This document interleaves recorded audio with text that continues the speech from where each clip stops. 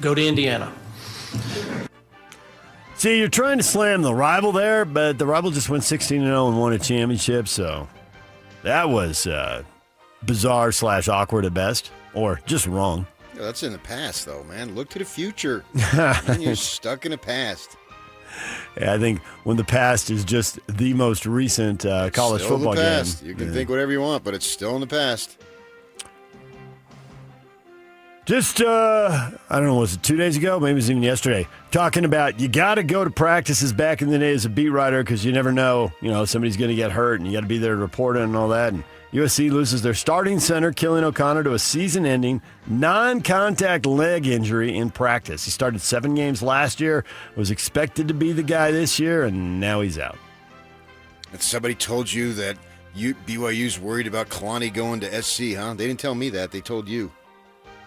Did they tell you that? Has someone ever? No one's ever told you that? Yeah. No, you told me that somebody told you. Yep. That was used as an example of they'll have success and people will keep knocking on the door and they'll come calling, just like Penn State did. There'll be somebody up next. Knocking on the door, someone's ringing a bell. Sing it.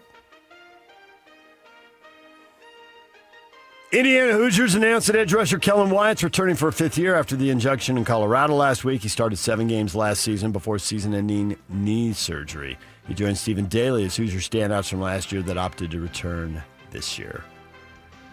North Carolina coach Bill Belichick announced his son Steve's on medical leave, out indefinitely, no further update given. No real answer to the question, will Steve's spot be filled if he's unavailable for their season opener in Ireland, August 29th. Well, does he have another son? Plug that one in. Next kid up. DJ and PK. #NBA. The ongoing investigation into Kawhi Leonard and the Clippers regarding alleged salary cap circumvention has another twist. Pablo Torre, who broke the original story, revealed that Leonard had an undisclosed sponsorship agreement allegedly worth millions of dollars with Daktronics, the company that designed the Clippers' video board inside the Intuit Dome and has a huge market share of scoreboards in stadiums, arenas around the sports world. Daktronics spokesman acknowledged the NBA is looking into them and the ongoing investigation by the league. And still we wait. And will the Raptors want to finish that trade? And what will the penalty be? And the clock ticks on. DJ and PK. #Major League Baseball. Major League Baseball, the Red Sox. Hey, you got to win a lot of different ways if you're going to win 31 out of 36. Red Sox, dramatic finish, 12-11. They beat the White Sox in 13 innings. Yeah, that game had me captivated. I was watching it. Both teams scoring in extra innings. You hung on there for the drama with the Red Sox tying it up in the 9th. 1 in the 9th, 2 in the 10th, 1 in the 11th, 1 in the 12th, 1 in the 13th before they finally win it. Oh, yeah. The 2-out single in the 9th inning. They had the runner on 3rd, and they couldn't get him in. It looked like, oh, no, now sac fly or ground out or what have you isn't going to do it. They get a single up the middle to tie the game. And then in the extras, you expect runs with the guy at second base. Yeah. Now they've gone to the automatic runner to try to move things along. And they hit a 2-run homer off of Chapman, but no big deal. The law of numbers, as you expected, held up. 1 run for the Diamondbacks the day after they scored 10. Yeah, you want to win like 4-3 or something. You don't want to win 10-4 because then the next game you're not going to score. Yep. Padres win 5-1, so in the battle for that last wild card in the National League, the Diamondbacks have it. The Padres are a game back. They split a 4-game series. Well, I think that's appropriate for 2 teams that are basically 500 teams. Yeah, and the team that benefited is the Phillies. They win again, 7-3. So while the other 2 were splitting, the Phillies, who started the week tied with the Diamondbacks, they've pulled away a little bit, give themselves a little breathing room. About that, though. I mean, I know you're a standings guy. I'm on top of it. But it's with 2 months to go in the season. It's still only, the Phillies are still only 2 games in front of the Padres. They could be the team that's out. Yeah. But I know you like to talk about that. Christopher Sanchez, a 15-game winner. There used to be a time that was a thing, PK. Phillies beat Washington 7-3. Christopher Sanchez, 15 wins for Philly. But now it's all about whip and a bunch of other stats. You keep saying that. You think people are tracking 15 wins and who gets the most wins and all that? Seems like I think that's what the standings are based on. Who gets the most wins? Yeah, but they're pulling pitchers out so early in games now. They can't control who wins. It's different than when they were expected to go 7, 8, or 9. Now they're going 4, 5, or 6. 7 or 8 or 9, or at least 7, they will. They don't take them out because you've reached some little league. We got to take you out. It's because they need to get somebody else in there. Bees fall again. They were up 3-1 after 6. They end up getting beat 6-3. Oklahoma City gets a win. The Bees have dropped 10 in a row. They will try again tonight. America First Field, 6:30. Tony Park's on the call, 6:20 here on The Zone. DJ and PK. Hashtag RSL. Real Salt Lake back in action tomorrow, 8 o'clock. They're going to be playing in second game in the League's Cup. Atlante, the Liga MX side, will visit them for that game. The pregame show will start at 7 o'clock. Pablo Mastroeni will join us coming up at the top of the 8 o'clock hour, and we'll talk to him about that game, see what lineup changes can be expected with the games coming fast and furious. It seems like he's got to make changes every game. We'll talk with him about that at 8 o'clock, and haven't heard anything on Gozo and that deal getting done. We'll see if Pablo can shed any light on that. Utah Royals face the Denver Summit in the Continental Divide rivalry, 2 o'clock tomorrow on The Zone, 1:30 for the pregame show. That's what's trending, brought to you by Shamrock Plumbing. No job too big or too small. Get the personal touch with Shamrock Plumbing. Pablo at 8 o'clock. Tiger Bachmeyer, BYU wide receiver. PK and I talked with him. We'll hear him coming up at 8:30. And Aaron Roderick, BYU offensive coordinator, at 9 o'clock. DJ and PK, it's 97.5, the KSL Sports Zone. 3, 2, 1. This is Scotty G and Coach Tim LeCoux. Joining us now, it is the head coach of the Utah State Aggies, Bronco Mendenhall. I know you're so process-driven and there's a plan to every part of the season, but is this your favorite part? There's an excitement that comes to the start of every season for sure. I would have to say, just in terms of full transparency, I really like the off-season. I like the molding, forming, crafting, forging the next team through the weight workouts and through the runs and through the early morning workouts and through spring practice. I think that's my favorite era. Nothing takes away from the season, or can it take the place of the season, and the excitement going into today, certainly at a really high level. I think foundationally that my favorite part is the formation of the team, and now this part where you get to see kind of the fruition of the formation of your program. Catch Scotty G and Coach weekdays from 10 to 2, presented by Mountain Land Supply on 97.5, the KSL Sports Zone. Hey Utah, Jimmer Fredette here. You remember Jimmer Mania? When the building got loud, the tempo sped up, and you could feel something special was about to happen? That's the same kind of energy you get behind the wheel at BMW of Pleasant Grove. Quick acceleration, sharp handling, total control. Whether you're hitting I-15 for work, making the school run, or heading out for the weekend. Because great driving is like great basketball. Quick decisions, smooth moves, and confidence when it matters. And if you know my game, you know that I love the three-pointer. Catch it, rise up, let it fly. In a BMW, it's the same feeling. Smooth, precise, and dialed in. Like you're pulling from deep, and you know it's money the second it leaves your hand. The crew at BMW of Pleasant Grove makes the whole process easy too. No pressure, no runaround. Just a premium experience from shopping to financing to service that has your back for miles. So if you're ready to upgrade your drive and bring that game day energy to every day, visit BMW of Pleasant Grove or online at bmwofpg.com. BMW of Pleasant Grove. Drive elevated. Hi, this is Doug Wright, and as we move into August, I can't help but look back into July. That's where we celebrated Dee's birthday, which, by the way, is a month-long celebration. We call it the Dee Fest. We had every adult in the family there at Ruth's Chris in downtown Salt Lake City at 275 Southwest Temple, and it was just a delight. The atmosphere, the service, and, of course, the food. Incredible. Ruth's Chris Steakhouse. You can always count on Ruth's Chris. And then, of course, Hotel Park City is a wonderful place, especially at this time of year when it's so hot down in the valley, to head up into the mountains and enjoy that perfect meal. Let everybody else do the work. And you and your family, you and your friends, just kick back and enjoy the perfect meal. Ruth's Chris Steakhouse, 275 Southwest Temple in the heart of downtown Salt Lake City, or up in our beautiful Utah mountains at Hotel Park City. It's Ruth's Chris Steakhouse. Chevy is called the heartbeat of America for a reason, and Silverado keeps its rhythm.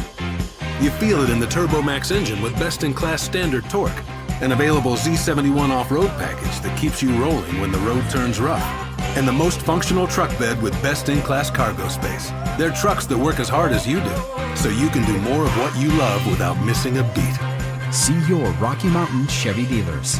Based on latest competitive information, excludes other GM vehicles. Welcome to AutoZone. What are you working on today? My car is making this noise. Sometimes it's like doot doot doot, and sometimes it's like grrrr. Do you have a dash light on? Oh yeah. And we don't have to listen for clues. With the free Fix Finder service, we can read a check engine, ABS, or maintenance light to find the likely fix and even recommend a local shop if you need one. So you don't need to hear the grrrr. Not with Fix Finder. Free at every AutoZone. Get in the zone, AutoZone. Restrictions apply. Out here, you know the drill. Animals are hungry, dogs are getting muddy, and you just noticed you're low on feed. Stocking up at Tractor Supply is easy on your wallet with our unbeatable prices on select shavings, retriever dog food, and Producer's Pride animal and poultry feed. From backyards to barnyards, we've got everything to keep your pets, animals, and livestock well fed and comfortable with low prices all summer. At Tractor Supply. This is Utah's best coverage of the Utes, Cougars, Jazz, and Mammoth. Here we go. From the guys who have been there for all the biggest moments in Utah sports history. You're listening to DJ and PK on 97.5, the KSL Sports Zone.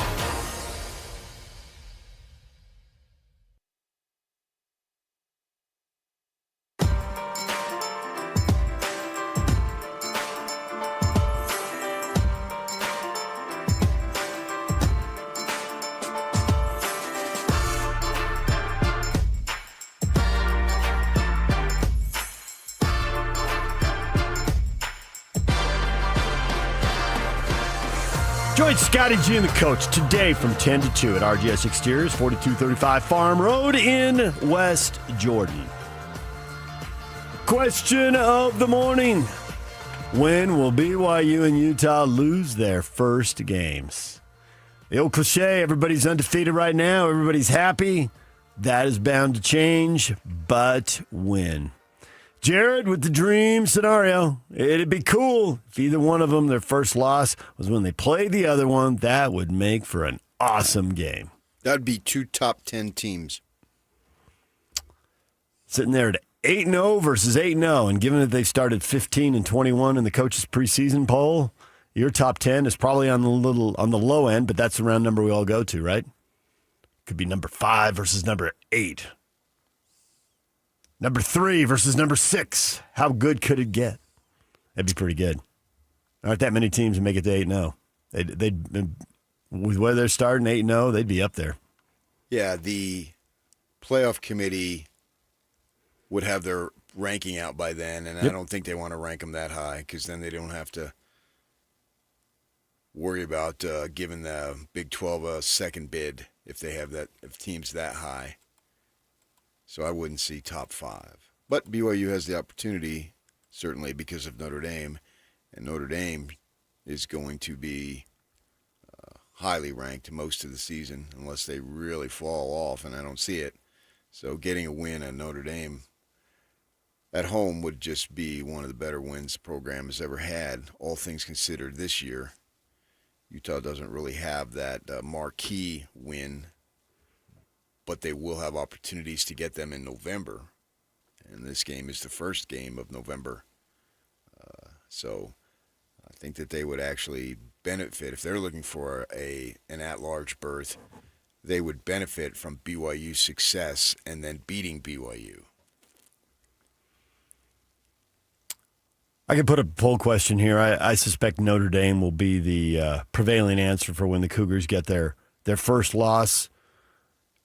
There are some games before that could be tricky. They've got to go to TCU. We've talked about the Arizona opener, so it could come before Notre Dame. But I think most people go to Notre Dame. Tricky. Though, okay, yeah, that's 3, and the others going to Kansas late in the year. The Utah game, obviously. Well, I mean, I think half leading up to that game. I don't count the Utah Tech game. So they play 6 games before then. That's a scrimmage. Well, Notre Dame is game 6, so it's 5 before then. Right. And you're right about Tech in the scrimmage. So the other 4, you look at 2 of those 4 as tricky. Yeah. You'd say half, yeah. Yeah, no question. Arizona and at TCU. Why wouldn't you? So you want to pick them for the first loss against Arizona or TCU? That very well could happen. It very well could, but what do you want to pick? Well, what's the difference what you pick? I mean, well, that's the question. I mean, there is no difference. We're just killing time in August, waiting for a game. So they could lose both of those games. They could. I mean, predictions for me are just that if you do it in August. You know, when the season is underway, you have a much better feel. Now, the Arizona game is still way too early to be looking at that. And what do you got, Schedule Boy? What are you looking up now? I put up the poll question. So, yes, they could lose 2 games. I'd be gosh, if I'm the coaches, yeah, I'm greatly concerned about both those games. Not right now today. They're worried about practice today. But when the time comes, those things aren't even close to gimmies. There's no question right now in my mind they can go either way. Maybe Arizona, it's not going to change. When we get to game week, I'm still going to think the same thing I have today, unless they've had some massive injury. Camp injuries. Game 1 isn't going to tell us that much. I get that. TCU will have a much better feel for both sides. But right now, yeah, that Arizona game, it's not like I'm petrified, but these guys have been pointing to this game. Talked to the Arizona guys in Texas. They were talking about it, Fafita. And then I substituted, Ben is out, so I did some work with Jake yesterday. And he said when I deserted him because I had to go to the airport, and then they had Brett Brennan on, the Arizona coach, and he was talking about that game. And obviously he's talking to a Utah audience, and he knows the audience, and he's got media savvy. So that's one of the reasons why he's bringing it up. I told Jake that actually the reason why I left because of my deep concern and love for my audience, because I had to get back. I don't take days off. No days off. So I had to get back to do the show the next day. So that's why I left. And they bought, for whatever reason, that second day, they brought coaches after 3 o'clock. And that was, Brennan was one of them. And he's talking about that game. So, and Fafita's got family, tons of family, he said, that live in Arizona, or live in Utah. Sort of makes sense. He's a Polynesian guy from Southern California. There's thousands upon thousands of those folks who live up here now. And so they're looking to settle a score for sure, because they got a lot of returning guys. So does BYU. And Arizona, absolutely. They had a really good season last year, and they believe they let that game get away. And you can see why they think that. So that, to me, that game is a toss-up. And right now, I think TCU would be a toss-up. Now, we'll have more thought on that as we get to that game week. But, yeah, I think that's a real difficult schedule for them. The 2 out of the first 4? Yeah, for sure. And then, obviously, Notre Dame might be the best team that they play all year. I put it up on Twitter. You can go vote. When will BYU lose for the first time versus Arizona in Game 2, at TCU Game 4 versus Notre Dame Game 6, or other? Get something else. You can drop a comment and explain. If they roll out of that 6-0, Katie bar the door, good night Irene, lay down Sally, won't you rest me in your arms? Yes. I'm choosing BYU, you can tell. Drinking Jack all by myself. Let the lyrics roll. And the good times, for that matter. Well, that would be good times. I go to your era. Got an undefeated team rolling through 7-0? September and October. I'm freaking hire Kalani at USC right then and there. He did what USC won't. He played Notre Dame and he beat them. Yes. You can't. They're 7-0. That's the best stretch they've had in program history. We'll get Larry the Laker out of Mom's basement and say, go talk to all your USC neighbors. What are they saying, Lair? That would be phenomenally incredible. Not just incredible, but phenomenally incredible. Would you like to put another Yes. qualifier in front of that? And deservedly so, and I'm still understating it. Unbelievably. Yeah. I don't see how you can argue. And it's fun to have hyperbole. I get that. We're messing around here. But there's a lot of truth to that, man. If they roll out 7-0, beating basically a 4-year starter quarterback in Arizona and going down to TCU and then beating Notre Dame. And Notre Dame, who's you can say, Arizona, TCU. Okay, but then it's punctuated by Notre Dame. And Notre Dame's number 5 in the coach's preseason poll. You can't say, we'll get the media Notre poll. Dame. Right. No, I don't want to hear it. They beat number 5 Notre Dame. Yeah. And BYU, outside of the Miami win, has always had a yeah, but. Well, there'll be no yeah, buts. They only have the media and the public, non-BYU, of course, have only given them one non-yeah, but win in their entire program history. Kansas State, Cotton Bowl. No. Not even that. I mean, good for Kansas State, but it's Kansas State. They were a top 10 team. And they were, but they don't. Nobody views Kansas State. In the history of football, it doesn't carry. You're right. And the Oklahoma and Texas, Texas did down. And Oklahoma's quarterback was hurt. They beat Michigan. Michigan was a 500 team that year. Here's all the yeah buts getting run out. Yeah. They've only got one non-yeah but. Now, I think they've got more than that, but that's what the Penn perception State. is. What about the Penn State win? Nope. Just hit him with a guttural noise. Not a real argument. I don't even know what the yeah but was, but if I go back and research and that you live in the past, so you can do that. I don't want to do that. And here, the Notre Dame will be the second one if they should get it. What about Wisconsin and Michigan State? You were at those games. Yeah, I think Michigan State unraveled that year. They unraveled that year. And I think Wisconsin went 7-5. It was a phenomenal game. Nebraska on the Hail Mary at the goal line. Yeah, Nebraska sucks since Tom Osborne. Those are all thrilling, awesome wins for sure. Named programs, but they were great wins. Yeah, I mean, really, any power 4 or 5, whatever you want, 5 then, 4 now. Those are all good wins, no doubt about it.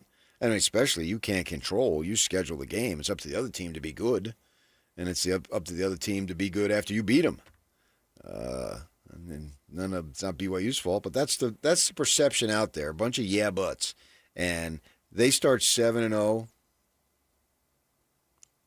Wow, that's the best run they would have had in a regular season program history. 7-0 with a win over number 5, or maybe by then even better than that. Mm-hmm. Yeah. And I would think TCU and Arizona would have representative seasons. TCU's got a good chance at that point of being 4-0. I mean, you're right. Just so you get to see 4 games, so you have a few more thoughts. You'll know at least how they're winning. This is what they do real well. There aren't a lot of marquee games: North Carolina, Grambling, Arkansas State, and UCF. Well, North Carolina will be a notable game for the Belichicks and his 14-year-old girlfriend, and the fact that it's in Ireland. Mm-hmm. 10 a.m. ESPN, the whole country will get to watch it, and the Belichick factor puts some eyeballs on it. Plus, it'll be the only game on. Yeah, And I always watch it because I like the sights and sounds of Ireland, my grandfather's homeland. And I've never been there. Interestingly enough, my daughter's been there, but I haven't been there. And my niece took her. My niece who turns 49 in next week. Obviously my older sister. And so I like the sights and sounds. I'll be watching that game. It was the Kansas's battle last year with the two Kansas schools. Mm-hmm. Watch that, and I'll be watching it. I already got that day planned, man. I go to the gym, come home. 10 and kickoff. It's too have a early little for lunch, nachos. Watch the game. Maybe second half. But yeah, absolutely. So get a read on, and I'll be pulling for the Big 12. Nothing against Belichick. I have no feeling for him. I'm neutral either way. But I want the Big 12 to have success in these non-conference games so they can get a second team in and then hopefully have success in there and then build from there.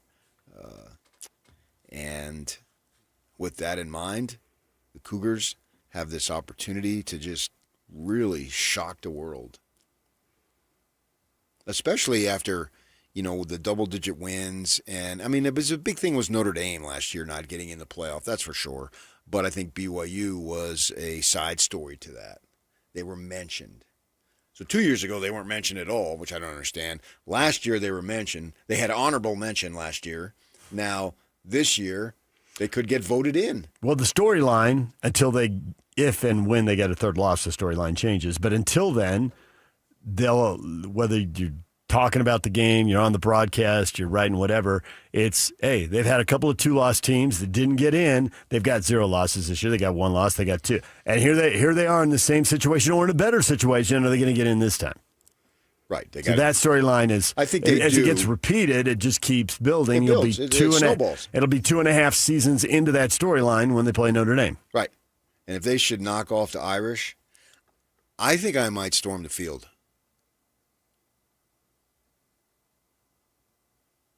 I don't really see that. You will not storm the field. It's worth it. First off, the media was down with like 4 minutes left. So you tell you standing there, with some assistant athletic director who you knew since so I'd already be there. The opportunity would be there. That's exactly. He's going to be feet away. Just from raise getting... the arms and just start running out to midfield and bouncing up and down. Yeah. Go find. Everyone else will be running Bear Bachmeyer, but now after a couple interviews, one of which you'll hear later today, go to Tiger. You'll go to Tiger. I would be happy, extremely happy for the Cougar people. Yeah, no doubt about it. You would be actually over in the corner because you would be on the field, and they probably would storm the field as they have after other big wins at home. So you'd probably be heading to the tunnel to be out of the way. So you get run over as people come flying out onto the field, not paying attention. No, maybe security and drop a couple people, help them out. What you really want, and this is where your long relationship with Brian Santiago, knowing him when he was working in the corner of Steve Cleveland's office when he first came to the campus. Those are facts. Yeah. You'd go to Brian and say, okay, Brian, here's my dream scenario. You beat Notre Dame to remain undefeated. I'll work with security to keep the field clear. And what I want is 2004 Fiesta Bowl style security. Can you put up a chain link fence? I'll grab a taser and it's game on. Well, throwing people back over the fence, that was your favorite. Oh, that was something. Yeah, that was watching guys. There's actually they made a book. I wrote the introduction for it. They made a book on it, and it's like a picture book, and it's got a little bit of copy. Did the Trib do this with all the photographers at the game? I think they did, yeah. And so I wrote the intro and the front cover, blah, blah, blah.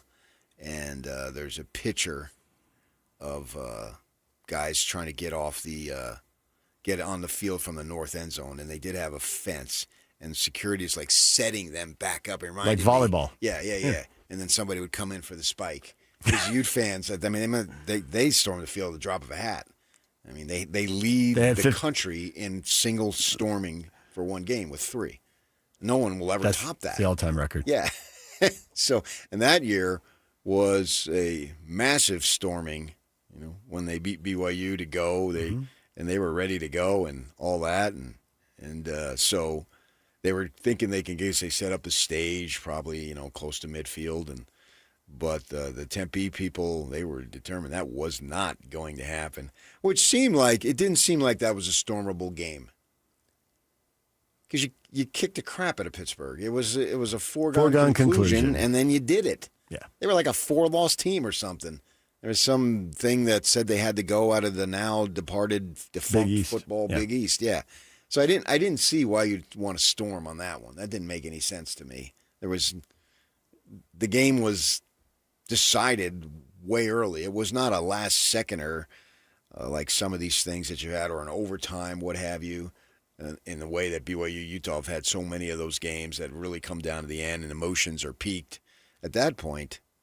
I mean, most of the Ute fans should have been long sauced, and it shouldn't have been a big deal. They should have hustled over to Mill Avenue and got a couple last calls. Mill Avenue. Local knowledge. I think most of the folks know Mill Avenue. Yeah. It's walkable from the stadium. Okay, early votes were way early, but the vote right now seems split between Arizona and Notre Dame, 35% each, 21% for other and 7% for TCU. I know there's a high percentage of Ute fans that know about Mill Avenue because they spent a lot of time there, because that was the Christmas week, obviously.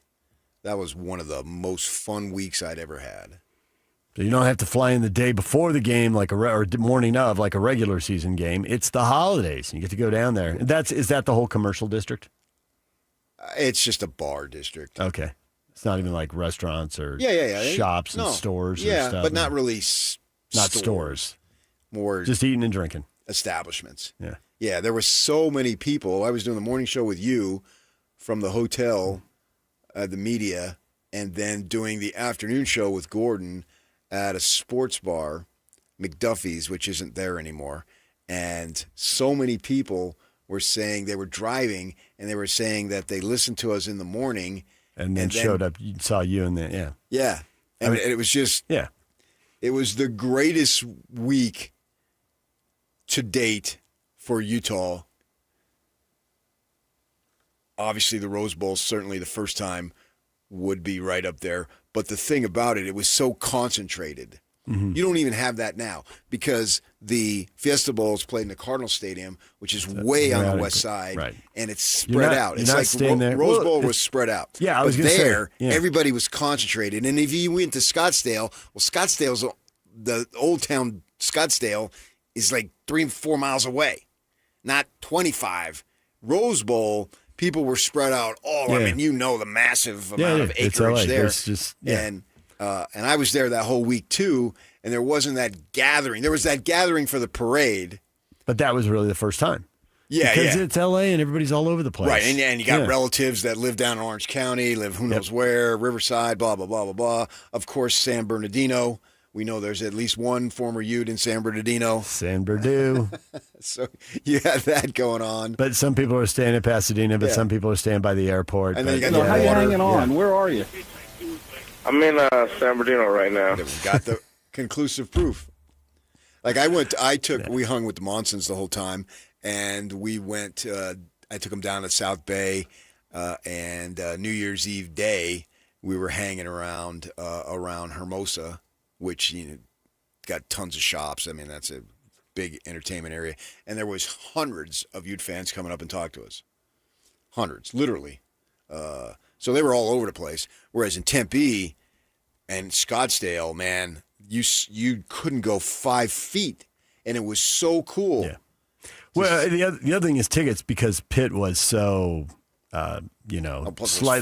slightly above average and so far away, and their coach whatever. Was leaving. The coach was leaving. Yeah. They're just not going to travel that many people. Whereas Ohio State, who has a gazillion alumni everywhere, they get 50,000 tickets to Fiesta Bowl. You're not getting 50,000 tickets to the Rose Bowl. Ohio State's going to gobble up too many of them. Right. Plus, the Rose Bowl is such an event that people just go to it. So you're not getting 50,000 people in. So that was. I couldn't have had a better time that entire week. So when do you think Utah loses for the first time? For BYU, it's Arizona, TCU, or Notre Dame, right? Games 2, 4, 6 seem like the biggest threats, stopping them from getting to 8-0 in Utah. We got other up. Maybe that is where you think it'll happen. So you can drop your comments. For Utah. I'll tell you when we come back. Oh, stay with us, DJ and PK. It's 97.5, the KSL Sports Zone. And now, a look at traffic from the KSL Traffic Center. It's going to take about 25 minutes to get from 2700 north to Pioneer Road on a southbound I-15 due to a series of due to a crash of two semis in the Ogden area. Otherwise, have good speeds if you're heading northbound from Spanish Fork all the way into SLC on that side of things throughout Salt Lake and Utah counties. Looking for a new ride? Doug Smith offers great savings on new and used vehicles, big selection, great prices, and great people. Visit them in American Fork, Spanish Fork, Linden, or at heydoug.net. With your KSL traffic update, I'm Jake Hatch right here on 97.5, the KSL Sports Zone.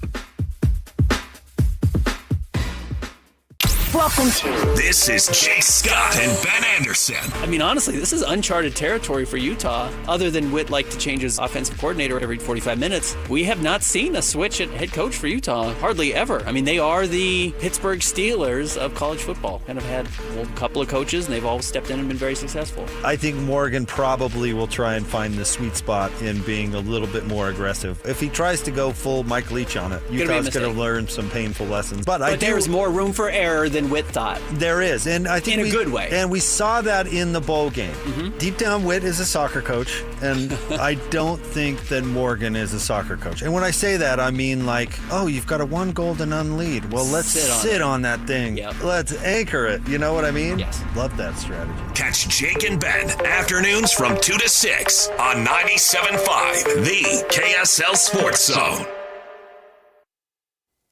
Friday is here. Yeah, the weekend. It's August, man. Back to school everywhere. I know teachers go back on Monday, the students the week after that, and you probably got done with your summer vacation. How was it? Hopefully it was good for you. Life doesn't stand still, man. It just goes on and on. New jobs, grandkids, new homes, whatever it might be.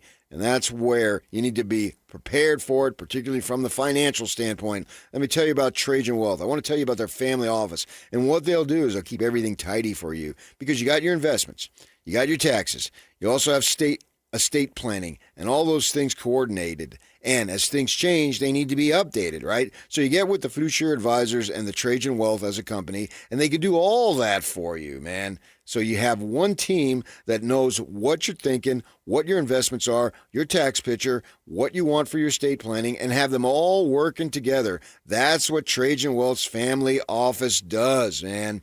Pretty good. And it's coordinated, and it's nice and tidy, and it's organized. And your life is so busy. Even if you just have an opportunity to let them review it for a second opinion, you got nothing to lose. It's worth your time to let them see what they're about, and you see what they're about, and then also too they learn what you're about. And together, if it's a match, away you go. Give it a shot. Initial consultation is for free, so you don't have anything to lose. Why not? Time's getting away. No better time than right now. Call them. Call them today, for that matter. The phone number is 1-855-TRAJAN-1. 1-855-TRAJAN-1 is that phone number, and you spell Trajan very simply Trajan. And they've got offices in two great locations, South Draper, North Farmington. And you want to amplify and get more information of what I've been talking about, you can go to the website, and that is TrajanWealth.com. Easy and simple to remember. TrajanWealth.com is the website. Advisory services through Trajan Wealth, LLC, SEC registered investment advisor. Additional services through Trajan Estate and Trajan Tax, actual client. Paid advertisement, additional disclosures at TrajanWealth.com. IFA knows the secret when it comes to growing a thick, green, healthy lawn this summer. And you could say those roots run deep. Deep roots help your lawn better absorb water and help prevent damage during the dry months ahead. Our expert team can coach you through all the variables, like combining our locally formulated 4+ lawn care fertilizers with our recommended soil surfactants. Stop by or visit ifa.coop today to learn more. IFA, helping you grow the things you love. I love a girls' weekend, but my moderate to severe plaque psoriasis can sometimes take me out of the moment. Now I'm all in with clearer skin, thanks to Skyrizi, risankizumab Riza, a prescription-only injection for adults who are candidates for systemic or phototherapy. You can usually find me in the kitchen, but my active psoriatic arthritis can limit me at times. Now I'm still in the mix with Skyrizi to treat my joint symptoms. With Skyrizi, most people with plaque psoriasis saw 90% clearer skin when measured from head to toe at 4 months. Or if you're an adult with active psoriatic arthritis, Skyrizi helps you move with less joint pain, stiffness, swelling, and fatigue. Don't use if allergic to Skyrizi. Serious allergic reactions, increased infections, or lower ability to fight them may occur. Before treatment, get checked for infections and tuberculosis. Tell your doctor about any flu-like symptoms or vaccines. There's nothing like clearer skin. There's nothing like better movement, and that means everything. Ask your doctor about Skyrizi. Visit skyrizi.com or call 1-866-SKYRIZI to learn more. Hey, this is Wick with Greenify Energy Savers. We've had some of the hottest summer temperatures on record, and our phones have been ringing off the hook with people complaining about how hot their home is. Well, the biggest culprit for this is the attic. Recently, I was in an attic that was 172 degrees. This is why your house is so hot and your AC is always running and can't keep up. At Greenify, we have a solution that really works. It's called Radiant Barrier Attic Foil. Radiant Barrier is a highly reflective foil that is stapled to the rafters in the attic. It reflects the sun's heat, which will make the attic and your home much, much cooler. Give Greenify a call today and we will brave the heat and go up in your attic and tell you how to get the cool comfort back in your home. We will also check out your insulation levels and attic ventilation, which will also help tremendously in making your home more energy efficient. And Greenify will make sure you get all the utility rebates that you're entitled to. Call us today and I won't even charge you for the visit. 801-948-4464. That's 801-948-4464, or check us out online at greenifyenergysavers.com. As a pedestrian, it can feel like getting home safely is the final boss. Now, here's how to max your stats and take 0 damage. Here's the strat. Try this killer combo move right here. Cross with your phone light and make eye contact with drivers before you go. Upgrade your visibility. Make sure you always use the crosswalk and wear reflective gear. Save stealth mode for video games. Stand out, stay seen, and stay safe. A message from the Utah Department of Public Safety. They're looking out for you. Over 2 decades of sports radio dominance in Utah. My favorite. This is DJ and PK on 97.5, the KSL Sports Zone.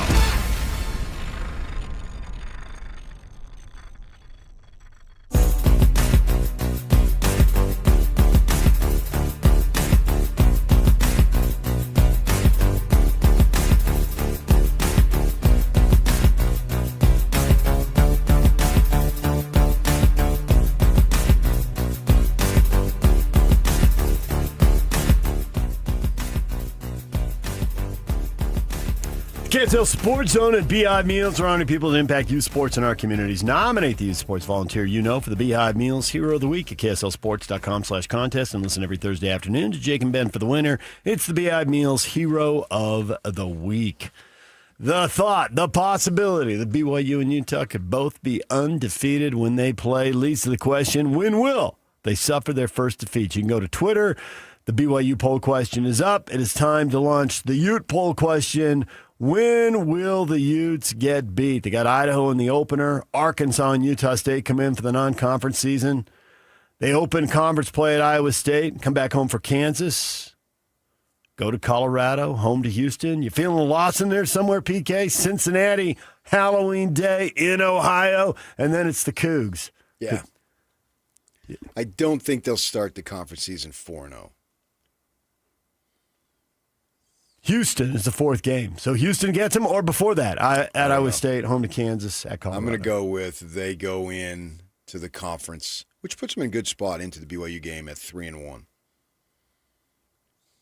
They got 5 games, so you got to move them to 4-1 or 3-2. I'm talking the conference. In conference, yeah. Iowa State, Kansas, Colorado, Houston, Cincinnati. They got 5 conference games before BYU. Oh, okay. Yeah, that's right. I get 3-1 coming out of Houston. So I won't go 5-0. You won't go 5-0. So where does the first loss come? I don't know. Kansas, Houston, those are both home games, but in the preseason, those are the 2 that are getting talked up the most. Of the road games, at Iowa State, at Colorado, at Cincinnati, any of those look more difficult than the others? They all do. I don't think they'll have a breeze on any of them. They're all going to be tough games. Maybe they roll over some of these teams. And maybe I'm totally wrong. Maybe they're just friggin' undefeated through September and October. That'd be awesome. Love to see it. Love for both these teams to be undefeated going into November 7th, for sure. Yeah, I got no problem saying that. I just think winning 5 conference games in a row is hard. And sometimes stuff happens. Yeah. And stuff goes wrong for you or stuff goes great for them. One of these teams comes together and maybe they're just absolutely flying. Right. Maybe it's right out of the gate. Iowa State, they bring a core of guys from Wazoo and they get her done. Yeah, I don't think they're going to be pushovers. It doesn't seem to me that there's going to be a team that you can say, wow, we should really, really hammer them. Maybe Colorado. Maybe that might be the team that I would say most likely to be a lopsided game. As far as that goes, that would be my guess. And that's just what I'm doing. I'm just guessing. That's where I would put it. But I think all the others, I can't go out there and say, wow, that team, it's just, you ought to just crush that team by whatever, 30, 40 points. Doesn't seem likely to me that that's actually going to happen. Maybe it does. Maybe this team is just that good. And I don't think I'm underestimating them because I think that they have a chance to roll out a 10-2 season. I'm just saying starting 5-0, I think that's hard. Hard to do for anybody, for that matter. Considering in both years that Utah has been in the conference, no conference team has been able to do it and then go on and get the job done. Texas Tech had 1 loss. The year before, they all had 2. Texas Tech had 1 loss, but I believe that was early. That was like in their 3rd or 4th conference game. I thought it was an October game. It was an October game. Yeah. It was the same day as BYU and Utah. I know it was. It was the exact same day. And that was like October 17th last year. So with that in mind, yeah, that's the way I see it, is that that is just hard to do generally. I'm not looking at any specific game. I'm speaking generally. You're playing the old Matt Harpering Law of Numbers game. Yeah. I get it. I think Kansas game 5, Houston game 7, both at home. At Cincinnati game 8, the pressure builds. The more you talk about it, and coaches always say, you ignore the noise, it's rat poison. And nonetheless, you can't really, your friends, your family, social media, your teammates, somebody's going to be talking about it. Injuries set in. Yep. You may have to sit out a guy for a game or two. He's got something that he can't go this week, but there's a good chance he can go next week. So you got that going on. Yeah, those things happen, right? They absolutely do happen. And you hope they don't happen, but they do. And they happen for everybody. It's not like they're just going to happen to you, although some teams get more hindered by injuries than others, but everybody does to an extent, especially because I've said a lot of times, based on my Pac-12 knowledge, is that it also matters when you play a team, because they might have their quarterback has to sit out for a week or two, and then he comes back. You got the suspensions and the injuries, but also you have guys developing over the course of a season. So maybe you catch a team early, and then some guy comes on and dominates late. Yeah. I think 5-0, man, I assume they're going to go 3-0 in the non-conference. I don't really think that's much of a question for me. But to go 5-0 in conference, man, that'd be flying high. Obviously, you couldn't ask for better. And that would set up a real big-time showdown, which, yeah, I want that. I want that. Absolutely want that. And have but especially, too, because by November, the game days and the Herb Streets and all, they seem to just talk about Ohio State. And that's the one thing that kind of sours me a little bit, is when you get into November, it's the same teams that they're talking about. Yep. And that's why I've stopped really thinking, I got to watch game day. I'm there for and I've been here for long. Last 15 minutes for picks is plenty, and then I'm there for the 10 a.m. kickoff or whatever. Especially in the Pac-12 era, there weren't a lot of Pac-12 games early. Now there's always a Big 12 game at 10 a.m. I want to see. And so there's nothing more that I would like to see is that November 1st week, and that first Saturday in November where the country's talking about 2 undefeated teams 45 miles apart. That at that point, you can't be ignored. It's massive. Yeah, right. It's like we were saying earlier, given that they're starting 15 and 21, top 10, are they both top 8, top 6? How good is it? It depends, back to the teams they're all going to be talking about.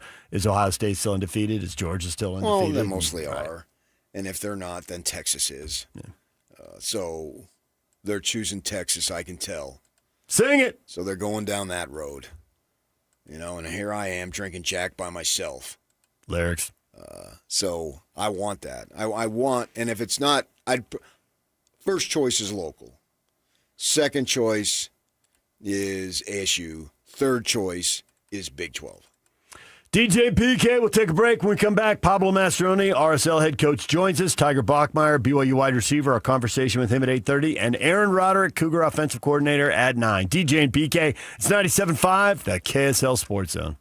Win big this Wednesday on the KSL Sports Zone with Win Ticket Wednesday. This week, win tickets to Motley Crue with Tesla and Extreme at Utah First Credit Union Amphitheater September 21st. Get tickets at LiveNation.com and listen to the KSL Sports Zone all day Wednesday for your chance to win. Hey, honey, I was thinking about updating the house a little. A little? New siding, new windows, gutters that actually work, maybe even a new deck. Wait, seriously? Yeah, I called RGS Exteriors. Well, that's a good decision. When it comes to upgrading your home's exterior, the right choice is easy. RGS Exteriors specializes in siding, windows, gutters, and decking that transform the look and protection of your home. Hi, Tim Brown, RGS Exteriors. My family has been building and improving homes in Utah for 5 generations, and taking care of homeowners is something we take very serious. With over 1,300 5-star Google reviews, 21 Best of State awards, and our 10-year workmanship warranty, homeowners know they can trust RGS. Over 200,000 families across Utah have trusted RGS Exteriors with their home, and so can you. Schedule your free estimate today at 801-280-3110, 801-280-3110. Bar Dub Grill is where roadside classics meet ranch-raised flavor. Sink your teeth into juicy, handcrafted burgers made with premium Bar W beef straight from the local Utah farm. From the bold cowboy barbecue burger to the sweet and savory Aloha burger, paired with crispy cowboy fries, hand-spun shakes, or signature spud nuts. Soft, airy, and unforgettable. Bar Dub Grill delivers honest eats with cowboy swagger. Bar Dub Grill in Nephi with easy access right off exit 222 in Nephi. Hockey fans, let your voice be heard with the Utah Mammoth Fan Forum. Visit the Utah Mammoth page on KSLSports.com to connect with the team, other fans, and our KSL Sports insiders. Start chatting today in the Utah Mammoth Fan Forum on KSLSports.com. America First Credit Union has everything you need to get your money working. And for a limited time, new members get a $150 cash bonus for opening a checking account and $200 more for enrolling in and using direct deposit. If you're ready to do more with your money and get up to $350 cash, head to americaFirst.com and become a member today. Subject to membership eligibility, terms, creditworthiness, change, and conditions. Additional requirements may apply. Federally insured by NCUA. Equal Opportunity Lender. Technology never stands still. And neither does Les Olson IT. For 70 years and counting, we've helped businesses adapt, grow, and stay secure through every change. With experienced people and smart technology solutions, we make work easier, more productive, and more secure. Yesterday, today, and tomorrow. Let Les be here for you. You can't always predict what's next, but you can be ready for it in a BMW SUV. The X1 delivers on confident agility and a striking presence that stands out in a crowd. Or you can own the road in the versatile X3 with advanced driving technology like BMW Connected Drive and sporty design cues. The X5 blends performance and elegance with functionality and a commanding presence. And when only the biggest will do, the X7 steps things up with precision-crafted finishes and 3 rows of luxurious seating so there's always space, even for the biggest plans. Every model is engineered with BMW's intelligent all-wheel drive to give you the confidence in any driving condition. So while you can't always predict what's coming, for every road there's an X built to drive it. BMW, the ultimate driving machine. Discover your dream vehicle at BMW of Murray or BMW of Pleasant Grove. BMW Utah. Drive elevated. Broadcasting live from the KSL Cars Studio. This is 97.5 KZNS FM Colville, 1280 KZNS AM Salt Lake City, and 102.7 KSL FM HD2 Salt Lake City Midvale. This is 97.5, the KSL Sports Zone. Listen every morning to DJ and PK and Monday afternoon with Jake and Ben for your Chevy Strong Play of the Game. Win great prizes from Rocky Mountain Chevy. Nobody brings you better coverage of the teams you're passionate about than these guys. Try some more. This is DJ and PK on 97.5, the KSL Sports Zone.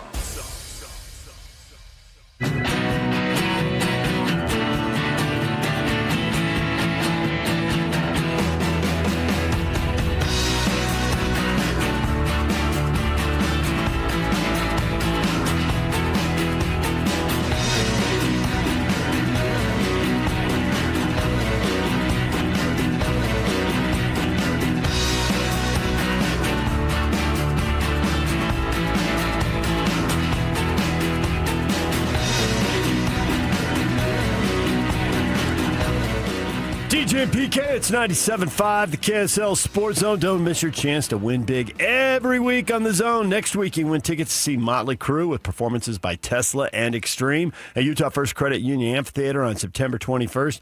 Listen to the KSL Sports Zone all day Wednesday for your chance to win. DJ, PK, and we're joined now by Pablo Mastroeni, RSL head coach. Pablo, good morning. Good morning, guys. Pablo, I'm curious if you're moving the pieces all over the chessboard. With Gozo, I don't know if you can give us any update on his situation, but he was so important to how your team attacked, and he provided goals, he provided assists, and even if he made a run and didn't get the ball, he had a certain gravity. Defenses want to know where he was, so if they're sliding towards him, it's creating space for somebody else. If he's not out on the field, which he wasn't Tuesday, and I assume he won't be tomorrow, you can update us, it looks different. What do you do? How do you coach the guys up to deal with that? Yeah, you're absolutely right. It does. And I think the last thing you said was probably the most important, which was he brought a lot of attention upon himself, moving the opponent's defenses and opening up spaces for guys like Diego, Morgan, and Serge.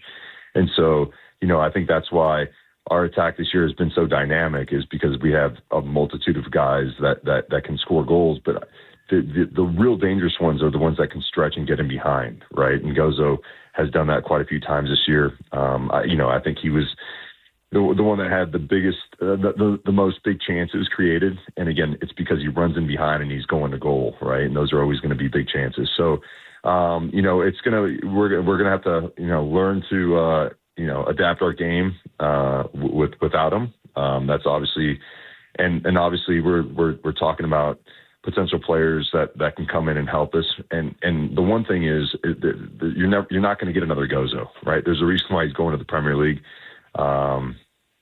It's because he's unique in the way he can run and the way his sprint repeatability, his dynamism on the ball, his 1v1 skills. Like, that's why he's going to the best league in the world. So the update is still not done yet. There's nothing finalized.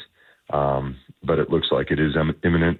And so, like you said, we're just going to have to figure out how to create some great chances without him. And to be fair, the other night, we had a couple really good looks, weren't clean in front of goal. We had a 1v1 with the goalkeeper, didn't finish that. So again, it's not that we're not creating chances.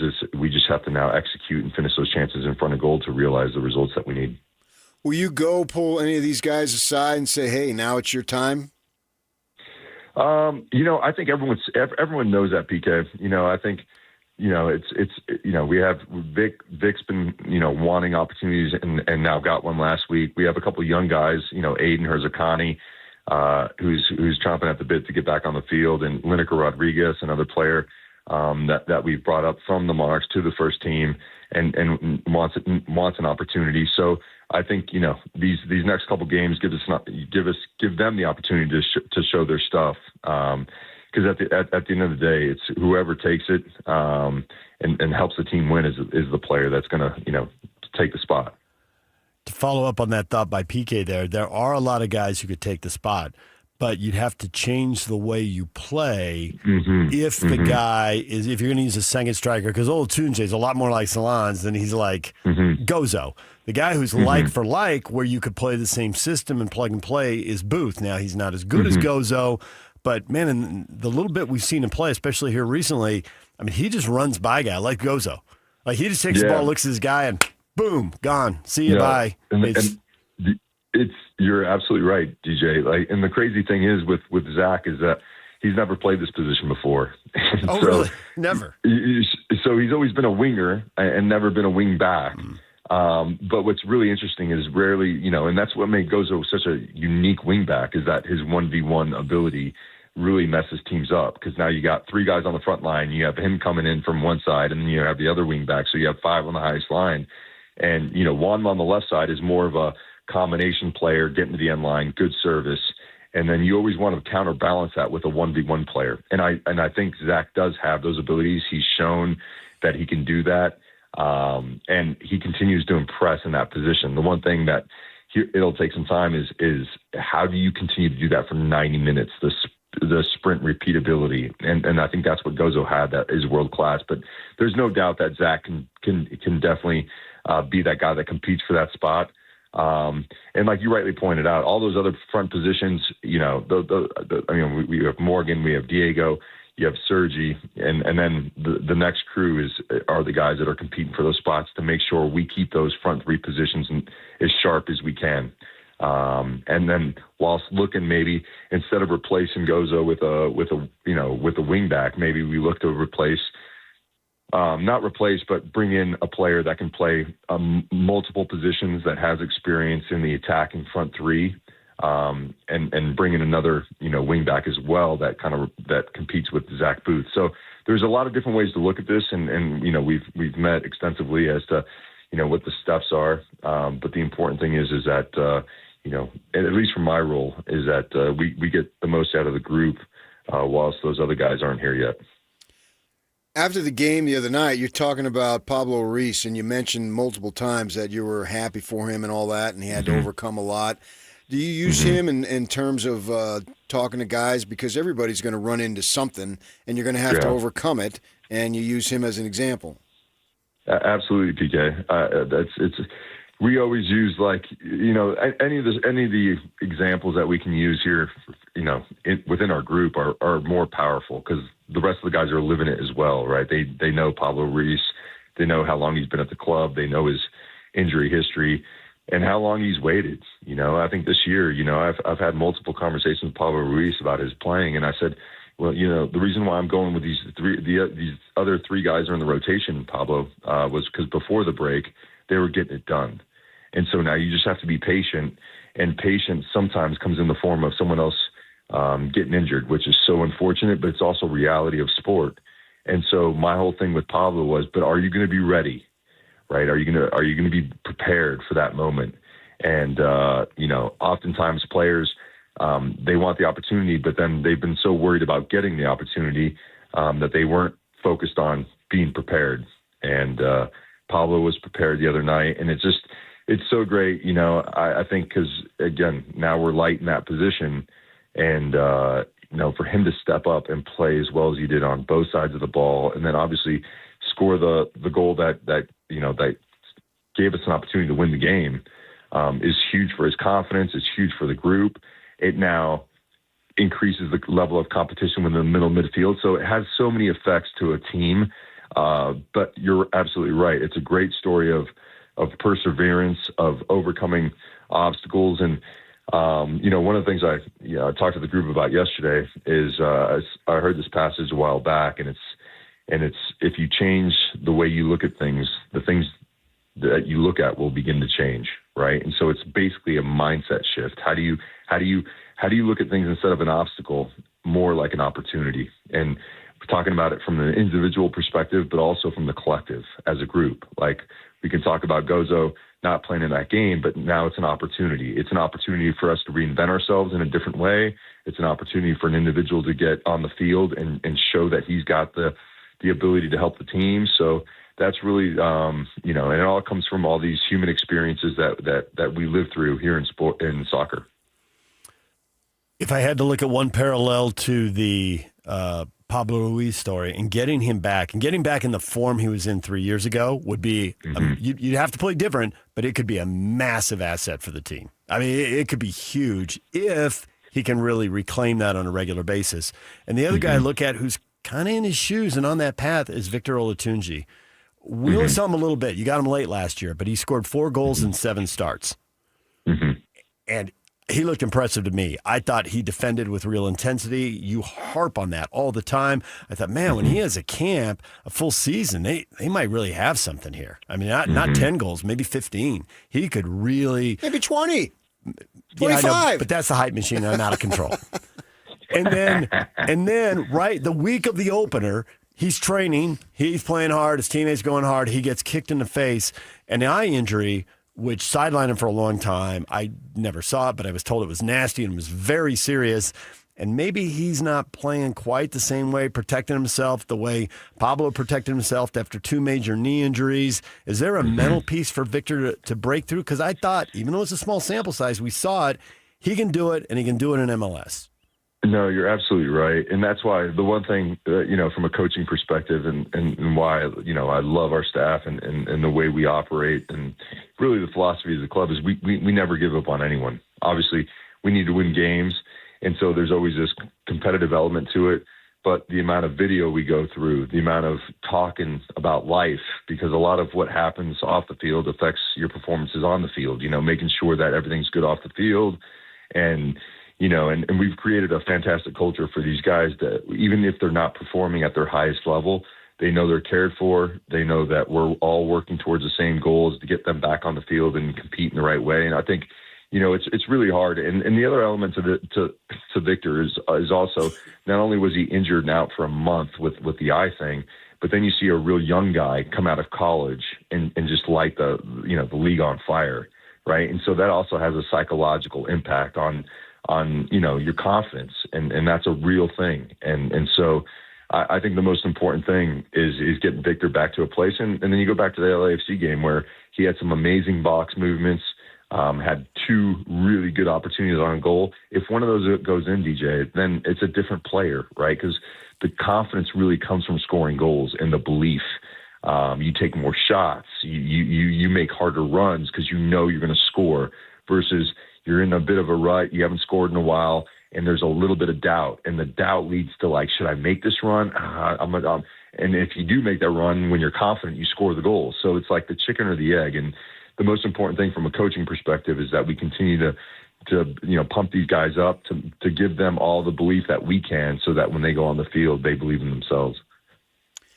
If I remember correctly, earlier in the season in one of our interviews, we were talking about Gozo, and you were talking about the possibility of him leaving was always going to be there because of his skill level and all that. And you were saying that, maybe one of the things that would like to be said to him would be that, you can really build something here. So the point is, did any of the management, did they try to do any of that as this story basically develops?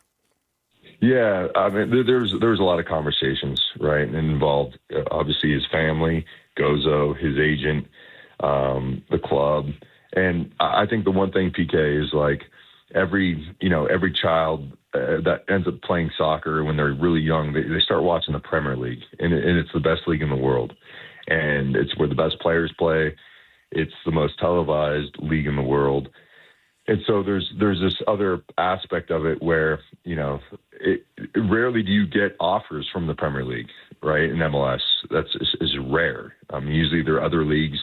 And so, all those processes happened. And obviously I wasn't privy to a lot of the conversations that occurred at that level.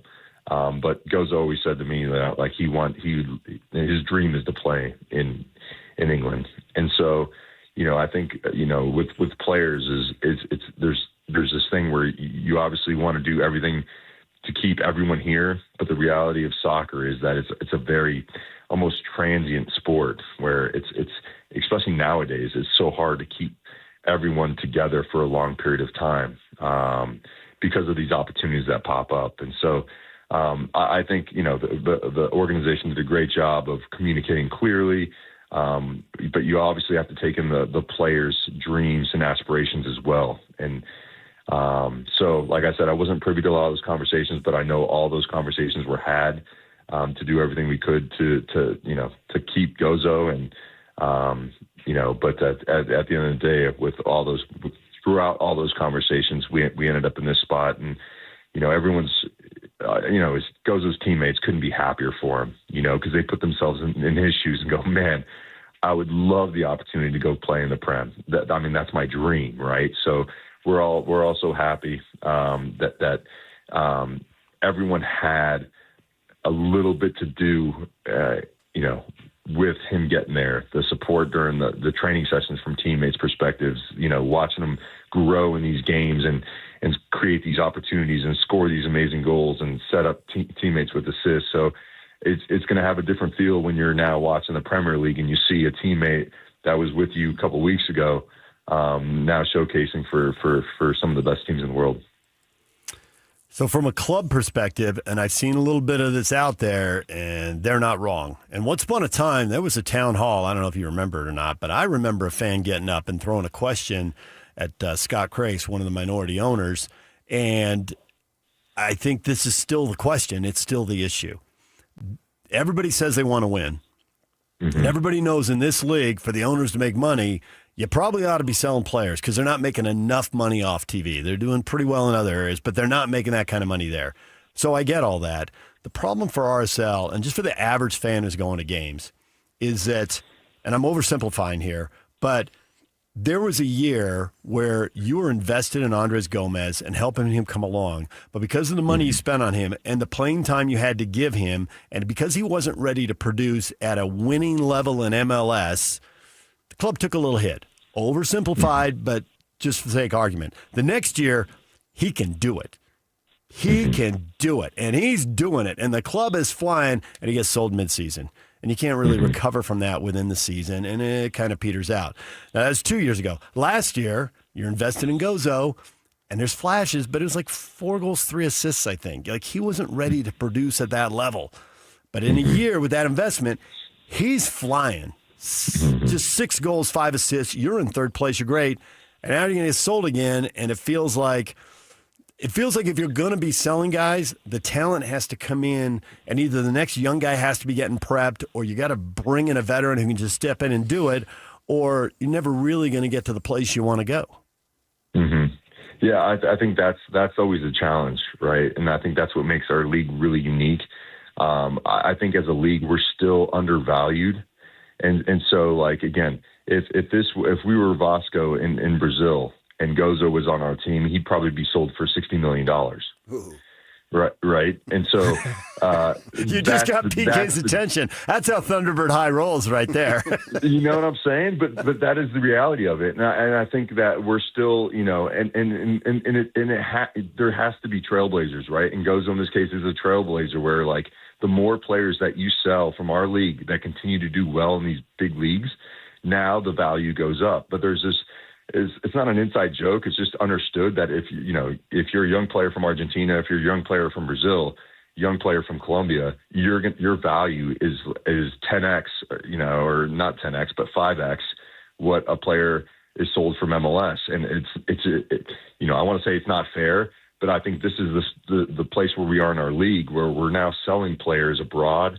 You got Sebastian Berhalter going to Middlesbrough. You had Aiden Morris going to Middlesbrough, and you're starting to see more and more young players leave Major League Soccer and go abroad and do really well.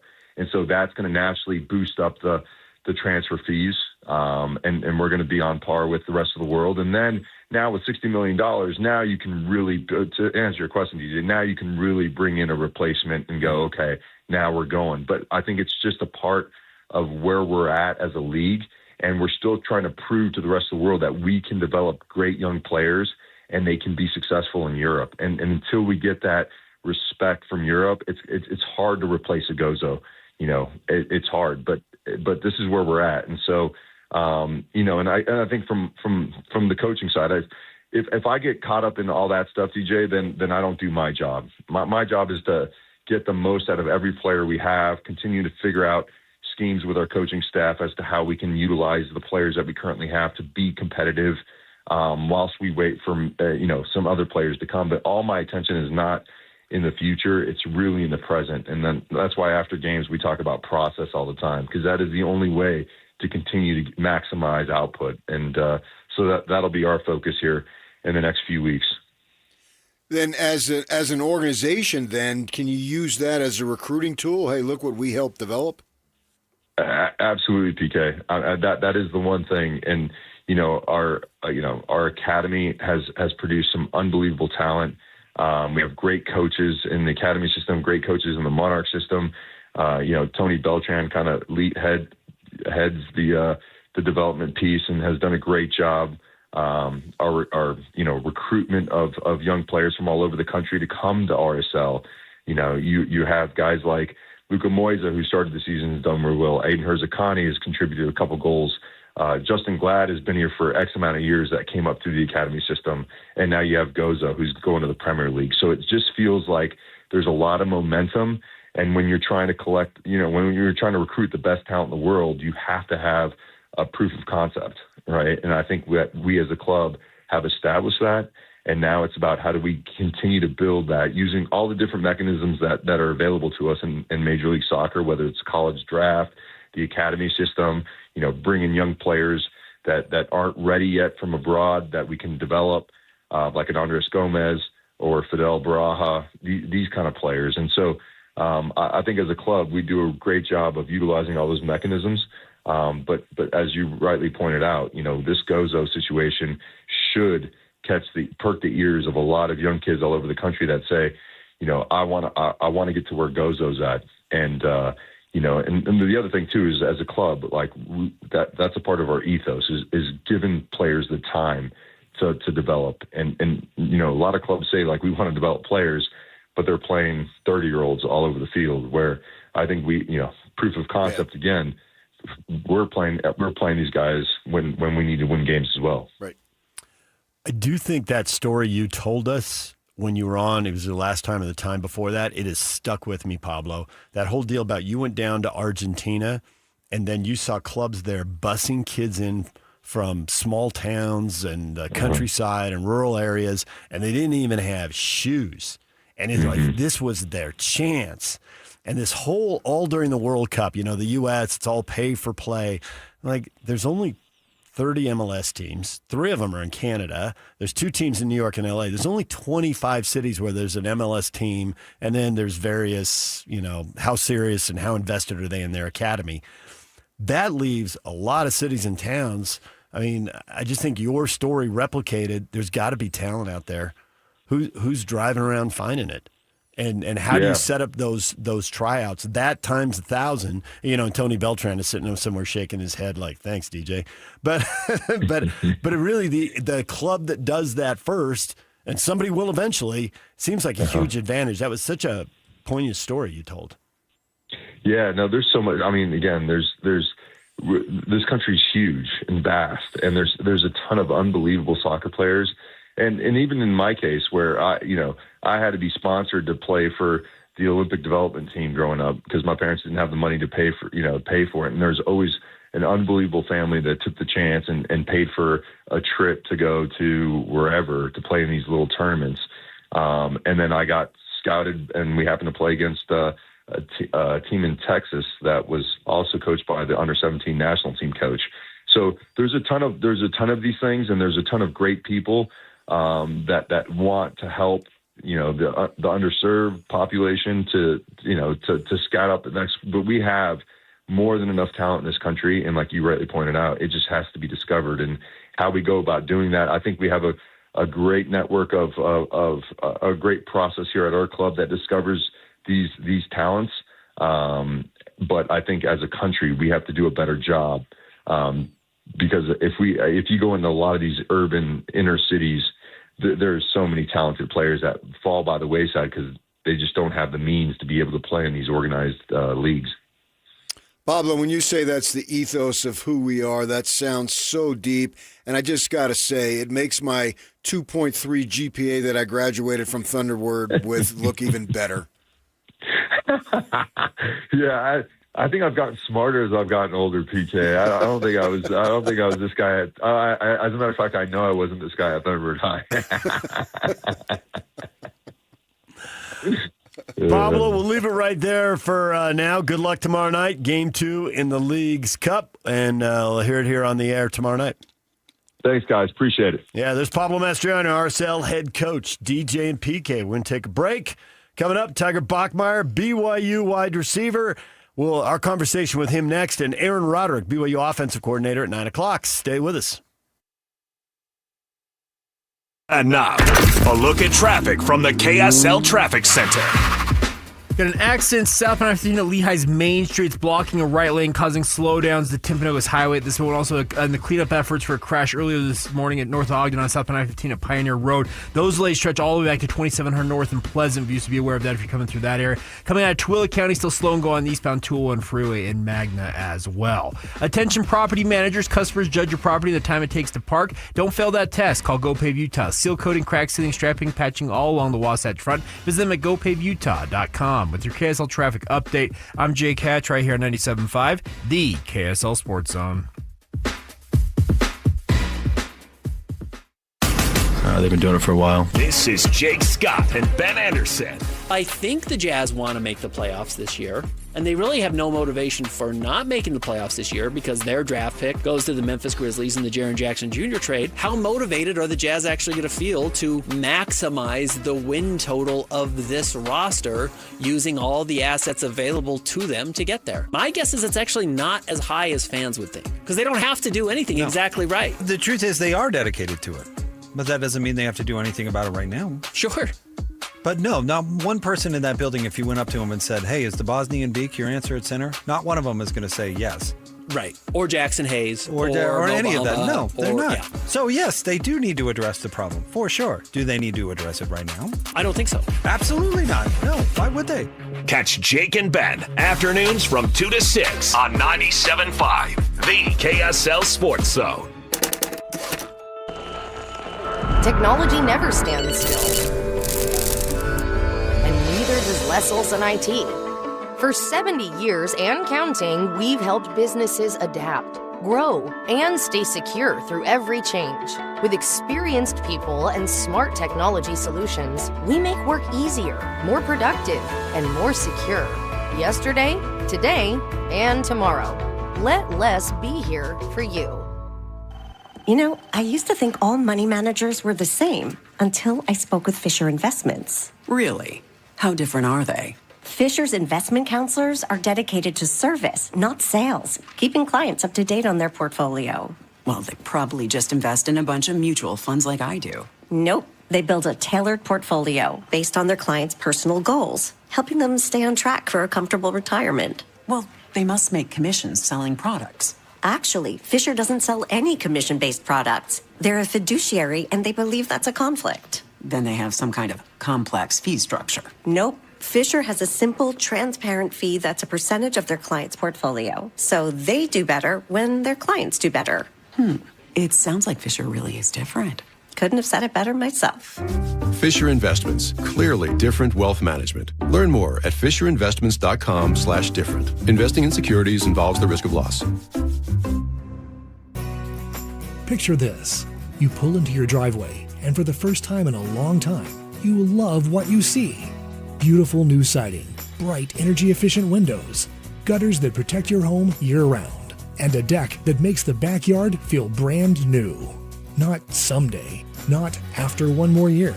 With RGS Exteriors, the home you've been wanting can start today. Hi, Tim Brown here, RGS Exteriors. My family has been building and improving homes in Utah for 5 generations, and taking care of homeowners is something we take very serious.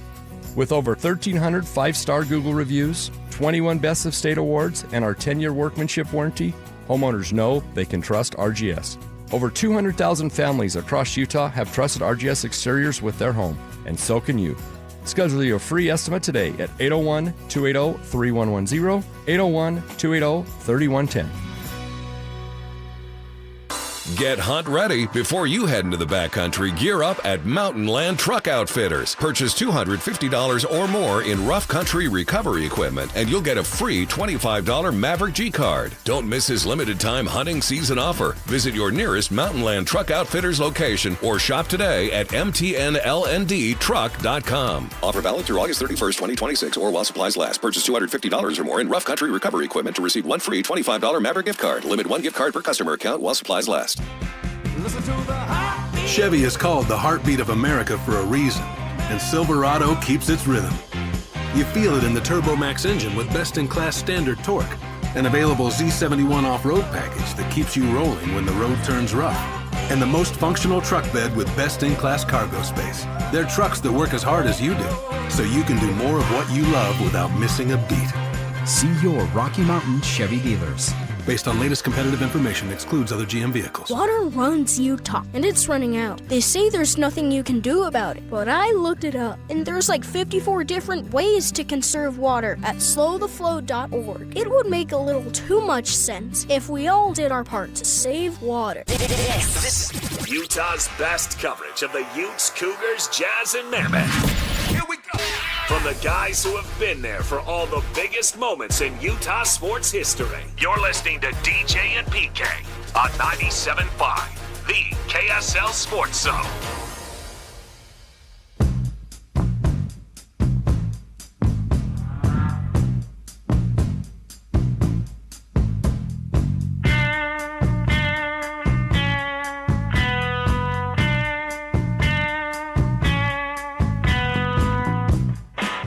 DJ PK, and we are here with Tiger Bachmeyer and half the team making noise behind us. This is your moment in the sun. They need to hold it down. Yeah, no, it's great. We just finished practice about 20 seconds ago, and then we got the cold tubs. Everyone jumps in.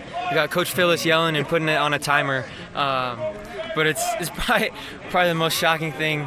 After a long day of practice, you just got to jump in the ice and hold your breath while you're at it. So. It'll wear you out. We talked to you a year ago. How different does it feel right now versus 1 year ago? How much more have you adapted to everything here, the program, the teammates, the coordinator, the philosophy, everything? Yeah, I guess the best way that I could put this is having a place to be on Sunday nights. And the way I put it like that is because when we first got here, you're a new person and you're still getting to know the guys. And now a year later, it's like any given Sunday, you'll find us at a teammate's house, at the Clark's house, having steak and potatoes, and that's kind of the same type of thing for the offense. You feel comfortable with the offense for Bear and myself, being able to be at a different point in the offense, and that's what a year does to it. So with that more comes naturally. What can that mean in terms of production? In terms of production, as the offense, we're going to be great. We got weapons and. We got a good guy back there. It's hard for me to say that sometimes, but you got to keep a good head on his shoulders. But giving more and feeding him a little bit more on his plate and let him make a little bit more decisions. And then, getting the world to show. I think I've said this last year, probably on the interview, but letting the world see a little bit more of the Bear that I know. So. Well, let's dive into that a little deeper because you are his biggest critic and you are his biggest fan at the same time. I remember that from last year. Like in 10 seconds, you can flip the switch and go from biggest critic to biggest fan and right back and forth. How have you seen him evolve, and what do you think? He still is going into his sophomore year here. What is the next thing for him? What do you feel like he's on the verge of doing that you can see because you know him better and maybe we don't see it coming? Yeah. No, it's a good thing that last year he came in and he was put on this pedestal of leadership, and he started to take on that role right away. And now going into this year, the biggest thing that's different is people are expecting so much from him, and so it's good for him to see that perspective of being a leader too. Most leaders, when they step into a position, people are expecting or they're criticizing everything he does, and that's going to be his whole life for the next part of his career. People are going to be criticizing or people are going to be praising him for all this stuff. So just him taking full ownership of that and taking care of the team, taking care of every decision and owning it like it's no other. How much didn't he show last year that he is actually capable of showing? Does that make sense? Yeah. So Bear and I played high school together. My junior year, actually Brandon Rose was the quarterback, and he was at Utah 2 years ago. He actually played against BYU, and so he was the quarterback my junior year. So Bear didn't actually play with me my junior year, but he went in for when we were up beating teams. And Bear's very first play, his very first play of high school football, he hurdled someone. Very first play, so it was off to a start, and he's just a highlight reel in the making. And so there's a lot of highlight plays that are going to happen this year from him. This time of year, there are always questions, but whether we're getting quizzed by people or we're just chatting up BYU fans, it always comes back to the wide receiver group. There were so many guys a year ago who were proven and really established, and realistically, you're just not taking Chase off the field. It's not going to happen. Now, there's opportunity because those guys aren't there. I think it makes people nervous because there's nobody they can look at and say, oh yeah, I know this guy, I know that guy, and I know they're going to do it for sure. How is that all playing out in the room as you all try to, there's a lot more air in the room than there was a year ago. Yeah, I mean, it makes people nervous to see us having an offense that's been electric for the past 20 years. So you tell me, look at the data, and tell me in September if we're worried about the receiver room. So we're going to be great. Okay, who's a better musician? I'm a little bit more classically trained. Bear's probably, I would give him as a performer, probably a little bit more out there, but I think I'm a better musician. That QB charisma, huh? Yeah, he's got a little bit, maybe like 1% more charisma than me. So I've listened to the stuff. In fact, I've bought a couple of tunes on iTunes of yours, and you're kind of all over the place. If you had to narrow it down, what's your go-to? As listening to music? Mm-hmm. Oh, I love old blues music, old gospel music, and then a lot of R&B and new country that's coming out. New country. See, there you go. There you go. All right. And that's what we played. That's what we played a lot. That's what we played a lot of. So. I'm down with that. I call some Jimmy Buffett. That was a fun song to play. Tiger, thanks for a few minutes. We appreciate it. Good luck this year. Thank you so much. It's been a pleasure. And keep at it. Let's go. Get excited, Cougs. I'm super excited for the season. It's close but far. Thank you. There is BYU wide receiver Tiger Bachmeier. And listening to that, I'm reminded of the quote that you love from Dave Rose. It's basketball, not football, but I think it applies here. Where are the program guys? It's great to bring someone in with the measurables, and they've been touched by the fill in the name of the sport gods, and they're awesome. And, AJ DeBonsa. But you got to have the program guys, someone who comes in. They're big enough. They're not huge. They're fast enough. They're not the fastest. And they get a year in the program, they get a second year in the program, and all their work starts paying off. We'll see if that's the case for him. Yeah. He's got a very good personality. He's a good interview, and seems like a happy kid, upbeat. And so you root for kids to have success who are like that because it seems like he's got it going on. And he likes today's country. And anybody who likes today's country, you're my guy. You're my gal. What do you think, Yak? You think he's an Ella fella? Oh, yeah, absolutely. I mean, who's have to be. Who's not at this point? And I don't see how anybody is not. I really don't. I don't think you're looking at it objectively if you're not. Because she's a draw. I mean, the bangs do it for me.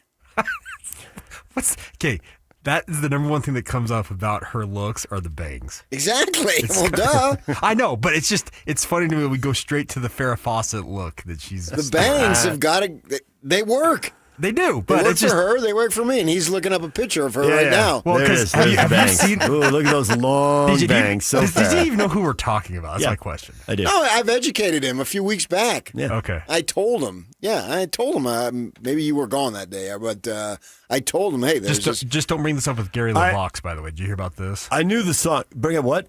So Gary LaVox, who's the lead singer of Rascal Flatts, who's a pretty noted country music artist. Yeah, Life in a Highway. I get all that. Pretty tired of Ella fellas, apparently. Well, he's jealous. Yeah, I would think so. I mean, she is the story of the summer in music. Absolutely. Not just country. Yeah. And Tiger Bachmeier, I'm sure he's an Ella fella. Has to be. And I'm not a big tats on women, but I'll make an exception for her. She must be so relieved to hear that. Oh, thank goodness PK's okay with it. Rex Ryan got quoted about that. He's an Ella fella. Yeah. Saw her in Baltimore. Had Baltimore in the palm of her hand. She did. She's the hottest thing right now as we speak. But I would expect Bachmeier to have some more on-field production, to have the opportunity to make more of an impact statistically.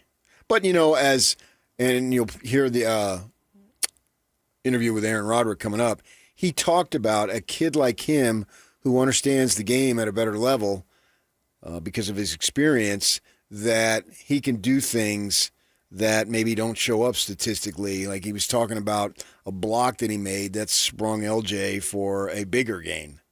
And those things are important too. So there's a lot more. That's why I'm not just a statistics guy. They're not the be-all, end-all. That there's so much more that goes into winning, whatever sport it might be. It doesn't matter. Every sport. It's hard to win, and there's a level of complexity in all sports that everyone must be doing in order for you to win. And that's an example that, it won't show up that he did this or that, but those guys look at the film inside out and they see that. And so I expect more of that, even if the receptions are not more plentiful than they were this year. He'll understand the game more. And you need guys like that. You need team guys that understand, hey, when this is over, it's over. So I'm going to make everything right now. I'm going to make the most of it because I'm not worried about my touches because it's not going to be there. Right. And particularly in this sport where, they have the Canadian League, obviously, but, in basketball, there's 100 different leagues you can go play in and so forth. So, and you just talked to Pablo. Obviously, there's leagues all over the place there in that sport. And so you can be a little more selfish because you're trying to get yours. Here, getting yours, he just doesn't have the physical size to be a big-time guy, but he can contribute and have a great time along the way and help the team win. And obviously, he's excited about that. You can hear it in his voice. DJ and PK, it's 97.5, the KSL Sports Zone. Aaron Roderick, BYU offensive coordinator, talks about Tiger coming up top of the hour. So stick around. We will have that. We've also got time to talk about, and we got the poll questions up. When will Utah and BYU lose their first game? The poll questions are up. There's some obvious possibilities. Obviously, there could be some surprises. You can go to X, go to Twitter, vote, and we will update you on that coming up. Join Scotty G and the coach Tuesday, August 11th at the ballpark at America First Square with Mountain Supplies Customer Appreciation Day. They're going to have swag, knowledgeable vendors, food, raffles, batting practice on the field, bring your glove, and a mini golf tournament. You don't want to miss it. We will see you there August 11th. DJ and PK, it's 97.5, the KSL Sports Zone.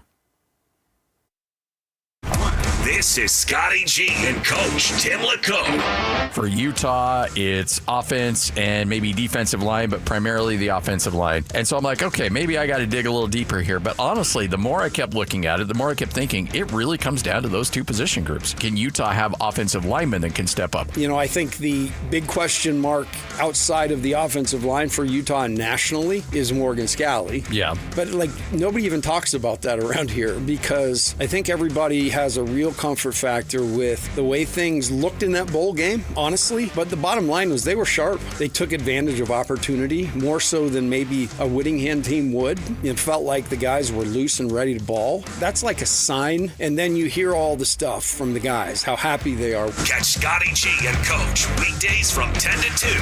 Presented by Mountain Land Supply on 97.5, the KSL Sports Zone. And now, a look at traffic from the KSL Traffic Center.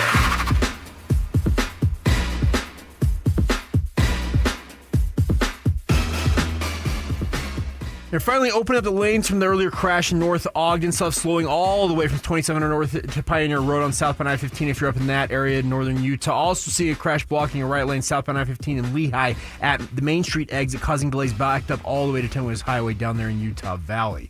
At UTA, never just a ride from point A to point B. We move independence, we move purpose, we move memories, we move what matters. That's you. Plan your trip today at rideuta.com. With your KSL traffic update, I'm Jake Hatch right here on 97.5, the KSL Sports Zone.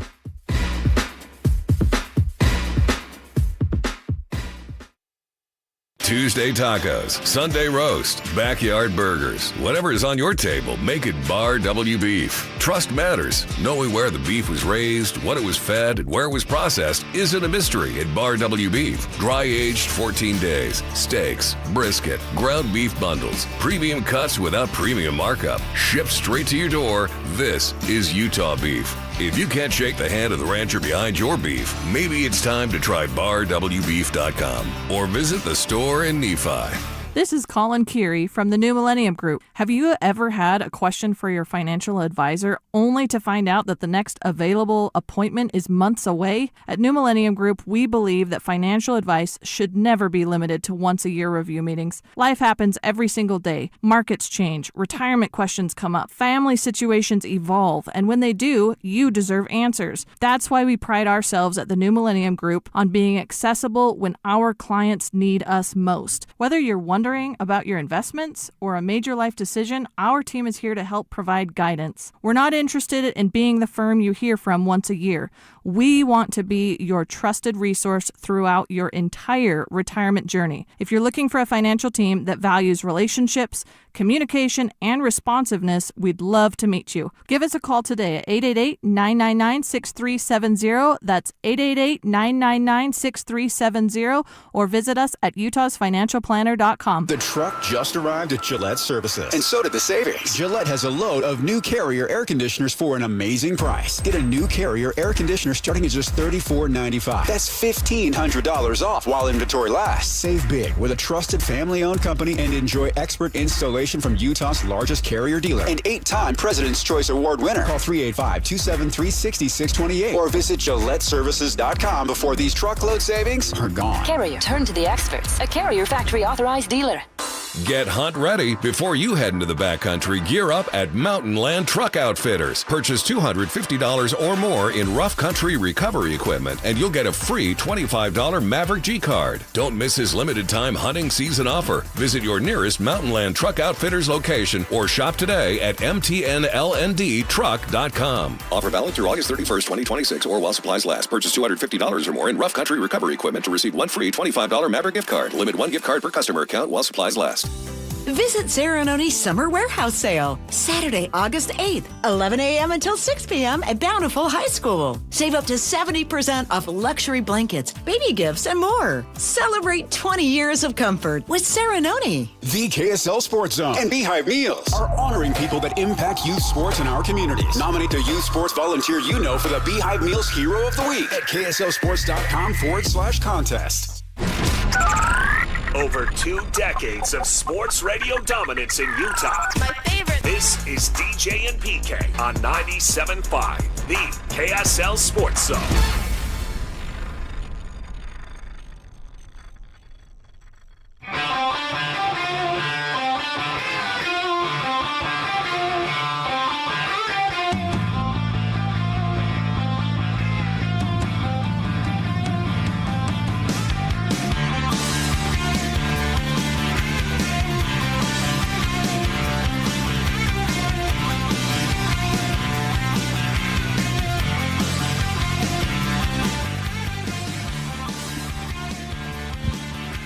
DJ PK, it's 97.5, the KSL Sports Zone. Earlier this morning, we were talking college football, and we were talking about the odds of Utah or BYU or both entering the rivalry game undefeated that first Saturday in November. Can they get to 8-0? When will Utah lose for the first time? When will BYU lose for the first time? Some of the nominees for the Utes: home to Kansas, Game 5, home to Houston, Game 7, at Cincinnati, Game 8. None of that really resonated with the people. Other 54% of the votes. I suspect they're looking at 8-0 in the BYU game, PK. 24% did pick Houston. 18% said Kansas. 7% said that Cincinnati game. But mostly, they're looking elsewhere on the schedule. And it's like you said, it could happen in the first 3 games in non-conference, but they don't lose many non-conference games, and these 3 don't really set up as any they should lose. They're all home. Arkansas is the only power opponent. They're coming off a 2-10 season. Sets up to be 3-0, which then gets you pointed, okay, there's 5 Big 12 games before you hit the BYU showdown. So where? Yeah, I don't know where. I wouldn't bet on any of them, but I would bet on one of them. That Take makes the sense. field. No, it's take the field. Yeah. I'm not talking about the three non-con. Right.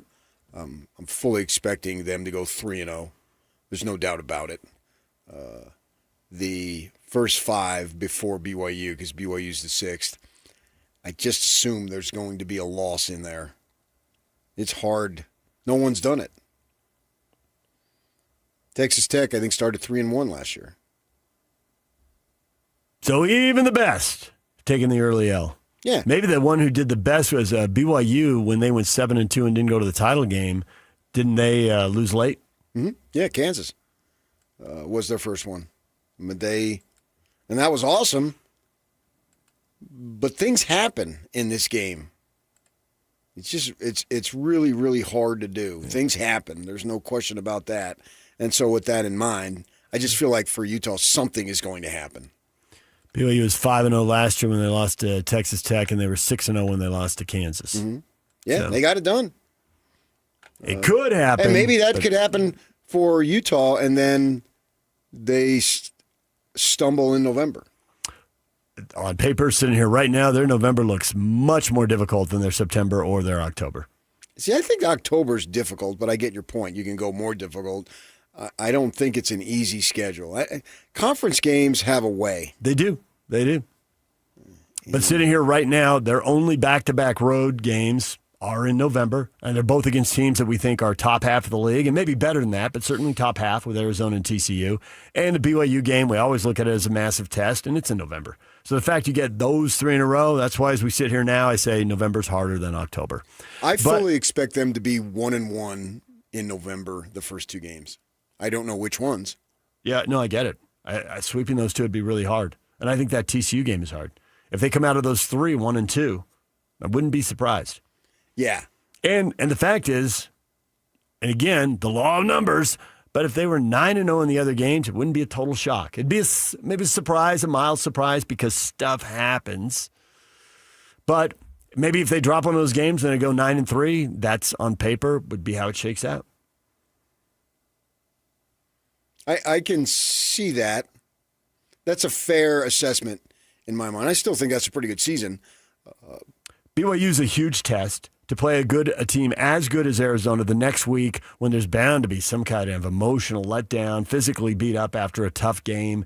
That Arizona's got to be really happy. They still got to go out and do it, but they got to be really happy. Like, that's a good time to play Utah. At home, yeah. Yeah. And then TCU gets them on the second week of back-to-back, and I think when you talk to coaches away from cameras and microphones, when they have to say, we take them one at a time and we're not looking ahead and anything can happen on any given day, then privately they'll be like, yeah, that's good. Get them on the second week of a back-to-back, get a team coming from another time zone or whatever. Great. Oh, for TCU's perspective? Yeah. Yeah. They were probably pretty happy when they saw what Utah had to do before they show up in Fort Worth. Yeah, when you look at the schedule, I'm sure that goes through your mind. And you're always expecting to protect your own turf there and all that stuff. But back to 2 words you uttered earlier that just carry weight in sports, the field. And for anyone who's balking at that right now, like, you guys are down on hey, this is why you get to say, your predictions suck, here's where you missed. We can't predict it, and just know the odds are it's going to happen somewhere. And that's why people miss on their predictions. And I fully expect to miss on mine. That's why I don't bet on them. I advise you not to bet on my predictions either. And there you go. All right, now as far as BYU, when will BYU lose for the first time? The games we spotted before that showdown with the Utes, Arizona at home game 2, at TCU game 4, home to Notre Dame game 6, or somewhere else. Well, when's the national championship game? It's late January. It's super late. What is it, Yak? Is it like the 23rd or something? 26th? I'd say the 19th or the 20th. It's way late. And this PCSA, the Protect College Sports Act, has a provision in it that they're saying that the national championship needs to be done by January 8th at the latest. They want to get it up closer to New Year's Day if at all possible. But they haven't voted on that. No, but I'm just saying that there are movements to get it where it's... Movements. There's always movements in this country. It's just hard to keep track of all the movements. Easy. I could see this spinning out of control. Movements. Monday, January 25, national title game, PK. There it is. Monday, January 25. I was surprised you didn't look it up. I gave you something to look up, and Nevada. you went to him. Las Vegas, Nevada. You only got another week. I just thought he was too early. I expect him to lose before then. I expect everybody to lose before then. Indiana beat the odds. Yeah. But the expectation is you'll have them. The Cougars... 39% of the people say Notre Dame will provide the first loss. 29% think it'll be Arizona game 2. I think there's a decent possibility there. But if I'm BYU, I would be jacked if I play the Irish tough and I lose and that's my first loss, because that means I've gone through a couple of good conference opponents and I've set myself up. You know, the Notre Dame game is nice, and it's a marquee game, and it's something. And you want to win it, it'd be a huge boost. Yeah. But, the conference games and getting to the conference final and then having that opportunity to win that game to get the playoff bid automatically, that's really where it's at. But it is Notre Dame, and it's huge. Notre Dame, anytime you get to play BYU, Notre Dame gets to play, or BYU gets to play Notre Dame, it is something, man. It always is something. And your point, they'd be 3-0 league. So, healthy start. Right. You'd be looking good. Yeah, right. Yeah. And then you get ready for the stretch run, because that's a tad past the midway season, but you still have a bunch of conference games left. And they've got some tough conference games. The ASU game on Halloween Day, that could be really tough. We'll see. It could, maybe not. Utah will always be tough. There's no question about that. We saw that 2 years ago when their team wasn't very good, and they took them right down to the final seconds, obviously. So that one will be. And Jay Drew, when he was on, circled the UCF game, and UCF doesn't sound like the best team, and they're a little removed from their glory days, and they haven't had much success in the Big 12. But you got to fly cross country the week after Notre Dame, and just what we just said about the rivalry game, there'll be a lot of emotion. Will everybody be healthy after the Notre Dame game? Then you fly cross country to play a team. How much energy do you have for that game? Yeah. I agree. Surprises you're traveling 2 time zones. That tends to lead to poor results. That's why you don't scoff at any conference win. And that's why coaches do the whole 1 game at a time thing, and we're focused on the 2 next years opponent. ago, when BYU was flying high in their strong run to a potential undefeated season, they literally needed every second to beat a crappy Oklahoma State team. that was a dramatic and entertaining game. Yes. And they could have messed it up, and OSU was a mess. I take nothing for granted in this any conference, and particularly this year for these guys. Any conference win you get, you should jump up and down. DJ and PK, it's 97.5, the KSL Sports Zone. We're taking a break. When we come back, BYU offensive coordinator Aaron Roderick, his thoughts on the wide receiver position, the progression of Bear Bachmeier, his decision to tweak a little bit everything, and his own, he's stunned at how long he's been coaching. A-Rod's next. Stay with us. This stuff is available everywhere. Wherever you are, the KSL Sports Zone will be right there with you. It's the KSL Sports app. I love it. Where you can get the latest podcasts, up to the second breaking news, and analysis of the teams you can't live without right from your phone. And wherever in the world you may be, you can have DJ and PK, Scotty and the coach, and Jake and Ben tag along with live streaming of your favorite shows. Download the KSL Sports app and never miss a thing. Presented by University of Utah Health. Health is in our DNA. Learn more at uofuhealth.org. This is 97.5, the KSL Sports Zone.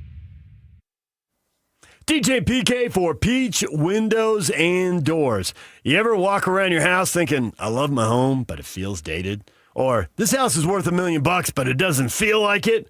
That's why Peach Windows and Doors is here, PK. They can turn those thoughts around in a hurry. Absolutely they can. They can make it so it is almost like a new home, like you get a new interior, a new exterior. You can open up views that you didn't know you had, that because of the way they can do it, all the stuff they can do with the contraptions that they have. And plus, too, when you just walk through the showroom and you're dealing with people there, the employees and the owners at Peach, you're not going to get some high-pressured sales pitch. That's not what it's about. They want to make sure you're going to be happy.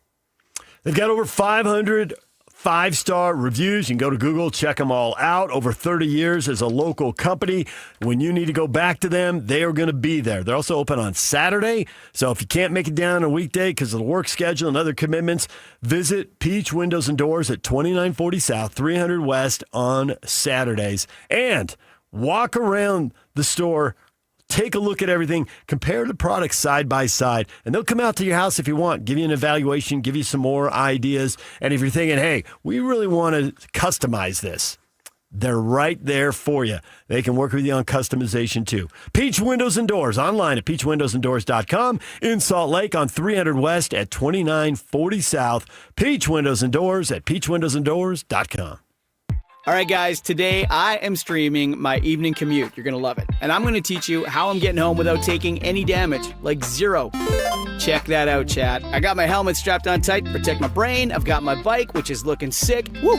And my front and back lights are shining. I've planned the route home that protects me most as a bike rider. Save stealth mode for video games. Outsmart the system, ride by the rules. It's a message from the Utah Department of Public Safety, because they care about you. Throw a dub for safety, chat. Your student's career doesn't begin after college graduation. It starts the day they arrive. At the John M. Huntsman School of Business, every student is surrounded by career coaches, faculty mentors, employers, and real-world experiences that build confidence, professional skills, and meaningful connections. From the first semester to graduation, everything is designed to prepare students for career success. The John M. Huntsman School of Business. Dare mighty things. This is Wick with Greenify Energy Savers. If your home feels like it's overheating the moment the sun comes up, your windows could be a major reason why. In the summer months, inefficient windows let in heat and force your AC to work overtime, driving up your energy bills and making your home less comfortable. The problem is, most homeowners know they need new windows, but put it off because they assume it's going to be too expensive. At Greenify Energy Savers, we install high-performance AMSCO energy-efficient windows manufactured right here in Salt Lake City. So install times are typically just a few weeks, not several months. And most homeowners are surprised to learn that we can often save them thousands of dollars compared to other window companies while still offering premium windows with a lifetime warranty and flexible finance options. Don't spend another summer fighting the heat inside your home. Give Greenify Energy Savers a call today for a free no-obligation quote at 801-948-4464. Again, that's 801-948-4464. Or check us out online at greenifyenergysavers.com. Let us save you literally thousands of dollars and greenify your windows today.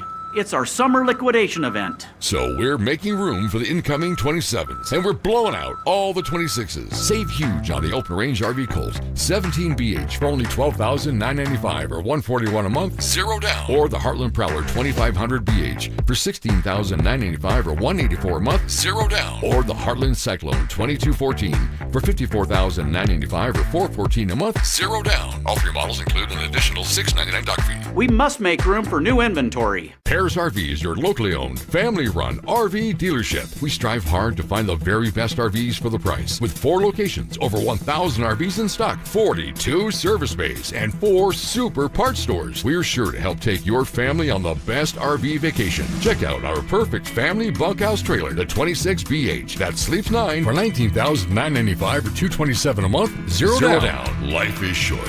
Enjoy it. North Murray, South Murray, Payson, and Pocatello. ParisRV.com. Broadcasting live from the KSL Cars Studio. This is 97.5 KZNS FM Colville, 1280 KZNS AM Salt Lake City, and 102.7 KSL FM HD2 Salt Lake City Midvale. This is 97.5, the KSL Sports Zone. You don't know what you got till it's gone. It's never been more true than when your water heater goes out and you hop in the shower. Your body first shivers and then you go into survival mode by letting out a shrieklet, which is like a shriek, just smaller, followed by unnecessary running in place and jazz hands. Look, there are really only 2 kinds of people in this world that need cold showers: pioneers and plungers. So unless your name is Laura Ingalls or Joe Rogan, cold showers aren't for you. At Shamrock Plumbing, we know what to do when your ungrateful water heater stops showing up for work. Give us a call and we'll get you back to those scalding temperatures you've grown accustomed to over the years. Shamrock Plumbing. Hey, this is Chris with JCW's. Not filling a burger? We've got you covered. Try one of our hot ribeye, turkey, or BLT sandwiches, and you'll understand why we say JCW's, quality, and a lot of it. Nobody brings you better coverage of the teams you're passionate about than these guys. Try some more. This is DJ and PK on 97.5, the KSL Sports Zone.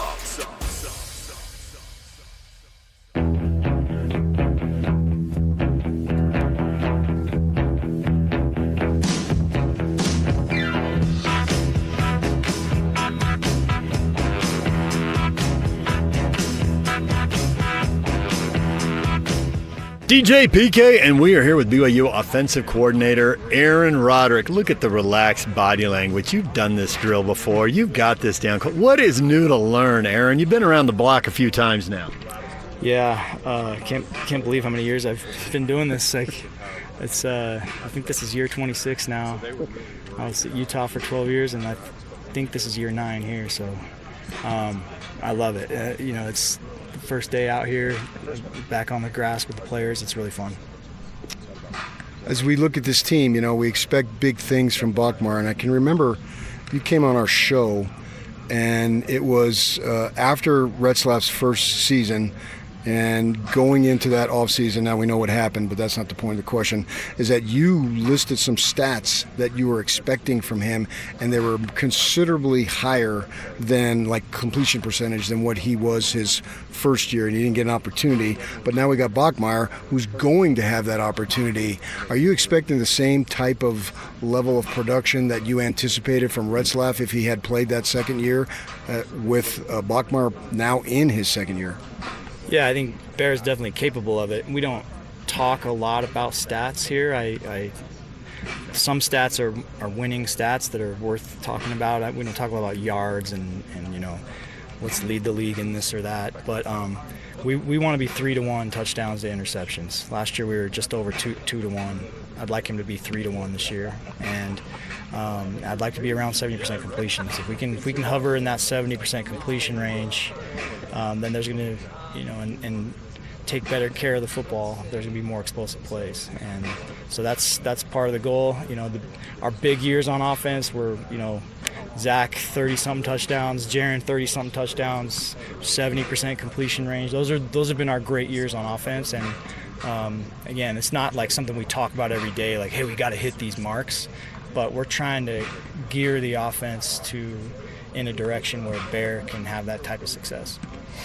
I had a professor at UC Santa Barbara who said once, there's liars, there's damn liars, and there's statistics. The point of that is statistics is even worse than these two forms of liars. So I'm curious to dig a little deeper on that stat. 3-to-1 ratio, but when a quarterback runs the ball as well as he does, you add in the rushing touchdowns because maybe he doesn't throw it in from the 7-yard line because he runs it in from the 7-yard line. And how do you factor that in? Because fans are going to listen to this and they're going to be holding you accountable for those numbers in October. Yeah, well, like I said, we're not harping on the numbers, okay? Those are goals. Those are winning numbers that are out there that are achievable. They're not easy. And he's a sophomore, so I'm not saying this has to happen right now. Those are things we're working towards in his career. I think he is capable of that, though. And you're right, Bear's an elite runner. I mean, he's as good of a running quarterback as I've ever seen in college football, and so that does factor into our, the equation. Sometimes when we're in the red zone, the space gets condensed in the passing game, and the quarterback run game is the thing that sort of balances it out. You equate numbers with the QB run, and so he's a threat, and we're going to run him less this year, but he's still a weapon in that area. When you say you're going to run him less, why? Well, just want to keep him healthy. At the end of last season, he was pretty banged up, and in the championship game and then in the bowl game, he played really well in the bowl game. But that bowl game was kind of more like the formula we want to play with this year, where we ran him a little less, threw it a little more, and we didn't have LJ in that game. So if we can kind of have that type of formula, but we're still handing the ball 20 times to LJ, I think that's going to be a formula for success.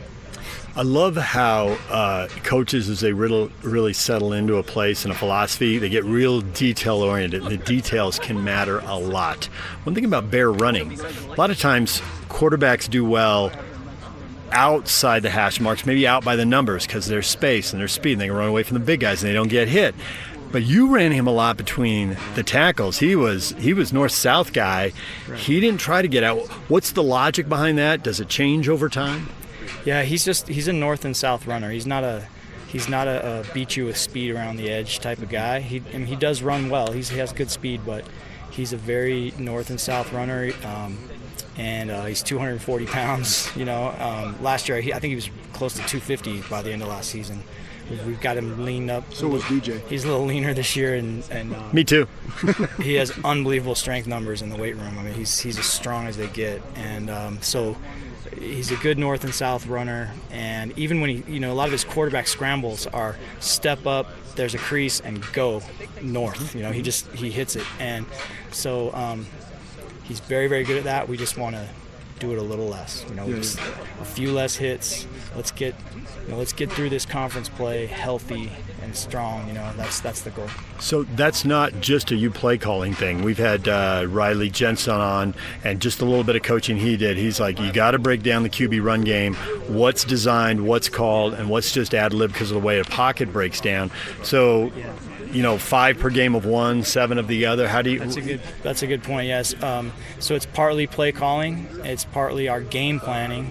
If you're putting a QB run in every situation of the game plan, then he's going to end up with a lot of carries. So there's certain situations in the game plan where we have to resist. Like, okay, it'd be easy to put a QB run here, but let's get another touch for LJ, or let's get a ball to one of our receivers on a jet sweep or something. And then you got to pick your spots where those QB runs are going to be in your game plan, and then when you get to the game, you got to just make sure you're not overusing them. And then the other part of it is just him being a good decision maker about, in the passing game, when to run, when it's worthwhile to take a hit, when it's better to just throw the ball away and play the next play. We're working our way through those things too. How much do you need more time to establish a depth chart there? At quarterback? Yeah. If we played today, Trayson Bourget would be number 2. He's doing a really good job. He knows our offense well. I have a lot of confidence in him. And then Enoch Watson, though, is right on his heels. That guy is talented. He's got really, really a high ceiling, and he is learning the offense and handling it really well. Like he's done a great job. So a lot of confidence in him too. If we played today, it'd probably be Trayson, but we're still working our way through that. Speaking of keeping people fresh, who can you give the ball to at running back other than LJ so he's not getting hit as often? So Sione Moa is finally fully healthy. Now, he's had some bad luck in his career up to this point, but when he has been healthy, he's been a really good player. I mean, he's one of the best players on this team. And then I'm super excited about Devon Eka and the improvement that Preston Rex has made in the offseason. We moved Preston to running back last year, mid-season. He was a safety, trying to learn to play running back, and it was asking a lot. He did some good things in the passing game in the open field because he's really fast, but this offseason he's actually learned to play the position, and I think he's going to do some good things for us this year too. So right now it'd be those 4 guys I see a lot of good things out of, and then there's some other younger guys that are trying to work their way up too. Any emphasis more on camp to find a primary receiver or receivers? Because obviously you lost a lot from that position. Yeah, I mean, every day we're giving those guys chances. We're going to put some big guys on the field, though. When we put Kyler Casper and JoJo out there on the field together at 6'5" and 6'6", and both are good players. JoJo is, that injury he had last year was really serious. We don't talk a lot about the details of that stuff, but it was a tough injury, and one that even when he came back, it just, every single ball you catch or every time you hit the ground or anything, there's a lot to it, and he's had a great offseason. I think JoJo's time is now, and then Kyler Casper has done great things since he's been here, and then Reggie Frischneck's doing a great job. Tiger Bachmeier's really improved. I have confidence in him. I'm probably going to forget somebody, and Legend Glasker, freshman, he will play this year. He's good. So those are our guys right now. I'm probably forgetting someone, but I believe in those guys. They'll step up. And we're better at tight end than we've been too, so that's the other part, is the tight ends can help supplement that. You say better. Carson Ryan was really good, so you're just talking depth-wise? Yeah, depth-wise. I mean, I think these 2 guys are, I don't want to compare them to Carson. Carson did such a great job for us, but they're in that realm of what Carson did for us, and we have more depth there than we've ever had since I've been here. You talked at the top about, your quarter-century coaching. So along the way, you've worked with a lot of people. You had a year with Norm Chow when you were up at the U. And when Norm was here, there were similar questions about wide receiver group one year. And you know how Norm gets sometimes, right? He just kind of gets, he goes, guys, we run this offense for a long time. The receiver who can run the pattern, make the break at 8 yards, not at 6, not at 9, but at 8, cut, and catch the ball if it's thrown to him. He can play. And he'll move the chains, and we'll get in the end zone, and we'll win games. Just do what you're supposed to do. The scheme will work for you. It's awesome to have all these physical attributes and to be able to win the 50-50 balls, but are you at a point where it's, guys, if you run the pattern, the scheme's going to work for you? Yeah, there's definitely an element of just being reliable that makes the offense go. It's the most. You want to invest in your most talented players for sure, and your most talented players should be your best players. But sometimes there's certain parts of the game or certain situations where you just need somebody that's reliable that can go get the job done. And Tiger Bachmeier is one of those guys. Like, he did some things for us last year that probably nobody noticed, but he was in the right place at the right time and makes a block that springs LJ on a run, or he sits down in his zone coverage where he's supposed to be, catches a ball, moves the chains on third down. Some of those things that don't take a ton of talent, that just take someone who's tough and smart and reliable. There's always a place for guys like that to play here, and that's been the deal here for a long time, right? There's a long time where BYU offense has just been about being reliable and executing, and that's still true.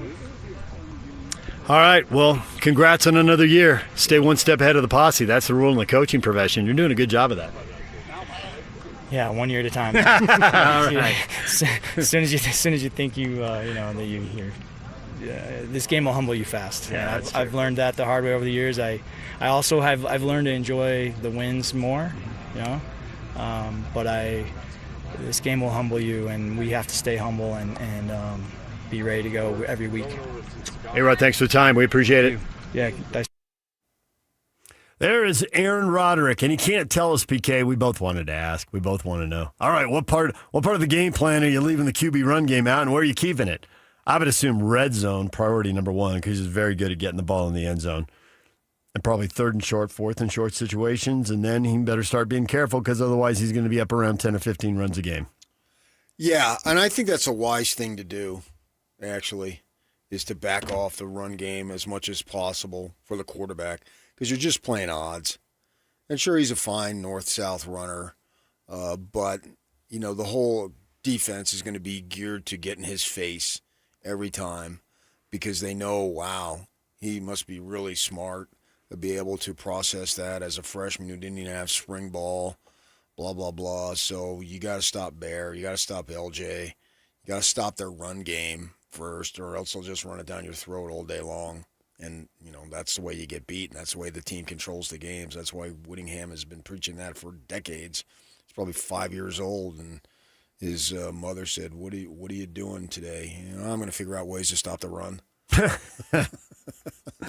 I think this is where your argument about stats, be careful, they don't tell the whole story, really rears its head in the QB run game, because there are runs where you get hit hard twice. So back to your point about odds, there's two chances to get hurt. There are runs where you get hit hard once, and there are runs where you don't get hit at all. So we can't just look at the 7 carries or 11 carries or whatever it turns out to be. But if you get hit hard and then you get driven into the ground, that's two opportunities. We've seen guys get hit with a collision. We've also seen guys hit when someone lands on them or drives them into the ground. And sometimes you just get tackled. There's that one collision. Sometimes you just get shoved out of bounds. Uh-huh. Sometimes you score standing up untouched, or you run out of bounds, or you slide.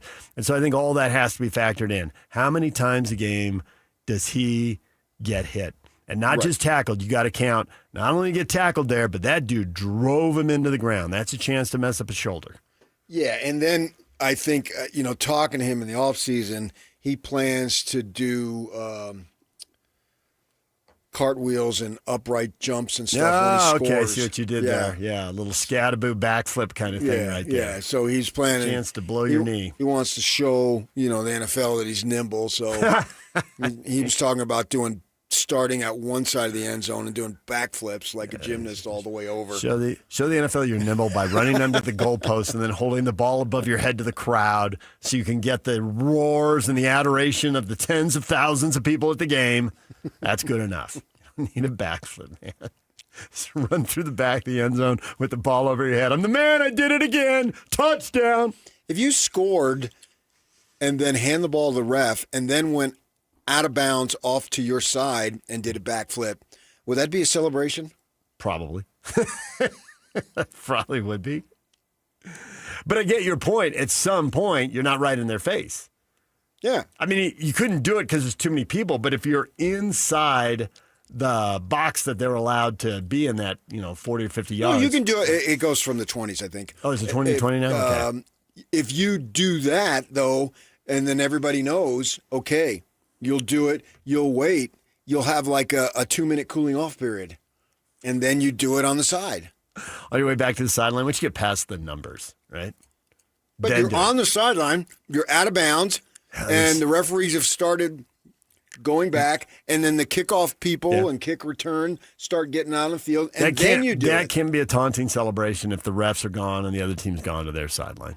That's the way you ought to do it. I've just created a whole way for guys to celebrate. The only problem you have is you get over there and there's all the hangers on, all the people then they in the sideline know, get the passes. crap out of the way. The cheerleaders are over there. There's media over there. They know, scoot out. Yeah. Clear out. Backflip guy's coming. Right. It's like when they blow that cannon thing. No one's standing right there. Yeah, I've been busted by that before. Well, you're dumb. I am. I agree. Finally, we've reached common ground. Yay! Break time. DJ and PK, it's 97.5, the KSL Sports Zone. 3, 2, 1.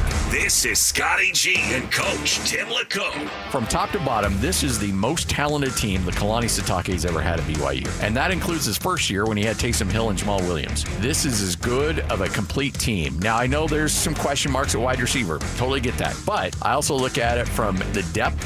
They've got it. The quality, the high-end players, they've got it. I just think this team is absolutely loaded, and we're going to see it on display. And the questions will get answered quickly. The receivers that you choose have to go out on the field, and they have to run their routes and catch balls, and they catch balls and make plays. You'll start to get to know them better. They'll become more than just a name on a page. And then on Utah's side, nationally, both teams ranked in the top 25. BYU considered a contender, and Utah a dark horse. You guys are in the conversation. Now it's just go do it. Catch Scotty G and Coach weekdays from 10 to 2. Presented by Mountain Land Supply on 97.5, the KSL Sports Zone. As summer winds down, it's time to get back into a routine. Between school drop-offs, homework, sports, and everything else on your calendar, dinner shouldn't be another thing to worry about. Beehive Meals makes back to school easier with meals your family will actually look forward to. This month's menus include favorites like chicken Alfredo, chicken burrito bowls, meatball marinara, steak fajitas, and jalapeno cheddar smash burgers. Spend less time stressing over dinner and more time enjoying the moments that matter. Visit beehivemeals.com and make this school year your easiest one yet. You're the turf whisperer, the grass-cutting guru. Dandelions don't stand a chance on your watch. When it comes to your lawn, power moves are the only moves you make. That's why you just applied IFA's Weed and Feed for strong, dark green turf without a weed in sight. IFA's Weed and Feed. It's the ultimate lawn owner power move. This is the story of the one who keeps multiple buildings running smoothly day after day. Plumbing that flows, HVAC that hums, cleaning supplies that keep surfaces sparkling. That's why she counts on Grainger. With easy reordering online and 24/7 support, Grainger helps her keep the products she needs on hand. So shelves stay stocked and buildings stay ready.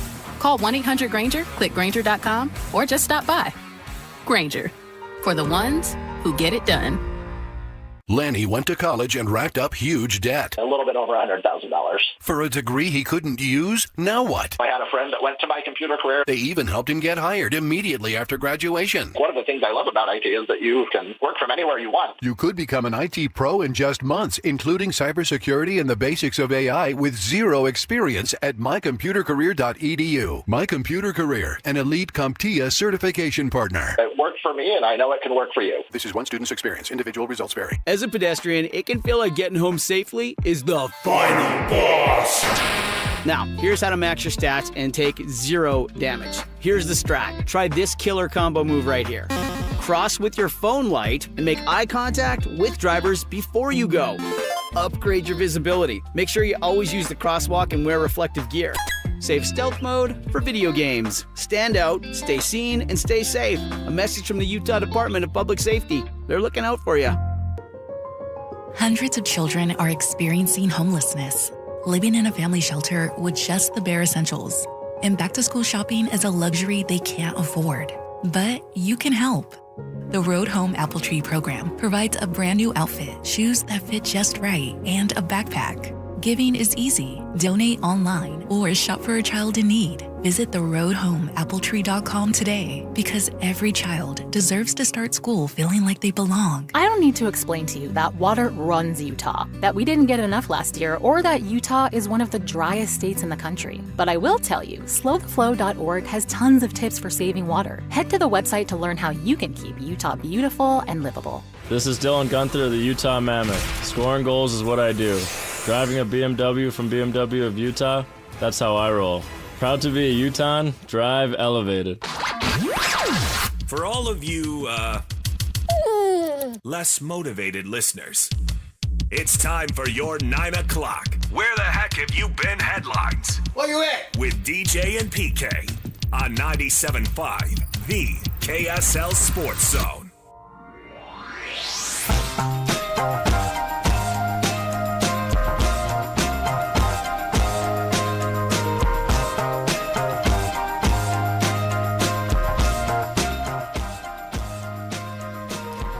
DJ and PK, it is time now to get you up to speed on anything you might have missed in this show. Slacker Radio Headlines brought to you by Trajan Wealth. Call Trajan Wealth today, your local trusted financial fiduciary.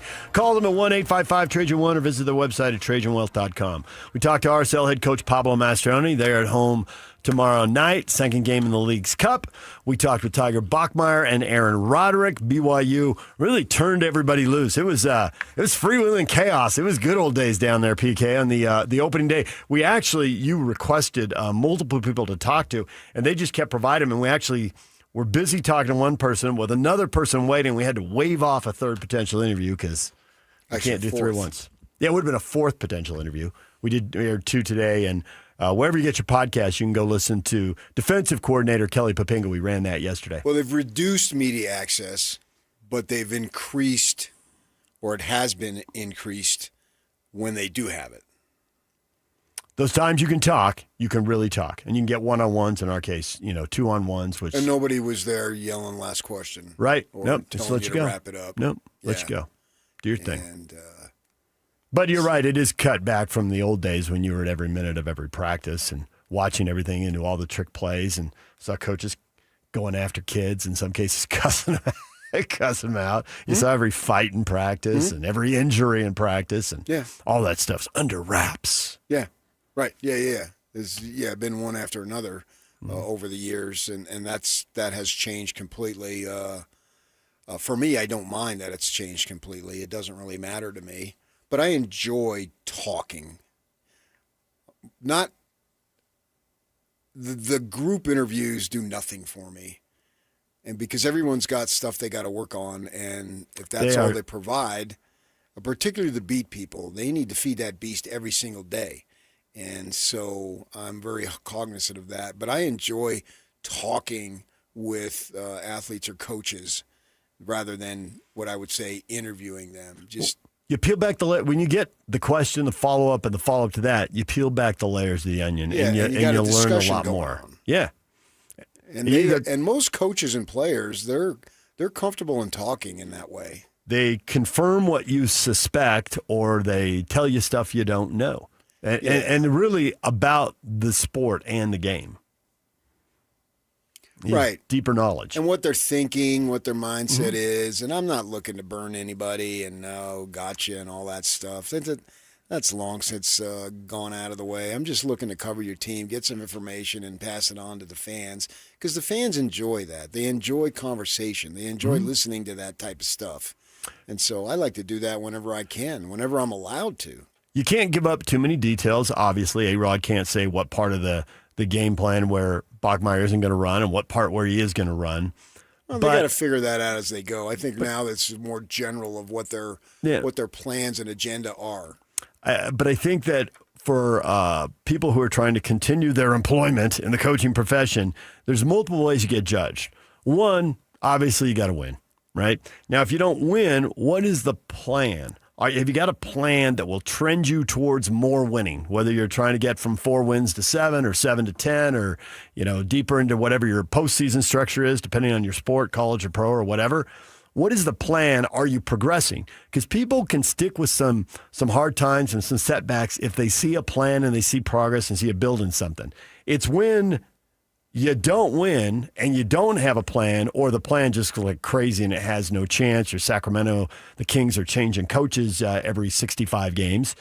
There's no plan. And then that's when people lose their jobs. So I think most coaches, they know this. They want to lay it out. Here's what I'm thinking. If it doesn't pay off right away, it's going to pay off. And so when you can get those talks going and delve deeper, you learn a lot. You see what the plan is. It's interesting for the media. It's interesting for the people. It protects the coach a little bit. I mean, ultimately, you're going to have to win. Yeah, and I think both these programs are going to win. I think Utah State's going to win at not sure about their level, but I trust Bronco to build a program because that's what he does. It's hard to know in a new league with programs that have been scrambled. Yeah. There's nothing to go by. It's a little bit of a blindfold going through it. As far as the new Pac-12, the one thing that it looks like is Boise has reestablished itself. And they were awesome, and they went through a little slip, but it seemed like to a good degree they're back. So in my mind, they're the team to beat. We'll see how that plays out. And then the other two, especially this time of year, fans want to know about your team. And it doesn't really matter what team you are. That's why these .com people and these internet people have been able to carve out, because they jump in and go crazy. And they mostly present it from a positive perspective because they are fans of the team. Those are just facts. 95% of those .comers are fans, and they want the team to win. I don't really care if they win. I want them to win, but I don't take any personal joy. The Devils beat the U of A. I take personal joy. BYU beats Utah. Utah beats BYU. I don't take personal joy. I'm just looking for a storyline. And we usually have those storylines, and that's a lot of fun to cover that. And I think that's what fans just want to be brought in and to be able to learn about their guys, their gals, whoever it might be. So we'll continue to progress along the camp like that. Week 1 is already over almost. And once we get to week 2, then when that's over, this time next week, then we're only 2 weeks away from games. And that's pretty sweet. Let's go. Yeah, and then it's on, and there's a lot of fun in that way. To follow that, to follow your team, and now especially for BYU, and then to be able to follow the other teams because it matters. I think that's what they missed for those 12 or 13 years, but that's over now, and so now you get to follow these other teams and see how you relate to them and interconnected and what's going on. And once we get to that, and then the crazy thing, once we get to that, we enjoy that, and it's over because it goes so fast. 3 months, soak it up. Yeah. The playoff has turned into a 4th month, but that's different because not all the teams are playing. And then do we have a dog in the hunt or not? Or are we just kind of watching at a distance? Yeah, neither of these teams have won the conference yet. Not the regular season, not the title. And that's got to get done. Not going to give BYU that 4-way co-championship, huh? A share of the quad in the regular season. But they didn't get into the thing. They didn't. They didn't get the tiebreaker. They got them in. It's true. I mean, you can claim that, but I don't even think they're claiming that. No. And plus, claiming that, it doesn't really get you anything. Because the overriding thing is the good thing is they don't need to claim that, because they have a good program and it is in a good spot. That's more important than claiming a 4-way tie in a convoluted way. And I still, to this day, don't know how they chose the 2 teams that went in. And it doesn't matter anymore because it's 2 years old. But These teams need to get a regular season and then, of course, a conference title unless you get a playoff bid. I was going to say, find a way to the playoff. Then neither of those teams matter. Neither of those things matter. But I don't know that can happen without one of those two happening. It doesn't look like a 2-loss team can get in. So your only path right now, the only obvious path to the playoff is to go 12-0 and lose a conference title game. Under this scenario where you don't have the conference title, I guess you would have the regular season title. If you're 12-0, you'd have at least a share of it. And then get in at 12-1. Because BYU just showed if you're 11-1 and then you lose the conference title game, you're 11-2. Are you getting in? Maybe you could if your losses were better. If they lose to Notre Dame at home 24-23, and then they lose a conference title game to, let's say, Texas Tech runs the table because they don't have to play Utah or BYU. But it better be a close game. And if they lose to Texas Tech 28-27 and you got 2 one-point losses, okay, there's an argument maybe you can get in there. I think there's an overwhelming argument to be made. Because you added it up, like 63-14 last year when there are 2 losses. That's what sticks in my mind. Yeah, if you lose 2 games by 7 touchdowns, now if you lose 2 games by 7 points. Right. They were not competitive. They were not. No. So you have to play a competitive game irregardless of the score. And that's what kept BYU out, at least from receiving serious consideration, is that both losses were not competitive. I do wonder how competitive they had to be to throw elbows and get past Notre Dame and Alabama and Miami. And those teams, we know they have bigger brand names, and we all competitive is. And we all think those brand names matter. And we can say whatever we want about Notre Dame and Alabama, but Miami proved they belong when they got there. They won 3 playoff games and went to the title. So it's not like the committee picked a lousy team. I mean, they can only pick so many teams. Yeah, but that's 2 different things. I don't think they're picking teams because they think they'll win. No, they're trying to pick the 12th. They know they're going to pick teams that are going to lose. I mean, if 4 of the teams have to lose the first game, you're picking teams, did they earn it? I think Miami had a good case. But you don't go on the fact that they won after the fact. That's 2 different things. That's a bonus. That makes you and that look is what good, it is. But it that's is a bonus. that shouldn't go into it. How will they play in the playoff? Because if that were the case, why did we have Tulane and James Madison in? Well, we're not going to have that again, and that's because of the rules, and they're changing the rules. And the ACC didn't help us with their convoluted how do you get into the ACC title game, back to your how do you get into the Big 12 title game when there's a 4-way tie and nobody really knows. Miami should have been in that conference title game. I think they would have won it. Then there's only one ACC team in. They can go do their thing, and there's another spot for somebody else. Which would have been Notre Dame. Yeah, probably, yes. You're right. Yeah, well, I think that's part of the deal. I understand that if you're tied with Notre Dame, you're losing the title. Unless you've beaten them in Provo in October. Well, then you're not. You're not tied. Then you got a chance. You're not tied. If you're tied, if you're both 11-1, if you both have 1 loss, Notre Dame is going to get the benefit of the doubt. Yeah. It's a TV show. It's entertainment. The power of the brand name is not discounted. We all know it. And who is going to appeal more? It's not sport at that point. It's entertainment. It absolutely is entertainment. And it's business.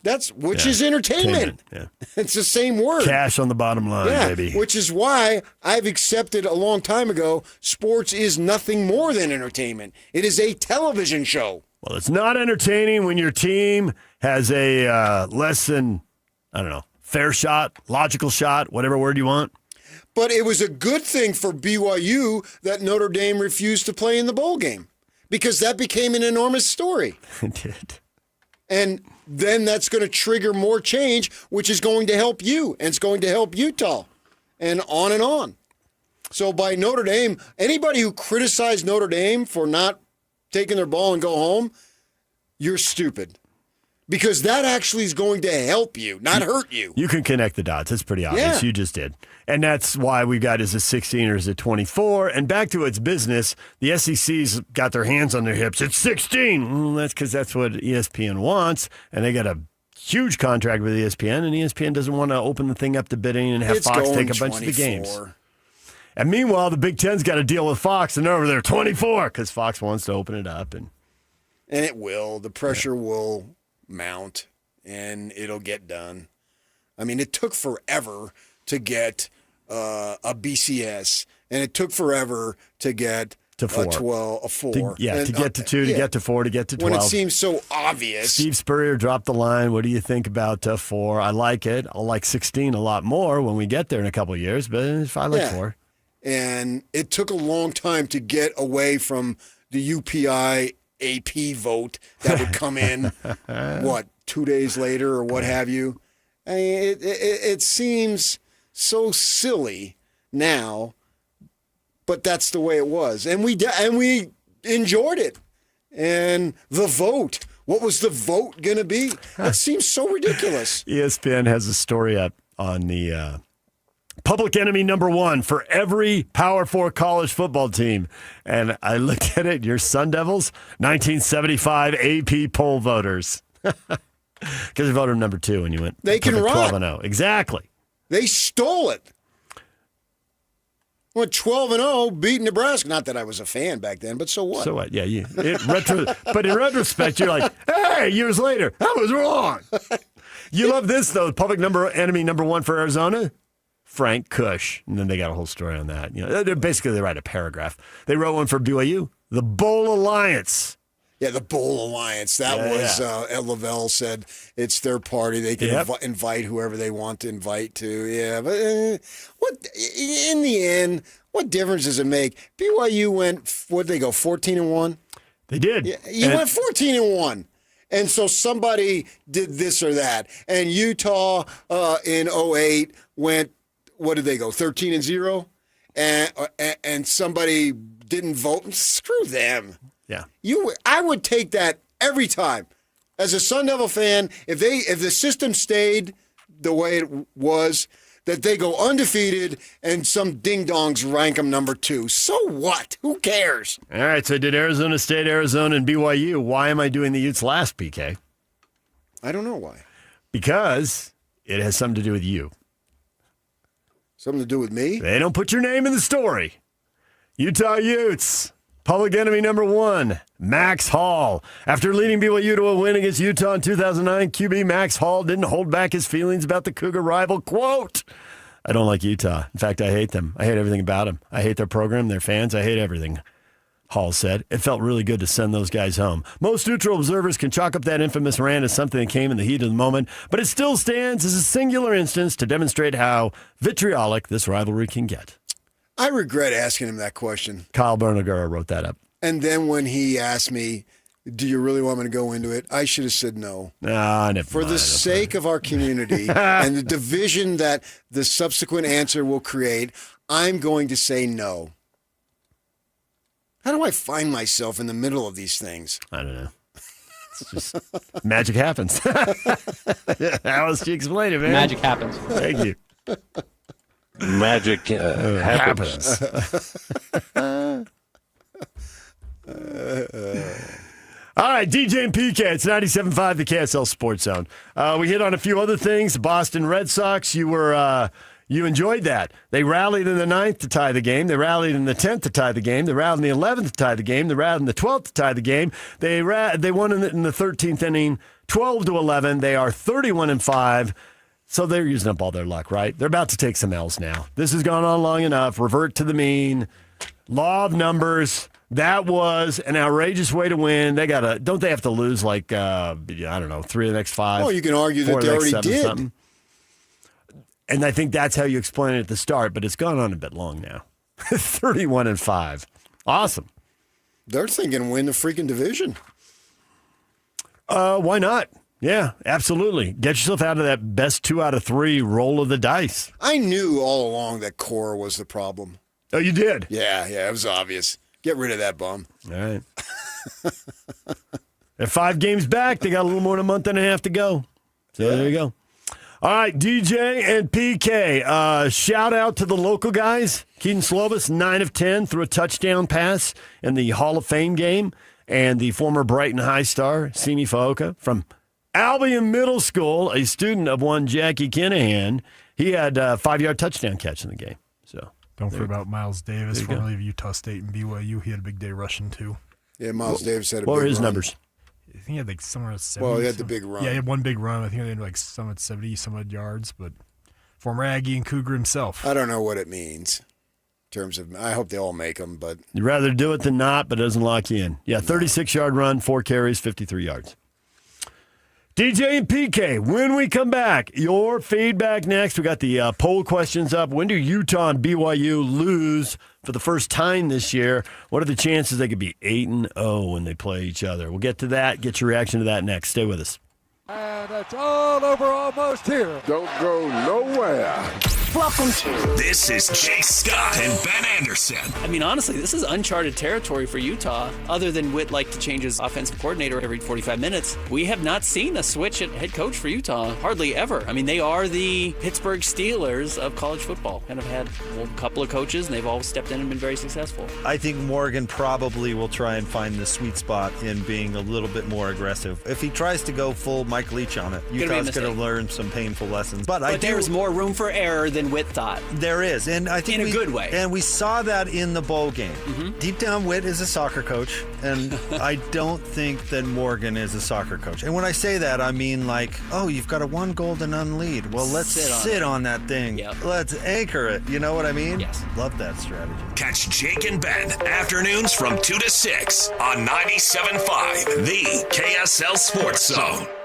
Hey, this is Aaron with Greenify Energy Savers, and I want to extend the incredible offer exclusively for KSL Sports Zone listeners that I recently introduced live on air with DJ and PK. For a limited time, when you purchase a new solar system for your home or business, Greenify will give you a Tesla Powerwall 3 backup battery free. That's right, you'll receive the battery at no cost. You simply pay for the installation. Already have solar but don't have a backup battery? Give us a call. We're also offering unbeatable pricing on battery add-on installations. And here's even more good news. Thanks to the partnerships we've built over the past 14 years in business, we can offer a 25% upfront discount on your entire project. Call us for the details. Every homeowner can qualify. Call Greenify Energy Savers today for your free no-obligation solar and battery quote at 801-948-4464. That's 801-948-4464. Or visit greenifyenergysavers.com to claim your free Tesla Powerwall 3 with your qualifying solar installation. That's greenifyenergysavers.com. This is Colin Keary from the New Millennium Group. Have you ever had a question for your financial advisor only to find out that the next available appointment is months away? At New Millennium Group, we believe that financial advice should never be limited to once-a-year review meetings. Life happens every single day. Markets change, retirement questions come up, family situations evolve, and when they do, you deserve answers. That's why we pride ourselves at the New Millennium Group on being accessible when our clients need us most. Whether you're wondering about your investments or a major life decision, our team is here to help provide guidance. We're not interested in being the firm you hear from once a year. We want to be your trusted resource throughout your entire retirement journey. If you're looking for a financial team that values relationships, communication, and responsiveness, we'd love to meet you. Give us a call today at 888-999-6370. That's 888-999-6370, or visit us at utahsfinancialplanner.com. Everywhere you look, things are getting more expensive. But at Consumer Cellular, we're lowering the price for those 50 and up. Now you can get unlimited everything for just $35 a line. That's $35 a month for unlimited talk, text, and data. Switch to the carrier ranked #1 in network coverage and customer satisfaction and get unlimited everything for just $35 a month. Call 1-888-FREEDOM or visit Consumer Cellular online or in-store today. Price includes $5 credit for auto pay and e-billing. Taxes and fees apply. Data speeds reduced after 35 gigabytes. Rankings done by 2025 ACSI survey. Finding great candidates to hire can be like, well, trying to find a needle in a haystack, but not with ZipRecruiter. Its powerful technology actively finds and invites qualified candidates to apply to your job. So while other companies might deliver a lot of hay, ZipRecruiter finds you the needle in the haystack. See why 4 out of 5 employers who post a job on ZipRecruiter get a quality candidate within the first day. Try ZipRecruiter for free at ZipRecruiter.com/free. That's ZipRecruiter.com/free. ZipRecruiter. Get hunt ready before you head into the backcountry. Gear up at Mountain Land Truck Outfitters. Purchase $250 or more in rough country recovery equipment, and you'll get a free $25 Maverick G card. Don't miss his limited time hunting season offer. Visit your nearest Mountain Land Truck Outfitters location or shop today at mtnlndtruck.com. Offer valid through August 31st, 2026, or while supplies last. Purchase $250 or more in rough country recovery recovery equipment to receive one free $25 Maverick gift card. Limit 1 gift card per customer account while supplies last. Help maintain fun at Lagoon. Join their maintenance and construction team. Now hiring full-time year-round ride maintenance technicians and HVAC technicians. Great benefits and career opportunities. Apply at lagoonpark.com/jobs. Must be 18 or older. Hey, this is Chris with JCW's. Are your kids picky eaters? Bring them in and try our chicken fingers or a grilled cheese sandwich. They'll be smiling big in no time. JCW's, quality and a lot of it. And now, enough of us. It's time to hear from you. From all your texts, tweets, and posts.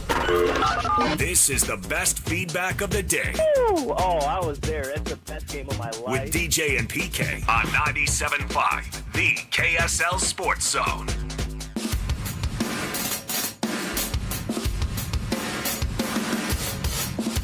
Can you read my thoughts? I'm not sure what I said. I feel dumb and long night coming. Did you steal my prayers? I don't know where I was. I feel Join Scotty G and the coach Tuesday, August 11th at the ballpark at America First Square with Mountain Supplies Customer Appreciation Day. They'll have swag, knowledgeable vendors, food, raffles, batting practice on the field. Bring a glove. And a mini golf tournament. You don't want to miss it. We'll see you there, August 11th.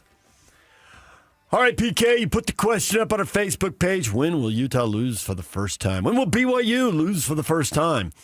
The thought that they could both be 8-0 when they meet each other in early November seems unlikely, and yet somehow, you're saying there's a chance.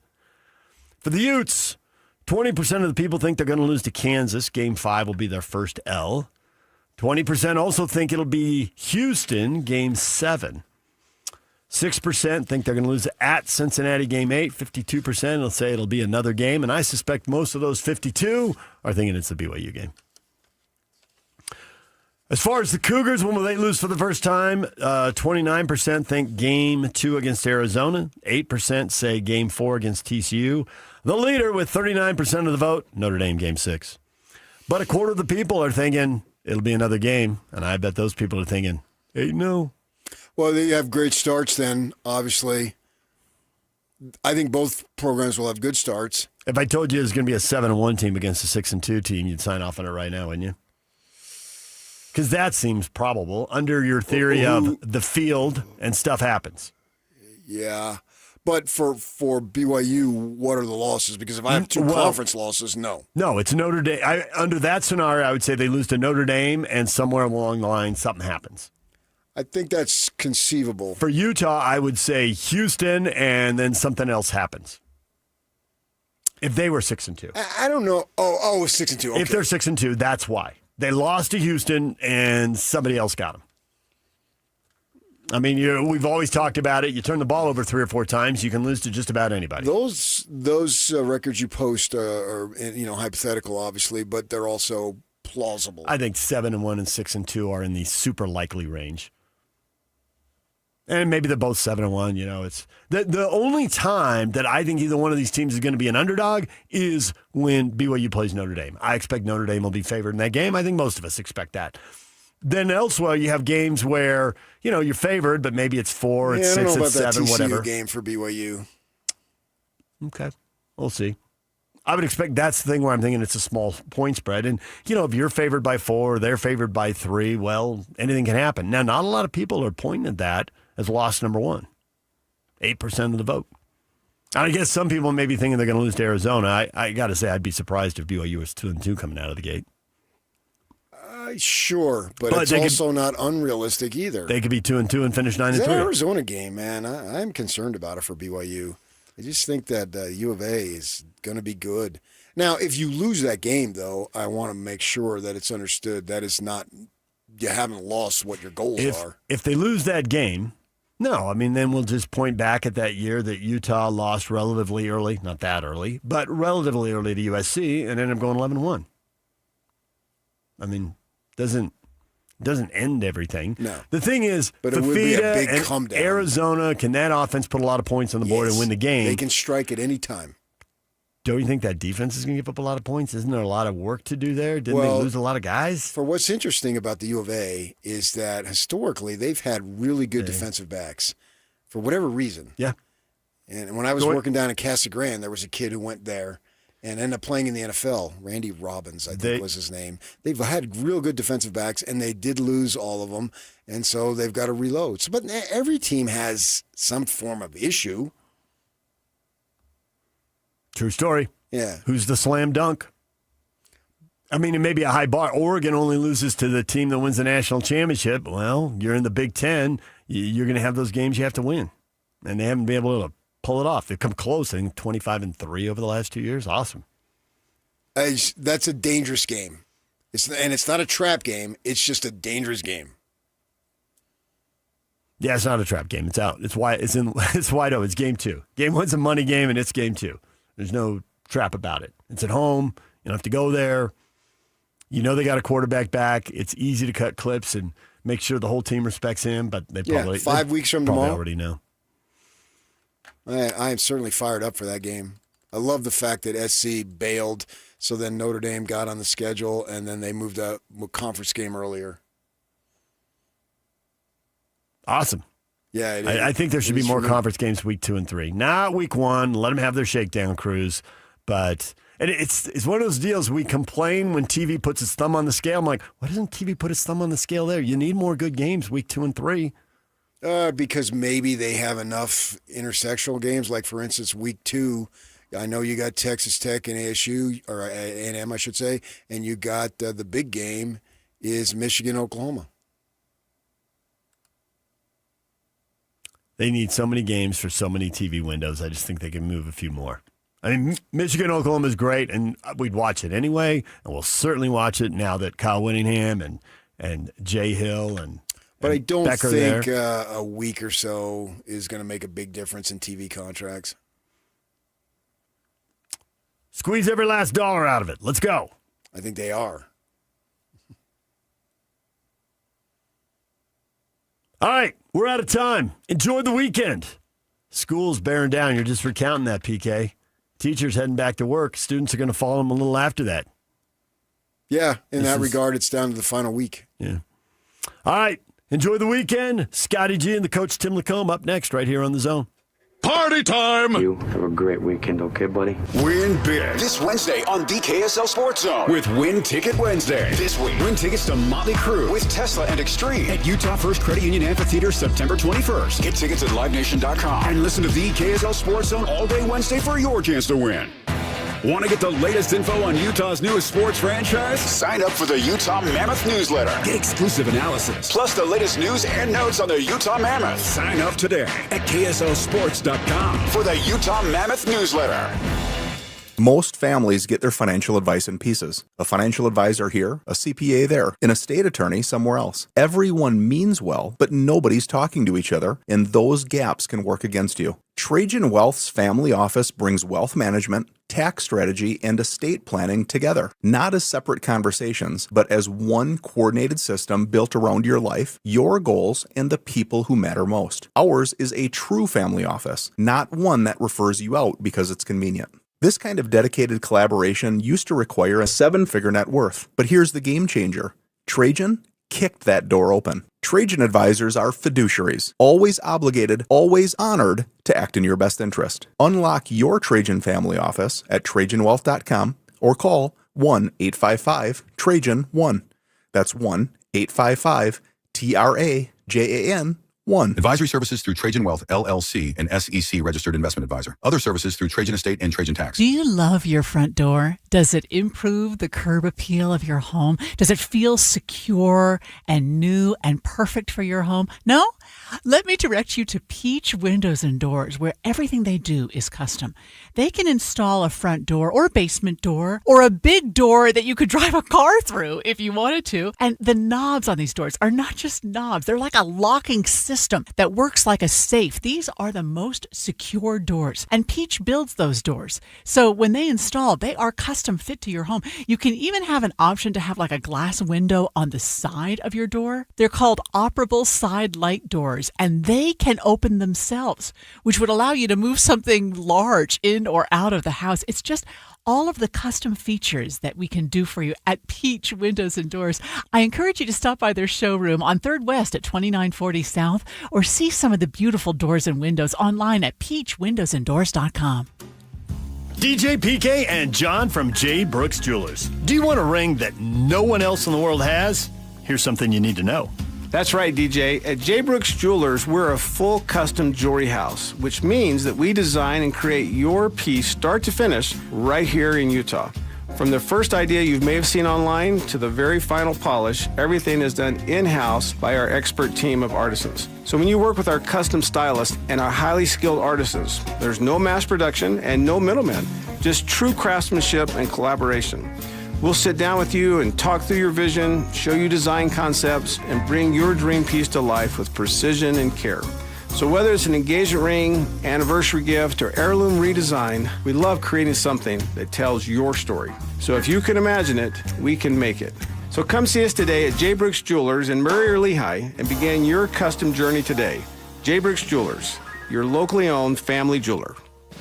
Every year, the America First Charitable Foundation Backpack Bonanza provides kids with the school supplies they need to learn and thrive. You can help by dropping off supplies at any America First branch or by securely contributing funds online. Together, we can make sure kids have everything they need to succeed. So please visit americafirst.com to see the items we're collecting or to donate today. The America First Charitable Foundation is a 501c3 nonprofit corporation. Federal tax ID number 84-256886. Donations are tax deductible to the extent allowed by law. Chevy is called the heartbeat of America for a reason, and Silverado keeps its rhythm. You feel it in the Turbo Max engine with best-in-class standard torque, an available Z71 off-road package that keeps you rolling when the road turns rough, and the most functional truck bed with best-in-class cargo space. They're trucks that work as hard as you do, so you can do more of what you love without missing a beat. See your Rocky Mountain Chevy dealers. Based on latest competitive information, excludes other GM vehicles. Broadcasting live from the KSL Cars Studio. This is 97.5 KZNS FM Colville, 1280 KZNS AM Salt Lake City, and 102.7 KSL FM HD2 Salt Lake City Midvale. This is 97.5, the KSL Sports Zone. Hey, it's 10 a.m. and this is Utah's best sports radio. Say my name. You're locked on to Scotty G and the coach, Tim LaCombe, presented by Mountain Land Supply on 97.5, the KSL Sports Zone.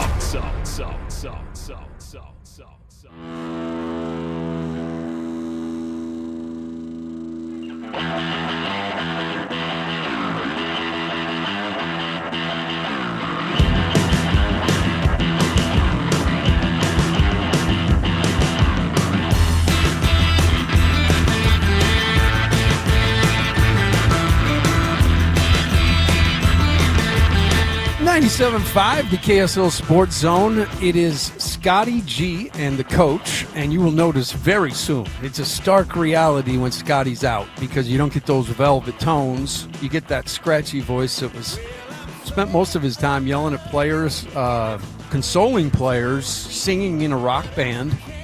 But I found my way to radio, and here I am. It's the coach, Tim LaCombe, and I have such a incredible guest today who has, given up other things to come hang with me.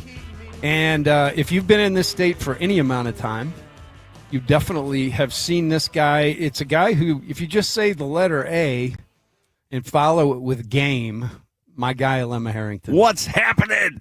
So I'm great so to thrilled have to you. be here, man, and especially with you. No disrespect to my boy Scotty G, G-Unit, but well, he does go at you some. So he does a little bit. I'm cool with that. I mean, that's part of the banter that goes back and forth between on-air personalities. But I'm thrilled to be here with my boy, the coach, Tim LaCombe. And Lemma and I, we've crossed paths through the years so much, but it was really the last 5 years. Yeah. When I got the job as the pre, half, and post voice of the Utah Jazz that I start looking around me for greatness, and it was not hard to find. First of all, you see how the guy dresses every night. So I'm like, this guy's, I got to get to know him better. But I will say this. If you want to delve into a incredible story of perseverance and just kind of like we were talking about off air, Lemma, just keep plugging, man. Yes. I think you have an incredible story. I know you've shared it around the state so many times, but you also join us on Football Fridays. Can't wait. And excited to say we will have Football Friday yet again. And we've had Mac in studio. Yeah. So we're going to have to double team Mac. Coach, sending love out to Coach Mac. Our guy. Yeah. His wisdom is unbelievable, and I love those Football Fridays, so I'm excited to be a part of that.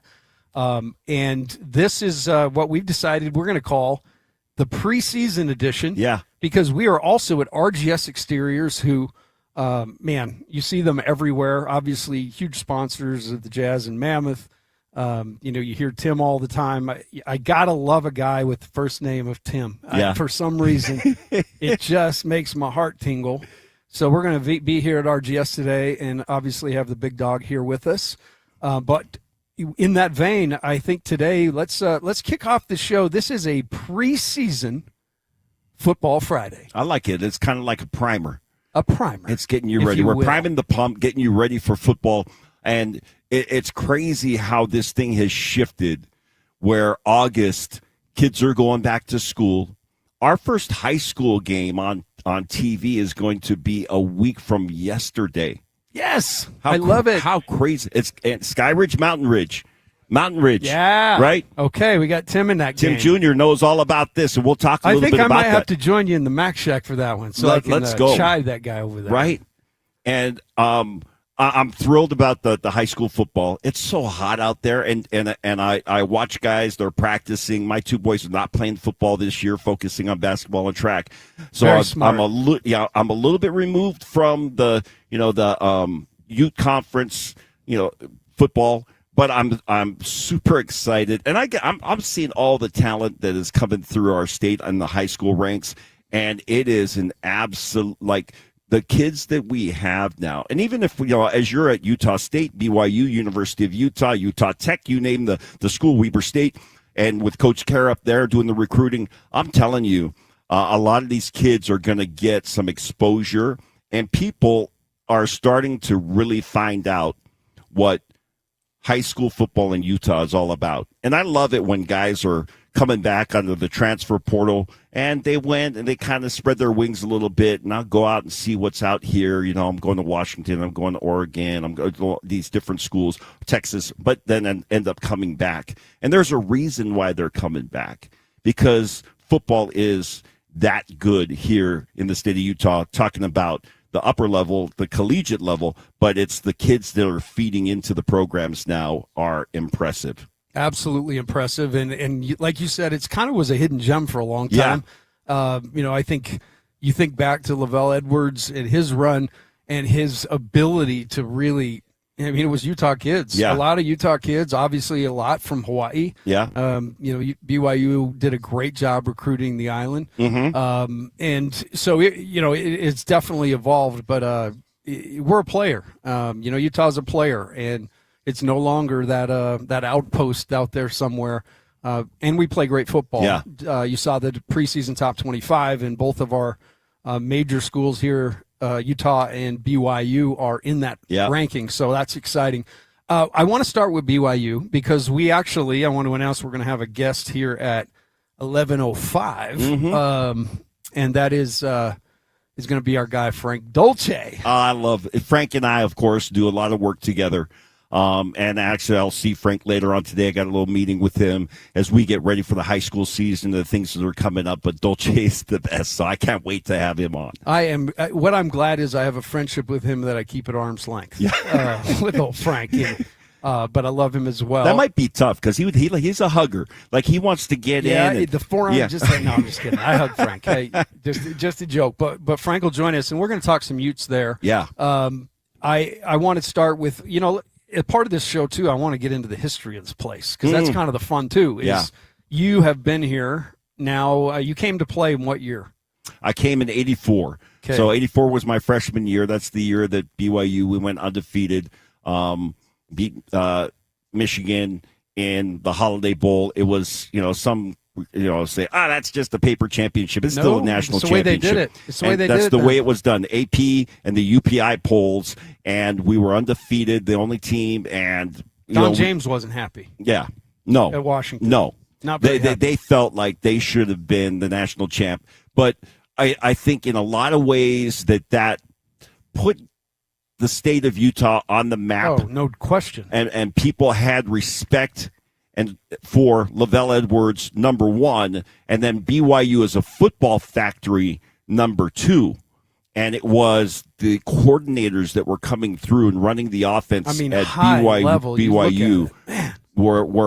That was an impressive What year was that group. you came through? 84. You are old. You are like 100. Wow. Yes, good job, Lloyd. Walk him Oh, into it. man, I do feel kind of old. But my point is this. So in 1984, Lemma Harrington comes onto the scene in Utah, and really, minus, a year here, a year there to do other things, you've been here. Yeah. And we were talking about it before. Not only have you been here, but you've made relationships, obviously, from being in the program and the media. Yep. So, the BYU story is one that I would say right now it's probably in the very best position it's ever been. Yeah, it's never been better or bigger than it is right now. And even back then, when I was here, Lavelle was coaching it at BYU. Jim Fossil was the head coach at the University of Utah. And Utah was not, they were not a player. In spite of Scott Mitchell torching us in my senior season, and that was the start of kind of a transition for the University of Utah. What was the score of that game? I don't remember. 59-24. I don't remember, Something Tim. like that. I don't know why I have to bring it up. Well, hey, failure is part of our journey, Lemma. You've taught me that. But it didn't have to be my senior year. The only game that my father traveled from Hawaii in your freshman year. Give it a rest. That's true. I mean, how many there people needs get to to school be some balance in our lives. But to your point, you watch the progression from those years to where we are today. And I think even if you were, to talk to Lavelle Edwards, theoretically here, or Coach Mack, who comes in a little bit after that, right, and said, like, at some point, BYU and the University of Utah are both going to be ranked in the top 25 preseason poll. They're both going to be at a point where they've had undefeated seasons. Utah twice, for crying out loud. They're both going to disrupt college football, BCS busters, Bowl Alliance, disruptors.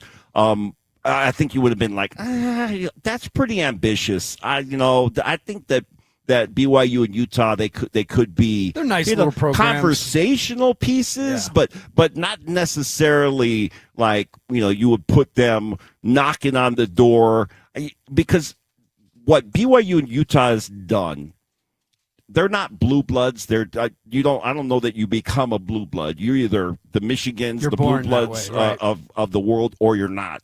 Now, maybe you can kind of fall out, like a Nebraska back in my day is not the Nebraska that was back then. But it's really hard to become that, in that category. But they're as close as you could possibly get at this point. And really, the time Kalani has spent, it's been incredible, because I was there when he got the job. Yeah. And, not having been a head coach before, and really just trying to on the fly. He called me that first week. We went to lunch and talked recruiting. Yeah. He has been, since they had that lay around his neck, his mission has been, I want to make this place, what we're talking about now. And there was some turmoil in those early years, right? He had some down years, and I can tell you this from experience, a down year at BYU don't fly. Yeah. People don't like it. No. We're spoiled. And so there was quite a clamor at one point or 2 points that, man, Kalani may not be the guy for the job. During that time, I got on Twitter, and I don't do that a ton, but I put it out there. I politicked for the dude, because I know the greatness of the guy. Yep. And I also know the authenticity of the guy, and the fact that he was working at this, and you make mistakes as a coach early on. Maybe you hire some guys that, because it's really the only circle you have. But I have loved how he's modified and changed some things. and how this really, like I said, Kelly Papinga said when he left and came back, that the two programs were, non-identifiable.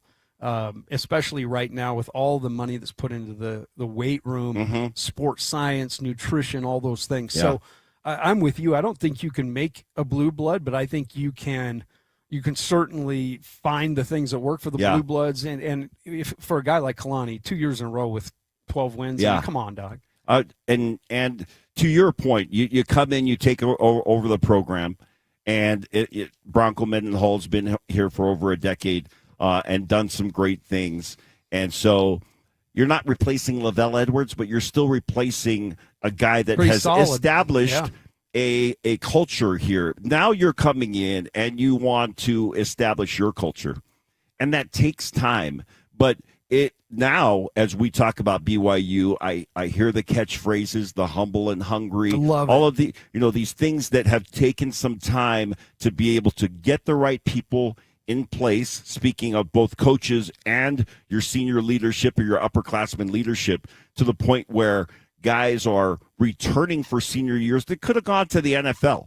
I mean, come on. LJ and Glasgow, just two off the top of my head, that are coming back and playing, another year at BYU because it makes sense both for them personally and financially. It'll benefit them.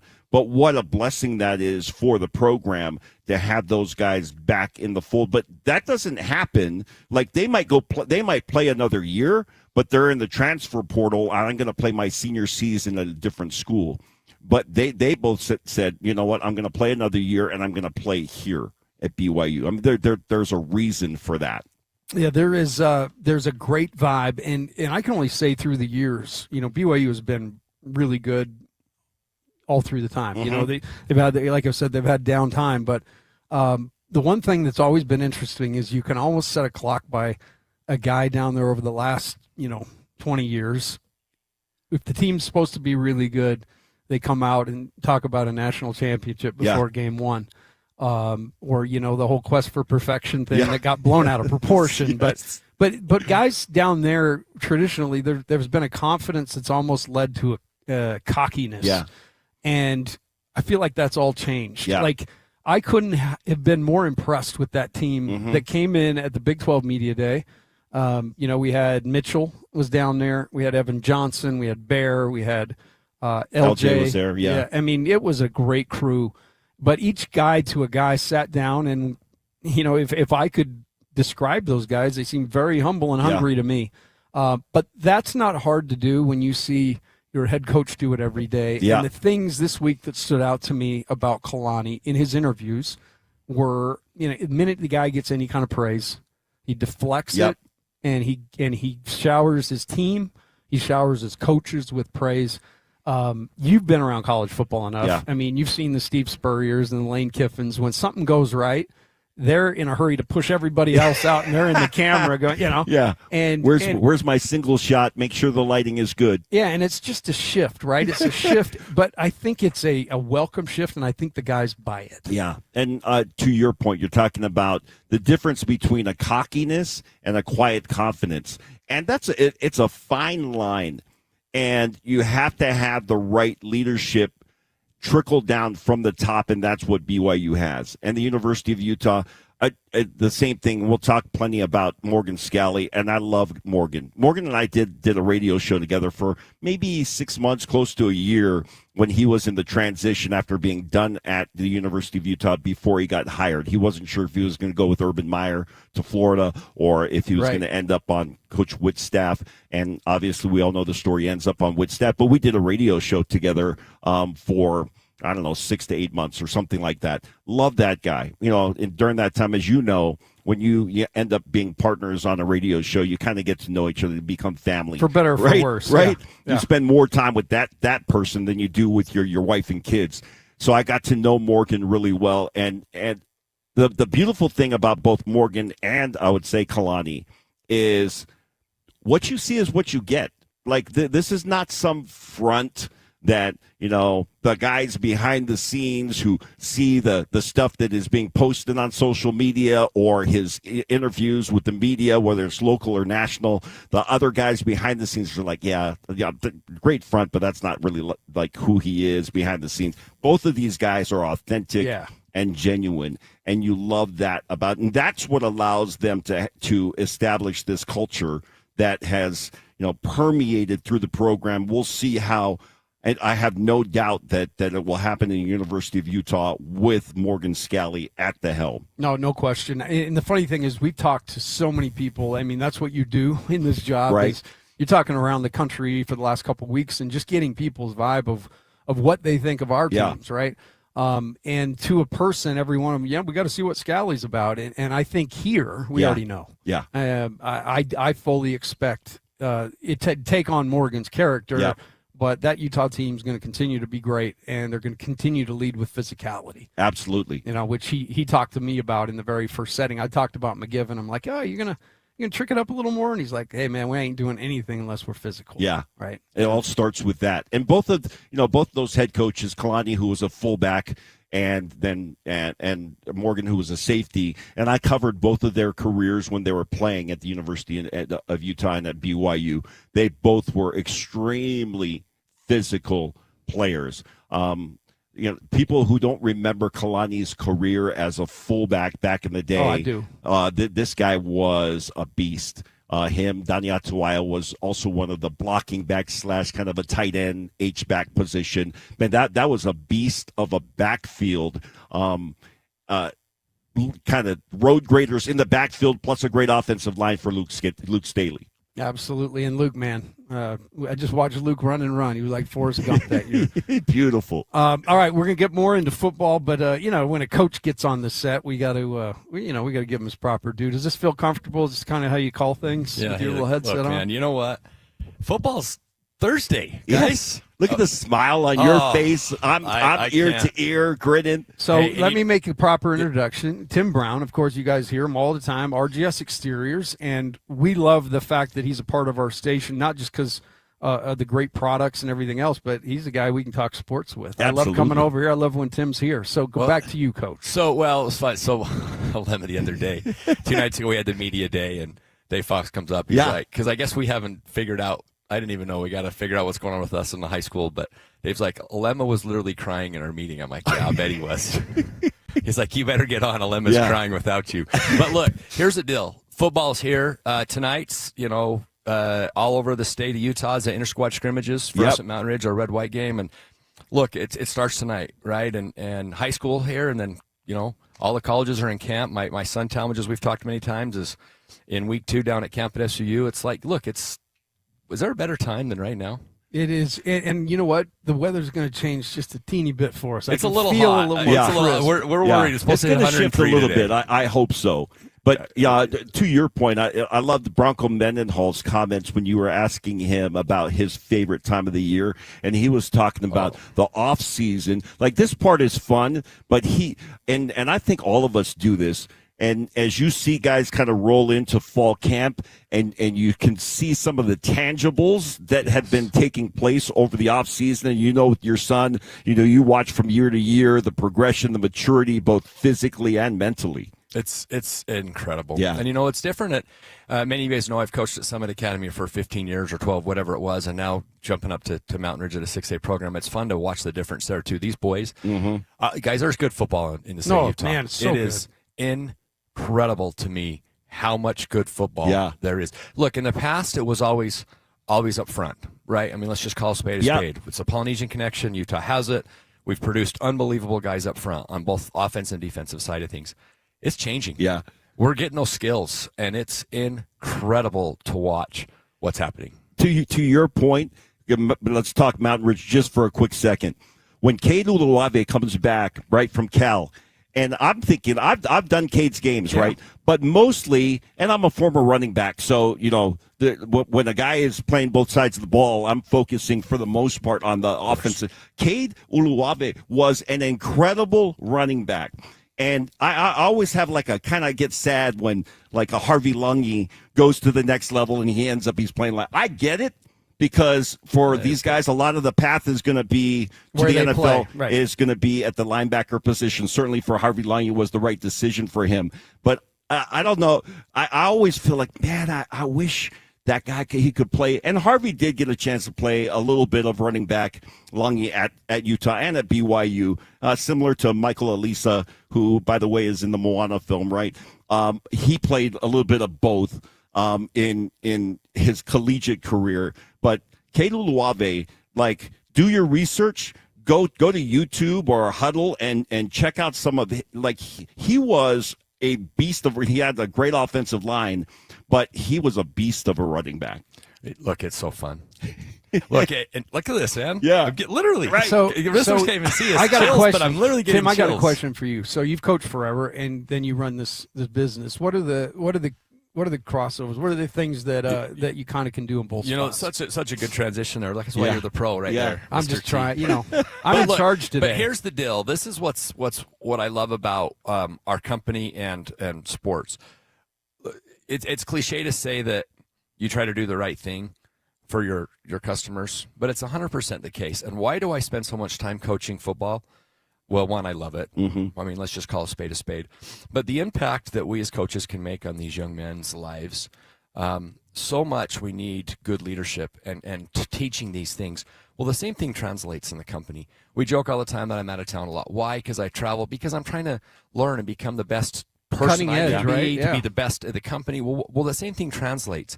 We're trying to be the best and develop the best. And honestly, really what sets RGS apart from everybody else, truly, is the guys that do the work. It's the installers out there. But when you invest the time, the effort, the money, the training, you really can elevate and you put a better product on the wall. The reality of it is you're only as good as your weakest link, right? Sports. So true. That's right. Anything. Well, the same thing with our company. So we try to make everything as good as we can, and the guys out front installing. And when we can do that, man, we can put a good product on the wall. Well, and you know, I get on your website and look at the reviews. You know, you want to look at 5-star review after 5-star review. That says something to me, and that means process is pretty good. At the same time, like you said, there's going to be one-offs, and when those one-offs happen, the one thing I know is you guys take care of them. You know, you don't do exactly what they may want, but you're going to meet them halfway. You're going to make the thing, you know, you're going to make the customer happy. Well, good, and I appreciate that. Look, I'm going to be cliche here, and I'm going to use a sports analogy, but that's 100% true. We learn more from those 1-star reviews than anything else. Because I'm going to tell you, as soon as we get a 1-star, the first thing we do is we're talking, what happened? Yeah. What did we do wrong?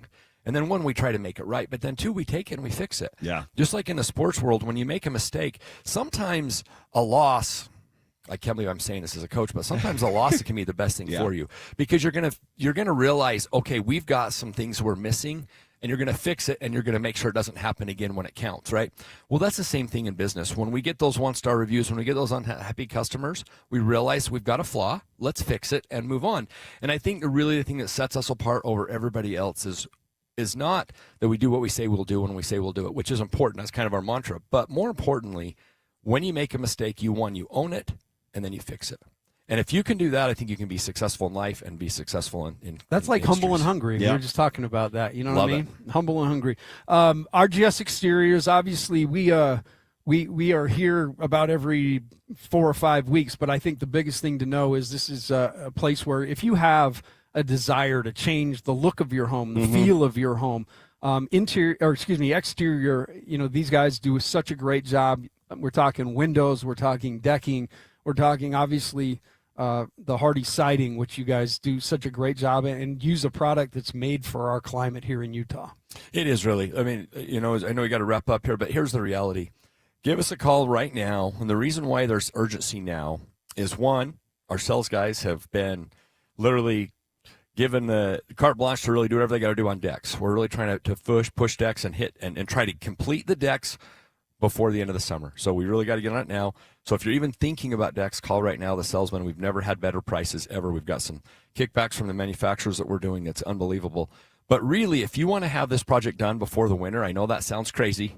You've really got to call right now. Yeah. And what we're trying to do is get it done. You can actually get it done before the fall. So let's get it done before the weather changes. You can enjoy that football, whatever it is. Let's get it done But just give us a call, 801-280-3110, 801-280-3110, or just go online and check us out and give us a chance, and let's see what we can do. That is the guy here at RGS, Tim Brown, and the coach. We're grateful to have you here and have you with us. Again, it's RGS Exteriors, 801-280-3110. Call now to get a time to have someone come out, and let's talk decks. Let's get that thing done before the end of the season. You're listening to the KSL Sports Zone here on 97.5. We'll be back, talk more football. Turn it up. Let's go. It's a new era for sports radio in Utah. This is the all-new KSL Sports Zone. As always, DJ and PK kick off your mornings from 6 to 10. Then introducing the newest addition to the KSL Sports Zone. The coach, Tim Lacombe, joins Scotty G every day from 10 to 2. And as you wrap up your day, Jake Scott and Ben Anderson are there with the best sports talk in Utah from 2 to 6. Live and local, all day, every day. Your home for the best sports radio in Utah is live, on air, online, and on the KSL Sports app. This is 97.5, the KSL Sports Zone. This is Colin Keary from the New Millennium Group. Have you ever had a question for your financial advisor only to find out that the next available appointment is months away? At New Millennium Group, we believe that financial advice should never be limited to once-a-year review meetings. Life happens every single day. Markets change, retirement questions come up, family situations evolve, and when they do, you deserve answers. That's why we pride ourselves at the New Millennium Group on being accessible when our clients need us most. Whether you're wondering about your investments or a major life decision, our team is here to help provide guidance. We're not interested in being the firm you hear from once a year. We want to be your trusted resource throughout your entire retirement journey. If you're looking for a financial team that values relationships, communication, and responsiveness, we'd love to meet you. Give us a call today at 888-999-6370. That's 888-999-6370, or visit us at utahsfinancialplanner.com. DJ PK and John from J. Brooks Jewelers. Do you want a ring that no one else in the world has? Here's something you need to know. That's right, DJ. At J. Brooks Jewelers, we're a full custom jewelry house, which means that we design and create your piece start to finish right here in Utah. From the first idea you may have seen online to the very final polish, everything is done in-house by our expert team of artisans. So when you work with our custom stylists and our highly skilled artisans, there's no mass production and no middlemen, just true craftsmanship and collaboration. We'll sit down with you and talk through your vision, show you design concepts, and bring your dream piece to life with precision and care. So whether it's an engagement ring, anniversary gift, or heirloom redesign, we love creating something that tells your story. So if you can imagine it, we can make it. So come see us today at J. Brooks Jewelers in Murray or Lehigh and begin your custom journey today. J. Brooks Jewelers, your locally owned family jeweler. All right, guys, today I am streaming my evening commute. You're going to love it. And I'm going to teach you how I'm getting home without taking any damage, like zero. Check that out, chat. I got my helmet strapped on tight to protect my brain. I've got my bike, which is looking sick. Woo! And my front and back lights are shining. I've planned the route home that protects me most as a bike rider. Save stealth mode for video games. Outsmart the system, ride by the rules. It's a message from the Utah Department of Public Safety, because they care about you. Throw a dub for safety, chat. Isn't it something, the homes that they built in the state of Utah years ago that would have beautiful views because they're facing the mountains, but the whole side of the house facing the mountains has like 2 or 3 small little windows.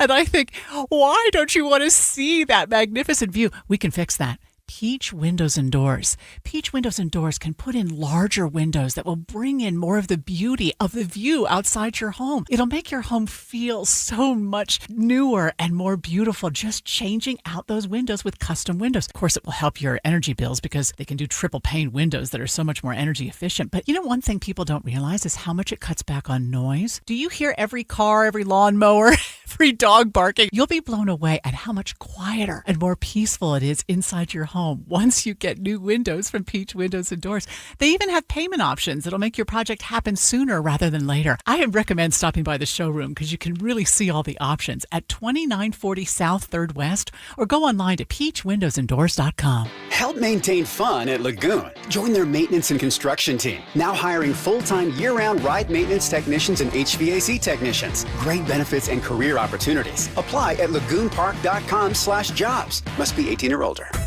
The best sports radio in Utah is right here, right here. This is Scotty G and the coach, Tim LaCoe, on 97.5, the KSL Sports Zone.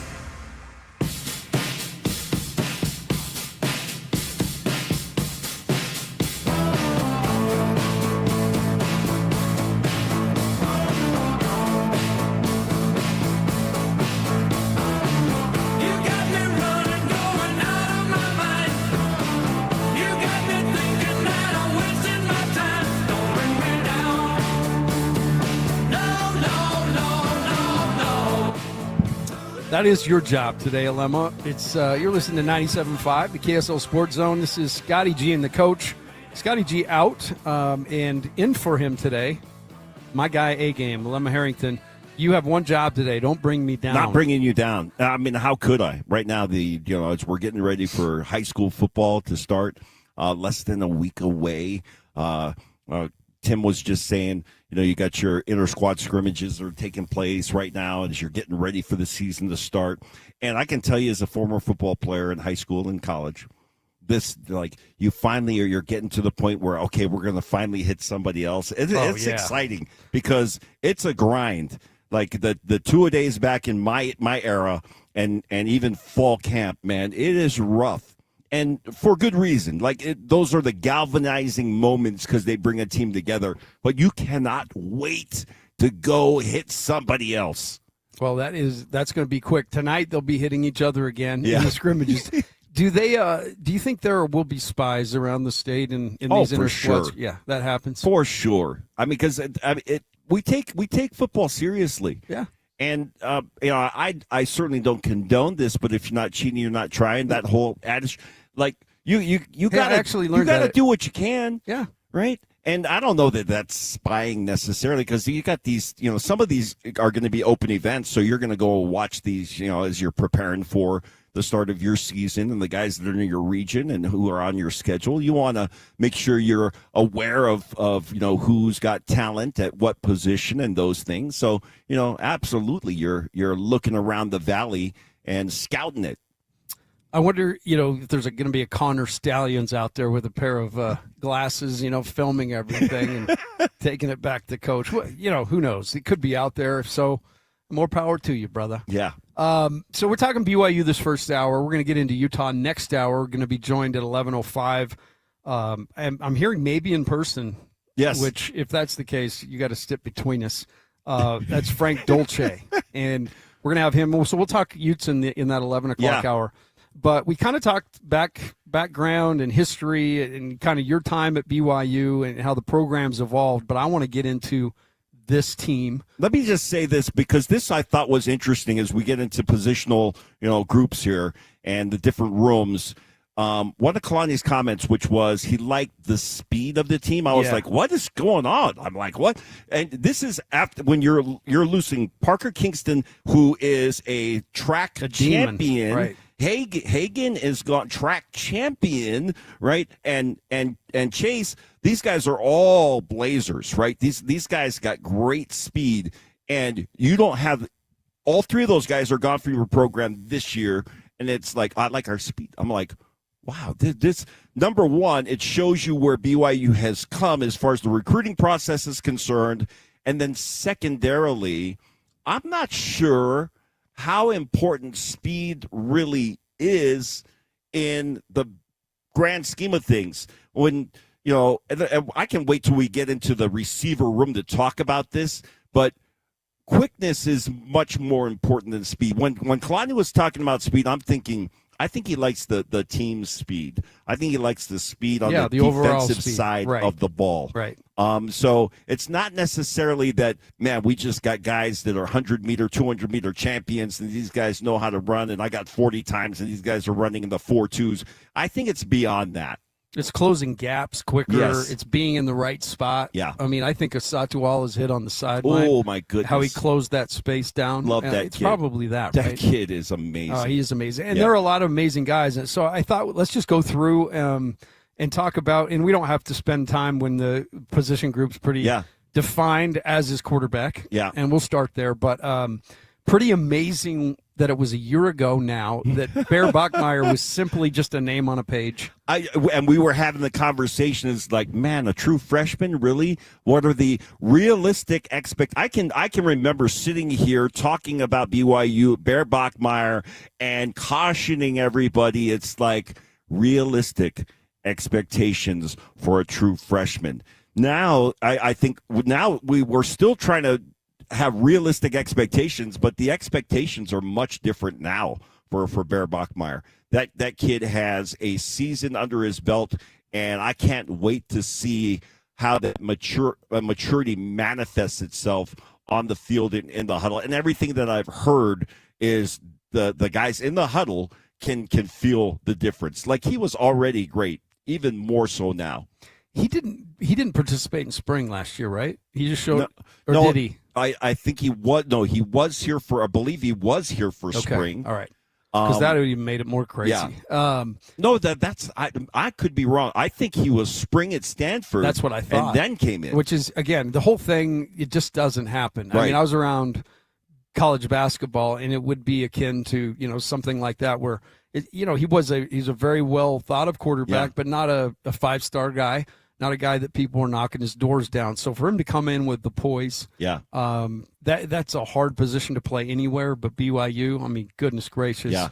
But man, was he up for the task? What are the areas in your mind this year for him to take the next step? What does he need to do? Accuracy improvement.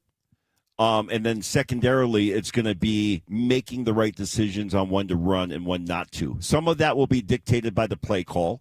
But other times it will be dictated by his gut sense of, I can get an extra yard. And I think for Bear, he's such a student of the game that he understands now the importance of, the down and distance and when to put my body in harm's way. And obviously he's a big boy. And he can take some hits, but you don't want to expose yourself too much. Those are the places where I'm going to see improvement. He's an intelligent football player, so he has a grasp of as they kind of slow rolled it out for him last year, he was able to pick those things up and then add on to it. This year he's got the whole playbook at his disposal, and he will be able to. I think we're going to be able to see really how intelligent he is. And that's a big difference. There's some great, talented, athletic quarterbacks that, frankly, just are not intelligent. He's both.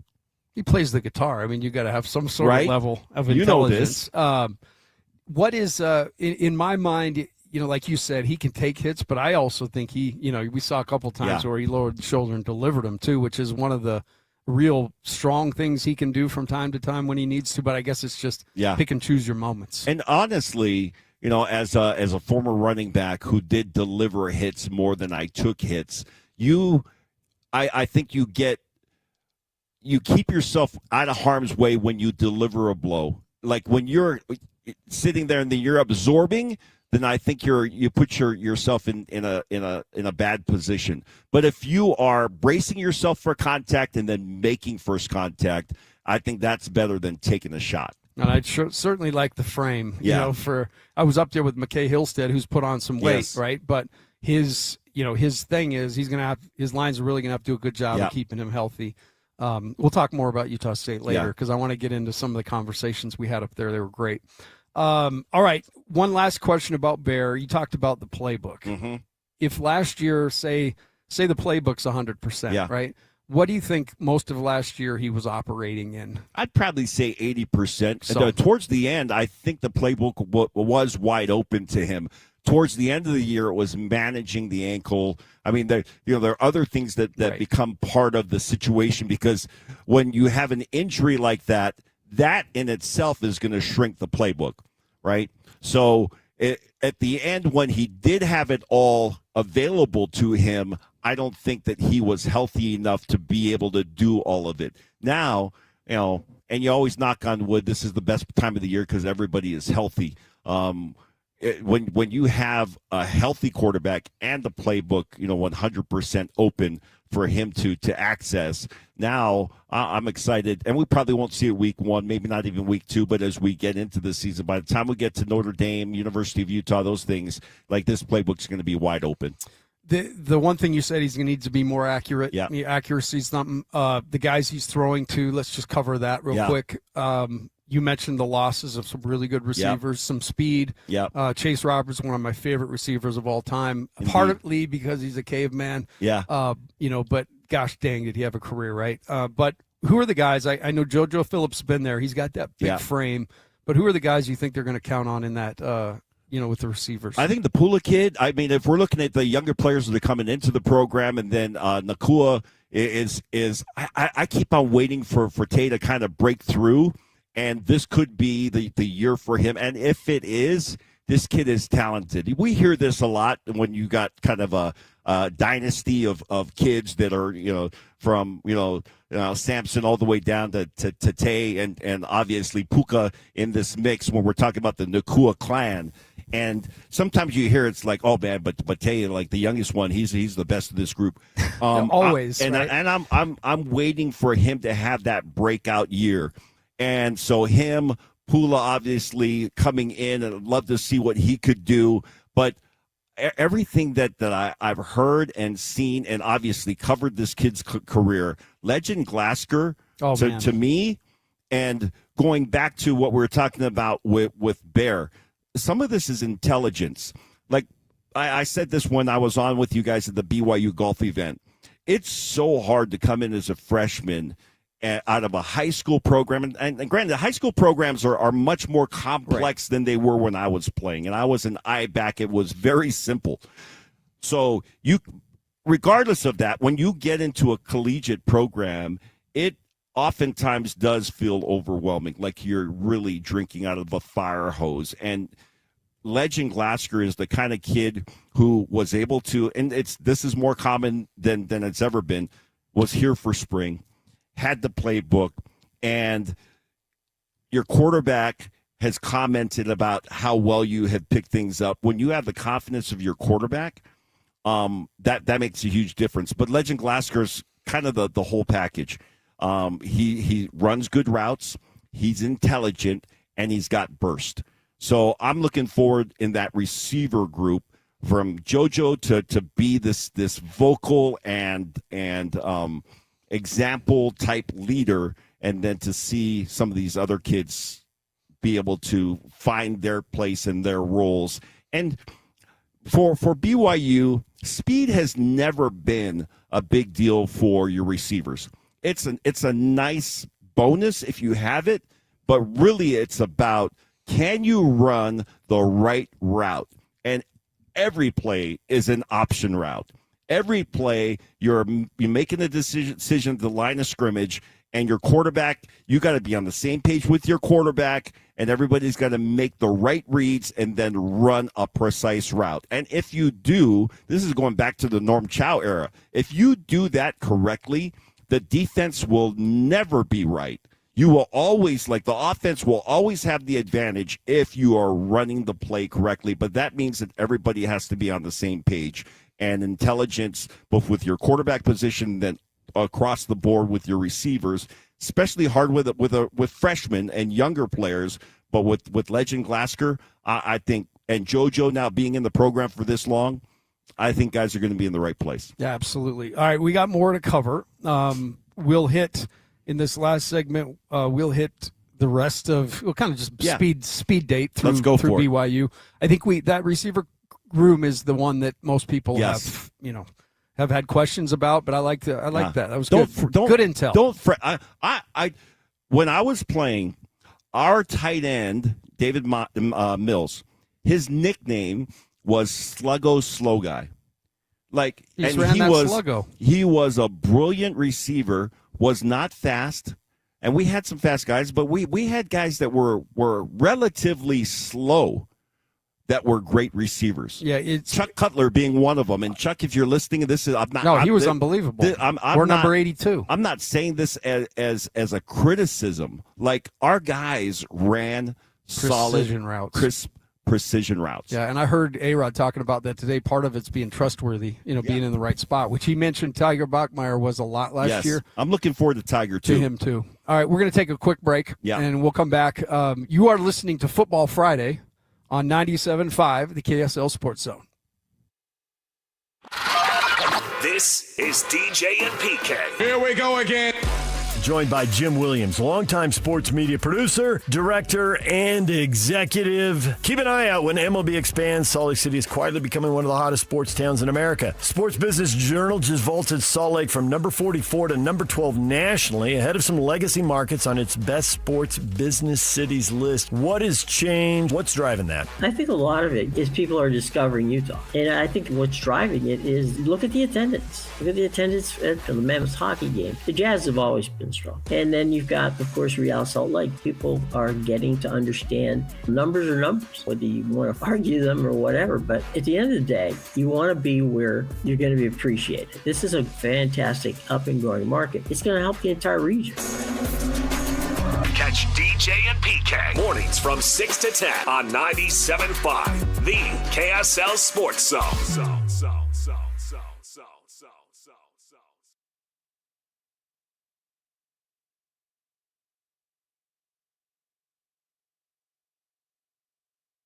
Few extra bucks this summer, America First Credit Union is going to give it to you for free. That's right, $350 directly to you. How? Well, all you have to do is become a member.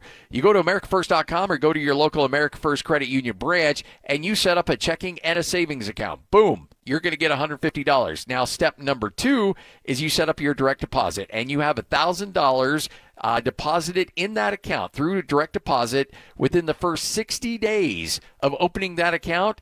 And they're going to add another $200 to that pile. So you're going to get $350 just for becoming a member of America First Credit Union. Something you should be doing anyway, because it is an institution that's really concerned about you and your financial security. Whether you're just starting out and you're opening up a brand new account as a youngster, or regardless of your age, regardless of your financial situation, they're there to help you out. Great online presence as well. Highly, highly encourage you, once you become a member, to get that America First Credit Union app. It is so easy to use. Everybody has an opportunity to excel at America First Credit Union. All you have to do is go to your local branch at AmericaFirst.com. Either one, set up that account, get your money, $350 directly to you at AmericaFirst.com. Finding great candidates to hire can be like, well, trying to find a needle in a haystack, but not with ZipRecruiter. Its powerful technology actively finds and invites qualified candidates to apply to your job. So while other companies might deliver a lot of hay, ZipRecruiter finds you the needle in the haystack. See why 4 out of 5 employers who post a job on ZipRecruiter get a quality candidate within the first day. Try ZipRecruiter for free at ZipRecruiter.com/free. That's ZipRecruiter.com/free. ZipRecruiter. Lanny went to college and racked up huge debt. A little bit over $100,000. For a degree he couldn't use? Now what? I had a friend that went to My Computer Career. They even helped him get hired immediately after graduation. One of the things I love about IT is that you can work from anywhere you want. You could become an IT pro in just months, including cybersecurity and the basics of AI with zero experience at mycomputercareer.edu. My Computer Career, an elite CompTIA certification partner. It worked for me, and I know it can work for you. This is one student's experience. Individual results vary. Hey, this is Wick with Greenify Energy Savers. We've had some of the hottest summer temperatures on record, and our phones have been ringing off the hook with people complaining about how hot their home is. Well, the biggest culprit for this is the attic. Recently, I was in an attic that was 172 degrees. This is why your house is so hot and your AC is always running and can't keep up. At Greenify, we have a solution that really works. It's called Radiant Barrier Attic Foil. Radiant Barrier is a highly reflective foil that is stapled to the rafters in the attic. It reflects the sun's heat, which will make the attic and your home much, much cooler. Give Greenify a call today and we will brave the heat and go up in your attic and tell you how to get the cool comfort back in your home. We will also check out your insulation levels and attic ventilation, which will also help tremendously in making your home more energy efficient. And Greenify will make sure you get all the utility rebates that you're entitled to. Call us today and I won't even charge you for the visit. 801-948-4464. That's 801-948-4464, or check us out online at greenifyenergysavers.com. DJ PK and John from J. Brooks Jewelers. Do you want a ring that no one else in the world has? Here's something you need to know. That's right, DJ. At J. Brooks Jewelers, we're a full custom jewelry house, which means that we design and create your piece start to finish right here in Utah. From the first idea you may have seen online to the very final polish, everything is done in-house by our expert team of artisans. So when you work with our custom stylists and our highly skilled artisans, there's no mass production and no middlemen, just true craftsmanship and collaboration. We'll sit down with you and talk through your vision, show you design concepts, and bring your dream piece to life with precision and care. So whether it's an engagement ring, anniversary gift, or heirloom redesign, we love creating something that tells your story. So if you can imagine it, we can make it. So come see us today at J. Brooks Jewelers in Murray or Lehigh and begin your custom journey today. J. Brooks Jewelers, your locally owned family jeweler. The Jazz, the Mammoth, and the Utes, Cougars, and Aggies. When it comes to sports in Utah, we've got you covered. This is Scotty G and the coach, Tim LaCoe, presented by Mountain Land Supply on 97.5, the KSL Sports Zone.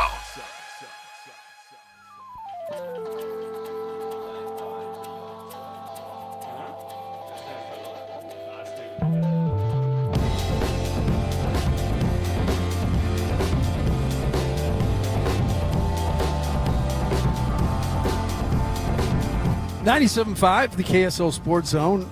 Back here at RGS, you're listening to Scotty G and the coach. Today, Scotty's out, so it's Alema Harrington with me today. Great to have you alongside, and we are at RGS Exteriors, one of our favorite spots in the valley, with the man in charge. I saw the sign outside that said "Reserved for the King," and I parked there, and some guy was like, "You're not the king." You know what's funny about that? That's not me. My dad thought it would be funny. Yeah. So he pays somebody to paint that on there. I love it. Oh, that I try is to park funny. there every time, So but then they tell me I'm not the It's king. my dad's spot. My dad's like 99% retired now, so it doesn't matter. But my dad did that. For him. And for those that don't know, this is a generational deal here at RGS. The family has been, and now you got your son heavily involved. That's one of the beautiful things about RGS is you guys care. Like, this is our family business, and it's our reputation. Every job that we do is a reflection on who we are. It's so cliche to say that, but I can tell you 100% it's all that I care about. My personal reputation, the reputation of the company, is literally all I care about. And I'll give you an example. Like, our project managers are bonused when they get positive reviews from customers. And why do we do that? Because my philosophy is if a customer's happy and they're going to say, "Hey, X guy did a great job," whatever, then we know we're doing it right. Mm-hmm. So our guys are bonused based on those types of things. Now, you could say, well, that's the only reason why they're doing a good job is because they get money. Well, there might be some truth to that. But they do it because it's the right thing to do. Yeah. And ultimately, when you take care of customers and you do a good job and you treat them right and you do what you say you'll do and you fix when you make mistakes, guess what happens? They come back and they refer. And that's all we care about. And that's the best business you can get, right? When it's referred. Referrals are, you close them at a higher, and again, we're peeled back in, and we do that a lot here, but you close them at a higher percentage. They don't shop you as much.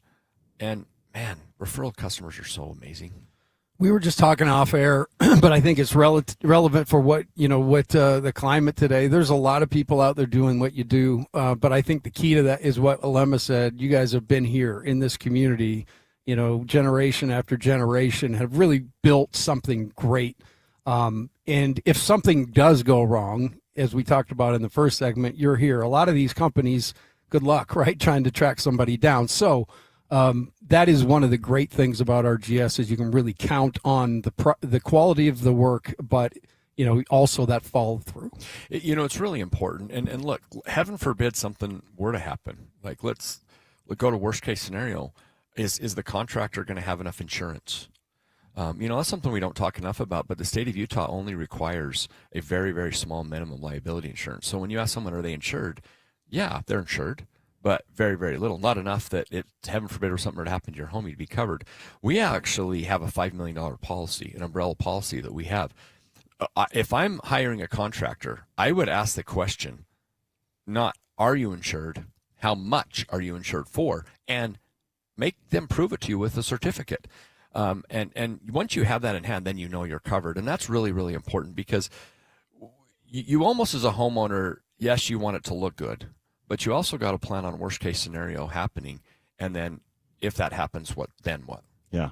Then what, right? Absolutely. And one thing that we really pride ourselves on is one, hopefully we minimize those then whats, but we have the time in business, we have the capital, we have the resources, we have all those things that we will and can make it right.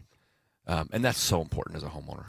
Well, we talk about it in the sports world all the time. You got to put guys out there you trust. This is one of the big reasons to use RGS Exteriors. Call today for any kind of exterior project. Again, Tim talked about decking. That's one that they would love to come out and get an idea of what you're looking for, give you a rendering, and then obviously quotes. Call 801-280-3110. Again, that's RGS Exteriors, 801-280-3110. You're listening to KSL Sports Zone. We'll be back with Frank Dolce on the other side. This stuff is available everywhere. Wherever you are, the KSL Sports Zone will be right there with you. It's the KSL Sports app. I love it. Where you can get the latest podcasts, up to the second breaking news, and analysis of the teams you can't live without right from your phone. And wherever in the world you may be, you can have DJ and PK, Scotty and the Coach, and Jake and Ben tag along with live streaming of your favorite shows. Download the KSL Sports app and never miss a thing. Presented by University of Utah Health. Health is in our DNA. Learn more at uofuhealth.org. This is 97.5, the KSL Sports Zone. We wouldn't be celebrating America 250 if it wasn't for a strong foundation set by the framers. Hamilton built America's financial foundation on sound money, later embodied by the gold standard. But we abandoned that discipline in 1971 and have seen inflation erode the dollar's value. What's the foundation of your savings? Is it gold or something that can be devalued? Hi, it's Dr. Ron Paul, and I encourage you to speak with my friends at Birch Gold Group about diversifying an existing IRA or 401k into a tax-sheltered IRA in gold. Learn more by requesting a free info kit on gold IRAs. Just text the word SECURE to the number 989898. Let Birch Gold help you build your foundation with gold. Text the word SECURE to the number 989898. Text SECURE to 989898. At University of Utah Health, we're mapping DNA to find the cause and the cure. Because 1 in a million is really just one. One person facing one incredibly difficult diagnosis. Looking for one thing: hope. Learn more at uofuhealth.org. The KSL Sports Zone is your home for live local sports. Tonight, listen to the Salt Lake Bees and Oklahoma City Comets. First pitch, 6:35 on 1280 and 97.5 The Zone. Tomorrow, they play again at 6:35. The game will be on 1280 The Zone because there's soccer on the 97.5 FM signal. Utah Royals and Denver Summit kick off at 2 o'clock, and then RSL and the Leagues Cup at 8 o'clock. Both games on 97.5 The Zone. If you want to introduce your company to the Zone's passionate listeners and reach new customers, email Stephanie Palmer at spalmer@ksl.com. At Shriners Children's, we're home to the world's leading pediatric orthopedic care. Because so many life-changing advancements start here. We provide access to the best doctors and never allow your ability to pay for services to compromise the care your child needs. We're the first place to turn for the most common or complex orthopedic conditions. Home to possibility and empowering kids to achieve the extraordinary. The most amazing care anywhere begins at shrinerschildrens.org. Broadcasting live from the KSL Cars Studio. This is 97.5 KZNS FM Colville, 1280 KZNS AM Salt Lake City, and 102.7 KSL FM HD2 Salt Lake City Midvale. This is 97.5, the KSL Sports Zone. Accessing the best radio in Utah is right here. This is Scotty G and the Coach, Tim Lacombe, on 97.5, the KSL Sports Zone.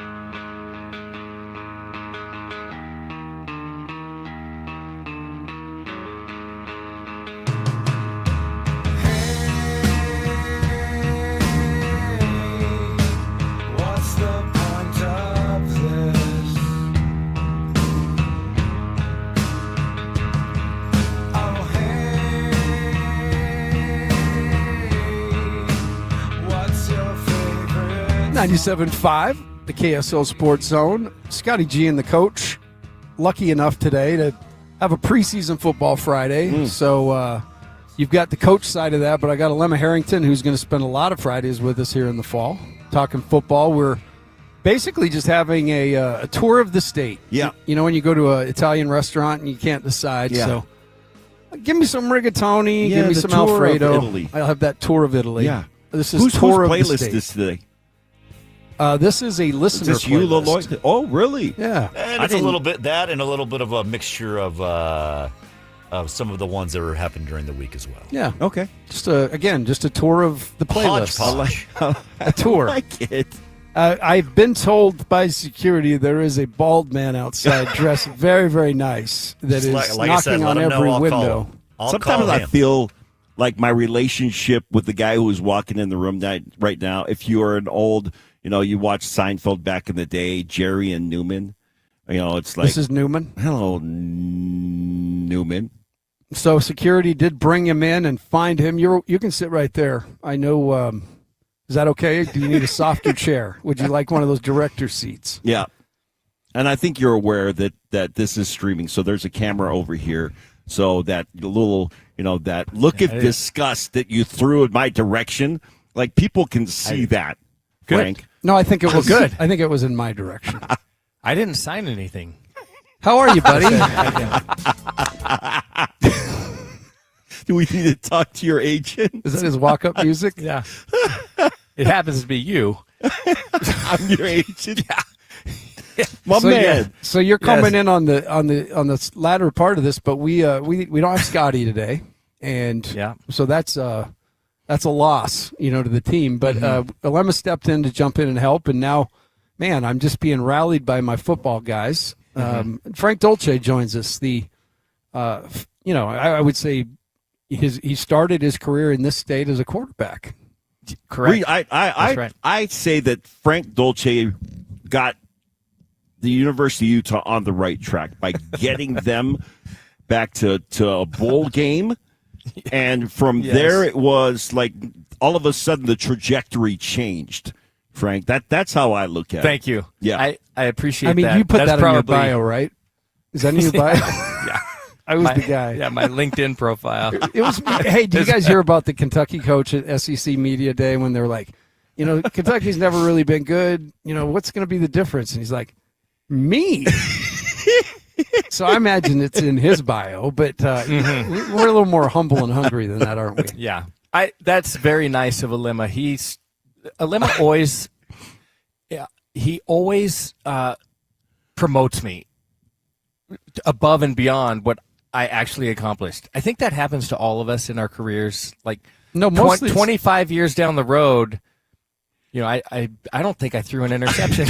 Hey, I don't promote you. I'm not sure that I'll tell occurred. you the guy who does this, so over the top is Sean Reyes, and you're familiar with this. Sometimes I'm doing something, do something with Sean, and the introduction, I'm like, who's this guy he's talking about? Like the guy, like I had an NFL career. I was like, what? This is insane. Yeah, I believe that about you. But that's typical of politicians. Here's they what I tend know. to stretch the truth. I know the truth.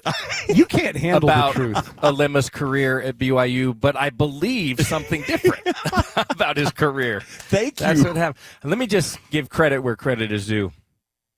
Ron McBride turned that program around, and he laid the foundation. And all of a sudden, a team that kind of struggled and couldn't get people, like they were recruiting everybody. Yeah. And lots of people wanted to show up at the University of Utah. So Coach McBride laid the foundation and all of the guys that he hired. And then, Urban Meyer took what Coach McBride had built, and then, he was like the plumber. He kind of fixed a few leaks here and there for a couple years and elevated it. And then Kyle Whittingham took it to even another level. So those were the guys. And Mac's been on. I've said that about Mac before. I was in school up there when Mac was coaching, and I tell people all the time, like when I first got up there, the must was 3 rows. I know, it really was. And the only thing that That's you could count on. All the other rows were under construction. Yeah, they were. The must was 3 rows, and there was a guy who would throw a rubber chicken around. Yeah. You know? And that was my extent of the first couple of years at Utah. Are you going to talk about the crazy lady? Oh, the dancing lady was amazing. But I will tell you that my experience ended up there. I'm in the video, the game that Utah won 34-31, the first game up there. Mm-hmm. And the field got stormed. Yeah. And they were filming, they were talking to somebody, and I'm in the mass of people. You see me go by like and I literally thought I was going to lose my life. But you're right. I mean, there was next to no excitement, and then all of a sudden it was to beat BYU, because in my youth that didn't happen a lot. No. Utah did not beat BYU a lot, and so he did. He flipped that and kind of got guys to believe. But I also think Urban may have modernized things. Would you like that word? I mean, Mac had one way. It was that ground and pound. Yeah. And Urban just kind of brought new ideas with the same athletes, and I just like the way that it all kind of meshed. Mm-hmm. And then when you have that happen, sometimes it does take like a regime change, for lack of a better term, to be able to update facilities and change budgets. Sometimes it's hard when you've been there a long time to continue to be pounding at that door. And those things, I like to say that those things make a difference. I can also say that we won a national championship down at BYU with no real locker room.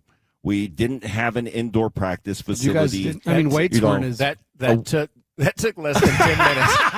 That took less than 10 minutes. You should have texted me before we could have gone over under. I think you owe me $50. He was a freshman on that team. Oh, I know. I know all about that team. I know so much more about that team than I want to know. That is so good. 10 minutes. But I digress. Yeah, we're talking Utah football, but go ahead and throw out that national championship. We could be talking about, hey, Alema, where do you want to go get something to eat? Yeah, let's go get. You want to get some Mexican? Yeah, Mexican food sounds great. The night before the national championship game, I had these tortillas that were to die for. Yeah, right. Oh man! I mean, I was sitting there with the guys that we all won the national championship, and these beans. We were in San Diego, good Tex-Mex down there, right next to Tijuana. Good thing that ball got over the top of that defender's hand on that flicker, man. So close. Could have been tough. Yeah. So we talked, the history of BYU in the first hour, and we're kind of getting into that here. But in terms of Mac, what was it that made Mac just incredibly great? Well, I mean, I think we all know it, but in your mind, what do you think it is? It was the mindset, and it was the culture that he built around the program.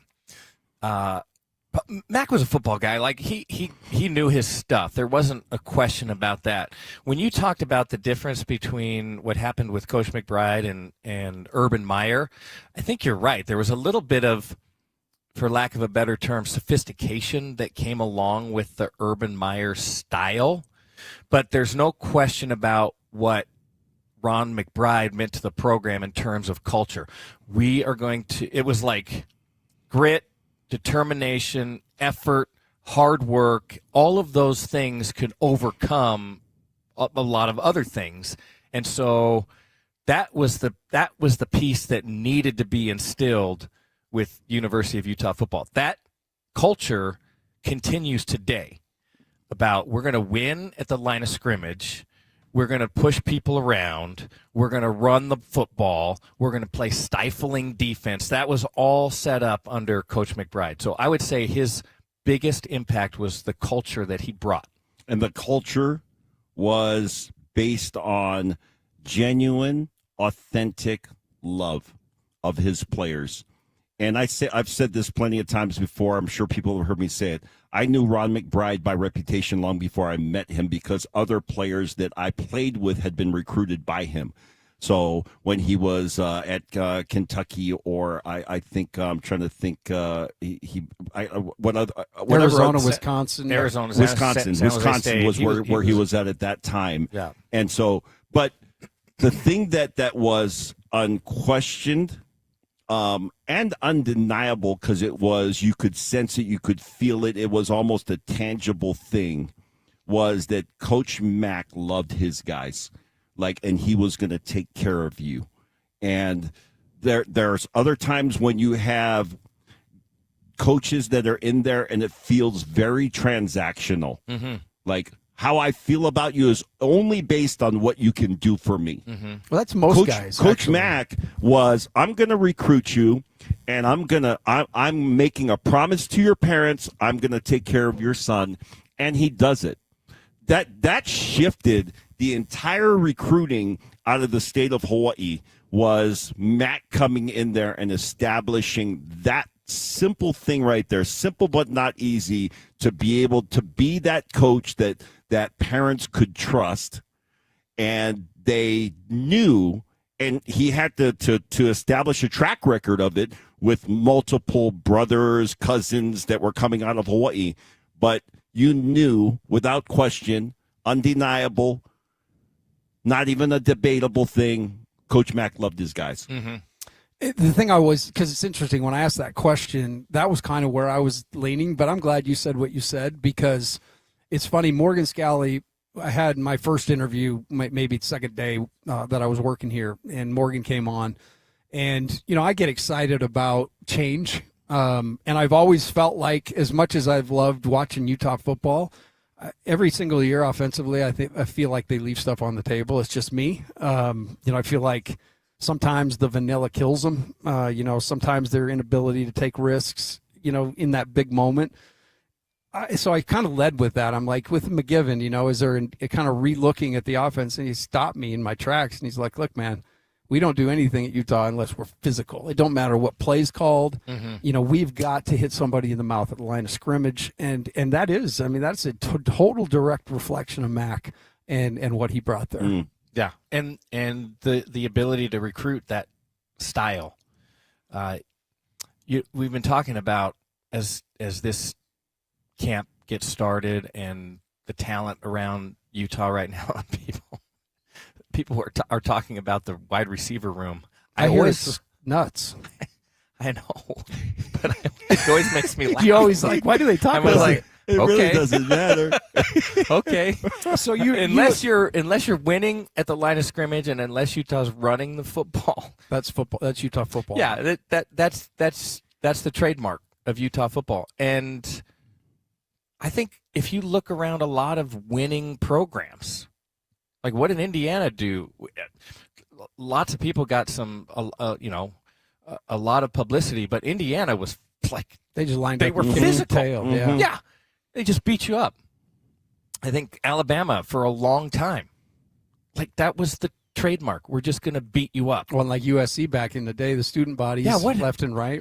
So that's a very interesting thing. Or Wisconsin when Coach Mack was right. there. Ron Dayne era now, though. Absolutely. Right. What is USC doing? They're not beating people up at the line of scrimmage. Trying to trick them. Yeah, that's not. What happened to student body left, student body? That's when you're winning national championships. So that culture is clear and it's evident. And Coach Scally's right. Utah doesn't have a chance unless they're physical and winning at the line of scrimmage. And then that piece that you said, Alema, is where kind of what I thought was that love, right? Mm-hmm. But that all fits in culture. I mean, Mack's special ability, and not many football guys have it. You guys can, but most football guys aren't, willing to step in front of a mic. They're a lot of football guys, real football guys, are just kind of, they grumble at you, right? And I just love how Mack was out there, and he and Lavelle made the BYU Utah thing so cool. Yeah. I think we're going into a chapter of that again with these two really good dudes leading the thing that have they have a vision beyond football.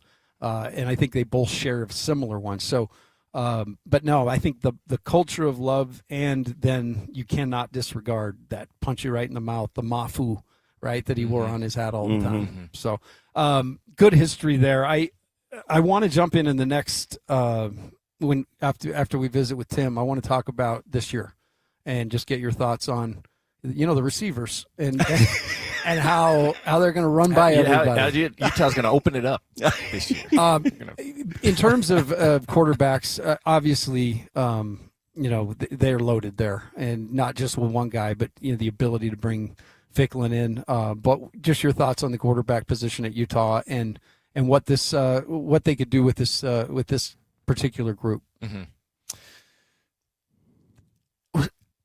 I like the quarterback room. I always worry about a 2-quarterback system, and Utah ran that pretty well a year ago. I would love to see somebody be the guy and control the majority of the snaps and have, an off-speed pitch to go in there.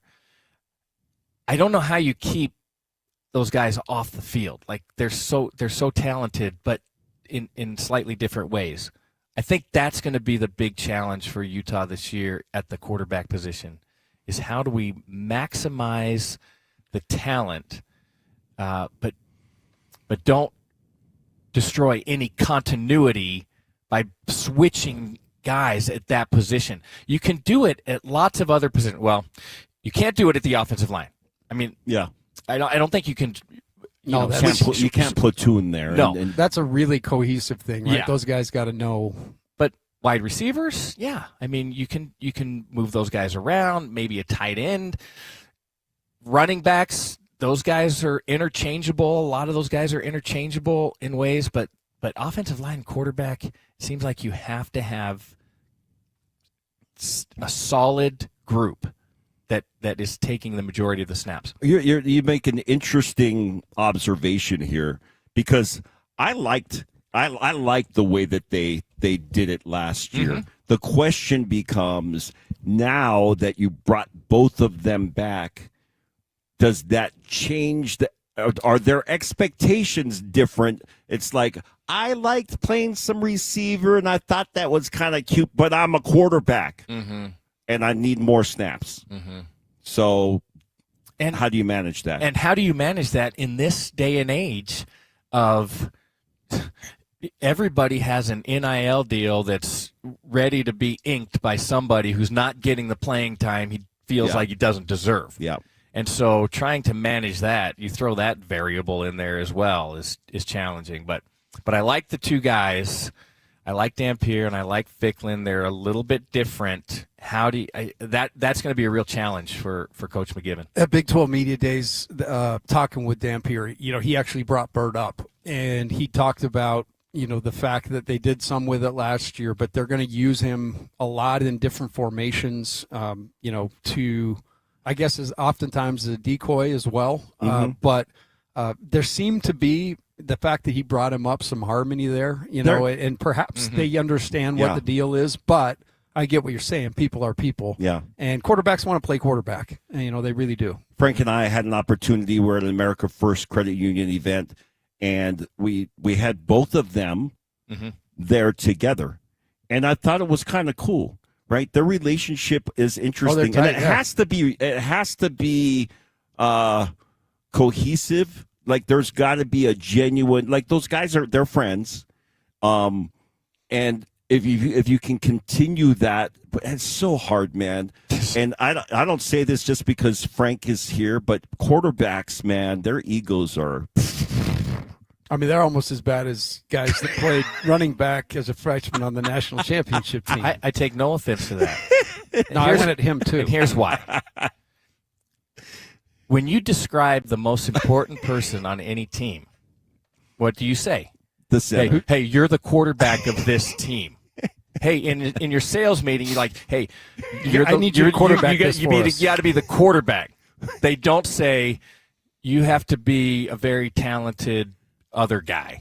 What we're looking They from say- you, we need you to be the I-back. Yeah, we need you. Nobody says, I'm going to offend somebody. Nobody says, hey, you need to be the punter on this team. Nobody says that. Am I right?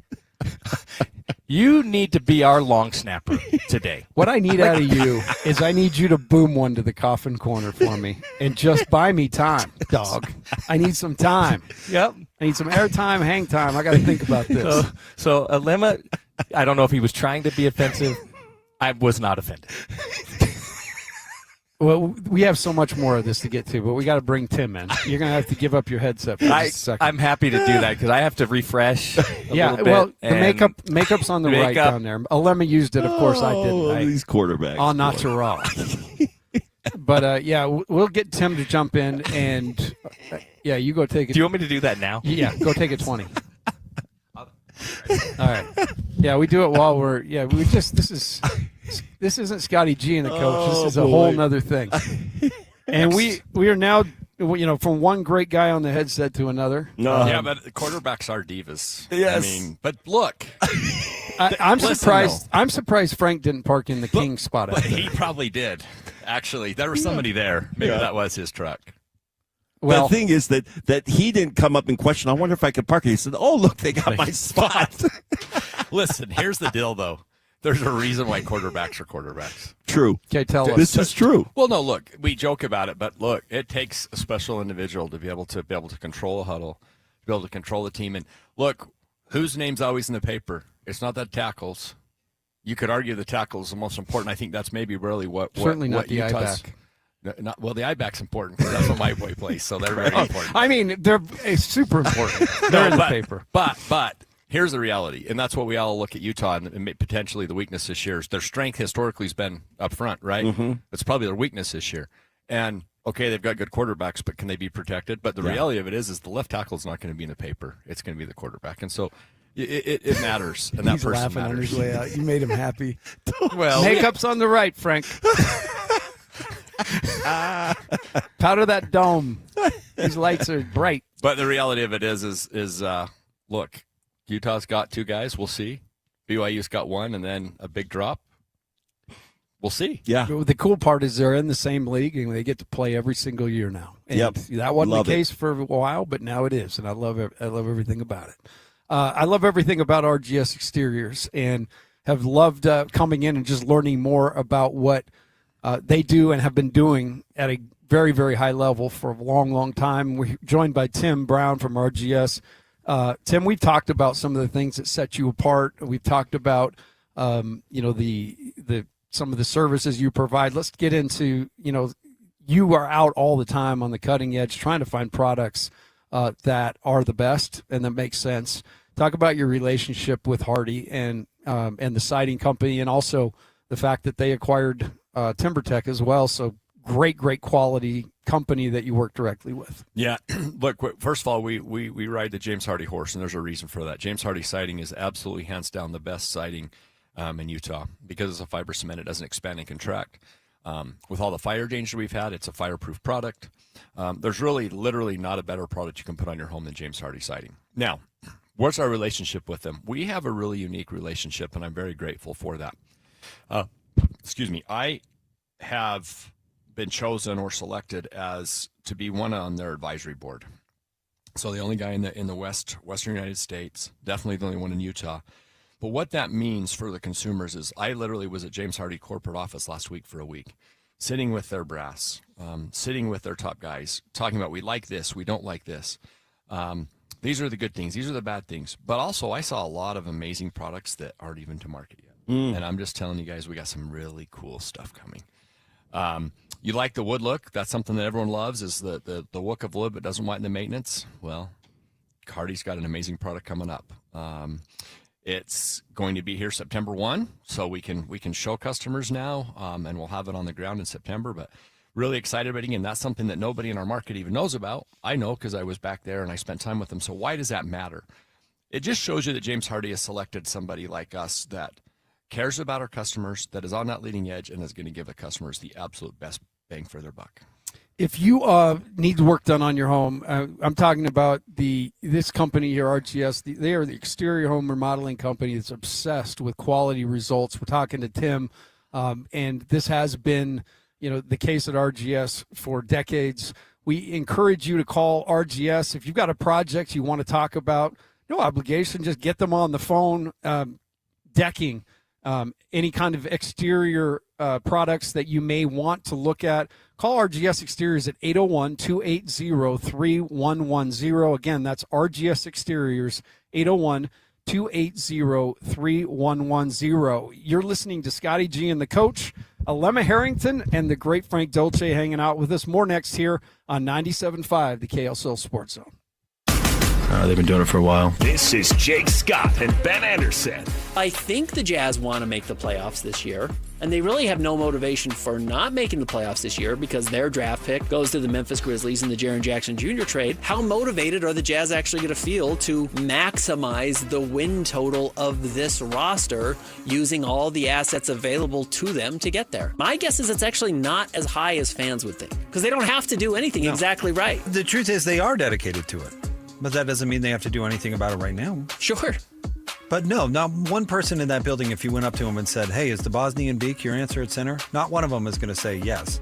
Right. Or Jackson Hayes. Or any of that. No, they're not. Yeah. So, yes, they do need to address the problem, for sure. Do they need to address it right now? I don't think so. Absolutely not. No, why would they? Catch Jake and Ben, afternoons from 2 to 6 on 97.5, the KSL Sports Zone. Right now, JCW's has 15 bus and billboards depicting our delicious, mouthwatering hamburgers across I-15. We've also just learned that I-15 averages 15 fender benders a day. Probably a coincidence, but just in case, keep your eyes on the road. Here's what our burgers sound like. Now, with your hands at 10 and 2, safely turn into one of our 5 locations: American Fork, Lehigh, Provo, South Jordan, and Harriman. JCW's. Quality and a lot of it. America First Credit Union has everything you need to get your money working. And for a limited time, new members get a $150 cash bonus for opening a checking account and $200 more for enrolling in and using direct deposit. If you're ready to do more with your money and get up to $350 cash, head to americaFirst.com and become a member today. Subject to membership eligibility, terms, creditworthiness, changing conditions. Additional requirements may apply. Federally insured by NCUA. Equal Opportunity Lender. Bar Dub Grill is where roadside classics meet ranch-raised flavor. Sink your teeth into juicy, handcrafted burgers made with premium Bar W beef straight from the local Utah farm. From the bold cowboy barbecue burger to the sweet and savory Aloha burger, paired with crispy cowboy fries, hand-spun shakes, or signature spud nuts. Soft, airy, and unforgettable. Bar Dub Grill delivers honest eats with cowboy swagger. Bar Dub Grill in Nephi with easy access right off exit 222 in Nephi. DJ PK and John from J. Brooks Jewelers. Do you want a ring that no one else in the world has? Here's something you need to know. That's right, DJ. At J. Brooks Jewelers, we're a full custom jewelry house, which means that we design and create your piece start to finish right here in Utah. From the first idea you may have seen online to the very final polish, everything is done in-house by our expert team of artisans. So when you work with our custom stylists and our highly skilled artisans, there's no mass production and no middlemen, just true craftsmanship and collaboration.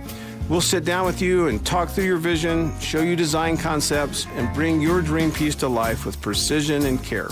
So whether it's an engagement ring, anniversary gift, or heirloom redesign, we love creating something that tells your story. So if you can imagine it, we can make it. So come see us today at J. Brooks Jewelers in Murray or Lehigh and begin your custom journey today. J. Brooks Jewelers, your locally owned family jeweler. Visit Serenoni's Summer Warehouse Sale, Saturday, August 8th, 11 a.m. until 6 p.m. at Bountiful High School. Save up to 70% off luxury blankets, baby gifts, and more. Celebrate 20 years of comfort with Serenoni. You're locked on to Scotty G and the coach, Tim Lacombe. Now I know y'all are tripping. Presented by Mountain Land Supply on 97.5, the KSL Sports Zone.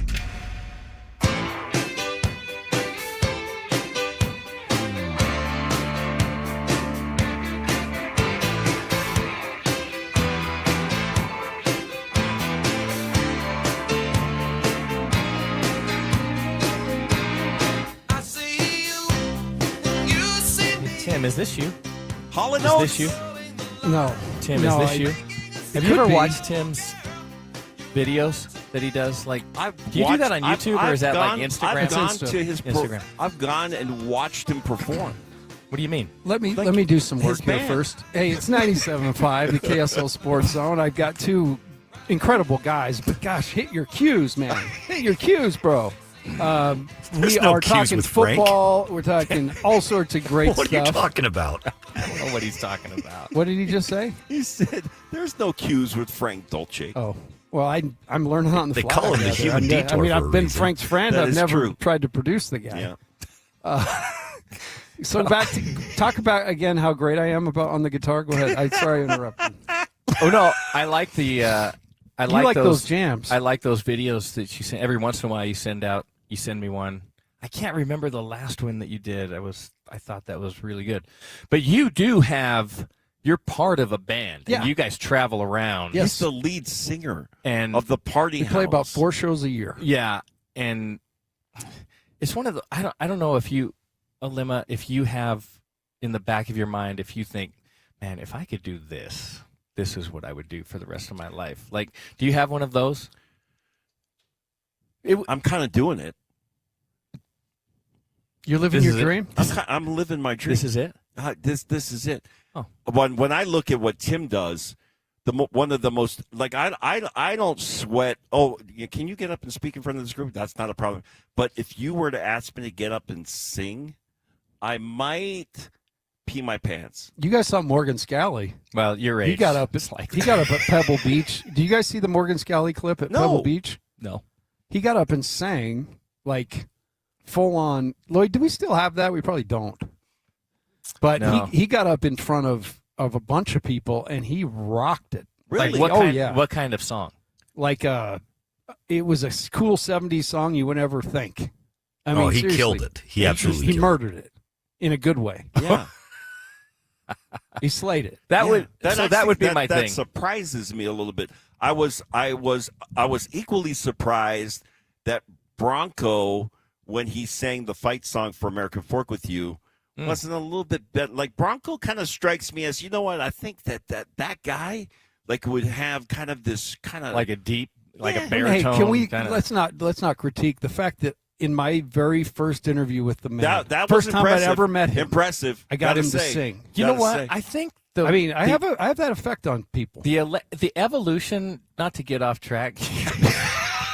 The evolution. Hey, it's my time to shine. Of It was Lemons last time. the evolution of Bronco Mendenhall since his days at BYU, where he was very unlikable.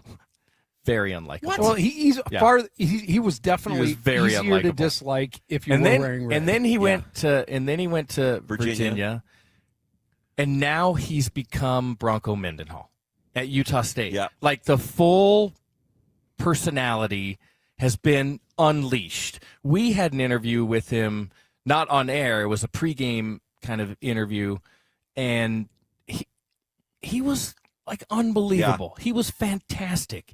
Very He was- true. He's different, very different. Not just different, very different as the head coach at Utah State Well, than he was. Let me put some at perspective on BYU. that, right? Like, were you guys the same in your very first job? You know, we all learn and I evolve, was right? way better.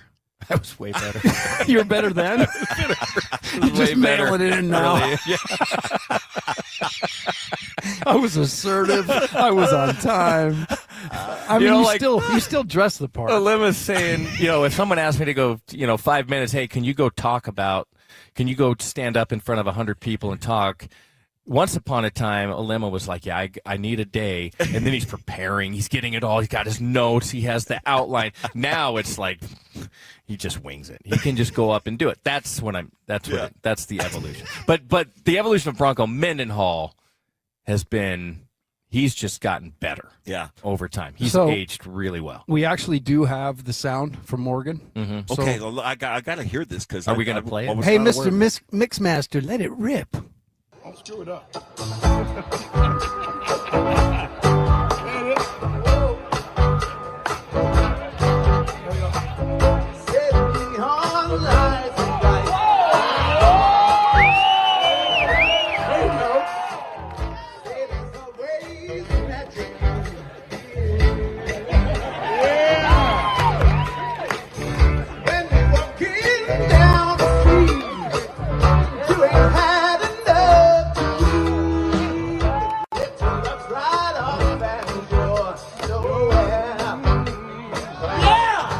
Radio show something- with this guy for almost a year, and I didn't realize that he had this kind of talent. That was brilliant. Hey, there's talent, with all around you all the time. Wow. Go ahead. What'd you have for us? Mostly to your right side today. Apparently. Wow. Yeah. I think the culture of Utah lends itself to, being balanced, to having this whole complete arsenal of talents. You say that like that's not something that BYU could, embody. Wait. He's talking about the state of Utah. Yeah. Yeah, the state of Utah. Just people from the state of Utah have. So, you're not picking up a freaking guitar and playing it because you were in Hawaii. Yeah, but in I think in the culture culturally, especially relative to music, it's like you're playing an instrument, you're singing in the choir. Yeah. You have all of these things to develop all of these other talents. But that guy could. That's an A, right? That's not. Yeah. That's good stuff. No, I had no idea he had that in him. I was in Reno this week. Yeah. And we ended up with Smitty. You guys know Richard Smith? Smitty. Yeah. I love Smitty. Smitty's the best. We're in Reno. We end up at a little steakhouse at the El Dorado Hotel and Casino. And they introduce there's going to be some live music. And these two guys pop up there. And I thought I was in a movie because it was so bad. Yeah, I thought they were like it was a spoof. All the stuff you hear about, like the piano bar singer, it was all coming true right in front of us. It had to be you. Very much that, except with Mambo number 5. And that wasn't his genre. He was probably more like in a Nat King Cole era of singing Mambo number 5. And we couldn't really see them. But then here's the fascinating part about this is we're having such a great time listening to this music. So I walked out of the restaurant after dinner and I wanted to peek in because I had to get a look at these guys. Well, I could hardly see them because the dance floor Stop it. was full of women who were doing this whole line dance to this thing that was happening. That is what. So you're like, man, I want to do that. That's what the Morgan Scally deal just reminded me of. What was where was this thing that Pebble Beach, right? Yeah, it was that Pebble Beach golf tournament coaches go back to, and they can take people with them. It's a fundraiser. Yeah. So that was earlier in the summer. But if somebody can step up and be that confident singing in front of people, we've talked about it. National writers have asked or led with, we talk about the Big 12 that. Hey, we got to see what Morgan Scally's all about. I don't think we do. I think we kind of know, right? What do you guys think of that? When I hear that, and there's kind of this question mark about, it's like now he's a head coach. I have no concern whatsoever. Not that there won't be bumps in the road, because there will, and there's going to be some things that he's going to have to feel out and adjust to. And as the head coach, you're going to. But I have no question and all the confidence in the world that he will be able to pivot, adjust, and handle whatever comes his way. And so when I hear the national guys on with the radio or TV and they're on your show and I'm like, man, I have zero question, zero concern that this guy is built for this. Frankie? He's had a lot of opportunity to think about how he would manage this, how he's going to manage this situation, and he's had good training. He played under Urban Meyer, played under Coach Whittingham, and he worked under Coach Whittingham for such a long time. He understands how to build a culture. Now, the culture will change a little bit. It's going to have more of a Morgan Scally reflection on it. I'm curious to see how he's very well organized. He thinks about things and how he'd like those to unfold. I'm curious to see about how a little controversy disrupts his plan, how he manages that. And I know we've seen that in his career. So I think as there are factors that you just can't prepare for. Sure. And so I'm curious to see how he manages that. I feel the same way. He's a very mature coach. Very mature coach. He's been through a lot of different scenarios, and I don't foresee any issues. But things don't always go to plan. And even Sharif Shah, his comments Oh, that you man, guys how had impressive. on yesterday. How impressive. And to be able to retain him, I think is a huge deal. But, and I might be reading into some of this, but he was alluding to having conversations about what we would do if we were in this position. I think these guys have been preparing for this moment. I think you're right. And Sharif and Morgan kind of were young coaches together. Yeah. And working through the ranks and going through all of the issues together. I think they have, if it wasn't evident in your interview, those guys have formed a really solid, a really interesting bond. And I think they'll quality I think dudes. I think they'll really lean on each other. You know, I had that. They are very quality individuals. I can speak for Sharif Shah much more because he and I played together. We have common background in LA and I'll just tell you this. I same trip in Reno. I think we have something here. I do too. I mean, I think we have. There's we have magic here. the makings of magic. Right. But we got to do what's right. So one of the guys on the trip said to me, "Hey, I was out at Glendale, and I was, a buddy of mine are playing, and then we're going to pick up another player because it's just the two of us." And he said, "This guy comes hauling up to the first tee. He's going to play with us, and he is like, he's this Adonis. He's fit, and he's this African American guy, and he's so good looking, and he could not have been more friendly or more accommodating. He doesn't know who these guys are. We play the 18 rounds." He said, "I could not have been more impressed by this individual." And at the end of it, he said, "Yeah, I'm Sharif Shah." And I said, "Of course." Of course that was Sharif Shah. That's how he treats everybody. Yeah.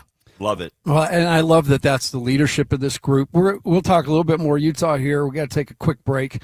On the other side, we'll keep talking to Frank. I'm going to see if we can coax him to stick around. Yeah. I don't know what he's got. But, and then we'll obviously, we're at RGS, so we'll talk with Tim. But it's all right here on 97.5, the KSL Sports Zone.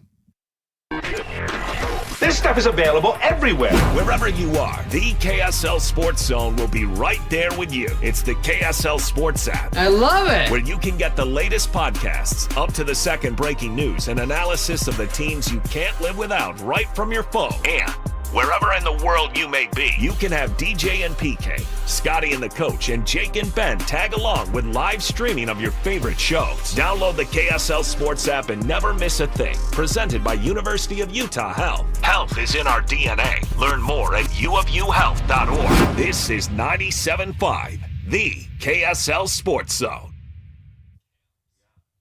97.5, the KSL Sports Zone. Coach Lacombe for Beehive Meals. Football season is here, and you know what that means. Saturday is for football, and somebody's got to feed the crew. That's where Beehive Meals comes in. You get these great ready-to-go meals, and you can throw them in the oven, on the flat top, whatever you're using, and boom, you've got dinner handled. And I've got one rule. I don't want to miss a third down because I'm standing in the kitchen. Beehive Meals makes it easy. You get great food. You're not spending all day cooking. And you can get back to what really matters, watching football and yelling at the officials like they actually hear you. So whether you've got the whole neighborhood coming over or it's just you, the remote, and a plate of food, Beehive Meals has football season covers. Be smart, eat good, Beehive Meals. This is Colin Keary from the New Millennium Group. Have you ever had a question for your financial advisor only to find out that the next available appointment is months away? At New Millennium Group, we believe that financial advice should never be limited to once-a-year review meetings. Life happens every single day. Markets change, retirement questions come up, family situations evolve, and when they do, you deserve answers. That's why we pride ourselves at the New Millennium Group on being accessible when our clients need us most. Whether you're wondering wondering about your investments or a major life decision, our team is here to help provide guidance. We're not interested in being the firm you hear from once a year. We want to be your trusted resource throughout your entire retirement journey. If you're looking for a financial team that values relationships, communication, and responsiveness, we'd love to meet you. Give us a call today at 888-999-6370. That's 888-999-6370, or visit us at utahsfinancialplanner.com. I'm not one to say I told you so, but I switched to Pure Talk over a year ago, and ever since, I've been telling people there's no better wireless company out there.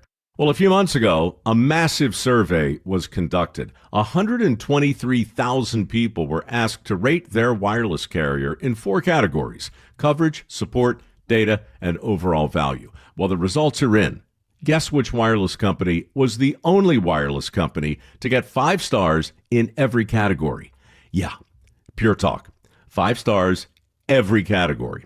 To celebrate, Pure Talk is offering the first 3 months of any plan for just $15 a month, including their top-tier unlimited plan. No contract, no commitment, just a very inexpensive way to test drive the only American wireless company with 5 stars in every category. Just dial pound 250, say micro, and Pure Talk's U.S. customer service will take it from there. Again, pound 250, micro. And yes, I told you so. This is Dylan Gunther of the Utah Mammoth, and I drive a BMW. Performance matters to me, on the ice and on the road. That confidence lets me focus on what matters most, performance. That's why I trust BMW Utah for everything, from service to tires. They've always got my back. Between scoring goals and scoring the perfect ride, it's a tough call, but scoring is what I do. And the win? Driving a BMW from BMW Utah. When I came to Utah, everyone talked about the greatest snow on earth. But during the 2002 Olympics, the world saw something else. This place also has the best ice on earth. Since moving here, I've done my best to own that ice and live up to that standard. It's about preparation, precision, and trusting what's beneath you every single day. That same mindset is why I chose BMW Utah, because great performance doesn't happen by accident. It's built, maintained, and earned.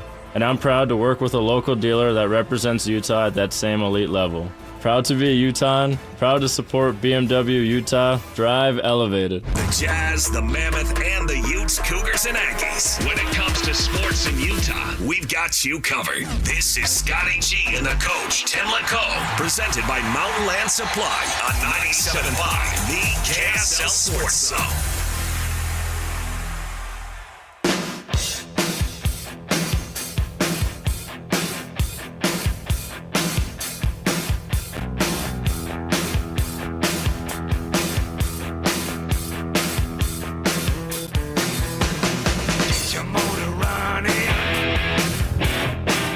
.97.5, the KSL Sports Zone, Scotty G and the coach.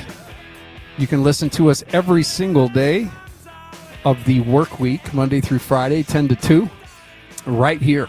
So keep it locked.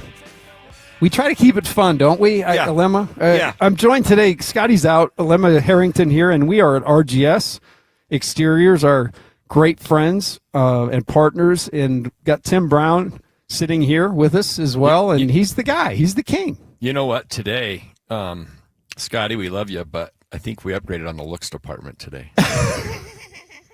And then we got Frank over here, too. Look at him in his nice clothes. He looks like he's studying for his He's always put together. Look, nice suit. He's Peter Millar shirts on. Yeah. I mean, look at this But, guy. Tim, you were saying something, and it's kind of how I feel, too, so I want you to say it. But these two guys, when football season comes around, there's nothing like listening to these two. Look, it's the reality. And then, like, Football Fridays, you get Coach Mack on, and you know, sometimes Mac likes to go off on tangents, as we all know, and sometimes he doesn't understand time That's where we have to double team. That's where we have to trap him and make him give it up. But look, there's something special about having guys that have played the game at the highest level, especially with these two at BYU and Utah. Like, it's special, and it's something that our market that we don't maybe realize or recognize how good that is.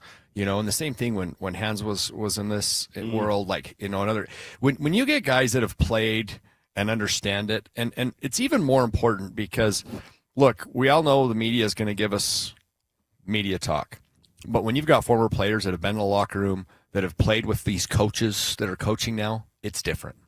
they're going to get the true stories, and it matters. And then our listeners have the opportunity to hear from the best of the best. So, look, that's a good testimony of these guys, but it's true. It's the reality. I joke a lot with them, but I mean, they wake up in the morning and it just excellence exudes. 100%. I mean, I almost didn't get that out because it seemed foreign. And the other thing too, true. With these two both, with Friday and Thursday nights. I mean, look, they're covering the high school scene. They know the high school players better than about anybody in the state, and these two guys see it. You got one guy on the sidelines the whole time. You got another guy in the Mac Shack the whole time. Well, one of them sees that he's over there. This guy's distracted. But then we have Hollywood that's up in the nice air conditioned. Right. Like there's only one guy that's there's up in only the air one Hollywood, conditioned, buddy. and that's why he's Hollywood, right? You make an interesting point, though. The experience does make a difference. And when you were being introduced, when Coach was introducing you, sometimes we just call you Tim Brown, but sometimes we call you Tim Brown Jr., right? Because that your dad, your grandpa, like this. If you're looking for somebody that's got experience in this market, right, which is a unique market, then the Brown family is who you need. Yeah, I appreciate that. We try really hard to do that, and I think just like you guys have a legacy, and we talk about Coach Mack, who's maybe one of the goats in Utah, no question, for what he's done. We want to be that for the exterior world, right? We want to be those guys that are legends, but we want to do it the right way. I mean, you guys talked earlier for a long time about Coach Mack and what he's done. Look, Coach Mack put Utah football on the map. Urban Meyer does not come here without what Coach Mack does. Right. Period. And then Kyle obviously took it to the next level, but that doesn't happen with Coach. Well, we want to do the same thing. We want the exterior market to be what it is because we live the legacy, we lead this market, and we're the best of the best. What we talked about decking. Let's talk about that a little more. If somebody's thinking about a decking project, this is a great time. Well, it's the best time if you want to have it to wrap up summer. Look, if you get it on it now, we'll be able to get you done still before the wintertime, right? It's not a problem. Now, windows, we were just talking downstairs. Windows takes time. Every window's custom made, and it takes time to get windows. So now, if you want windows before winter, we've got to get done that now. Literally, it's like, oh my gosh, winter's coming. It's going to be cold. Like, we've got to get on the windows right now. Decks, we can still get you done. Siding, we can still get you done. And really what it boils down to is I've just given my sales guys, they have carte blanche to do whatever they've got to do for the month of August. We're trying to make it our biggest sales month of the year. We've got some lofty goals this month. So literally, just call our guys. We're not high pressure. They're going to educate you. They're going to give you some options. But I've also given them pretty much whatever they got to do to make it happen. So just now is really the best time. And the thing is, the beauty of it is just call us up and then just get us out there. It may not be a fit. And that's okay, but you don't know until we get out there. And we're not high pressure. We're just simply going to give you information, and if it works, let's do business. Well, obviously, we've talked a lot about excellence today through the history of Utah and BYU football. I would say excellence is the theme here. If you want 5-star service, the best crews, people that are fanatic about the details, call RGS Exteriors at 801-23.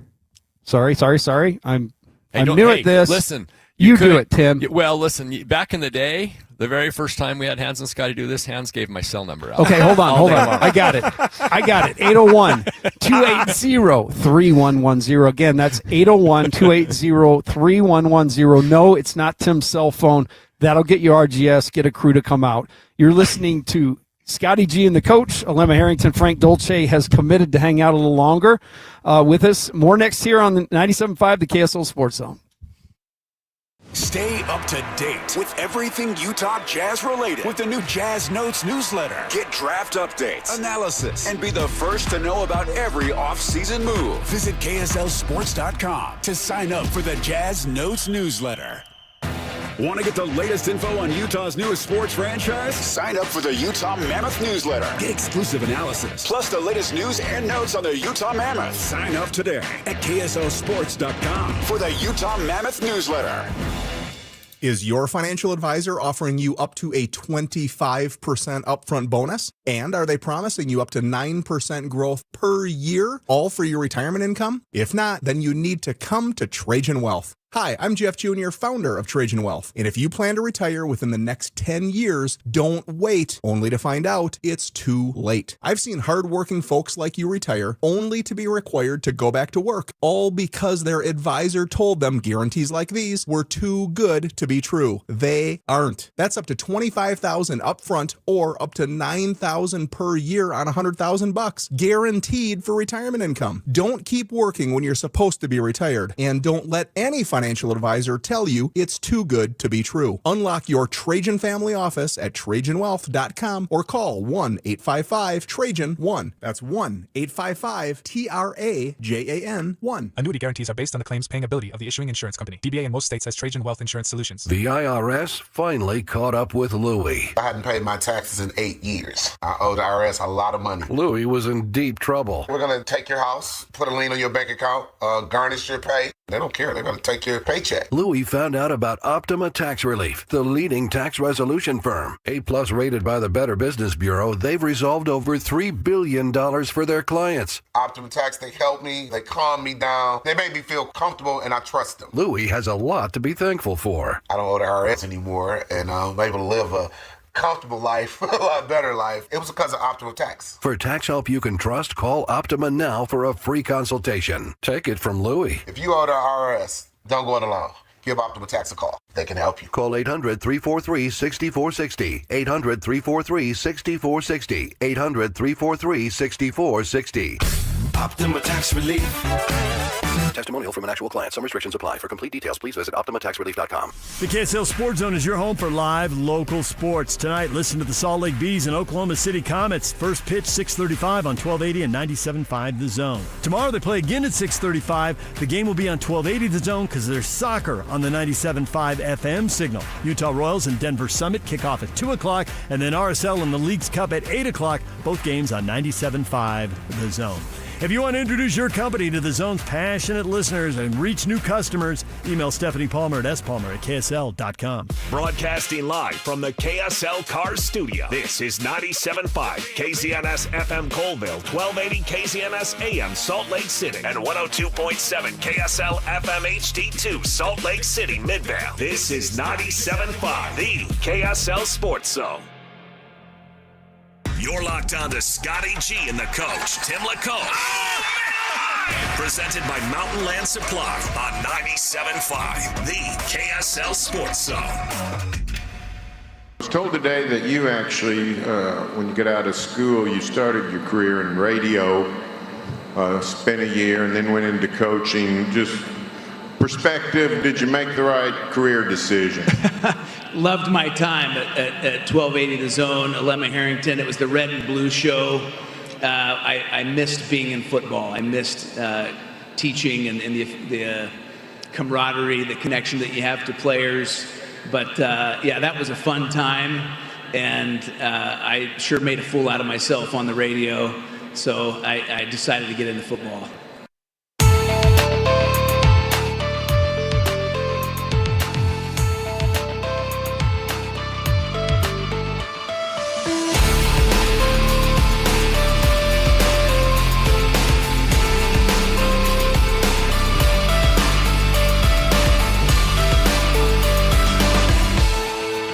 Just a scar somewhere down inside of me, something I cannot repair. 97.5, the KSL Sports Zone. It is a preseason football Friday, and man, I've got two great guests. We've just talking, laughing off the air. Guys that have seen a lot come and go through the years, and it's just been fun to be able to kind of talk this season and it kind of both schools' historical runs. Frank Dolce and Lemma Harrington join me today. Scotty G is out, and so we are we're talking all things football on a football Friday. Frank, we haven't talked much about this crew. We talked about the quarterbacks, but overall, just kind of your general thought on breaking in, obviously, Morgan Scally, breaking in a new offensive line coach and Jordan Gross. I mean, some things that are going to be new. Yeah. There's several new coaches on the staff or coaches that are taking on new positions on the staff. I think those are as long as those guys have been around, it's just different. Moving into different positions, moving from one university to another, and then trying to build that culture or to get people to buy into the culture quickly. I think that's a hard transition. I don't think we can underestimate that. So that's something I'm thoughtful about with this. That there will maybe be some adjustment stuff sure. that way. There's always adjustments to make. That's just the thing.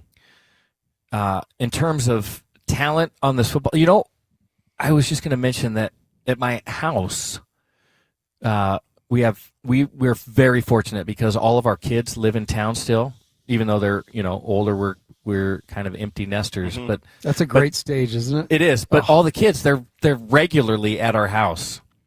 And one of the things that we're instituting at the house, because we all get together, we gather, and then everybody gets caught up in what's happening in the news and everything else, that we have a phone bucket now at our house. So when you walk in the house, you have to put the phone bucket in.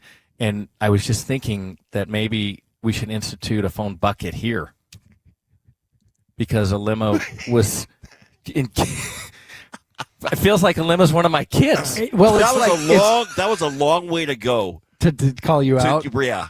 Well, what it seemed like to me. Okay, this is what it seemed like to me, because I see everything. All right, I mean, you're giving a very thoughtful answer, and I'm maintaining a good level of eye contact as much as you can. Sometimes it gets awkward. You've got to look away.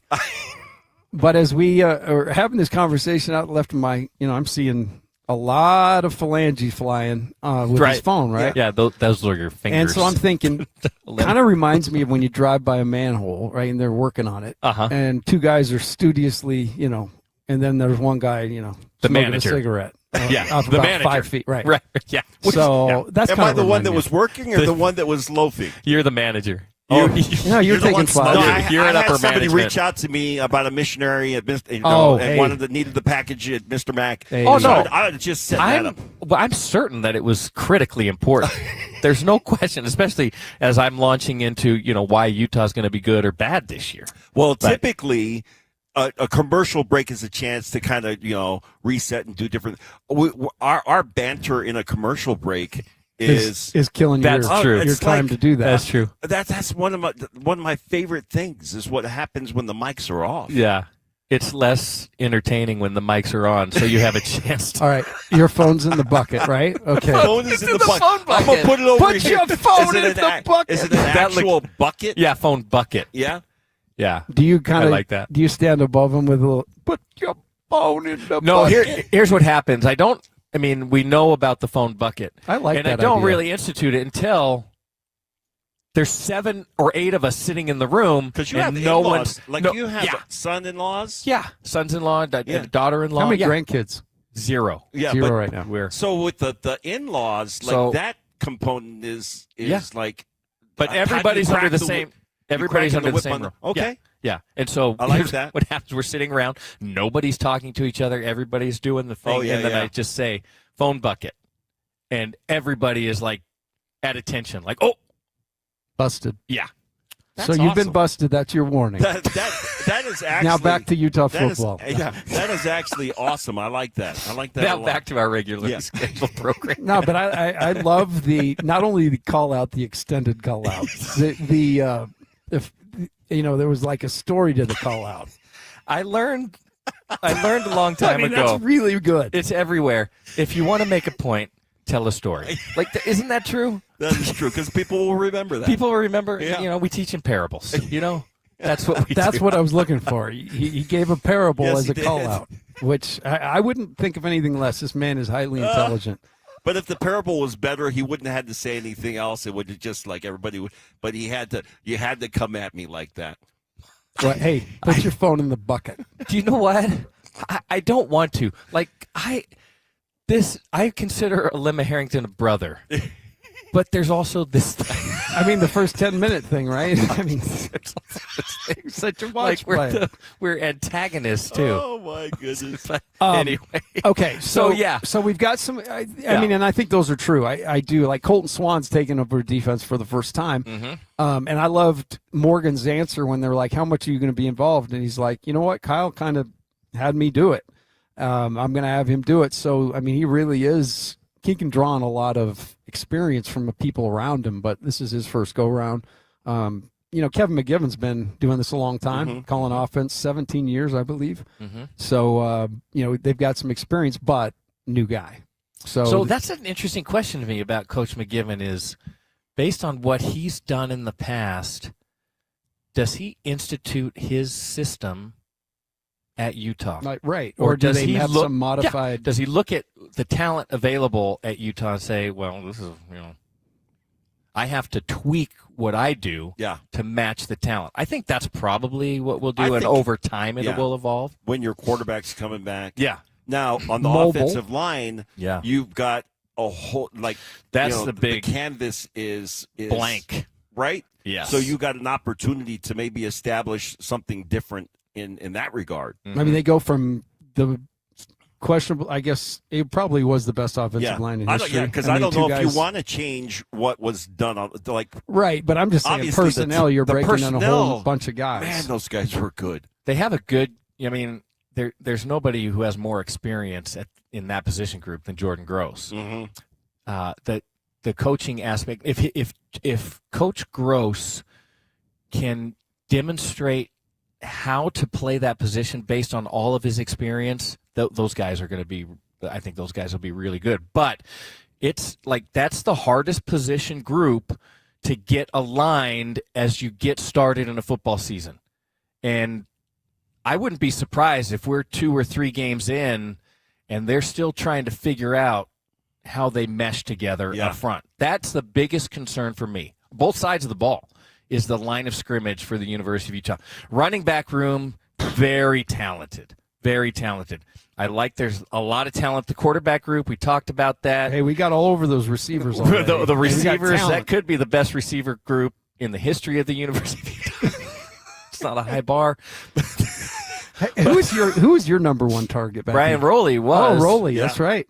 Until I called him Bread Truck Rowley, He drove that bread truck. He did. He did. I knew him way back when. Yeah, he did run the bread route down in Vegas for a long time. He's doing great. Rowley's over in back east, New Jersey. He hangs out with sick of him all the time. For real? Yeah. Man, he was a tough customer. Brian Rowley was the best. And you guys were a good combination. And then Henry Lusk kind of took over a little bit when Sean Williams was fantastic. I mean, those were all good guys. But the wide receiver room is very highly touted, and so hopefully we'll see some productivity out of those guys. From what I understand, defensive backfield, even with losses of a couple guys, yoked, very talented. Yeah. Oh, you talked to Sharif about very talented, very talented. Yeah, very talented group. And now there's a guy who is a great player. It doesn't always happen. Like, a great player doesn't always become a great coach. In fact, I think the opposite is true. Agreed. Great player. Great players don't know how to coach because they don't know how to communicate. I'll tell you because all right. of this stuff is innate to them. That's right. I'll tell you why they call me coach, because I was a god-awful player. That's why they call me coach. Right? I always use those who can't teach. I always use the Rick Majerus. I can't imagine him as a basketball player. Dude, but he played basketball. So he was I got to tell you this story. He played it because I worked for him, right? And I took abuse is actually what I should say, and paid my dues. But he tells the story. It made you a better man. He tells the story of being on the bench in Marquette, and he's a walk-on. And he told the guys one day, he's like, true. I mean, this is so true. Our mascot was named Willie Wambam, and he had a better chance of getting in the game than I did. That sounds eerily like him. I studied it. I was close to him. I studied it. Yeah. Anyhow, the fact that you've got former players. I mean, Colton Swan was a great player, and he's back there calling the defense.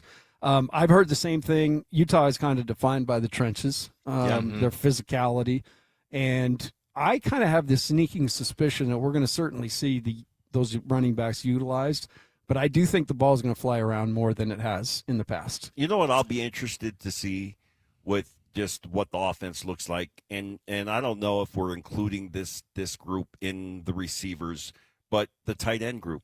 You know, the tight ends.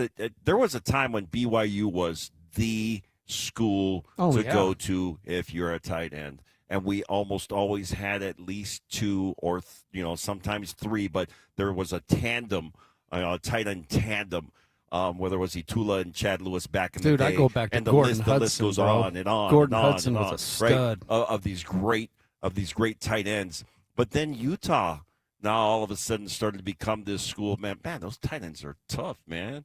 Putting guys in the NFL. What's the tight end group going to look like? Well, we're hopeful for the tight end group, and the tight end position group at the University of Utah, like you said, has been so productive that's on the radar. Yeah. That's a group that's going to go play at the next level if you play at the University of Utah. And I just think part of the point I'm making is that Freddie leaves too. Yes. Freddie Whittingham leaves. Yes. I think that tight end group creates such a mismatch. And we've been talking about how Utah's going to put the ball up in the air more and, try and work it downfield.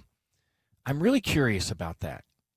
And I'd love to get your guys' thoughts on this. And I'm not saying Chuck and Duck, right? I'm not saying the Houston offensive hold. No, but look, Devin Dampier is really good at a lot of things.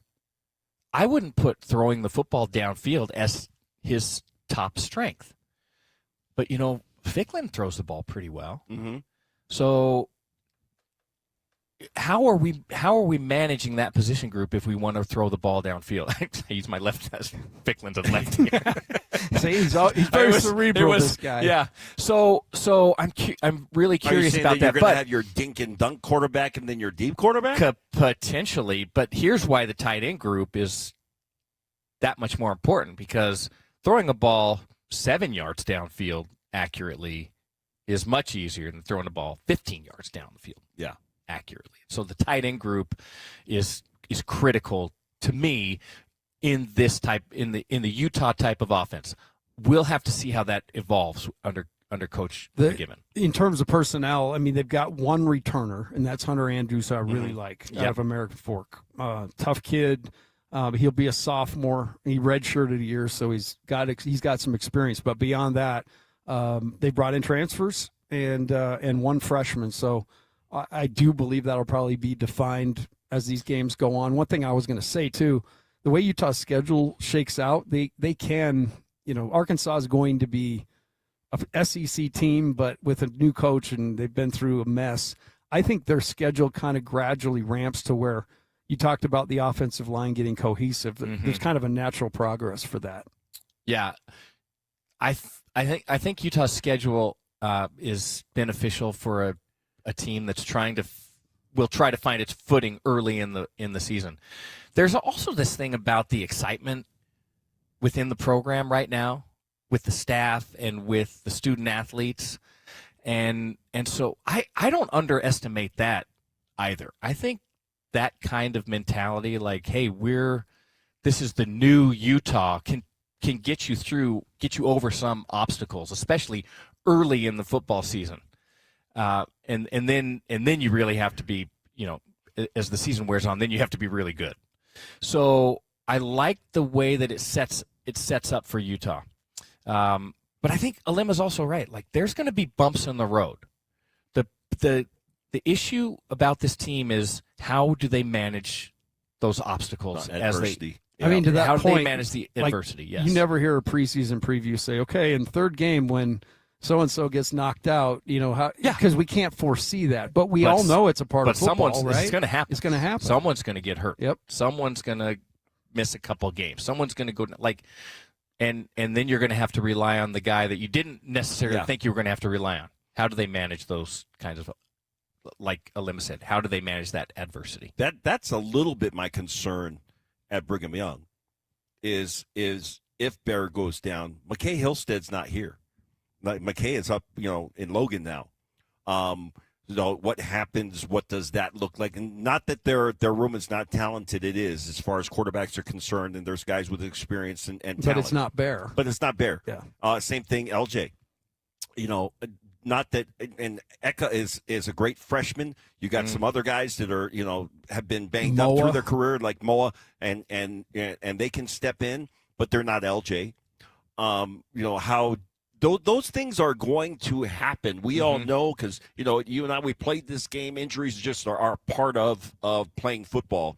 It's so depth, especially at those positions, become critical, and how you're going to be able to plug some holes for a period of time and then make adjustments. To your point, Frank, I think early on for Utah, I think your energy, your enthusiasm, your excitement that's new, I mean, there's some things that can carry you through that period of time before it starts to get pretty hairy. Yeah. And then all of a sudden, okay, now we got to be ready to go. Mm-hmm. When everybody has a nagging injury that you have to deal with for the rest of the year, and all the excitement, you're still excited. It's not the same in the middle of the football season. So, I'm curious about, you brought up Bachmeier. I'm really curious about how that unfolds this season. I think he was so unique a year ago in what he did and how Coach Roderick managed that position group. He's not going to be a guy that bursts on the scene this year. He's a known commodity. Right. I mean, I said that to Lemma. He's not a name on a page. Yeah. He's scoutable. Yeah. I'm curious about that, especially with some of the other pieces that have to be filled in now. And so we'll see how that unfolds. But I think Coach Shiitake, especially in the last few years, has done an amazing job. He was under fire. Yeah. Ridiculously so. He's been under fire. Yeah. For a minute, and so I really hope that he continues to do well. I couldn't be a bigger fan of Coach Shiitake. The part that you're talking about that gives me some solace here is that offensive line is solid.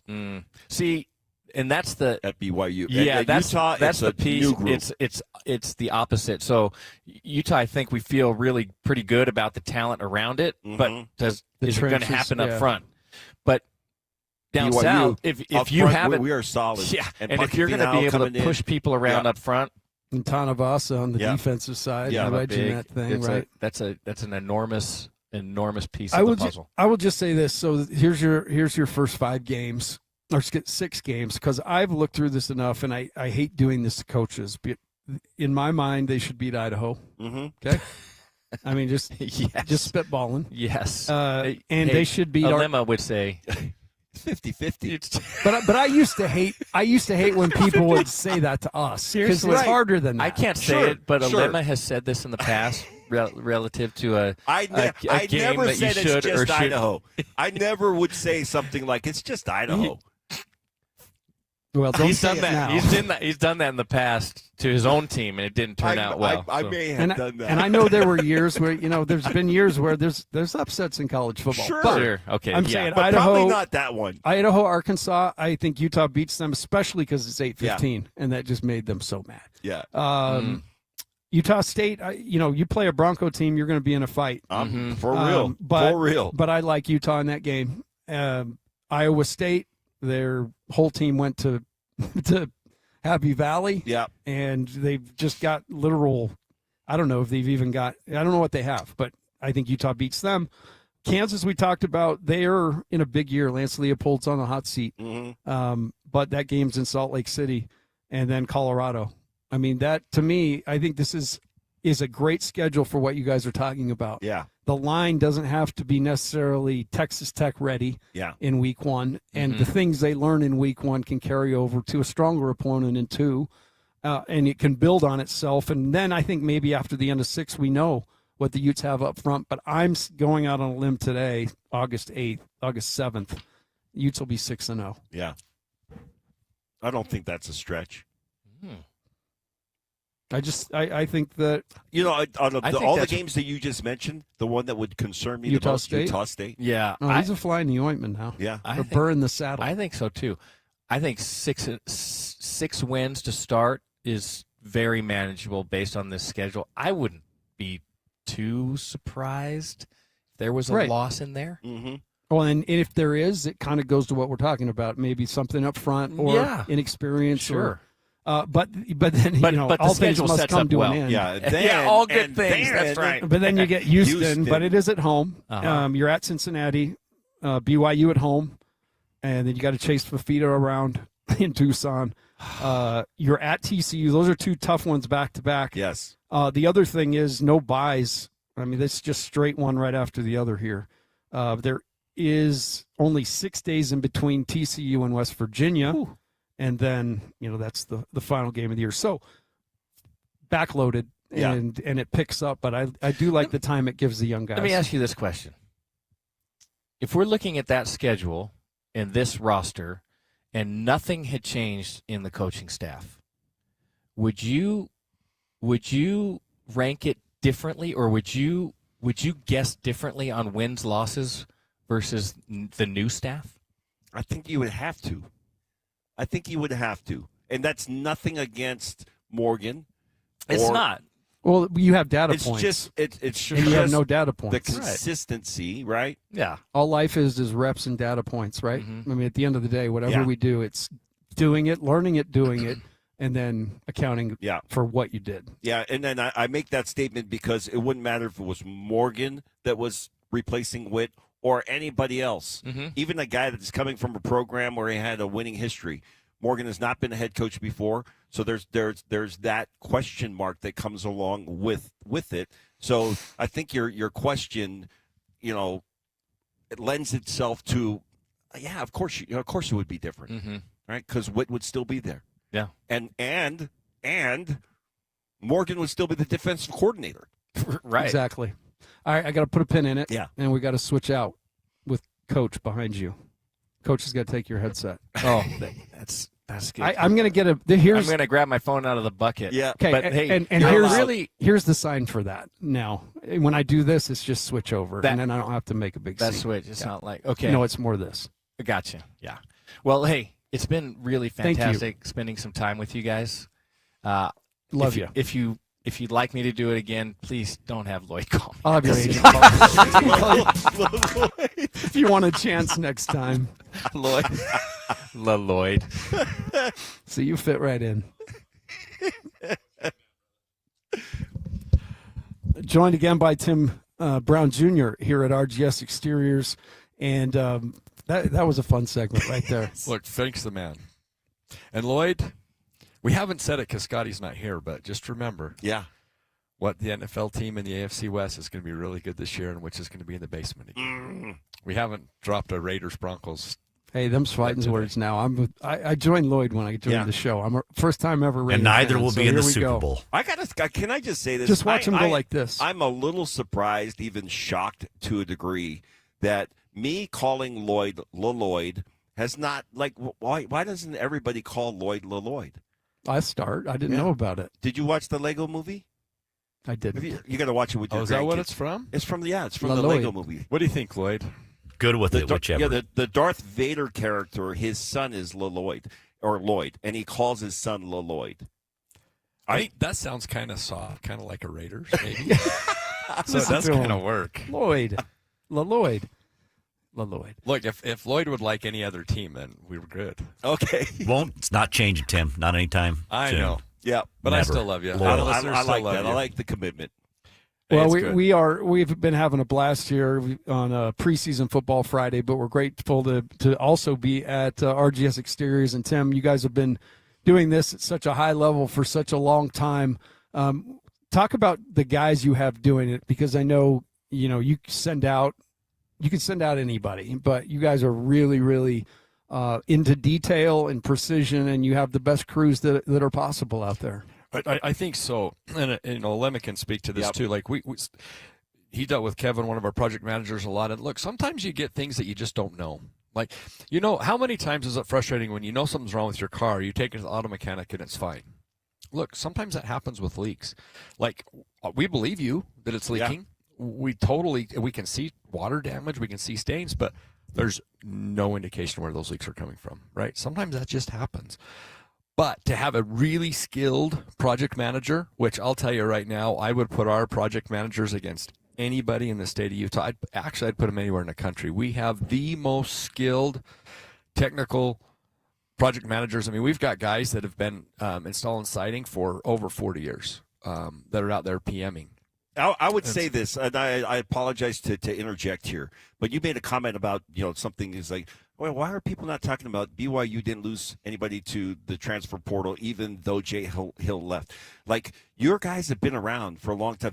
There's transfer portals in the business world, too. Oh, especially. Guys are leaving, and they're going to other jobs, and I got more money over here. You keep your guys. We really try hard to do that, right? And we really try never to lay guys off. That's something we're proud of. All through COVID, when all that happened, we didn't lay anybody off. There was guys we were paying to sweep the parking lot, even though it didn't need to be swept for a minute, just to try to keep everybody there. And it's important when you take care of your people. Yeah. When you have good culture, you guys have talked a lot about what Morgan's done for the culture at Utah. Look, I can tell you the number one focus, not even a question internally, is our company culture. And when you have good company culture, you have guys that want to stay, you have guys that want to do a good job for the customers, and then ultimately you get happy customers.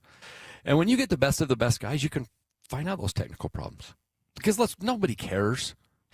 Okay, great, they found a leak that nobody else found. Okay, cool, but you do care when it's yours. Yeah. And when you've got that problem or you've got that ugly siding that you just don't know what to do, we've got the guys that can figure that out. Yeah. When you've got the deck that's falling apart that you don't feel like is safe, or you got that handrail that's just a little loose and you don't want your grandson to fall off. Yeah. We've got a solution. Like, for example, my house, the stone was hard to match, like on the outside. It's like we're going to replace all of this, but that stone has not been made in a long time. We're going to have to go and find a place where we can get it. And they did. Well, and going back to having really experienced guys, this sounds funny, but having the guys that know who to talk to. Yeah. And I'm going to be honest, I don't necessarily know all those, right? In the stone world, that's out of my realm. If you were to say, let me come say, hey, Tim, I need a stone, I'd say, oh, no. But you empower your coordinators. But I've got guys. Yes. No, absolutely. Look, and I talk all about it all the time.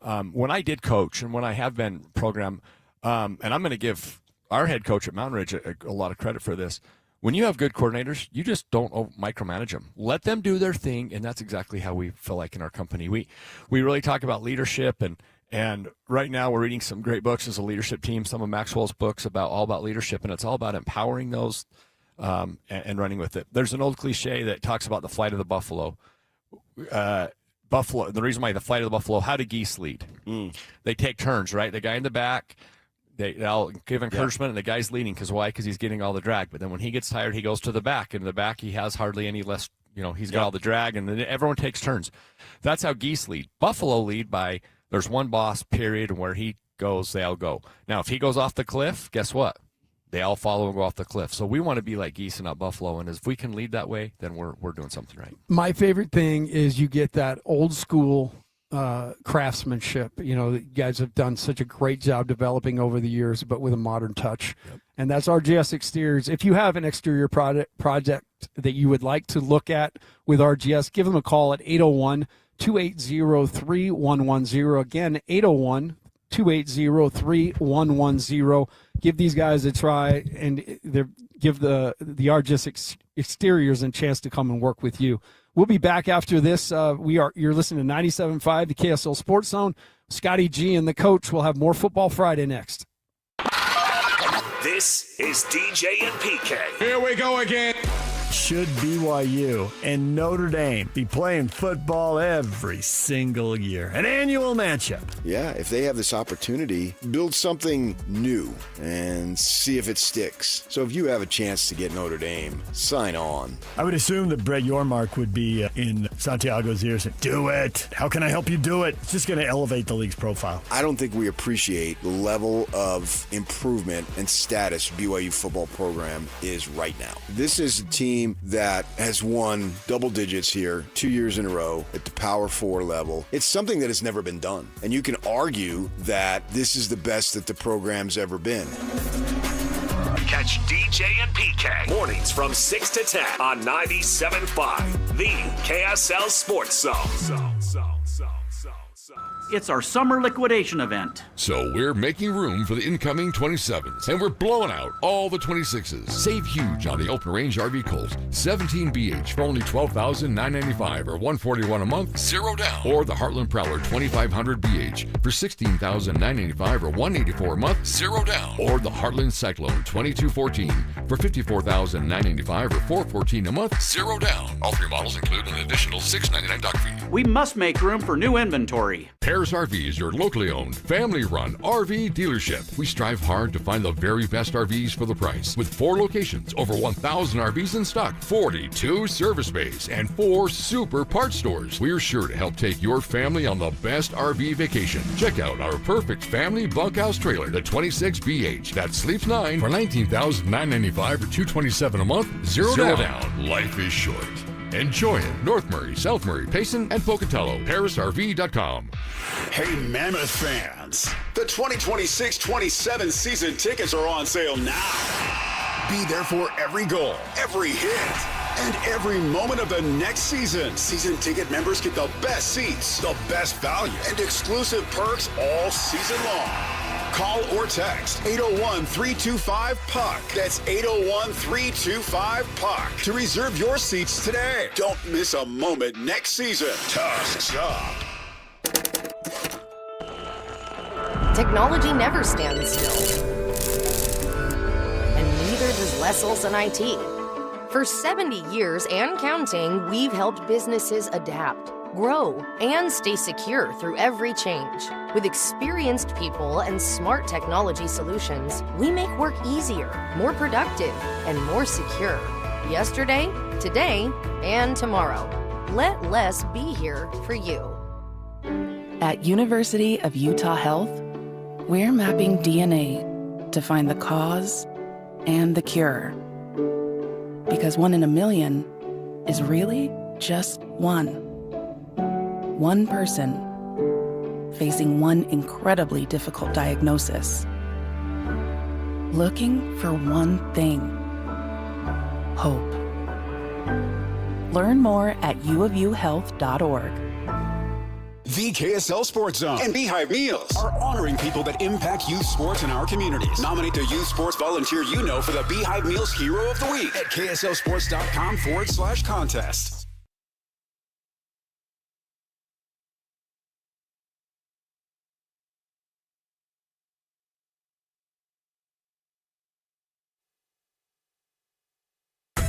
The best sports radio in Utah is right here, right here. This is Scotty G and the coach, Tim LaCoe, on 97.5, the KSL Sports Zone.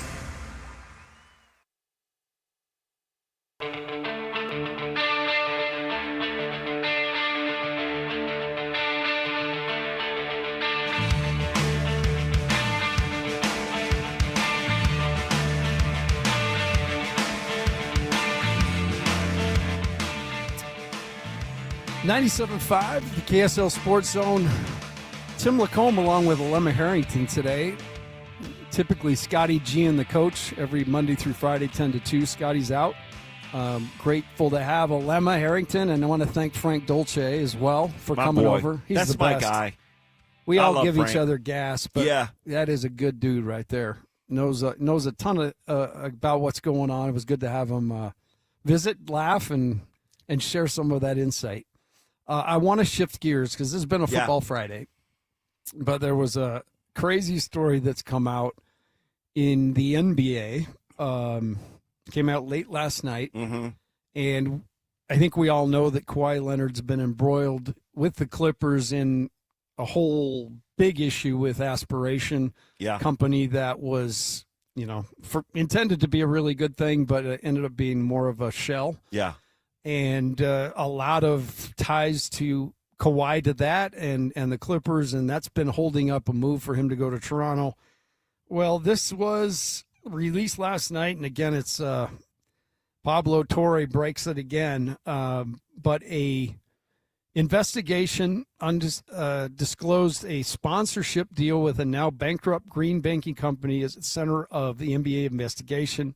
Disclosed sponsorship agreement allegedly worth millions of dollars with the company that designed the Clippers video board inside the Intuit Dome. So Basically, there was a wink, wink, nod, nod relationship that Kawhi was able to benefit from, and there was someone talked to a pretty high-level source under contract for Intuit Dome who alleged that the sponsorship deal was a 1,000% way to circumvent the salary cap. Absolutely. And a couple of things here. You understand this. I broke into the business in a newsroom, right? I was a weekend sports anchor, and then so I'm in that newsroom environment.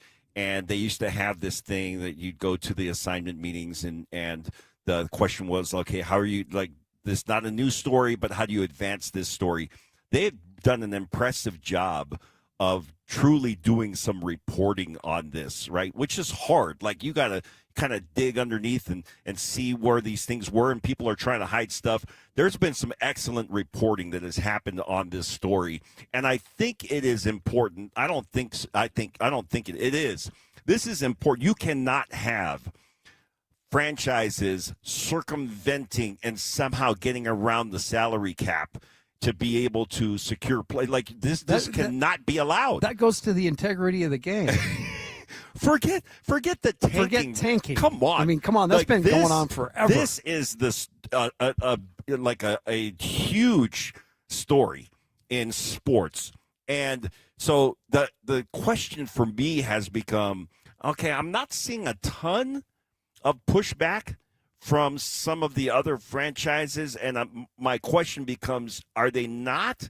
Because this is going on, like, maybe not throughout the association, but are other teams doing this? Like, are they getting around the salary cap rules with these kinds of deals? You don't think they would try, do you? As you and I both know, if somebody's doing it then someone and else getting is away too. with doing it, then like, if we go back when I was playing, there wasn't NIL. People were getting paid under the table. No. Right? and it wasn't just one team. And the reason why they didn't, like, clamp down on it is because, well, if we clamp down on it for them, then that means that we got to stop doing it, and it's really impacting the talent that we're able to bring to our program.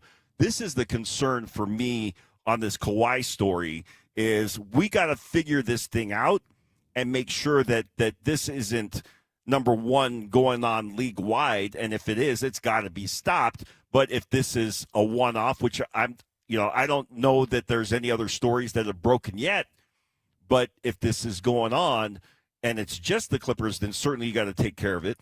But if it's beyond that, then something's got to be done. Well, there's been a major investigation into aspiration. Now this opens up a whole new door. And, from the looks of it, doesn't look great because the aspiration deal, they obviously brought them as kind of a founding partner of the Intuit Dome. Mm-hmm. There was so many things that had crossed lines, and then they're able to uncover the money going to Kawhi, and this is no different. And any deal that you're making with a superstar, so let's say Kawhi Leonard, like, if we're a company, or let's say Tim wants to bring on a celebrity, spokesperson, then the thing you're going to do is, like, how do we capitalize on the relationship? Let's put him out front. He's going to be promoting some of these products or whatever that we have. Kawhi was not – nobody knew that he was working for them because they didn't promote it, right? And they didn't promote it because they didn't want them investigating, okay, what is that deal? Like, can you disclose what that deal is? Okay, that needs to be transparent. We need to know what it looks like.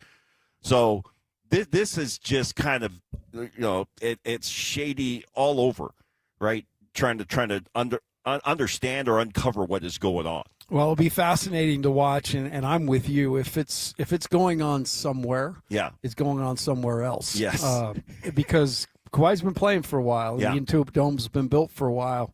So all of this stuff coming to light again by just great work by Pablo Torre. So I suggest get on ESPN if you want to read more about it. But certainly something that lit up the radar last night in the NBA. In a situation that's already kind of messy with the trade and everything else. Absolutely. And then you wonder, okay, I think if you were the commissioner, you would be really wanting to uncover this and make sure. And I don't know how aggressive they have been. Yeah, I mean, they're quick to find the Jazz It's $500 like, grand. Yeah, it's like, guys, hurry up and finish this this investigation. I need it to be done. And it's not like, hey, I don't care what it takes. I need you to investigate this because this, it impacts the integrity of our brand. Yeah. I think Silver's done a poor job at these types of situations. He's not very transparent in the process, and then flippantly, like in the Jazz regard, just flippantly throws this crazy fine at them when everybody else has been doing it forever. So in my mind, this would be something that you throw the book at somebody for if it is indeed a system to circumvent the salary cap. Much more to cover. We'll get back into football, too, in that last hour. But it is the Scotty G and the Coach Show. Tim Lacombe along with Alema Harrington. We will be right back here on 97.5, the KSL Sports Zone. Welcome to This is Jay Scott and Ben Anderson. I mean, honestly, this is uncharted territory for Utah. Other than Witt like to change his offensive coordinator every 45 minutes, we have not seen a switch at head coach for Utah, hardly ever. I mean, they are the Pittsburgh Steelers of college football. Kind of had a couple of coaches, and they've all stepped in and been very successful. I think Morgan probably will try and find the sweet spot in being a little bit more aggressive. If he tries to go full Mike Leach on it, Utah's going to learn some painful lessons. But there's more room for error than Witt thought. There is, and I think in a good way. And we saw that in the bowl game. Deep down, Witt is a soccer coach, and I don't think that Morgan is a soccer coach. And when I say that, I mean like, oh, you've got a 1-goal to none lead. Well, let's sit on that thing. Yep. Let's anchor it. You know what I mean? Yes. Love that strategy. Catch Jake and Ben afternoons from 2 to 6 on 97.5, the KSL Sports Zone.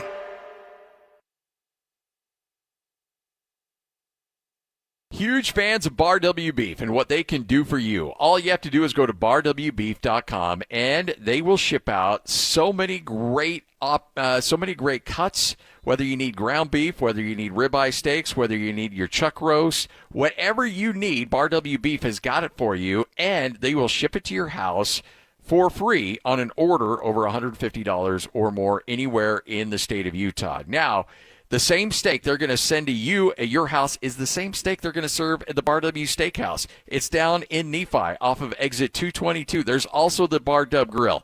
These cattle are raised here in the state of Utah. They're processed here in the state of Utah. They only have one bad day in their life.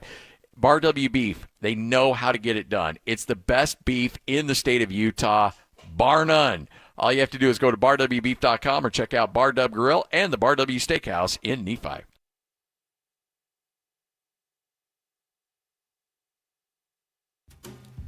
DJ PK and John from J. Brooks Jewelers. Do you want a ring that no one else in the world has? Here's something you need to know. That's right, DJ. At J. Brooks Jewelers, we're a full custom jewelry house, which means that we design and create your piece start to finish right here in Utah.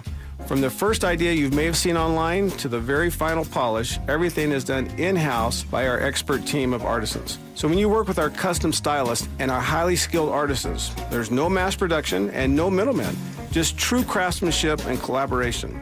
We'll sit down with you and talk through your vision, show you design concepts, and bring your dream piece to life with precision and care. So whether it's an engagement ring, anniversary gift, or heirloom redesign, we love creating something that tells your story. So if you can imagine it, we can make it. So come see us today at J. Brooks Jewelers in Murray or Lehigh and begin your custom journey today. J. Brooks Jewelers, your locally owned family jeweler. This is Wick with Greenify Energy Savers. If your home feels like it's overheating the moment the sun comes up, your windows could be a major reason why. In the summer months, inefficient windows let in heat and force your AC to work overtime, driving up your energy bills and making your home less comfortable. The problem is, most homeowners know they need new windows, but put it off because they assume it's going to be too expensive. At Greenify Energy Savers, we install high-performance AMSCO energy-efficient windows manufactured right here in Salt Lake City, so install times are typically just a few weeks, not several months. And most homeowners are surprised to learn that we can often save them thousands of dollars compared to other window companies while still offering premium windows with a lifetime warranty and flexible finance options. Don't spend another summer fighting the heat inside your home. Give Greenify Energy Savers a call today for a free no-obligation quote at 801-948-4464. Again, that's 801-948-4464. Or check us out online at greenifyenergysavers.com. Let us save you literally thousands of dollars and greenify your windows today. This is Colin Curie from the New Millennium Group. Have you ever had a question for your financial advisor only to find out that the next available appointment is months away? At New Millennium Group, we believe that financial advice should never be limited to once-a-year review meetings. Life happens every single day. Markets change, retirement questions come up, family situations evolve, and when they do, you deserve answers. That's why we pride ourselves at the New Millennium Group on being accessible when our clients need us most. Whether you're wondering about your investments or a major life decision, our team is here to help provide guidance. We're not interested in being the firm you hear from once a year. We want to be your trusted resource throughout your entire retirement journey. If you're looking for a financial team that values relationships, communication, and responsiveness, we'd love to meet you. Give us a call today at 888-999-6370. That's 888-999-6370, or visit us at utahsfinancialplanner.com. Ladies and gentlemen, The biggest name. You're locked on to Scotty G and the coach, Tim LaCombe, presented by Mountain Land Supply on 97.5, the KSL Sports Zone.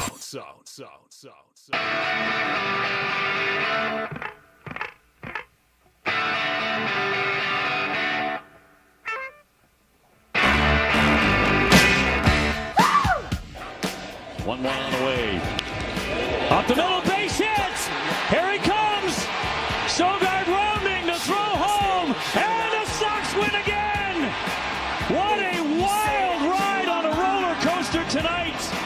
And that's 8 in a row and another sweep. 5 times the Red Sox come from behind to tie, and now they win it in 13.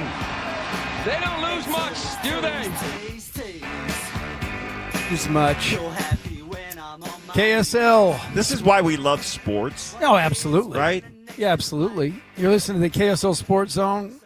It's Scotty G and the coach. And today I've got new wingmen. I've got Alema Harrington filling in for Scotty, and we're also hanging out with Tim Brown Jr., RGS. Yes, that was sound from last night's Red Sox game. And if you didn't see it and you don't know what's going on with the Red Sox, they were 10 games under 500 June 25th.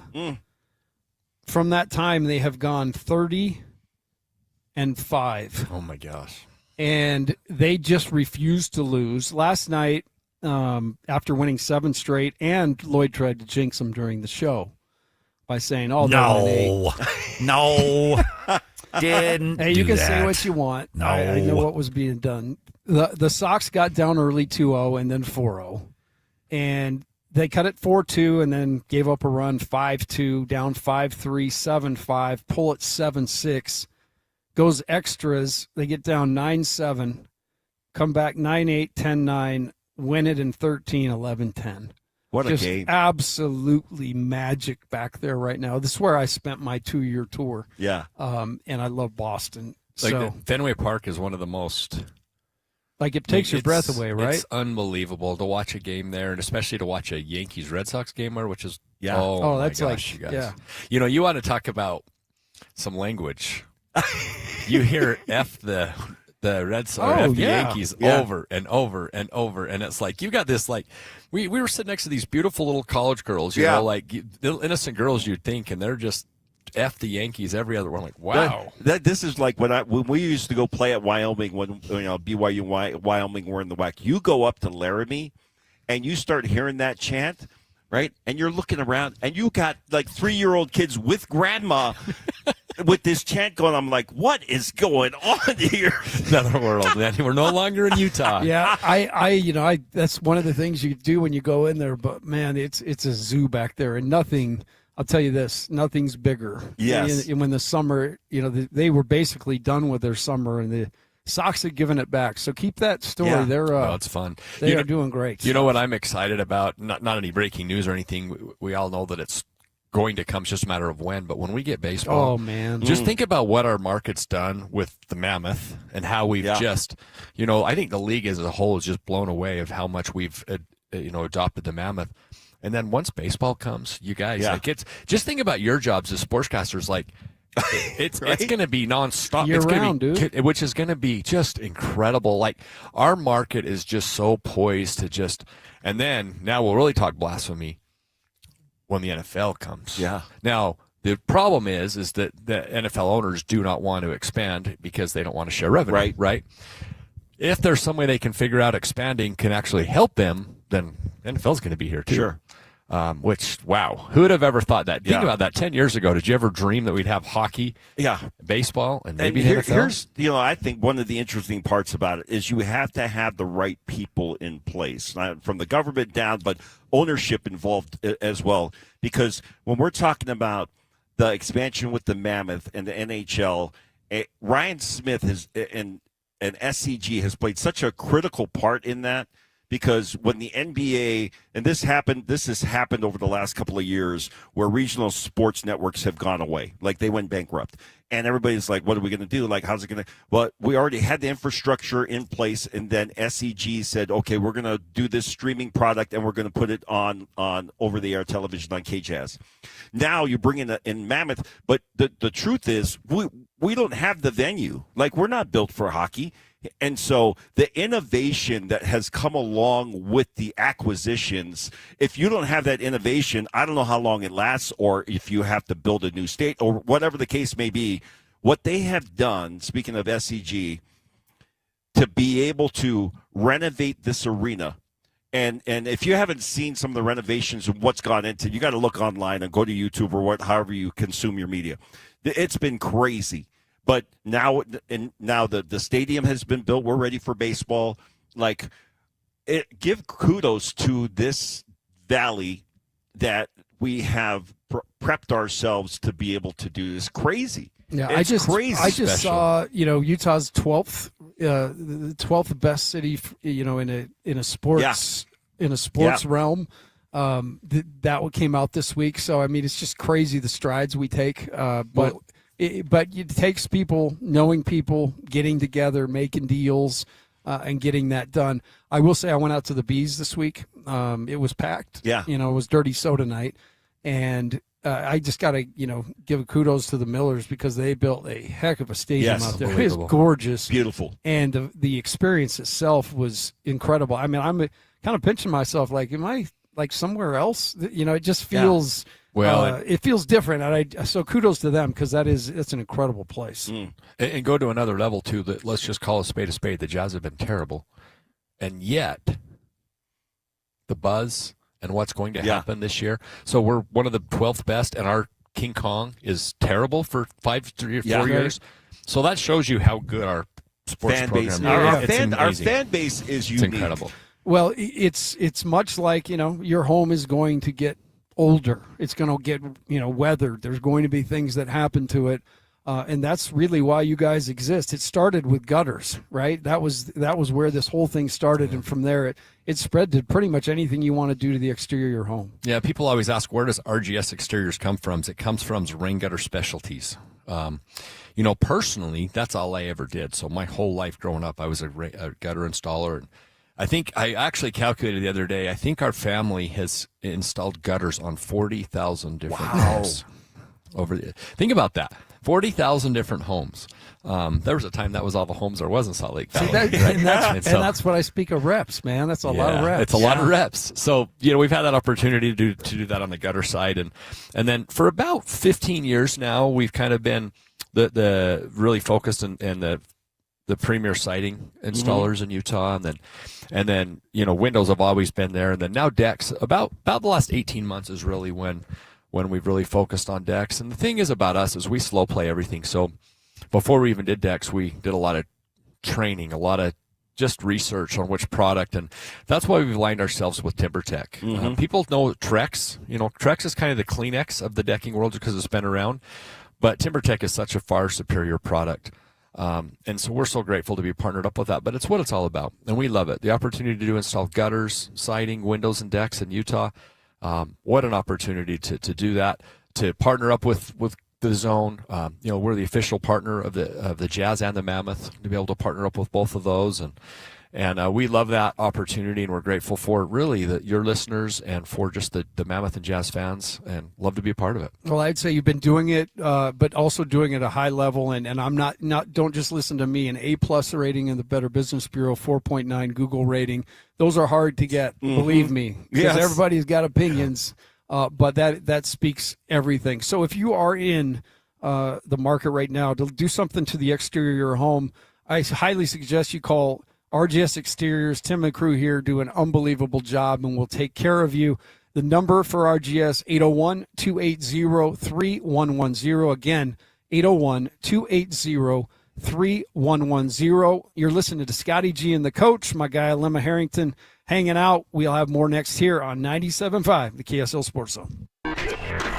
This stuff is available everywhere. Wherever you are, the KSL Sports Zone will be right there with you. It's the KSL Sports app. I love it. Where you can get the latest podcasts, up to the second breaking news, and analysis of the teams you can't live without right from your phone. And wherever in the world you may be, you can have DJ and PK, Scotty and the Coach, and Jake and Ben tag along with live streaming of your favorite shows. Download the KSL Sports app and never miss a thing. Presented by University of Utah Health. Health is in our DNA. Learn more at uofuhealth.org. This is 97.5, the KSL Sports Zone. Most families get their financial advice in pieces. A financial advisor here, a CPA there, an estate attorney somewhere else. Everyone means well, but nobody's talking to each other, and those gaps can work against you. Trajan Wealth's family office brings wealth management, tax strategy, and estate planning together, not as separate conversations, but as one coordinated system built around your life, your goals, and the people who matter most. Ours is a true family office, not one that refers you out because it's convenient. This kind of dedicated collaboration used to require a 7-figure net worth, but here's the game changer. Trajan kicked that door open. Trajan advisors are fiduciaries, always obligated, always honored to act in your best interest. Unlock your Trajan family office at TrajanWealth.com or call 1-855-TRAJAN-1. That's 1-855-TRAJAN-1. Advisory services through Trajan Wealth, LLC, an SEC registered investment advisor. Other services through Trajan Estate and Trajan Tax. Hey, honey, I was thinking about updating the house a little. A little? You know, new siding, new windows, gutters that actually work, maybe even a new deck. Wait, seriously? Yeah, I called RGS Exteriors. Well, that's a good decision. When it comes to upgrading your home's exterior, the right choice is easy. RGS Exteriors specializes in siding, windows, gutters, and decking that transform the look and protection of your home. Hi, Tim Brown, RGS Exteriors. My family has been building and improving homes in Utah for 5 generations, and taking care of homeowners is something we take very serious. With over 1,300 5-star Google reviews, 21 Best of State awards, and our 10-year workmanship warranty, homeowners know they can trust RGS. Over 200,000 families across Utah have trusted RGS Exteriors with their home, and so can you. Schedule your free estimate today at 801-280-3110, 801-280-3110. Get hunt ready before you head into the backcountry. Gear up at Mountain Land Truck Outfitters. Purchase $250 or more in rough country recovery equipment, and you'll get a free $25 Maverick G card. Don't miss his limited time hunting season offer. Visit your nearest Mountain Land Truck Outfitters location or shop today at mtnlndtruck.com. Offer valid through August 31st, 2026, or while supplies last. Purchase $250 or more in rough country recovery equipment to receive one free $25 Maverick gift card. Limit 1 gift card per customer account while supplies last. Welcome to AutoZone. What are you working on today? My car is making this noise. Sometimes it's like doot doot, and sometimes it's like grrr. Do you have a dash light on? Oh yeah. Then we don't have to listen for clues. With the free Fix Finder service, we can read a check engine, ABS, or maintenance light to find the likely fix and even recommend a local shop if you need one. So you don't need to hear the grrr. Not with Fix Finder. Free at every AutoZone. Get in the zone, AutoZone. Restrictions apply. Out here, you know the drill. Animals are hungry, dogs are getting muddy, and you just noticed you're low on feed. Stocking up at Tractor Supply is easy on your wallet with our unbeatable prices on select shavings, retriever dog food, and Producer's Pride animal and poultry feed. From backyards to barnyards, we've got everything to keep your pets, animals, and livestock well fed and comfortable with low prices all summer. At Tractor Supply. Listen every morning to DJ and PK and Monday afternoon with Jake and Ben for your Chevy Strong Play of the Game. Win great prizes from Rocky Mountain Chevy. Broadcasting live from the KSL Cars Studio. This is 97.5 KZNS FM Colville, 1280 KZNS AM Salt Lake City, and 102.7 KSL FM HD2 Salt Lake City Midvale. This is 97.5, the KSL Sports Zone.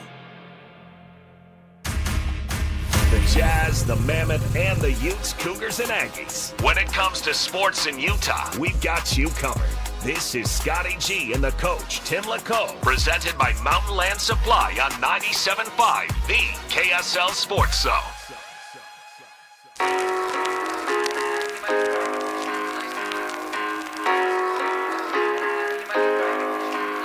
We've come a long, long way together, through the hard times and the good. I have to celebrate you, baby. 97.5, the KSL Sports Zone. Join Scotty G and the coach Tuesday the 11th at the ballpark at American First Square with Mountain Land Supplies Customer Appreciation Day. They'll have swag, knowledgeable vendors, food raffle, batting practice on the field, and bring a glove, and a mini golf tournament. You don't want to miss this. We will see you there again. That's Tuesday the 11th at the ballpark at America First Square. You just kind of went third person on yourself. Well, I like that. I love that.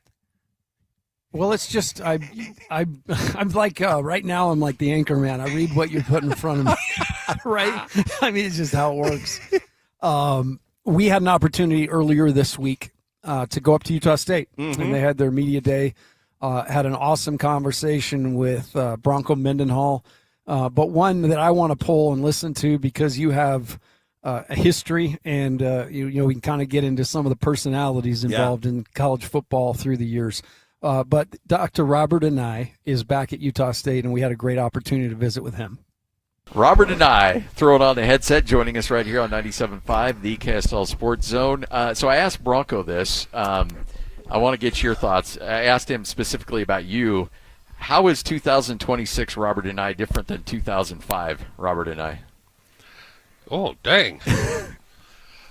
Much better looking. I mean, come on. That comes with the territory. I wish I could comment about it. I don't really know what to say other than 25 was hard for me. Because this, I'd been a manager on my father's high school football team since the 5th grade, 4th grade, and then it's been football fall camp all the way through. A little pause for a mission, and then last year. So it was very hard. Man, I didn't know what to do with myself, so started working out a lot. A lot of self perspective. Became a grandpa at a higher level, and obviously a husband. So that was way a great opportunity because there were a couple things in our family that it was really beneficial that I had the year off. I don't even know how that works, but kind of grateful that it lined up the way it did. So are you chomping at the bit to get these guys out there and get rolling? Oh, absolutely. I think there's a great opportunity here in Logan, and a great opportunity with a group of guys that have really put in the work, and almost unique from any group I've been around. There have been a couple of teams that had what I see and sense so far, but this is definitely up there with within the top 3 teams that I've been around. Just with how much investment we have and how much fun the guys have with each other. It's very competitive. The summer workouts, spring ball, and fall camp. And you have to be at the top level of competitiveness with your own team before you can do that with someone else's team. I felt like with a quarterback battle that you may let that go into fall, but you announced that McKay's the guy after spring. What was it about what you saw from him in spring that led you to believe, you know what, let's give him the mantle and let's let him run with it? It was obvious to me that he had done all the right things prior to him coming here for this spring to prepare himself for a starting role. and it showed. He's very accurate. So the mechanism part was easy to see. You know, he's athletic. He's very accurate, and the thing you can't really measure outside of watching film are how well can the kid process. And it's not just what you're doing and what you're installing. But so much of what a quarterback does is process information in real time on the field with all of this chaos going on defense. And then you got your situations and your down and your distances. And by the end of spring, it was very obvious he was our best opportunity. You've evolved a ton in terms of the style. Bronco alluded to that. You know, BYU early on, Unga running the ball. You get out to Virginia. You know, you've always modified and changed. What do you see coming back with a year off? What do you see the offense looking like? You know, before we were handed the ball off to Harvey, we're handing it off to Curtis. Yeah, right. And, you know, a lot of those offenses, you have to have a real pro-style quarterback for that kind of thing. Right. So, very predictable, hand the ball off or throw the ball down the field with the quarterback. Man, some opportunities for me to grow professionally. Put that, able to take another step in a different direction with a different type or brand of quarterback. And Taysom being one of those guys. Right. So we get to Virginia, and that's the quarterback we have there. And Bryce Perkins, what a great, a great opportunity to expand your offense to facilitate his top skill sets, and then right on down the road. So here we are with McKay. Same thing. I've got to be able to maneuver and evolve our offensive staff and our offensive players to highlight his top skill sets. And I've kind of learned that along the way as a coordinator. Some of those lessons were hard knocks, and I've survived them and here to tell the story. But they've been great opportunities to learn and evolve. When you have a kid that's as competitive as McKay, he probably has a strong disregard for his body in certain situations. And if he needs to get a yard, he's going to find a way to get that yard. But sometimes that can be to a detriment to his long-term health. How much of from a play caller do you take that into consideration of trying to perhaps protect him and his long-term ability to stay out on the field? Oh, man, what a great question. I think your question's alluding to how can we as an offense design the best effective way for 12 games for your best quarterback. You know, that's a better way to put it than I did. That's yeah. That's my boy Mike Leach. You know? Yeah. First of all, you find out who the best quarterback is on your team, and then secondly, you do things that highlight his top skill sets. You know, you're not trying to work on some other skill set, but go with his top things. And I do believe, you know, nowadays that game is a physical game.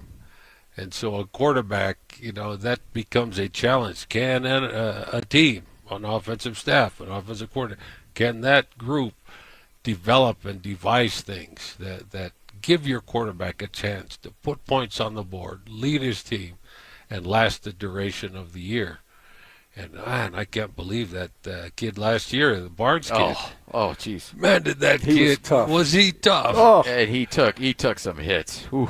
He was tough. He was durable, and man, our whole focus spring and in June has been to recruit. You know, in January, February, recruiting portal, and let's see if we can't beef up what we're doing up front. And man, I really love. Now we weren't able to harvest that in spring ball. Some of those kids were still acclimated, and in June, you know, you only get another only little piece, and a couple guys are still hurt. But right now in August, now we have a full allotment of offensive line, and our fronts will be developed at a way higher level than we were in the spring. And I'm 100% confident we'll be ready to hit the field running come game one. I asked Bronco to use one word to describe you. Okay, he said wise. All right, so he could have gone a lot of different directions. He went wise. That's good. I'm going to ask you one word to describe Bronco. Precision. Love it. Because everything he does is planned and measured and everything, right? Yeah, I mean, one of his favorite things are place the shot where it's designed to go. You know, you're gonna aim to that thing. That's where you're going. He's very precise in his way, and precision is probably the best way I could describe Bronco. When you start working with him again, did it feel like just old times? Did you guys just kind of fall back into the old rhythm from the BYU Virginia days? Some, but dang, I love it because there's an evolution. I do believe people should be different. People should evolve. Coaches should adapt to new environments, to new programs. And I will say, up to point, this may be some of our best work together because different evolutions of who we are. And I think you have to absolutely go down that road to maximize your new school. Your son sent out a tweet when he found out you got the job and said, "I guess I'm going to have to find a new babysitter." You're gonna miss that a little bit, right? Yeah, you know, my kids love taking shots at me. I guess I was that dad that kind of put the thumb to them when they were growing up. So hey, we all did that. They're getting their revenge. Huh? Well, you know, it's I really was able to really jump into being a grandpa, and there were a couple of things in our family that popped up. And it was a huge blessing that I was free and able and willing and to go and be a part of that. Man, that was hugely, I don't even know how to describe it, unbelievable that I was free to be able to help out. Probably transformed you in a way too, some, right? Like that changed my life more than anything. And it's because nobody ever told me that being a grandparent was the most amazing thing ever. And until it happened. And then you feel that. So I'm with you, man. That changes you a little bit. Yeah, you know, sheesh. You raise kids and all you're doing is torquing the screw. You're giving these kids candy. With the grandparent, no, that's the parent's job. You know, now you just march around and you're the good guy. And it's fun to be the good guy. Oh, absolutely. And then you send them home when you're done. Yeah. Well, Coach, we appreciate it. Thanks for hanging out with us. Looking forward to more conversations throughout the season, but this is going to be a fun one. It's good to have you back on the sidelines. Thank you. Thanks for having me, guys. That was Tuesday up at Utah State. Had the opportunity to visit with Robert and I, Dr. Bob, as they call him. You've had quite a history with him. You go back a long way. A long way. And just I listened to this interview live when you guys were up in Logan. And thoroughly enjoyed all the interviews that you guys did with McKay and with Bronco, with Robert. When I got to BYU in 1984, Robert and I think he was a junior that year, and it was critical. And this is, I think, the case for a lot of kids who go away for college. But when you're coming from the islands and you end up away from home. Homesickness is like it can be really rough, and for some kids they just can't manage it and they end up going back home. And Norm Chow had set up this kind of mentoring situation with the guys that he had brought in. Norm Chow was from Hawaii. He went to my high school, Punahou High School, and the guys that he brought in. And they were getting everybody out of Hawaii, all the great players, including Robert, Louis Wong, and Kurt Govea, and Lata Keo, and Thor Salanoa, and Lakehimule, and the list goes on. These guys were all Player of the Year in Hawaii. But it was still risky to recruit a kid to come here and play. It's different than it is now because we have so many people that now have transplanted. They live here now. Well, and you can got, actually the Polynesian community here is huge. But back then, when you were coming in as a freshman or as a young player, if you didn't have a core group of kids from Hawaii or guys from Hawaii that you could relate to, that could, take you to go get some local food, or take, as you're going through the process, man, you ended up going home. And Robert and I was in Samoa, and Robert is Samoan, right? In Samoa, it's called the Matai, which is the chief. I would say that Robert was the Matai. And he was the one that would make sure that everybody was okay and keep guys in line, make sure that, you didn't get too far out of line. Again, we did get out of line at times, but not too far out of line. And so anytime I hear Robert's voice, I just it takes me back to those moments, because Norm Chow was in charge of this group that was coming out of Hawaii, but really he, turned it over to Robert and Louis Wong and some of the guys that had been there longer, and Kurt Govea, and those guys, man, I'm forever indebted to Robert and that group that was there for me. And so to see Robert have this success, and he comes from a very storied and celebrated family, the Anai family. His father, Famika Anai, was a legendary coach in Hawaii at Kahuku. And his lineage now with Robert, Wendy Anai, who is down at Timpview, who is a phenomenal athlete herself. The impact that they have had now across the country has been immeasurable. So Robert, always brings a smile to my face, and Robert has that very typical island kind of cadence, And interestingly enough, I was listening to an interview with Keanu Tanavasa, and he has that same kind of cadence. So does his father, and it's soothing, it's comforting, and I kind of chuckle when you call him Dr. and I, because that was, to some degree, that's his family heritage and education. But Norm Chow went and got his doctorate degree. They took full advantage of the opportunity to be installed in an institution, and as a graduate assistant, and then as a coach, and then I'm going to take every opportunity that I can to continue to educate myself. And they all go get their doctorate degrees. And Norm did that, and of course Robert has done that. And what a phenomenal offensive mind, and a product of what we had at BYU when we were there, and with Tom Holmgren was there as an assistant coach. Andy Reid was there as an assistant, and all the great, and Norm Chow, all the great, brilliant offensive minds that came through there. One of the things that he said about the evolution, I think, is so critical and important, because we continue to evolve.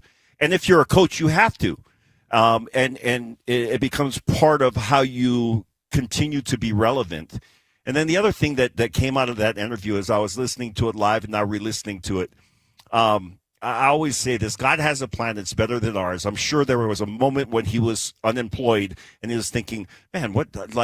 And then all of a sudden it's, my family needs me right now. And if I was coaching, I wouldn't have been able to be here. And, God is just watching over the whole plan. And I'm sure that, Robert would speak to that, because that's the kind of guy he is. But, man, I'm so glad that he and Bronco are together again. What a duo, yeah. Up there in Logan. Because for us, even though they're not in our conference, that Utah State being successful, in my mind, with those guys running the show, is opportunities for our local recruits, more so than a BYU and the University of Utah. The Weber States with Coach Kerr there, and Utah State up in Logan with Bronco there. Those are all great for football in the state of Utah. Well, that's awesome. I think that, the comment that he made that really stood out to me was that he is probably more excited about this iteration of Bronk and he, because they've had opportunities to be away. Yeah. I mean, there's power in that. And, and I do think a fresh outlook, he looked, like he said, he's been working out. He looks like he's in good shape. So that'll definitely be a great thing for those guys to be back. And I don't, because you commented how good looking he is, and I don't know if this is rumor or if this is fact. This might be urban legend, but it could be fact. If you go down to Waikiki and the statue of Yuka Hanamoku, right? Mm-hmm. That's Robert and I. Like I've heard this, and that he modeled for it. That he was the model that they used for that. Wow, that's pretty good. That's very good. If it wasn't Robert, it might have been one of his family. But I think it might be him. Wow. I cannot say that about anything that's been done in 3D. Nobody's modeled me. I'll promise you that. I'll see if my phone blows up with text and tell me whether that's fact or fiction. Hey, when we come back, I want to talk about McKay Hillstead. Please. You've watched him, yes, and I'm a huge fan. But I want to get into him a little bit, and then just some of the other things that maybe we've left hanging out there. Maybe hit on Weber State and Care. Yeah. But right now we're joined by the man, the king, Tim Brown Jr. of RGS Exteriors. We've had such a great opportunity to do a preseason football Friday in a place that football's revered. You love your football. It's life here. Look, you're going to talk about Karen Weber State. We got to talk about the boys at SU. Absolutely. Let's do it. Got to at least throw them Heck something. yeah. Hey, look, SU has been the last team 2 years in a row to not make the playoffs. This is their year. Yeah? I hope so. Because it's my kids last year, so I hope so. I talked to Care the other day. He says, look, I got one more year of being the biggest SU fan in the world, and the next year you got my allegiance. But anyway, that's a good we don't dude need to say anything more about SU. But look, we're excited. I'm excited. Talmadge is he healthy? He's healthy. Can you Love believe that? He actually, believe it or not, he is playing in his 6th season. This is his 7th camp. Yeah. He went to camp before his mission and then found his original injury. You'll know the ropes. He withdrew. So he's been there. He's old. So I am the kids will know this term. Maybe hopefully you guys do. But I'm the unk of the coach staff on Mountain Ridge. Well, Talmadge is the unk of the SU staff or team. He's older than many of the coaches. You always need that. You need an unk on your team. Talmadge is going to be 26 next month. Yeah, and he's playing. But anyway, but look, it's fun. You go back to RGS. Talmadge is the first of my oldest, my oldest child, and I've got 4 and some capacity, they're all going to be in the business, and so they're actually the 5th generation in our family business. So it's pretty exciting. One of two things is going to happen. When Talmadge graduates, he's in the master's program right now, and when he gets done after football, he's going to be in the business. Now, we haven't decided, is he going to come to Salt Lake and be a part of it, or are we going to open up a division in southern Utah and let him, we'll see how he is. We'll see if he's as good as he thinks he is. Ooh, I like Look, that. these kids, these 25, 26-year-old kids know more than you. Oh, they definitely do. So, at least they think they know more than you. But life waits. That's what I say. Well, and waits. he's getting married in December, so I think he's got some awakening to come, and so it's fun. But look, why does that even matter to the listeners? Why it matters is just that it tells you that we've been around for a long time. Yeah, we're going to continue to be around a long time. We love it. We're grateful to be in Utah, and it's just an honor. The thing about your advertising campaigns that I love is, you talking about, everybody's talking about what they want to be when they grow up. And I was saying that I want to do this. And that's the beauty of it, is that this has been an aspiration. It's like, as you're growing up and you're watching Dad, Grandpa, it's like, I'm going to do that someday. And now your kids are coming up, I'm going to do that someday. There's something to be said about that kind of family integration, and then them being able to and willing to and wanting to be a part of the business. It is. It's such an honor. Look, full disclosure. Well, I thought I was going to play in the league. That's what I thought. We all did. We all did. Obviously, that didn't work. Some dreams end sooner for others. Some dreams ended before college. So, mine was Little League. So that's when I knew I had no chance. But what I really, truly, we joke on the commercials, but literally there was 2 things I wanted to do. Was one, to be that when my dad. The other thing, you guys are going to laugh, but it's 100% sincere, and it's this. Yeah. I want to be a sports broadcaster. So it's something that those are my 2 passions in life, and so it's kind of cool. I get to do a little bit of both. That is great. And we love it. But the reality of it is I did. This is what I wanted to do. It's what I've always wanted to be. And it's something and an opportunity to do this, and it's a privilege to be able to be around. It's I love what you guys do. Last year we had a time that Alema, you had to take off because it was a high school game. It was a football Friday. Hans had to fly early to get there in his time, and it was Coach Mack and I and Scotty. Well, Scotty's flight literally just got canceled. This was when all the problems with all of the tower people. So his flights get canceled that he had to fly out the next morning. So he's scrambling in a flight. So Coach Mack and I did about a half hour of radio, just him and I. And I'll tell you, that was so cool to be able to take a spot with Coach Mack and I, and it did about a 30-minute segment. And Scotty was just like thumbs up as he kept trying to find his flight. And, look, that's what it's all about. Yeah. But going back to RGS, look, we're here to take care of you. Siding, gutters, windows, decks. I've given my team all the stops. We've got some big goals that I'm trying to incentivize them with. I'll get some there's some financial benefits for them if we hit some certain numbers, so they're going to do whatever it takes. So if you're thinking about it, now is literally the month. We see gas prices are going down. The Iran things have finally settled down. Things are opening up. Yeah. And you can feel it. You can see it. Kids go back to school next week, so it's time. So really, call us now. Get our guys out there. Get them out there Monday, Tuesday, whatever, and let's just give you an options and see if we can make something happen for you. One thing that you guys talk a lot about is how there's no pressure. This is not a pressure sale. That you actually will work almost more consultant-like in that beginning, listen to what they want, and then produce it. A lot of people say that, just reiterate that the fact that you're just there to try to move the thing along if they want to do it. That's exactly right. Now, look, are we going to ask for the sale? Sure. I'm just going to tell you, my guys are going to ask you to sign the dotted line. That's their jobs. But they're going to do it professional. They're going to do it with no pressure. There are so many guys in our industry that will literally, well, here's the other thing that we do not do. They come in the home, and they'll sit at your kitchen table, and they'll start at X price. 4 hours later, they're down at Y price. And I'm not kidding you. This is very common in our industry. We will never be that guy. I don't have price drops. The price is the price is the price. We don't do price drops like, don't sit and beat up my guys because the longer they're in the living room, the price is going down. That's just not who we are. But conversely, there's going to be no pressure. Yeah. We're going to be consultatives. We're going to put our consultant hats on. Here's what we can do. Does it make sense? And if something's out of your budget, then we're going to say, well, what can we take out to make it your budget? Yeah. Or can we bridge it with some financing to meet that so that you can still get your monthly payment and get the project you want? Either way, our guys are going to figure it out. Absolutely. And if you are in the market for any kind of exterior work on your home, call RGS Exteriors at 801-280-3110. Again, that's RGS Exteriors, 801-280-3110. You're listening to Scotty G and the coach. Alema Harrington, my guy, is with me today. And we've got to just put a capper on all this. Recap, and then I also want to talk a little McKay Hillstead on the other side.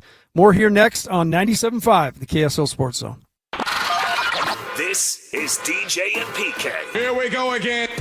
Joined by Jim Williams, longtime sports media producer, director, and executive. Keep an eye out when MLB expands. Salt Lake City is quietly becoming one of the hottest sports towns in America. Sports Business Journal just vaulted Salt Lake from number 44 to number 12 nationally, ahead of some legacy markets on its best sports business cities list. What has changed? What's driving that? I think a lot of it is people are discovering Utah. And I think what's driving it is look at the attendance. Look at the attendance at the Mammoth hockey game. The Jazz have always been strong. And then you've got, of course, Real Salt Lake. People are getting to understand numbers are numbers, whether you want to argue them or whatever. But at the end of the day, you want to be where you're going to be appreciated. This is a fantastic up and growing market. It's going to help the entire region. Catch DJ and PK mornings from 6 to 10 on 97.5, the KSL Sports Zone. Is your financial advisor offering you up to a 25% upfront bonus? And are they promising you up to 9% growth per year, all for your retirement income? If not, then you need to come to Trajan Wealth. Hi, I'm Jeff Jr., founder of Trajan Wealth. And if you plan to retire within the next 10 years, don't wait, only to find out it's too late. I've seen hardworking folks like you retire only to be required to go back to work, all because their advisor told them guarantees like these were too good to be true. They aren't. That's up to $25,000 upfront or up to $9,000 per year on $100,000, guaranteed for retirement income. Don't keep working when you're supposed to be retired, and don't let any financial financial advisor tell you it's too good to be true. Unlock your Trajan family office at TrajanWealth.com or call 1-855-TRAJAN-1. That's 1-855-TRAJAN-1. Annuity guarantees are based on the claims paying ability of the issuing insurance company. DBA in most states has Trajan Wealth Insurance Solutions. Hey Utah, Jimmer Fredette here. You remember Jimmermania? When the building got loud, the tempo sped up,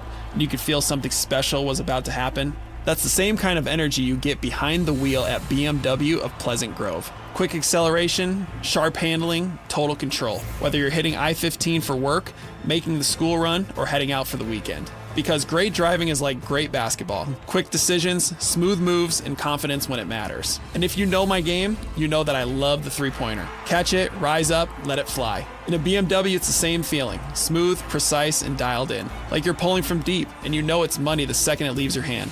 The crew at BMW of Pleasant Grove makes the whole process easy too. No pressure, no runaround. Just a premium experience from shopping to financing to service that has your back for miles. So if you're ready to upgrade your drive and bring that game day energy to every day, visit BMW of Pleasant Grove or online at bmwofpg.com. BMW of Pleasant Grove. Drive elevated. Water runs Utah, and it's running out. But why should you care? You only use it to hydrate, bathe, cook, clean, garden, play, and generally stay alive. They say there's nothing you can do about it, but I looked it up, and there's like 54 different ways to conserve water at slowtheflow.org. It would make a little too much sense if we all did our part to save water. Help maintain fun at Lagoon. Join their maintenance and construction team. Now hiring full-time year-round ride maintenance technicians and HVAC technicians. Great benefits and career opportunities. Apply at lagoonpark.com/jobs. Must be 18 or older. The KSL Sports Zone and Beehive Meals are honoring people that impact youth sports in our communities. Nominate the youth sports volunteer you know for the Beehive Meals Hero of the Week at KSLSports.com/contest. Accessing the best radio in Utah is right here. This is Scotty G and the coach, Tim Lacombe, on 97.5, the KSL Sports Zone.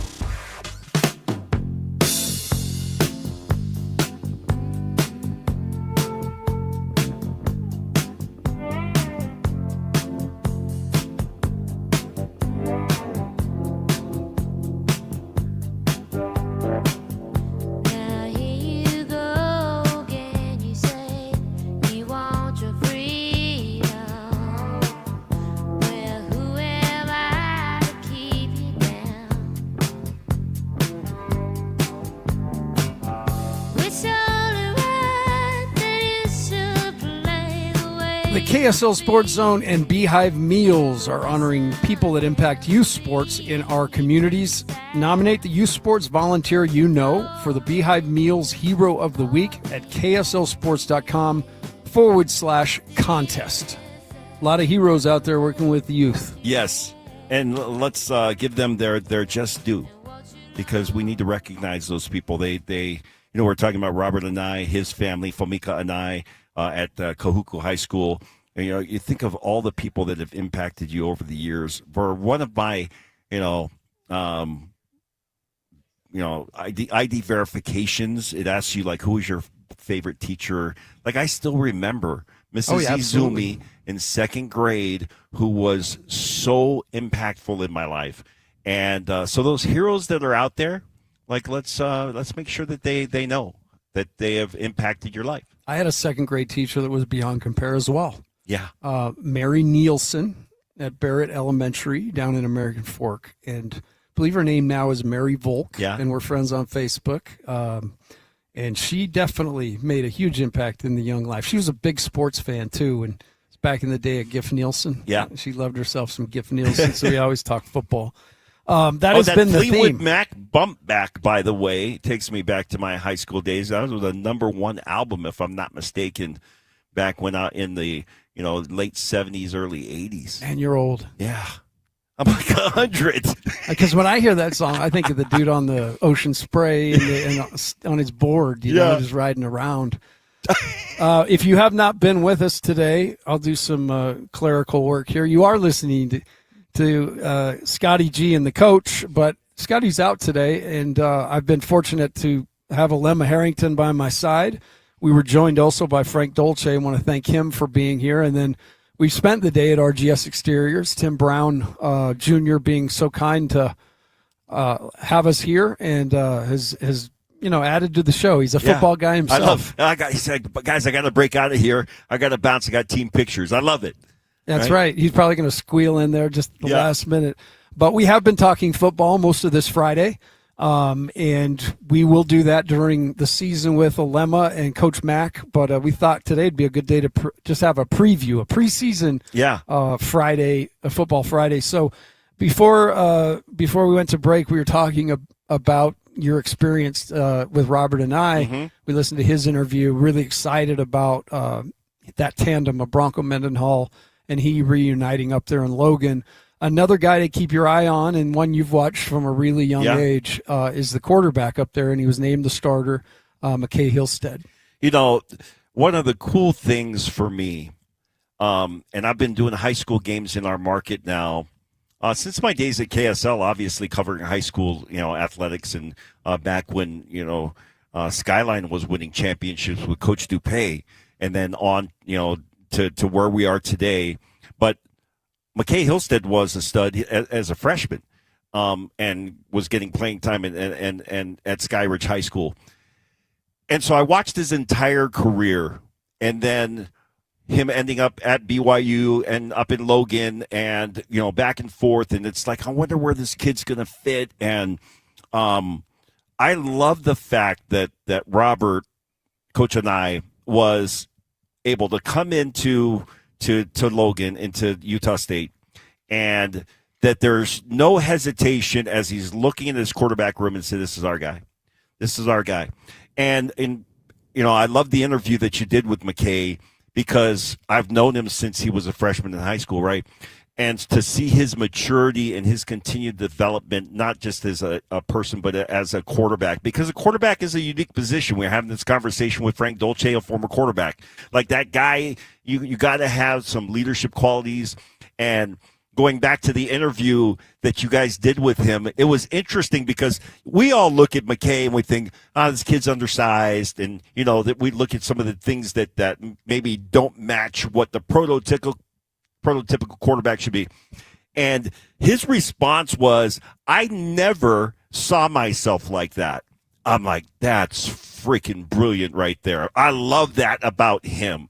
And the truth is that as I covered him at Skyridge in his senior year, he had a really bad high ankle sprain and even had the slingshot surgery where they kind of wire it together.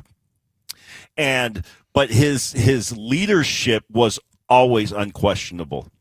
And so to see him now have over all these years, and I guarantee it has been the roughest thing he's ever dealt with, because he's coming out, all of us, every one of us who's come out as a celebrated high school star, when you hit that first road bump, man, that is like a slap in the face, and you don't know what just hit you. Like, what is going on? What do you mean I'm running with the third team right now? Are you kidding me? These kinds of experiences, and then you go from one school to the next school. For him to be now in that position where all of those things where he could have just, okay, I'm out. Like I'm just done. I'm going on to do the rest of my life. He has hung in there and persevered through all of those things, because all of those things have created the McKay Hillstead that we're going to see this year on the field at Utah State. And that's what I'm excited to see. Yeah. And under those two guys, he mentioned that, in a way, he was kind of just thrown into the wolves that first year. Hadn't learned a ton. The protection wasn't great. He spent most of the time running for his life on his back. But with all that, still was able to look really, really good in games. What is it, in your mind, what is it that he, I guess, stay healthy, number one. Yeah. He's got to stay healthy. But what are some of the things he can do right away that will help Utah State? I think, it's beyond the things that he can do from a technical standpoint, because he's an accurate thrower. He's, in that same category. You guys addressed this with him, stay out of harm's way and make better decisions. And he talked about kind of the kind of mental process of down and distance situation, when it's time to run, when it's not.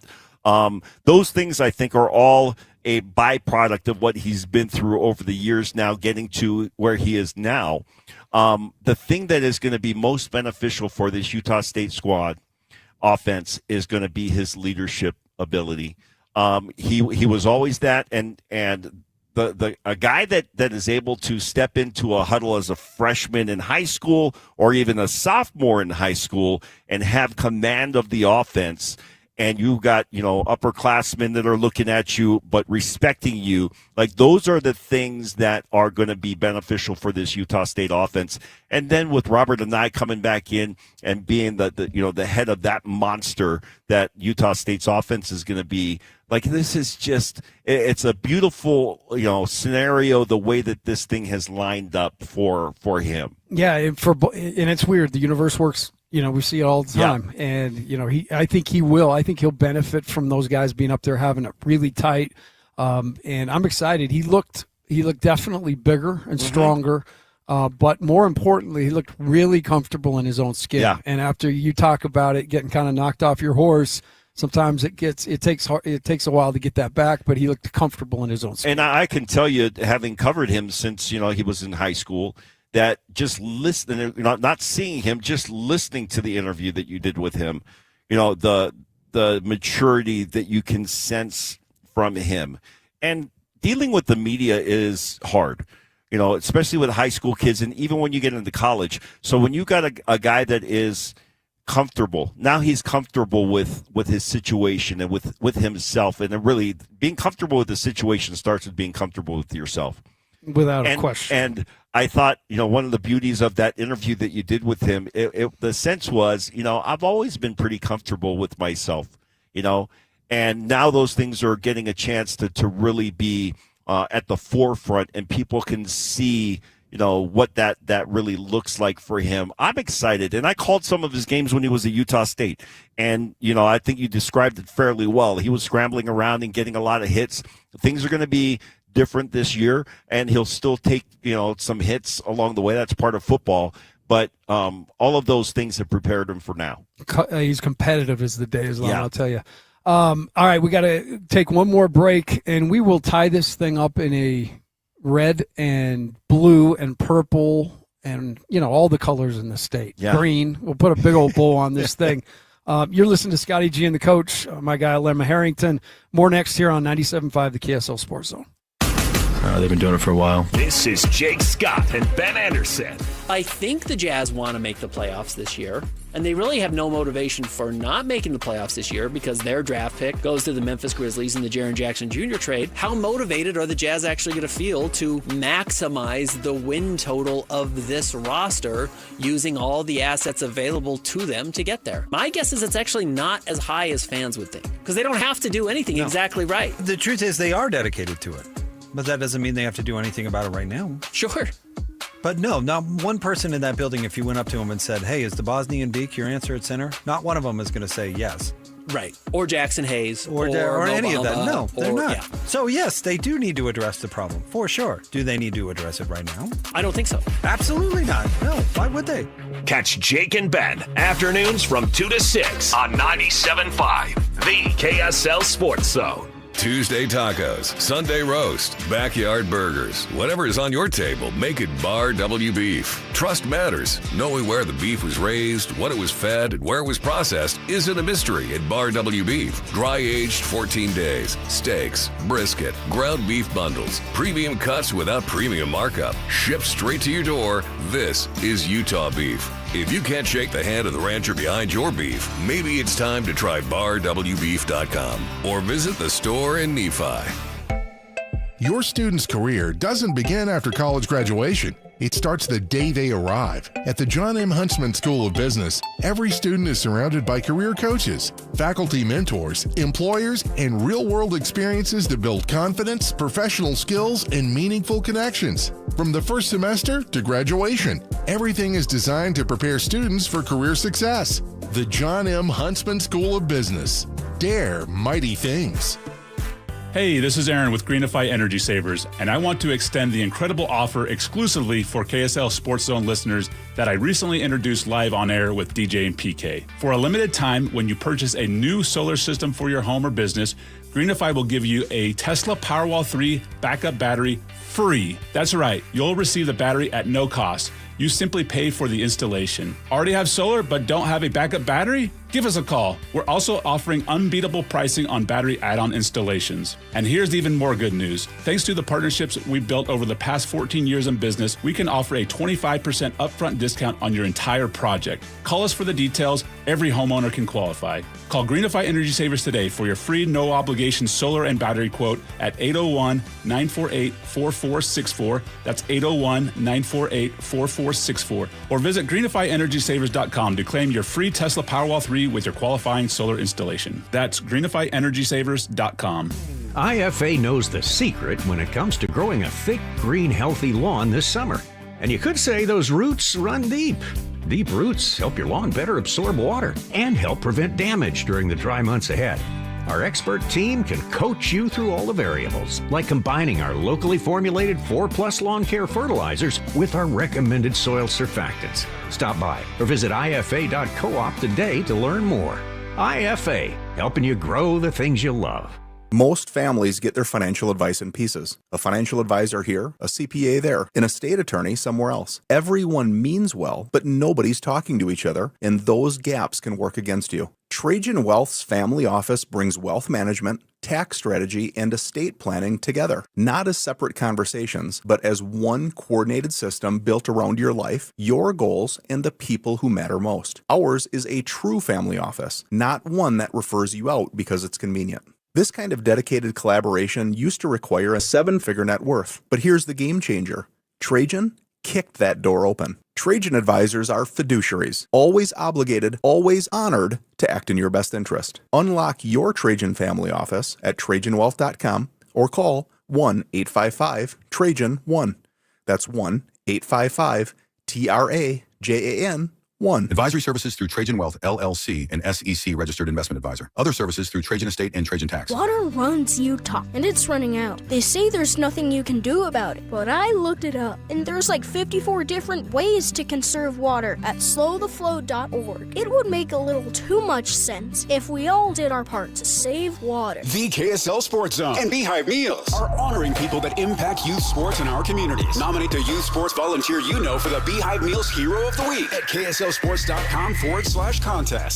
You're locked on to Scotty G and the coach, Tim LaCombe. Now I know y'all are tripping. Presented by Mountain Land Supply on 97.5, the KSL Sports Zone.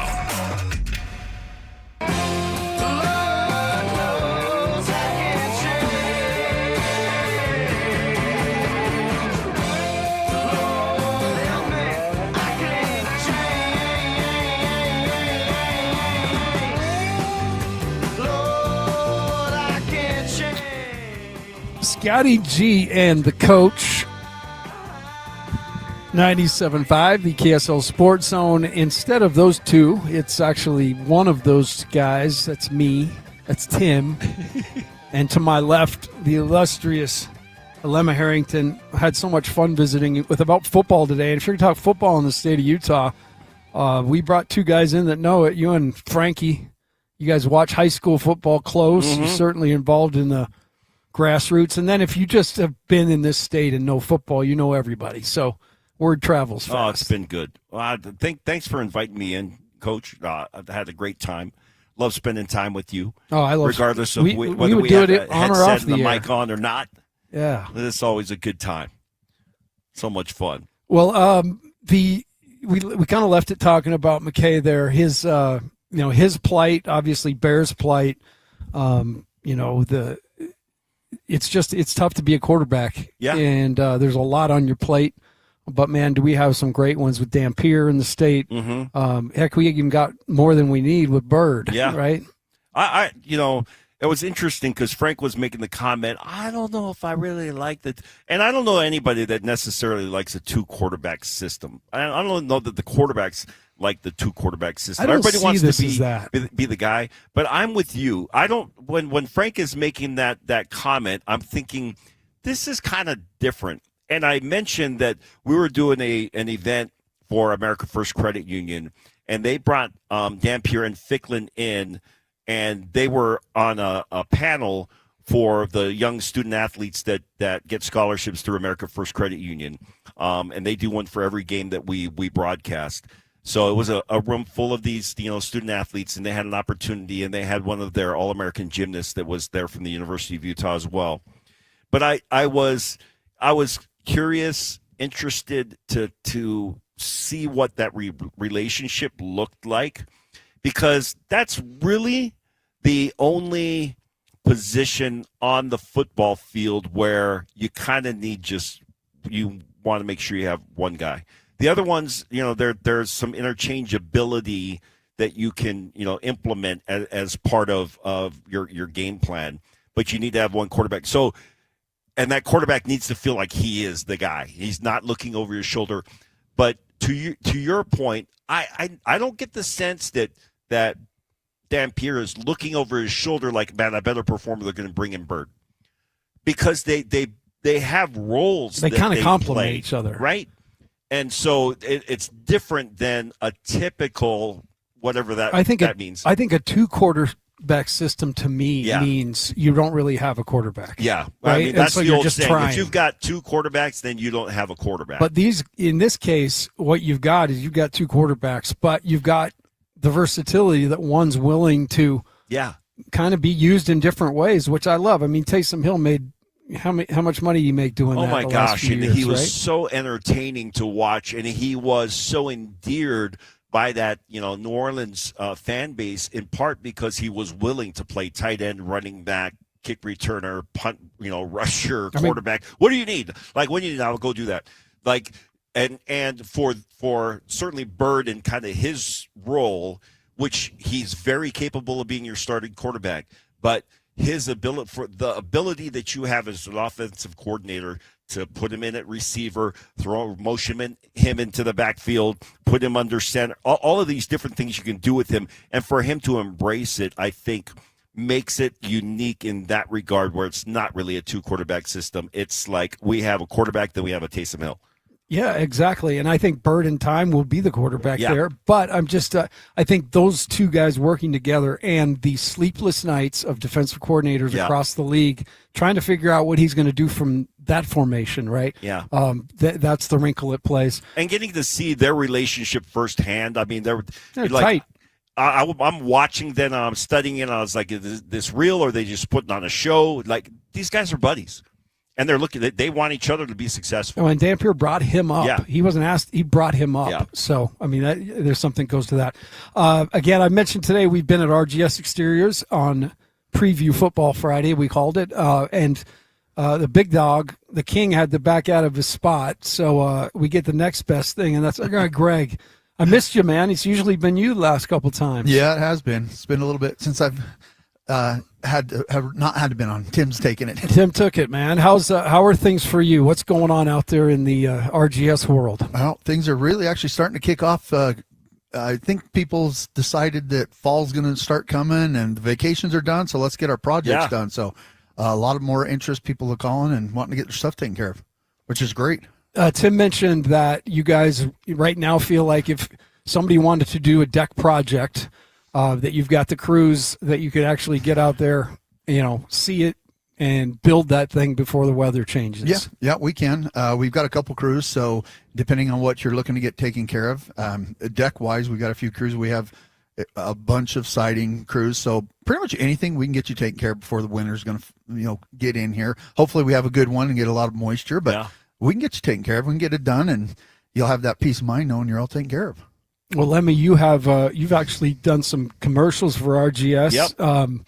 Anything we've pretty much touched on the craftsmanship and the accountability and the lineage that through the years. But anything we missed? There are a lot of companies out there, right? And there are companies that are out there that are doing siding or gutters or whatever. And there are a lot of national companies doing gutters. This is my thing.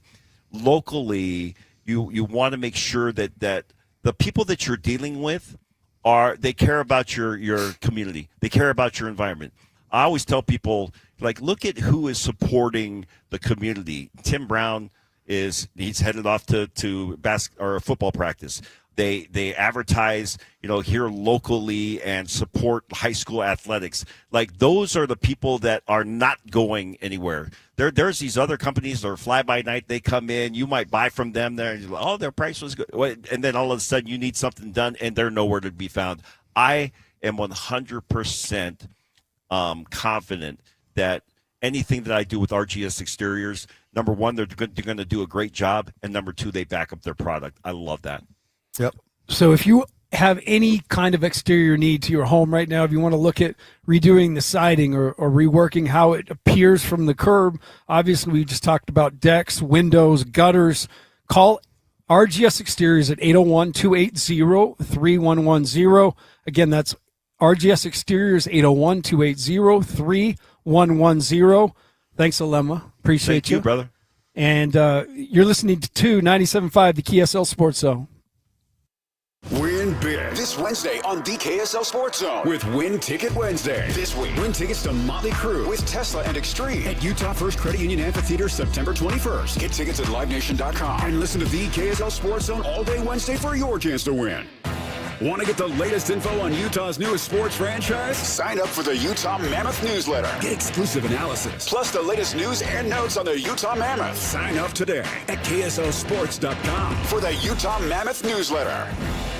Here's the deal. The government is over $38 trillion in debt, which means the IRS isn't slowing down. And the tax code is complex and unforgiving. So it's not surprising if you're one of the millions of Americans that owe back taxes to the IRS. Unfortunately, they're the world's most powerful collection agency, with the ability to garnish your wages, seize your bank accounts, and even take your home or business. But don't be stressed or worried any longer. We're Optima Tax Relief, America's most trusted tax resolution firm. We have resolved over $3 billion in tax debt for our clients. Our award-winning professionals deal with the IRS every single day, protecting our clients and preparing them for the best possible resolution. For tax help you need, for tax help you can trust, give Optima a call today. Call 800-343-6460. 800-343-6460. 800-343-6460. Optima Tax Relief. Some restrictions apply. For complete details, please visit OptimaTaxRelief.com. Turn it up. Let's go. It's a new era for sports radio in Utah. This is the all-new KSL Sports Zone. As always, DJ and PK kick off your mornings from 6 to 10. Then introducing the newest addition to the KSL Sports Zone. The coach, Tim Lacombe, joins Scotty G every day from 10 to 2. And as you wrap up your day, Jake Scott and Ben Anderson are there with the best sports talk in Utah from 2 to 6. Live and local, all day, every day. Your home for the best sports radio in Utah is live, on air, online, and on the KSL Sports app. This is 97.5, the KSL Sports Zone. As Americans, we love to try and fix our own stuff. It's as American as Paddington Bear. We pride ourselves in going to the hardware store and knowing exactly where to find the tools we'll only use once. But every once in a while, we bite off more than we can chew. When once all the screws are stripped, wires crossed, and hairs grayed, isn't there a certain charm to admitting you need an expert? And don't worry, there are lots of things that need help, but don't like to admit it. Things like self-checkout machines. I feel like I'm doing most of the work there. Autocorrect, again, most of the work. Also, the French. So if you've general custarded yourself into a bad situation, give Shamrock Plumbing a call. We're here to help. America First Credit Union has everything you need to get your money working. And for a limited time, new members get a $150 cash bonus for opening a checking account and $200 more for enrolling in and using direct deposit. If you're ready to do more with your money and get up to $350 cash, head to AmericaFirst.com and become a member today. Subject to membership eligibility, terms, creditworthiness, change, and conditions. Additional requirements may apply. Federally insured by NCUA. Equal Opportunity Lender. It's game day. Are your moderate to severe Crohn's disease or ulcerative colitis symptoms keeping you from the action? Skyrizi, risankizumab Riza, could help you get back to the game. Skyrizi is proven to help people feel significant symptom relief, achieve remission, and visibly improve damage of the intestinal lining. Skyrizi is a prescription injection medicine for adults. Don't use if allergic to Skyrizi. Serious allergic reactions, increased infections, or lower ability to fight them may occur. Before treatment, get checked for infections and tuberculosis. Tell your doctor about any flu-like symptoms or vaccines. Liver problems leading to hospitalization may occur when treated for Crohn's or ulcerative colitis. Ask your doctor about Skyrizi, the #1 prescribed biologic in Crohn's and ulcerative colitis combined.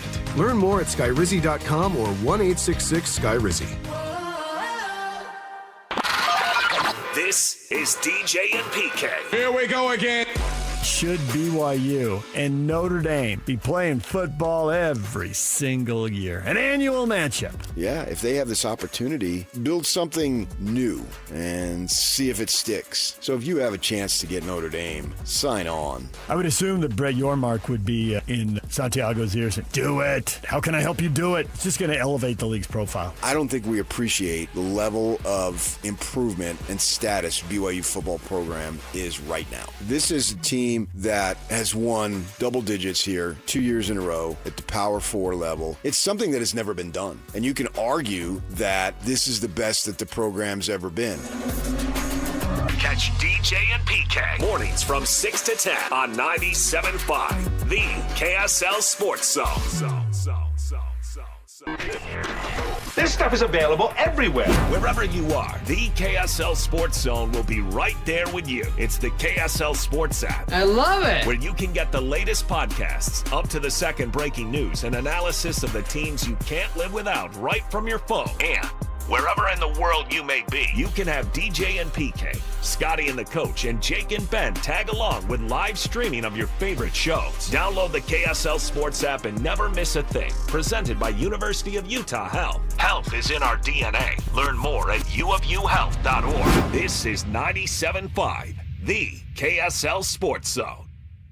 Broadcasting live from the KSL Cars Studio. This is 97.5 KZNS FM Colville, 1280 KZNS AM Salt Lake City, and 102.7 KSL FM HD2 Salt Lake City Midvale. This is 97.5, the KSL Sports Zone. We're all locked in now. Your home for the best sports radio in Utah is right here on the KSL Sports Zone. It's time to kick off your afternoon drive with Jake Scott and Ben Anderson. Allow me to introduce the best of the best. On 97.5, the KSL Sports Zone.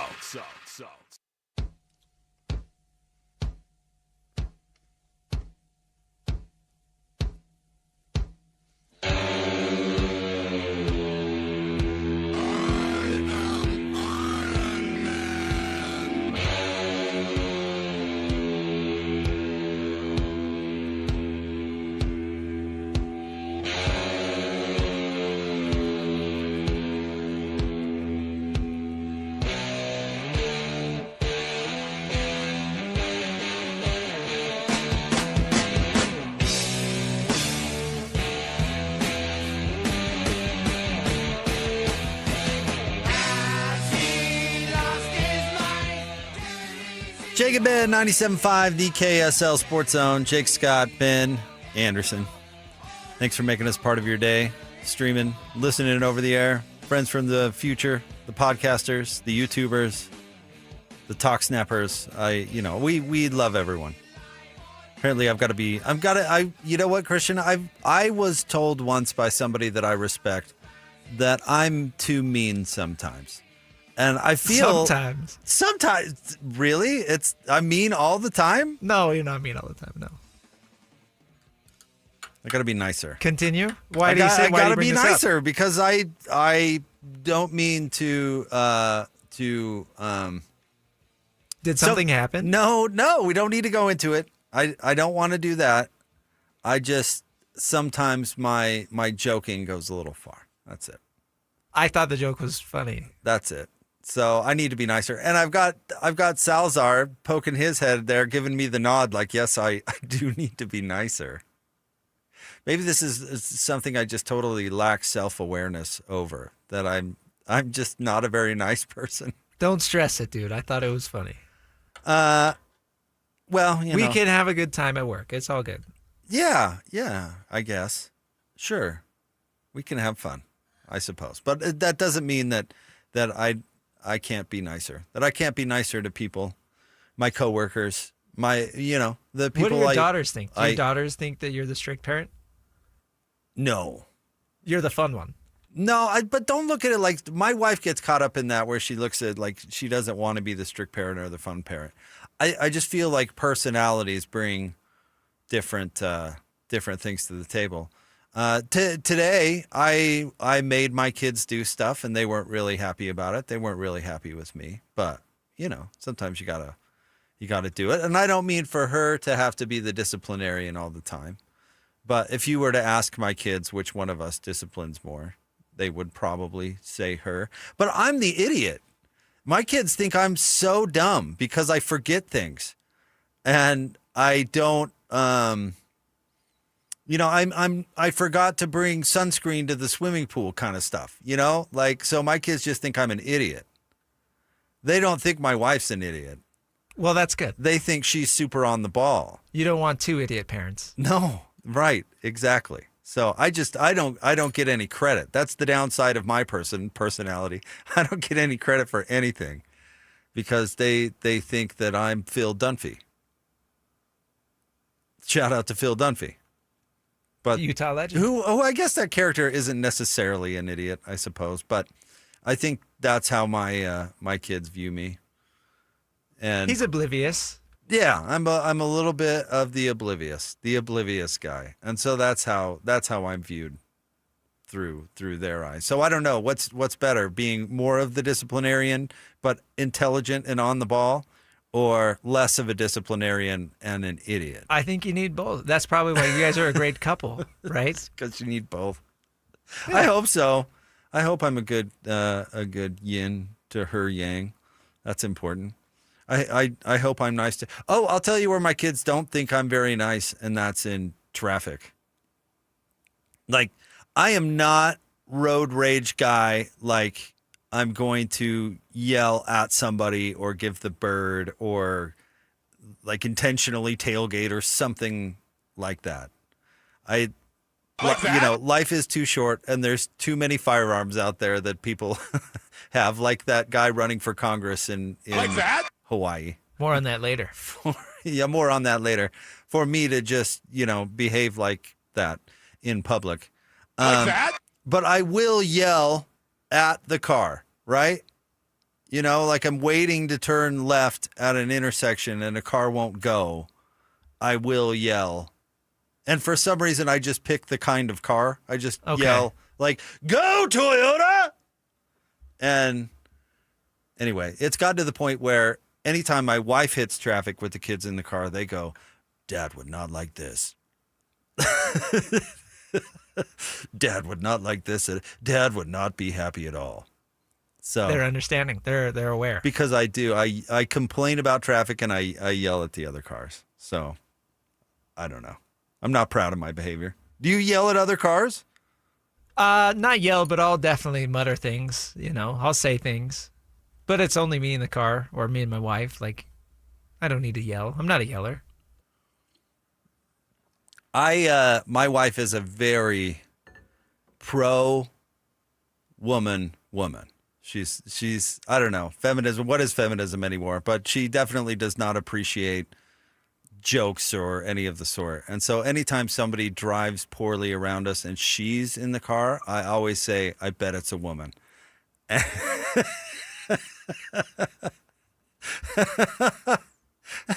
And she has never found it funny once. Not once. Well, I mean, I keep trying, but she has not ever found it. Yeah, keep it on. Maybe one of these days she'll crack. She's not ever found that funny once. I laugh every time. It's a good one. Yeah, thank you. Thank you. All right, Christian, we have a busy day today. In fact, I'm super excited about today's guest lineup. Matt Brown of the Extra Points newsletter is going to be on the show at the top of 3 o'clock hour to talk about what exactly is going on in Congress and with the Protect College Sports Act and all that stuff. We will talk to Matt about everything. Coming up at the top of the 3 o'clock hour, Tim Lacombe just grinded out 4 hours of radio. He's going to come in and do one more. He's going to be on with us for the 4 o'clock hour. Is he coming here? He'll be on the Airlink. He'll be on the Airlink. Sweet. All right, Tim, 4 o'clock hour. Super excited about that.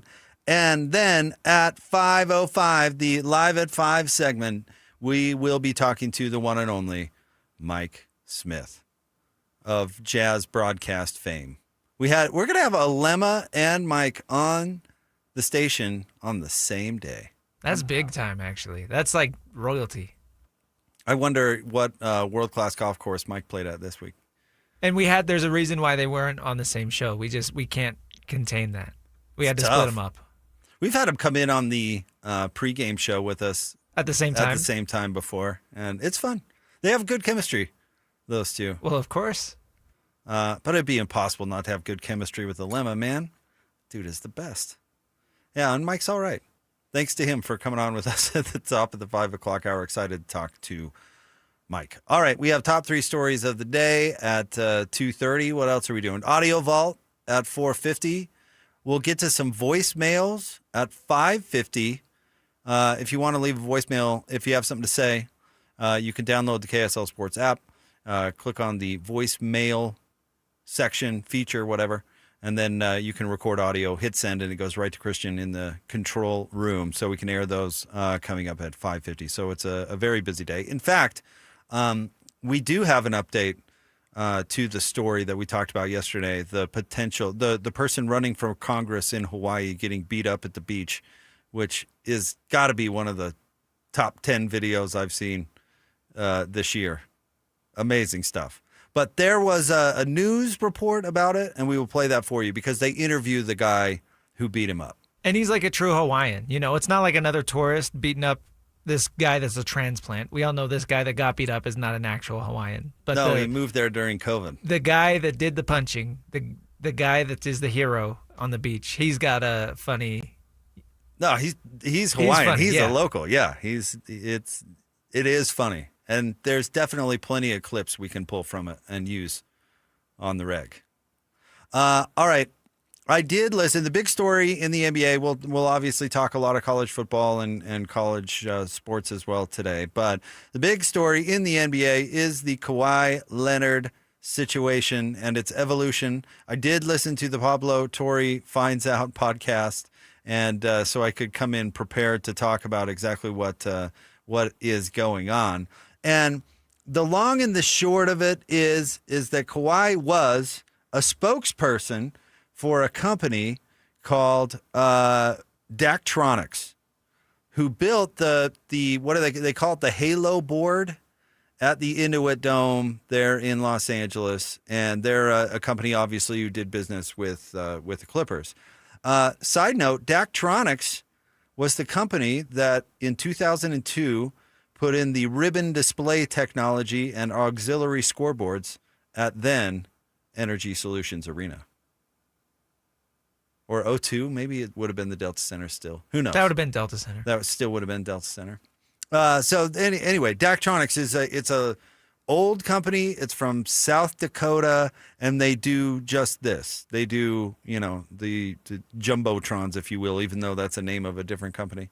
But Daktronics makes these screens and things for stadiums, and has for a long time. It's like 58 years or something along those lines. Anyway, they got a contract with the Clippers. They built the Halo board, and Kawhi Leonard was a spokesperson for them. All those things are pretty much undisputed. The thing that makes this look painfully like cap circumvention is a couple of things. One, that this company has not only never had a spokesperson before, but have been on the record basically saying that in this space, having spokespeople doesn't work. Some of their competition had done, celebrity endorsements or spokespeople before, and they had actually been vocal about, that's a waste of money. It doesn't work in this sort of space. So all of a sudden, the company has one spokesperson or one endorsement deal, and it just happens to be Kawhi Leonard. Now, another thing that makes this look eerily suspicious is that when Daktronics got the contract for the Clippers board, which turned out to be, we're talking millions of dollars, right? We're talking about the grandest project of this kind in this state-of-the-art stadium built by Steve Ballmer. They were borderline going out of business until they landed this contract. And after they landed this contract, Christian, their stock price has gone from something like $5 a share to $20 million or $20 per share over that period of time. So we're talking like 3 years, 2.5, 3 years. And because they landed that contract, now the business is back on track and the business is booming. And they made this joke on the podcast, but you could say it's the most successful endorsement deal of all time. But the hard part is, Christian, and this is Kawhi Leonard's big mistake, or he would have gotten away with all of this. Is he didn't do anything. Right. If he would have done something, they would have gotten away with all of this. But he didn't do anything. They didn't announce it. He didn't put out a tweet. He didn't film a video. He didn't show up at an event. He did nothing. Nothing. In fact, all it takes is literally a tweet that says #ad. That's it. All he had to do was say, "Have you seen the new Clippers board? It's awesome," with a little video or something like that. I mean, and he did nothing. And they acted super dodgy. The company acted super dodgy when they even the name Kawhi Leonard was brought up. And the company, when asked about Kawhi Leonard, directed the inquiry, the journalist, to a crisis PR guy. So that's not fishy at all. No, and the crisis PR guy was terrible too. And there's all these like connections. The crisis PR firm worked for Ballmer during the negotiation of with the city of Inglewood on where and how to build the Intuit Dome. Like it is unbelievably fishy. So the kind of allegation is that to land this contract with the Clippers, Ballmer said, "I'll pay you a little extra if you wash it through to my guy Kawhi Leonard, who then doesn't have to do anything for you." And again, the saddest part about all of this is if he would have done just hire a teenager to do it, he wouldn't even had to do it. You know what I mean? But a minimal amount of, "Hey, look, I endorse these guys," he would have gotten away with all of it. But instead, it's all shady, and he hasn't done anything. And honestly, I believe that the NBA would look for anything just to point at it and make it go away, anything. Because, and they talk about this, Ballmer is not only incredibly wealthy, which kind of scares the other owners, but the other owners really like him. He's really popular with the other owners. He's the owner that made it popular that sports franchises become the world's largest piggy bank. I mean, when he set the market by buying the Clippers for double what the next offer was, all of a sudden price tags on all sports franchises it raises the floor, skyrocketed. I mean, what did the Lakers end up selling for? Like $10 billion? 10, yeah.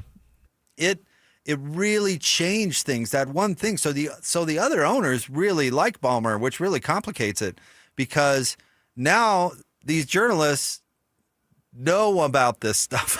And so the NBA has to do something about it. I really think Adam Silver would love to just point to a couple of tweets and say,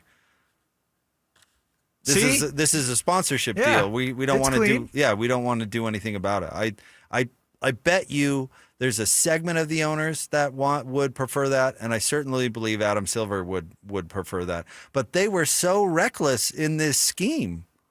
That's they were that's so the reckless. odd part is, I mean, Ballmer is no stranger to making money, right? Like, this is a dude that his whole past has been making money, and he has seemingly known what to do in order to get to where he is now and come into the billions of dollars that he has. And it's like, this is where you slip up.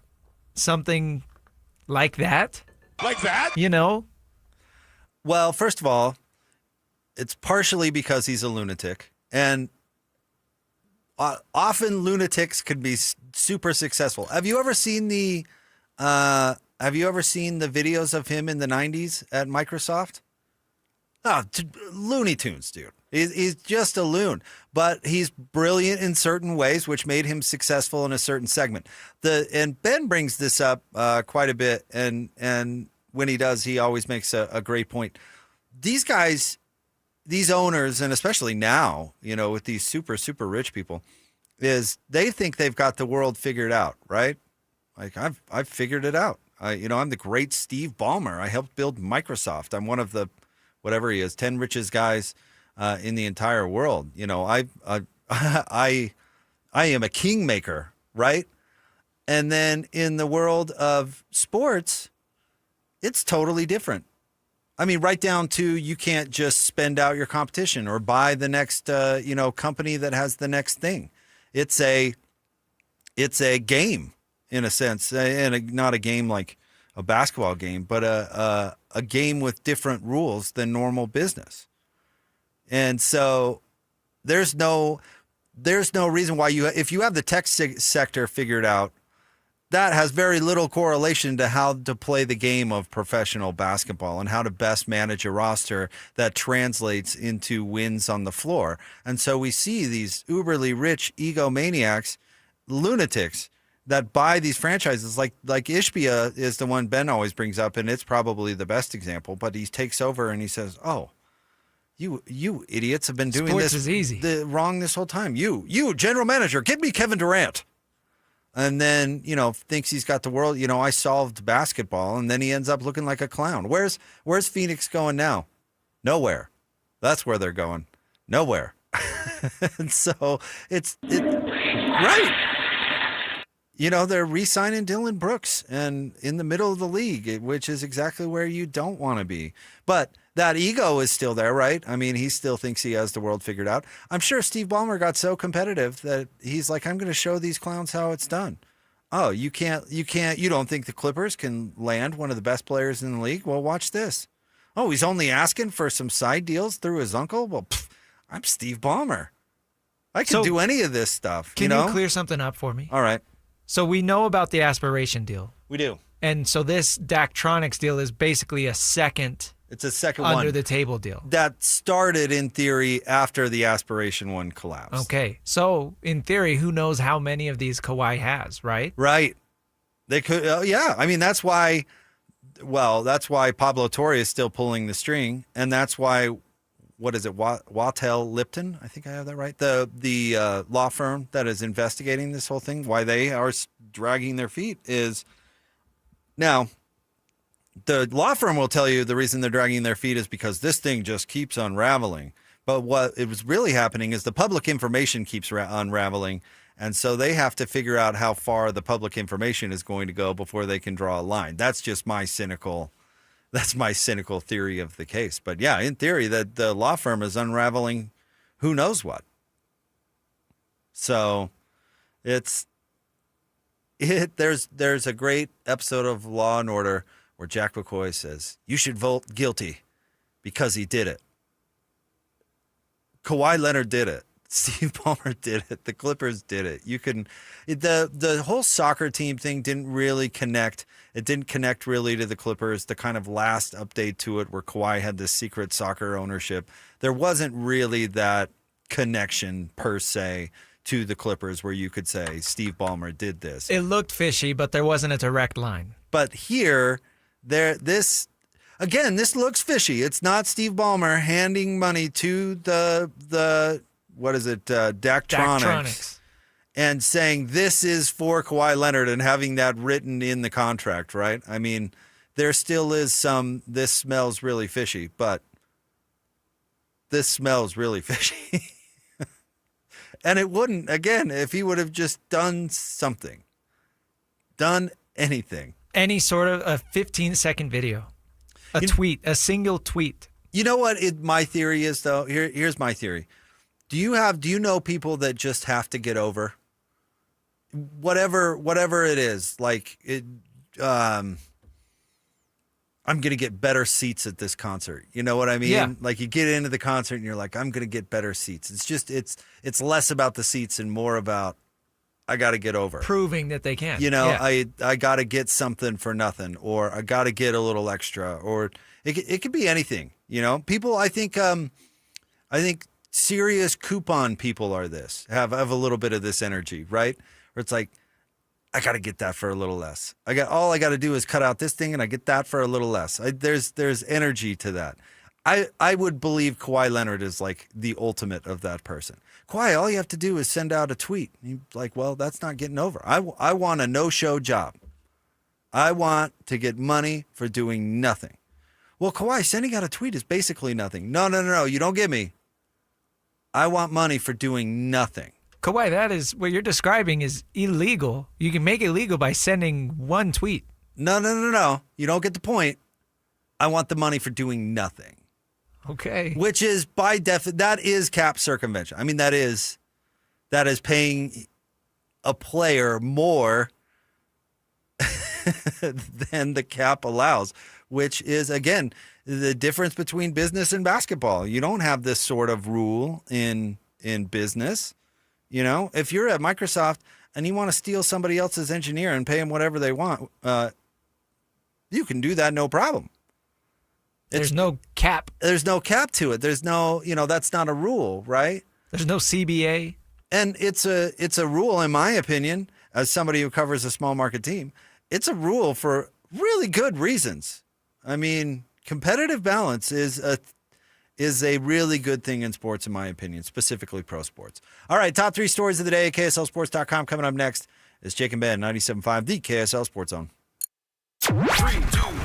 This is Scotty G and Coach Tim LeComb. From top to bottom, this is the most talented team the Kalani Sitake's ever had at BYU. And that includes his first year when he had Taysom Hill and Jamal Williams. This is as good of a complete team. Now, I know there's some question marks at wide receiver. Totally get that. But I also look at it from the depth. They've got it. The quality, the high-end players, they've got it. I just think this team is absolutely loaded, and we're going to see it on display. And the questions will get answered quickly. The receivers that you choose have to go out on the field, and they have to run their routes and catch balls, and they catch balls and make plays. You'll start to get to know them better. They'll become more than just a name on a page. And then on Utah's side, nationally, both teams ranked in the top 25. BYU considered a contender, and Utah a dark horse. You guys are in the conversation. Now it's just go do it.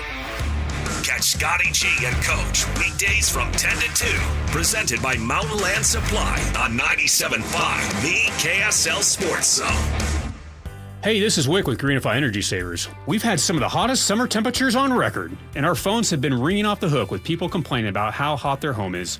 Well, the biggest culprit for this is the attic.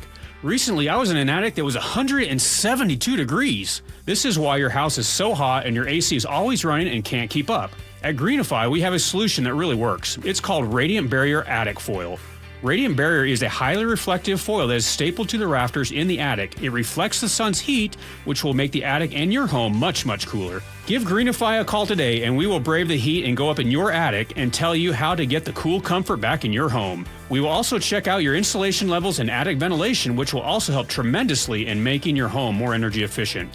And Greenify will make sure you get all the utility rebates that you're entitled to. Call us today and I won't even charge you for the visit. 801-948-4464. That's 801-948-4464, or check us out online at greenifyenergysavers.com. Hey, Doug, what is it that you do? 'Cause everybody's buying a car from you. Hey, Doug. Roll into summer in a new Chevy from Doug Smith Chevy in Spanish Fork. We've got cars, trucks, and SUVs perfect for fun under the sun. Together, let's drive. Hey, Doug. The truck just arrived at Gillette Services. And so did the savings. Gillette has a load of new Carrier air conditioners for an amazing price. Get a new Carrier air conditioner starting at just $34.95. That's $1,500 off while inventory lasts. Save big with a trusted family-owned company and enjoy expert installation from Utah's largest Carrier dealer and 8-time President's Choice Award winner. Call 385-273-6628 or visit GilletteServices.com before these truckload savings are gone. Carrier, turn to the experts. A Carrier factory authorized dealer. DJ PK and John from J. Brooks Jewelers. Do you want a ring that no one else in the world has? Here's something you need to know. That's right, DJ. At J. Brooks Jewelers, we're a full custom jewelry house, which means that we design and create your piece start to finish right here in Utah. From the first idea you may have seen online to the very final polish, everything is done in-house by our expert team of artisans. So when you work with our custom stylists and our highly skilled artisans, there's no mass production and no middlemen, just true craftsmanship and collaboration. We'll sit down with you and talk through your vision, show you design concepts, and bring your dream piece to life with precision and care. So whether it's an engagement ring, anniversary gift, or heirloom redesign, we love creating something that tells your story. So if you can imagine it, we can make it. So come see us today at J. Brooks Jewelers in Murray or Lehigh and begin your custom journey today. J. Brooks Jewelers, your locally owned family jeweler. Get hunt ready before you head into the backcountry. Gear up at Mountain Land Truck Outfitters. Purchase $250 or more in rough country recovery equipment, and you'll get a free $25 Maverick G card. Don't miss his limited time hunting season offer. Visit your nearest Mountain Land Truck Outfitters location or shop today at mtnlndtruck.com. Offer valid through August 31st, 2026, or while supplies last. Purchase $250 or more in rough country recovery equipment to receive one free $25 Maverick gift card. Limit one gift card per customer account while supplies last. This is DJ and PK. Here we go again. Joined by Jim Williams, longtime sports media producer, director, and executive. Keep an eye out when MLB expands. Salt Lake City is quietly becoming one of the hottest sports towns in America. Sports Business Journal just vaulted Salt Lake from number 44 to number 12 nationally, ahead of some legacy markets on its best sports business cities list. What has changed? What's driving that? I think a lot of it is people are discovering Utah. And I think what's driving it is look at the attendance. Look at the attendance at the Mammoth hockey game. The Jazz have always been strong. And then you've got, of course, Real Salt Lake. People are getting to understand numbers are numbers, whether you want to argue them or whatever. But at the end of the day, you want to be where you're going to be appreciated. This is a fantastic up and growing market. It's going to help the entire region. Catch DJ and PK mornings from 6 to 10 on 97.5, the KSL Sports Zone. Listen every morning to DJ and PK and Monday afternoon with Jake and Ben for your Chevy Strong Play of the Game. Win great prizes from Rocky Mountain Chevy. It's time to break down the biggest stories of the day.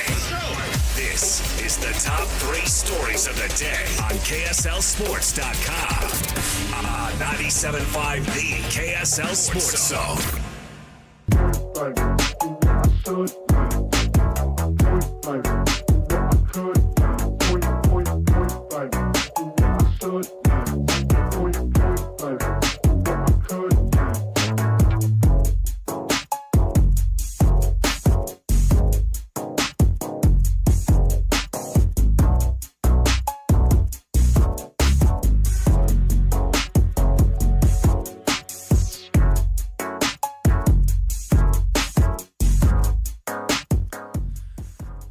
Jacob Ben, 97.5, the KSL Sports Zone. Jake, Scott, Ben, Anderson, thank you for making us a part of your day. It is time for the top 3 stories of the day at KSLSports.com, which is brought to you by J. Brooks Jewelers. Cherish your love with J. Brooks Jewelers. Explore their expertly crafted engagement rings made from the finest materials. J. Brooks Jewelers. All right, Christian, where do you want to start today? Number one of the interesting stories to follow this camp for Utah will be new defensive coordinator Colton Swan and how he takes over and what he does to that defense after Morgan was there for so long. He talked the other day about his defensive line group and some of the growth and leadership that he's seen emerge through camp. Them and the DBs, a lot of turnover in there and new guys coming in, so it was a question mark going into spring, and you've seen nothing but growth and development from those guys, and it's continued so far. You can tell that they've had a great summer in the weight room, that they've done a great job in the video room, and yeah, it helps us as linebackers if we got a front 4 in front of us that can allow us to do some cool stuff linebacker-wise, but it also helps in the back end with, putting pressure on the quarterback. That's one of the biggest stories of camp, if they can get the D-line where it needs to go.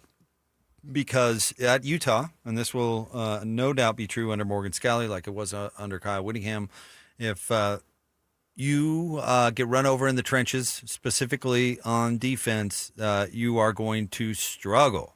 And you saw it at times.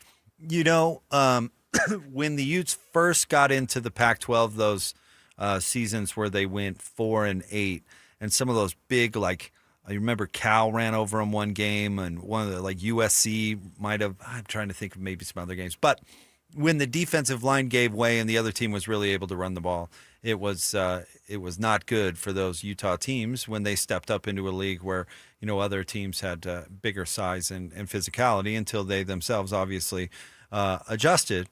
And I think I always said you shouldn't doubt Utah's ability to replace defensive linemen, particularly internal defensive linemen. And I still think that is true. We probably shouldn't doubt it. But it is a big story. It needs to be better than it was last year, and they've got different personnel. Especially with all the turnover at the coaching staff.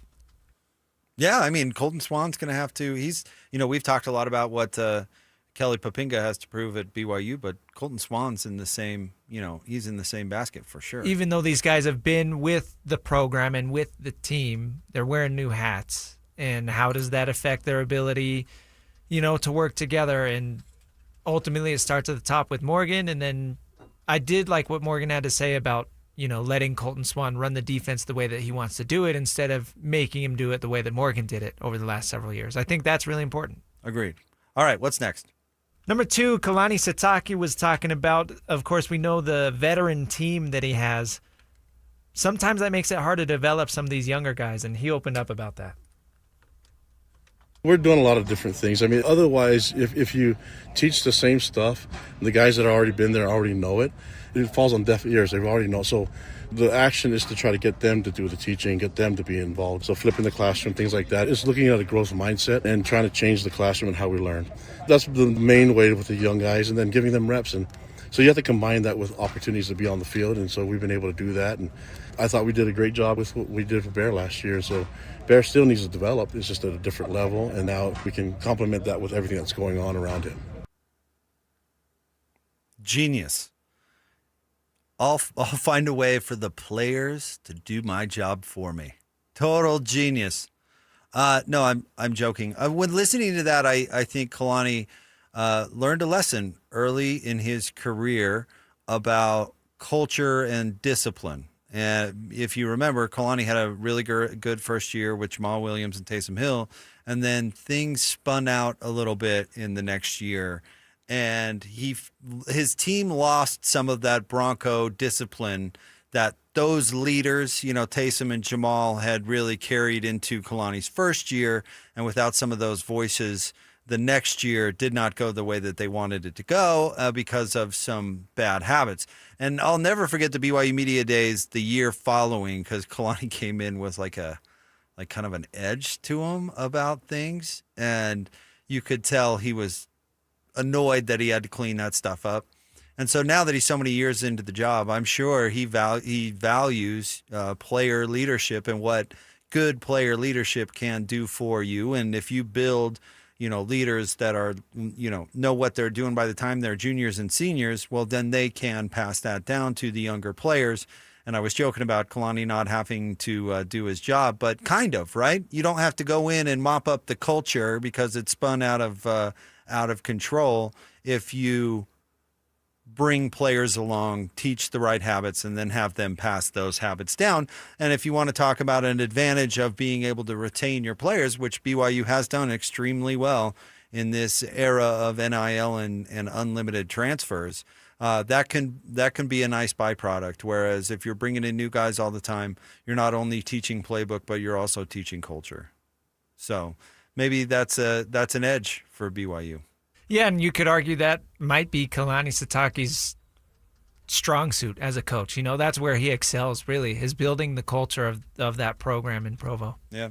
I mean, if you want a Utah comparison, Devin Dampier talking about taking everybody down to Arizona and getting on the same page. And now, the narrative up at Utah is that Dampier is smart and can adjust everything at the line. Well, yeah, he did that.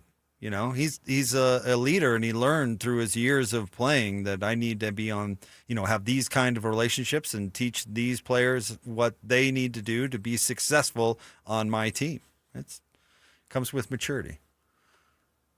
And I expect BYU to be a mature team going forward with the new rules. They should be able to be the school that accomplishes the get old, stay old mantra. It should be easier at BYU. So, interesting stuff from Kalani. What's next? Number 3, do you regret not watching the Hall of Fame game? No, not in the slightest. Come on, you've seen stuff about it though, right? No. Tiny Hands played. Oh, dude, it was a great game. It was awesome. Carson Beck, I saw everybody's kind of excited about him, right? I still think he stinks, but yeah, it was a fun game. He played well. For what reason?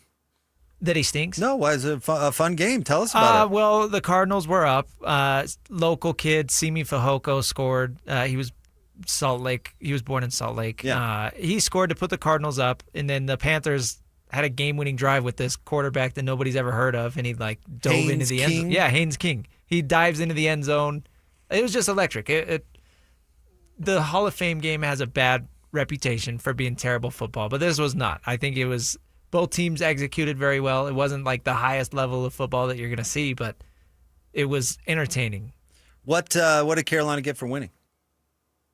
I mean, the entire United States of America behind them. Were the Cardinals actually trying to win? Yeah. Were they? Why wouldn't they? It's a game, Yeah, but they're not playing their best players. I'm assuming. No, I'm assuming plenty of the roster was getting reps just to see how they are. I mean, they're not trying to win. It could be, but they scored with 2 minutes left, and it looked like. The players are trying to win. Well, they got to do a 2-minute drill. That's nice for them. Right, but it's not like the players on defense that were trying to stop Carolina. It's not like they're like, okay, guys, let's let them score here. They're trying hard. They're fighting for the roster. Maybe. I don't know. It's preseason football. Who cares? It was a fun game. Okay. It was great. How much money did you win on it? I got to imagine that would I don't want to reveal. I know. I don't want to reveal that. I got to imagine that's the only sane reason to want to watch that game. Other than Carson Beck, but you don't like Carson Beck. So I don't like Carson Beck. But it's again, like he had a really nice throw. There was a big hit at the end of the throw, and the refs didn't even throw a flag for targeting. And it's like that's the type of stuff that hypes you up, What's your problem with Carson Beck? I really didn't like him at Georgia, and then I thought that him going to Miami was kind of weak, especially after what he did at Georgia, even though I didn't, obviously that Georgia team was carried by the defense and stuff. I think it was weak for him to transfer and try to go win somewhere else after he already won at Georgia. Didn't he have a famous girlfriend or something? He was dating, one of the, I don't know, I forget her name. But yeah, and they got their car stolen or something. Yeah, I think he might just be jealous, dude. It's all right. Me jealous? Yeah. I wish I made as much money as he did, sure. Successful guy. Yeah, he's in the NFL. Nice gal. Won a national title. I don't think they're not together anymore. Almost won another one. Yeah, that's more than probably I'll ever accomplish, so yeah. Maybe he's good. Could be. He looked good last night. Sure. It was a great game. I think you regret not watching it. No, I've never regretted not watching the Cardinals, ever. One of the true terrible franchises in sports. That's fine. Throw out the logos and just watch the game, man. It's nice to have a Thursday night game to get home, kick your feet up, and watch some football. That's what it's about. Listen, have you ever seen Planes, Trains, and Automobiles? You ever seen that movie? No. Steve Martin and John Candy. No. I wish I could do this rant justice, but at some point, Steve Martin is ranting at John Candy about how much he talks without having a point. He's like, when you tell a story, you've got to have a point. It's called being interesting.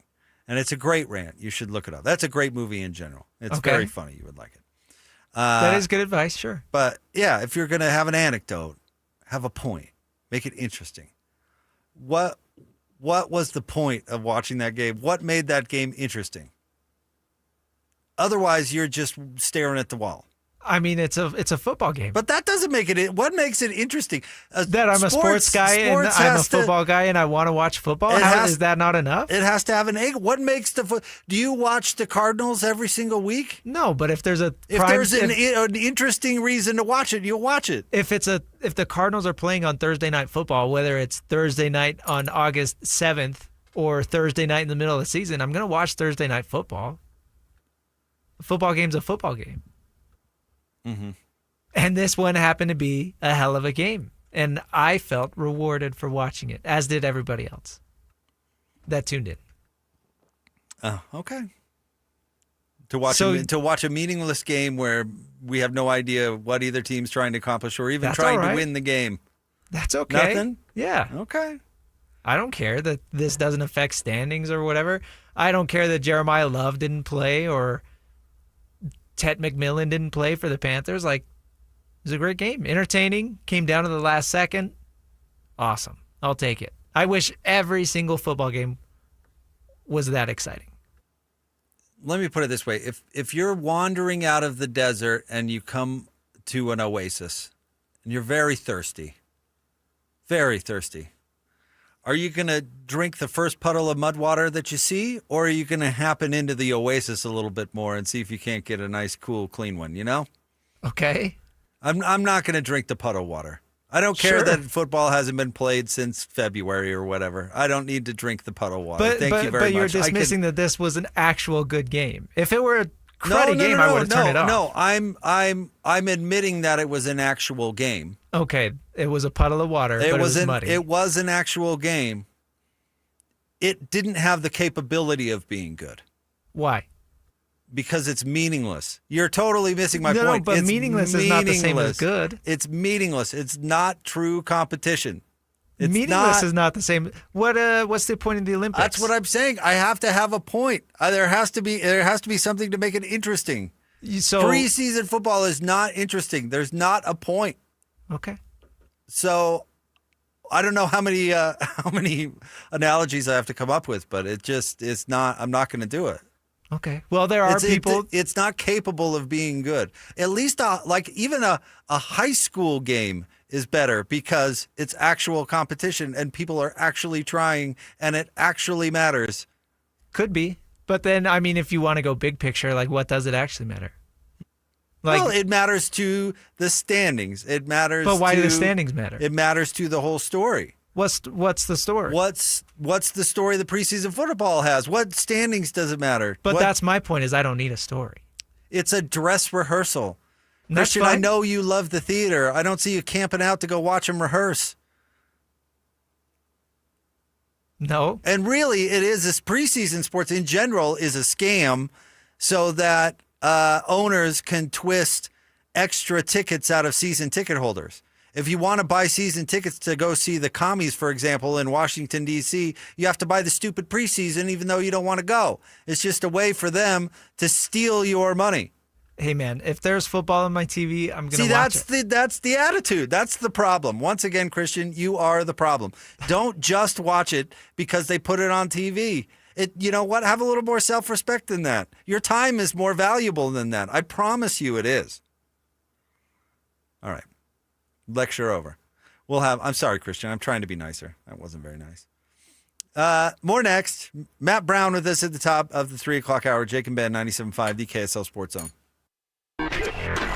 This stuff is available everywhere. Wherever you are, the KSL Sports Zone will be right there with you. It's the KSL Sports app. I love it. Where you can get the latest podcasts, up to the second breaking news, and analysis of the teams you can't live without right from your phone. And wherever in the world you may be, you can have DJ and PK, Scotty and the coach, and Jake and Ben tag along with live streaming of your favorite shows. Download the KSL Sports app and never miss a thing. Presented by University of Utah Health. Health is in our DNA. Learn more at uofuhealth.org. This is 97.5, the KSL Sports Zone. Is your financial advisor offering you up to a 25% upfront bonus? And are they promising you up to 9% growth per year, all for your retirement income? If not, then you need to come to Trajan Wealth. Hi, I'm Jeff Jr., founder of Trajan Wealth. And if you plan to retire within the next 10 years, don't wait only to find out it's too late. I've seen hardworking folks like you retire only to be required to go back to work, all because their advisor told them guarantees like these were too good to be true. They aren't. That's up to $25,000 upfront or up to $9,000 per year on $100,000, guaranteed for retirement income. Don't keep working when you're supposed to be retired, and don't let any financial advisor tell you it's too good to be true. Unlock your Trajan family office at TrajanWealth.com or call 1-855-TRAJAN-1. That's 1-855-TRAJAN-1. Annuity guarantees are based on the claims paying ability of the issuing insurance company. DBA in most states has Trajan Wealth Insurance Solutions. The KSL Sports Zone is your home for live local sports. Tonight, listen to the Salt Lake Bees and Oklahoma City Comets. First pitch, 6:35 on 1280 and 97.5 The Zone. Tomorrow, they play again at 6:35. The game will be on 1280 The Zone because there's soccer on the 97.5 FM signal. Utah Royals and Denver Summit kick off at 2 o'clock, and then RSL and the Leagues Cup at 8 o'clock, both games on 97.5 The Zone. If you want to introduce your company to The Zone's passionate listeners and reach new customers, email Stephanie Palmer at spalmer@ksl.com. Hundreds of children are experiencing homelessness, living in a family shelter with just the bare essentials. And back-to-school shopping is a luxury they can't afford. But you can help.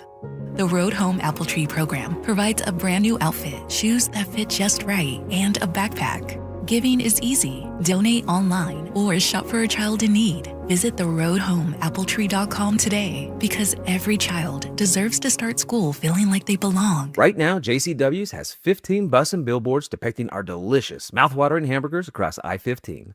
We've also just learned that I-15 averages 15 fender benders a day. Probably a coincidence, but just in case, keep your eyes on the road. Here's what our burgers sound like. Now, with your hands at 10 and 2, safely turn into one of our 5 locations: American Fork, Lehigh, Provo, South Jordan, and Harriman.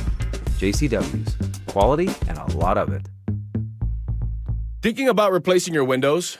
Choose the company that builds and installs them right here in Utah. Advanced Window Products is Utah's local window and door manufacturer that sells directly to homeowners.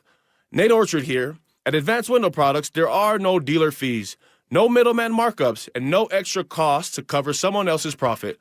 From manufacturing to installation, every step is handled by Advanced Window Products' local team. Every window is custom built in Salt Lake City for Utah's homes and backed by one of the strongest warranties in the industry.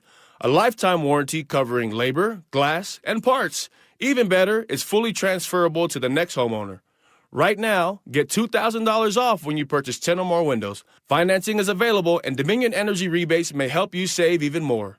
Call 801-850-9100. That's 801-850-9100, or visit us at advancedwindows.com. That's 801-850-9100 or advancedwindows.com. All systems go. This is Jake Scott and Ben Anderson. Now, every day from 2 to 6 on 97.5, the KSL Sports Zone.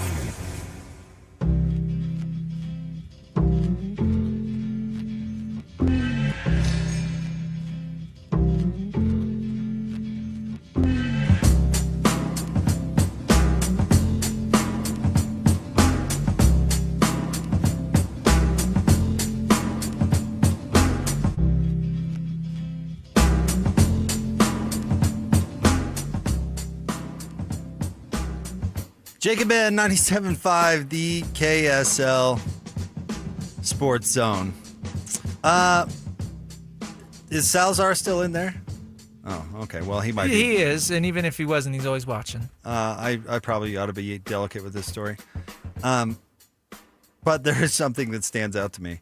Do you know who Stedman Bailey is? No. Used to be a wide receiver at West Virginia. He was in the NFL, played for the Rams from 2013 to 2015. He actually has kind of got a sad, well, not sad, he's still with us, but he survived a drive-by, and it really threw off his career, and only played a couple of years in the NFL. And, all right, let me be delicate with this. He was arrested in Florida because he and a lady companion were fooling around at a bar at a bowling alley and arcade.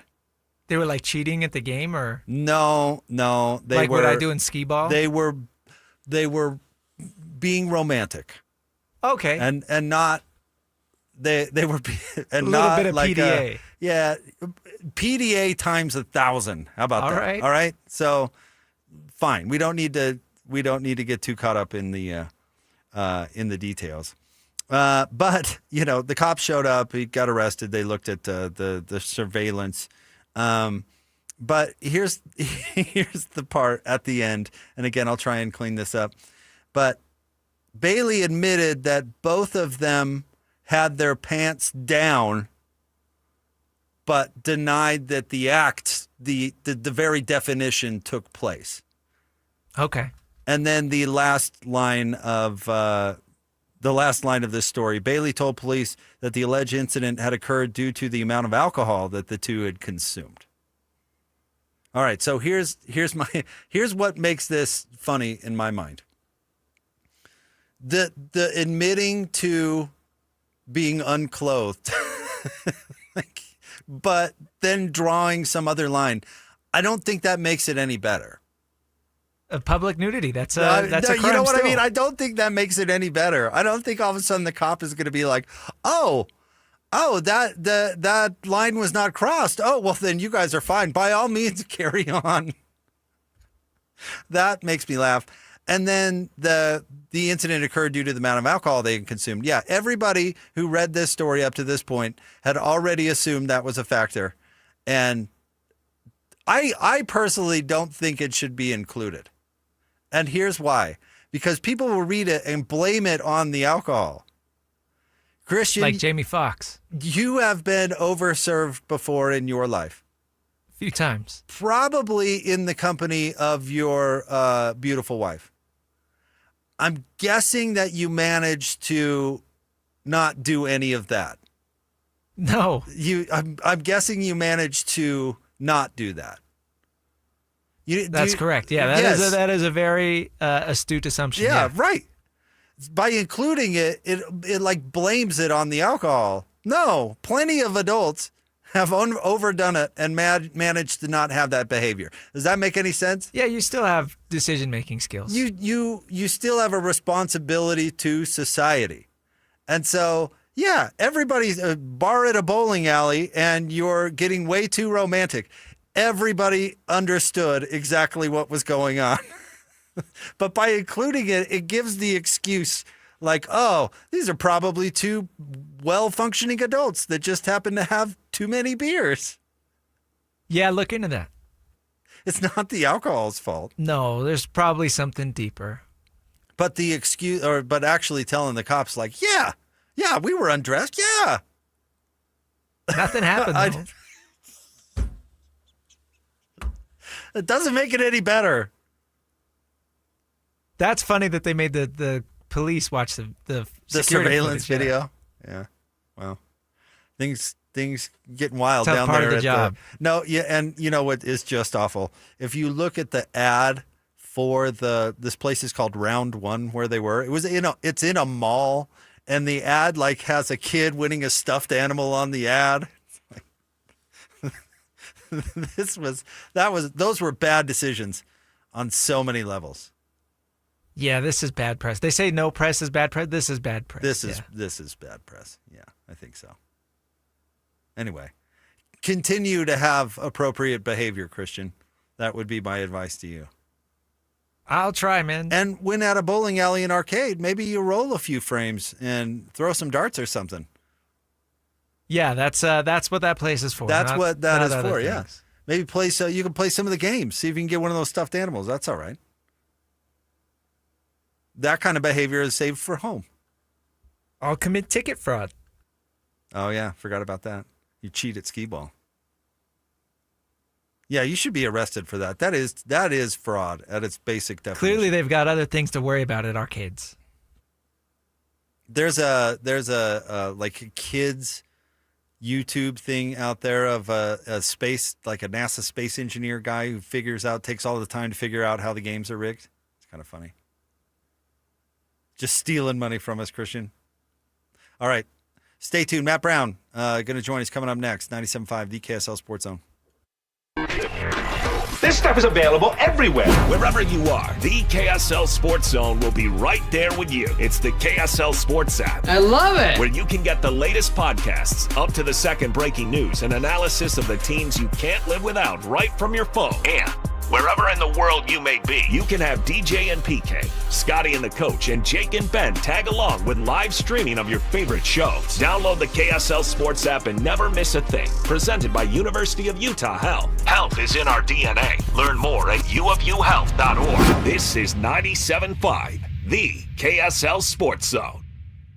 America First Credit Union has everything you need to get your money working. And for a limited time, new members get a $150 cash bonus for opening a checking account and $200 more for enrolling in and using direct deposit. If you're ready to do more with your money and get up to $350 cash, head to americafirst.com and become a member today. Subject to membership eligibility, terms, creditworthiness, change, and conditions. Additional requirements may apply. Federally insured by NCUA. Equal Opportunity Lender. Hey everyone, Jake here from my friends at Beehive Meals. We love Beehive Meals in my house. In fact, there's a little celebration every time one of those boxes shows up on the front porch. It's awesome. It is so easy. My family's been using the Crock-Pot meals for years, but now we're super into their brand new product, the Flat Top Meals. Fresh prepared meals designed for your flat top grill, griddle, or even a regular skillet. It's so easy. No chopping, no measuring, just thaw, cook, and dinner is good to go. And man, with school starting, my kids start next week. Man, things get even more busy with after-school activities. And who wants that daily question, what's for dinner? It's easy. Let Beehive Meals figure it out for you. Check out the August menu. It's great. Chicken Alfredo, chicken burrito bowls, meatball marinara. The cheddar smash burgers are back. Jalapeno cheddar smash burgers are back. If you're ready to make dinner easier and better, order now at beehivemeals.com, at beehivemeals.com. The KSL Sports Zone is your home for live local sports. Tonight, listen to the Salt Lake Bees and Oklahoma City Comets. First pitch, 6:35 on 1280 and 97.5 The Zone. Tomorrow, they play again at 6:35. The game will be on 1280 The Zone because there's soccer on the 97.5 FM signal. Utah Royals and Denver Summit kick off at 2 o'clock, and then RSL and the Leagues Cup at 8 o'clock. Both games on 97.5 The Zone. If you want to introduce your company to the Zone's passionate listeners and reach new customers, email Stephanie Palmer at spalmer@ksl.com.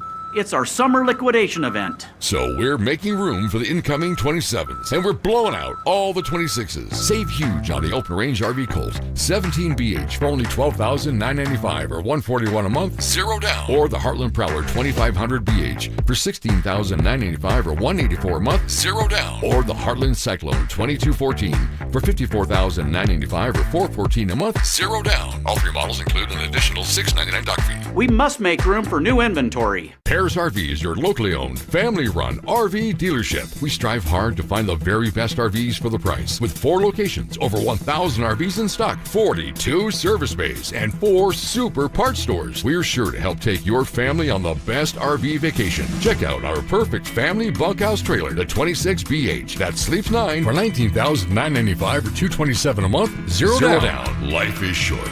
Enjoy it. North Murray, South Murray, Payson, and Pocatello. HarrisRV.com. Bar Dub Grill is where roadside classics meet ranch-raised flavor. Sink your teeth into juicy, handcrafted burgers made with premium Bar W beef straight from the local Utah farm. From the bold cowboy barbecue burger to the sweet and savory Aloha burger, paired with crispy cowboy fries, hand-spun shakes, or signature spud nuts. Soft, airy, and unforgettable. Bar Dub Grill delivers honest eats with cowboy swagger. Bar Dub Grill in Nephi, with easy access right off exit 222 in Nephi. Broadcasting live from the KSL Cars Studio. This is 97.5 KZNS FM Colville, 1280 KZNS AM Salt Lake City, and 102.7 KSL FM HD2 Salt Lake City Midvale. This is 97.5, the KSL Sports Zone.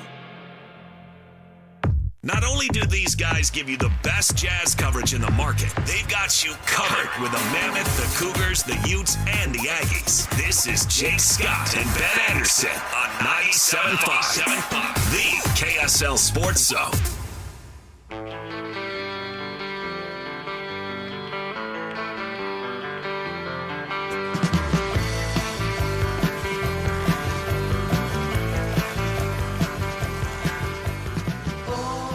It It is the Jake and Ben Show, 97.5, the KSL Sports Zone. Let's talk some college football. Let's get out to the Zone phone. Joining us now, he is the author of the Extra Points newsletter.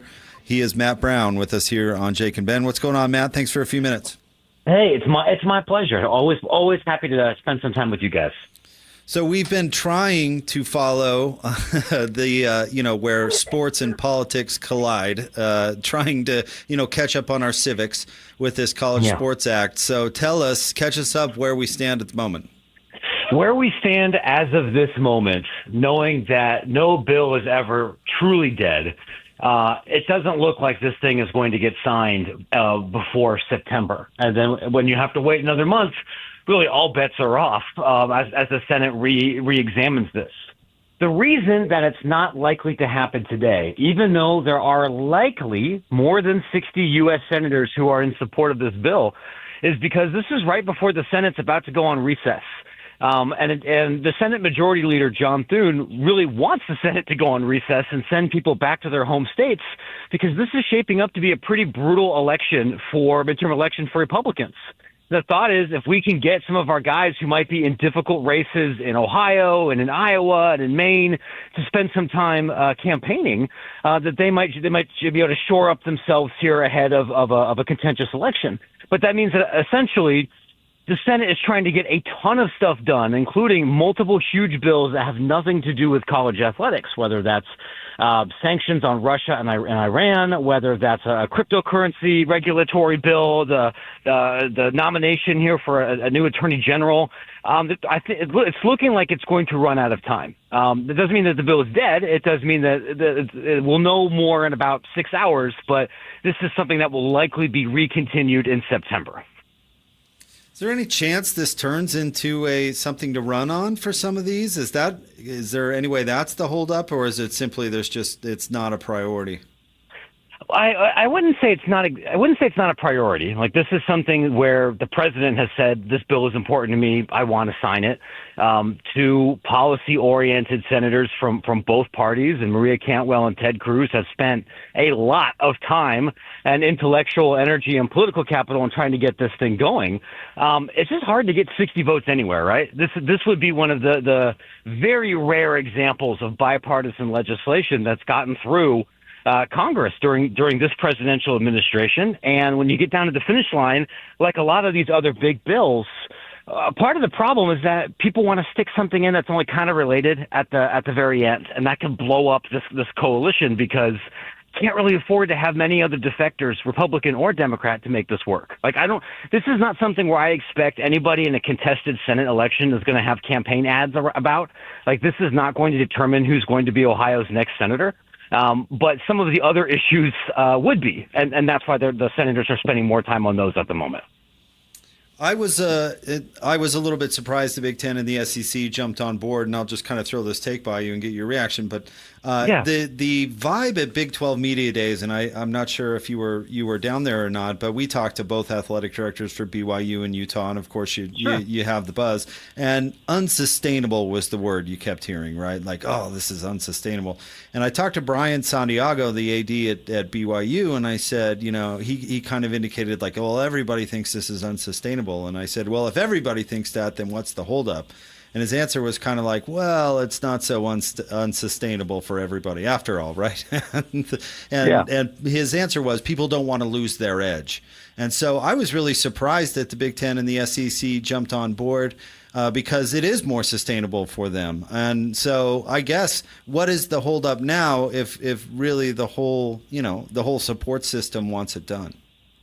Well, it's been a long time since I graduated with a political science degree, so my civics may be a little bit rusty on this. All right. But from what I recall from my coursework, the Big Ten and the SEC don't have a vote in the U.S. Senate. Right. I don't mean to be glib about this, right? But it's a long negotiation to get the presidents and commissioners of those leagues on board.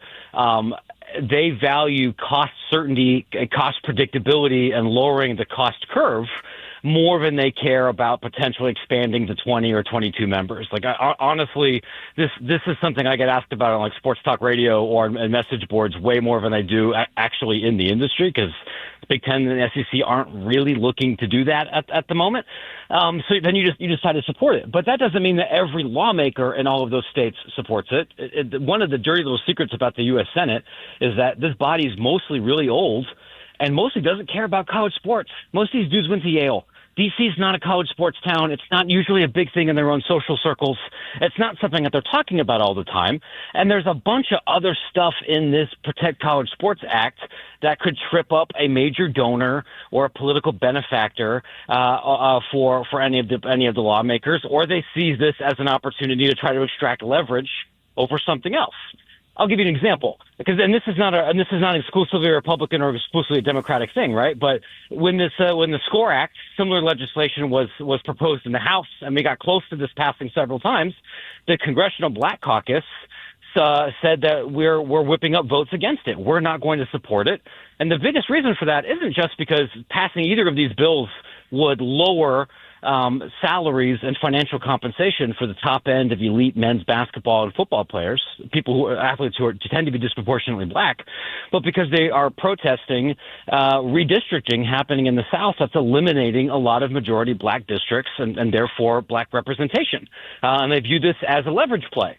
You saw this yesterday with Senator Tuberville and Senator Banks from Indiana, and Hawley from Missouri, trying to throw in some preemption language about trans athletes and participating in sports, even though there's already state legislation and NCAA policy against this, as a grandstanding tool. And that's kind of what happens here when this issue is really complicated, and this being college sports reform, and it's an issue where most congressional staffers and most lawmakers don't understand it. They haven't spent the time to try to understand it. They're picking things out superficially. You end up then with really slow legislation. So after that civics lesson, I have way less hope than I did going in. So it's not necessarily a bad thing if this bill fails. I'll say that. Well, expand on that. Yeah, right. Well, I think a lot of this depends on what we as fans or what we as people involved in the college sports industry specifically want from Congress out of this. And part of the challenge with this bill is that it's really trying to address like 8 or 9 different problems at once, right? You have one issue. Hey, the NCAA can't seem to enforce any kind of relatively common sense eligibility rules. Like maybe you shouldn't be a 28-year-old player who just played for the Magic for 3 years to come back from the NBA and suit up for Kansas, right? Right now, I'm exaggerating only a little bit. If you find the right judge, you might be able to get an emergency injunction. That you could solve with Congress, and it would get 80 votes, and that bill would be 2 pages long. But that's not everything that's in the Protect College Sports Act. You have a bunch of stuff about potentially combining media rights, limiting the size of conferences, dramatically expanding the power of both the NCAA and the Collegiate Sports Commission. And no matter what bill you pass there, it will end up meaning that elite athletes will make less money. So if you're somebody who's more of a free market capitalist, or a program that is in the position to kind of play at the higher end of the salary pool, you probably don't actually want this to pass. And I don't think it's going to be a calamity if this thing doesn't end up getting signed by November. And that essentially is what Tuberville proposed, right? That you do the 5 for 5 in eligibility, 1 transfer, and that's it. And that's essentially what he wanted through, right? That was pretty close to it. And there's not really a way to say this, I think, without sounding like a jerk, but I don't think it's a surprise that bill didn't catch on, because Tuberville doesn't have very many friends in the Senate, even among other Republicans. He's quitting to go run for governor, and was just kind of working to undermine stuff that his colleague Ted Cruz was doing. But you're right. There were 3 or 4 other bills proposed, both from Republicans and Democrats, that were way skinnier and way more narrow than the Protect College Sports Act. They didn't catch on. You know, if I had to pick a coach to become a politician, I don't know if he would be at the top of my list. Same. Wouldn't have been in the top 40. No.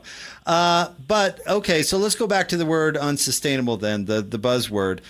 In your opinion, just how unsustainable is the Wild West status quo?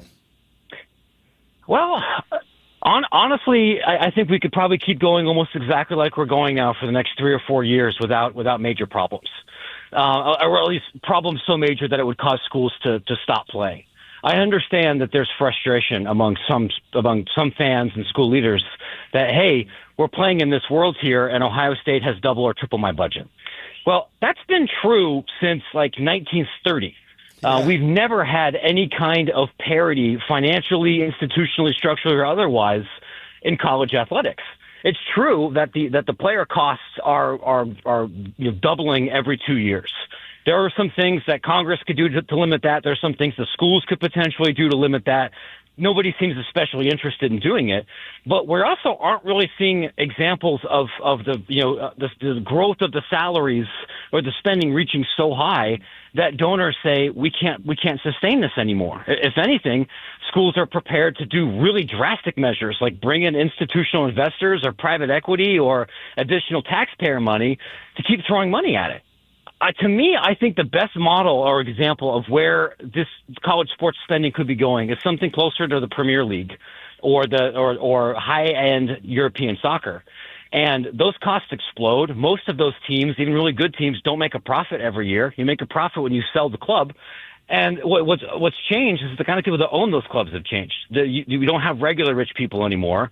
If you want to own a high-level French or Spanish soccer team, you need to be like an oil baron or a Russian oligarch or an American hedge fund, like a different a billionaire, not a 100 millionaire. That's kind of who owns NBA teams now.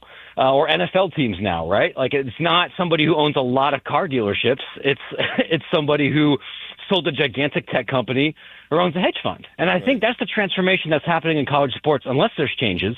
For a long time, the kind of people that made $350,000 and maybe were really successful dentists or lawyers or owned some HVAC concerns throughout Utah, these are the kind of people that could make, high-level, 5-6 figure donations and fund your program. That's not where we are anymore because it's too expensive. So you better find a Cody Campbell. And right now, I don't think there is a Cody Campbell for everybody, but I don't think we're at the point where, Kansas State says no mas. We simply cannot spend $1 more. They'll find it. What do you think about the University of Utah specifically being the first university to kind of put their toe in the private equity pond? I think it's a terrible idea. And I don't, it's not just I think it's a bad idea structurally. I can actually see specific schools or ways you can structure one of these deals to mitigate your risk and give you some more upfront capital.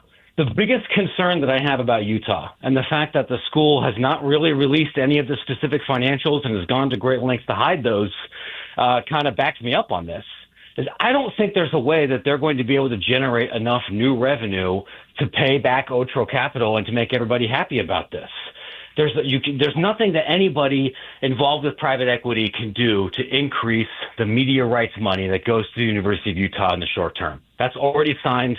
The Big 12 offices, Utah could go undefeated for the next 3 seasons, and that's not going to meaningfully super change what the Big 12 is going to get on the television market. That has more to do with AI data centers in the NFL than it does the on-field product. And then you take that away, and you think, okay, well, we can make more money from tickets, right? Well, you guys know this better than I do. Like Rice Eccles sells out all the time and has a waiting list. Stadium's not that big. So the only way you can really make more money there is by raising prices or raising premium. Do you think that you're going to be able to make enough new athletic revenue just from fixing the Huntsman Center? There's only so many corporations, even in a growing city like Salt Lake, that can make gigantic big media buys. And you have to split those now with not just the Jazz, but the Mammoth, maybe in 3 or 4 years, a Major League Baseball team with what's happening with BYU. It's happening with 6 other, mid-major institutions here. I don't see how the math works. I could be wrong. Again, I'm not a CPA. I'm not a financial master of the universe. But these guys make bad bets all the time. And I know what kind of data schools provide to these investors because I've seen these pitch decks, and I have a lot of concerns about them. Like I would, if there's a pathway here for Utah to legitimately 4x their athletic revenue, I haven't seen it yet. I've been on the record not caring much for that deal myself, and I have several reasons, but I think my best reason to be skeptical of it is because the first person that I heard mention private equity investment into college sports was none other than Larry Scott, and there's no way, if that guy thought of it, that it's a good idea. He did. That was actually one of the very first stories I ever published in Extra Points, I think back in 2019. Yeah. What was an example of that pitch deck. And this is something that's been done with Formula One. It's been done with some European soccer clubs. Within American professional sports, these investors can now buy a tiny, tiny percentage stake.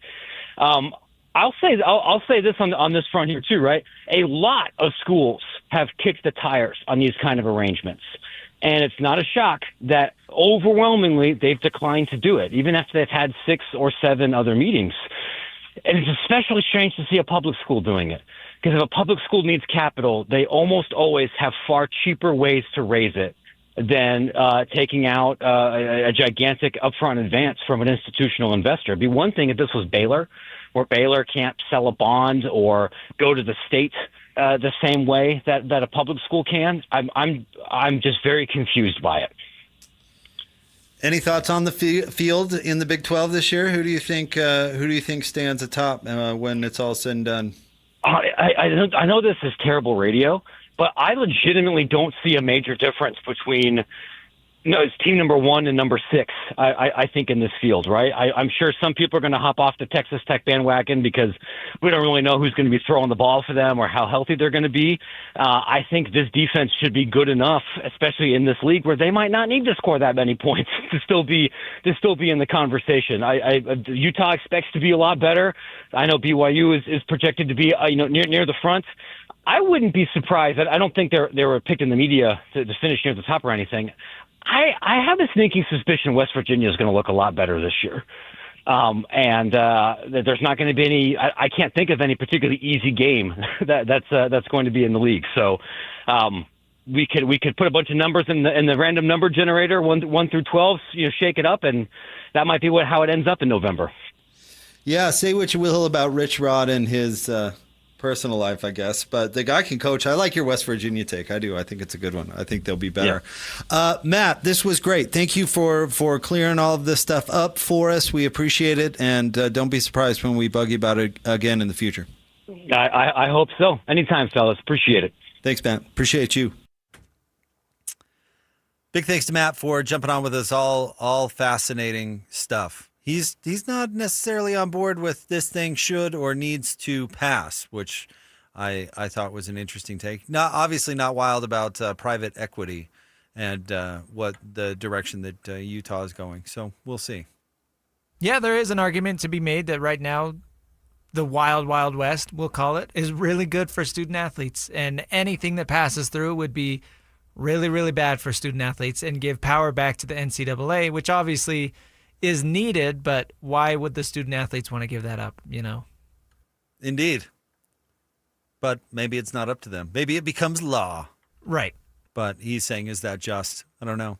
I think something needs to be done. Again, following this whole process, as Ben and I have been trying to decide what we're for or against, I'm just for, I'd like to see something. Just something. So this is more than we have seen. I'm hoping that it will pass, but I'm telling you, if they go into the recess without it coming out of the Senate, the chances of it are much slimmer, I would think. Especially, that's what I was trying to get at when I was asking him if somebody would run on it.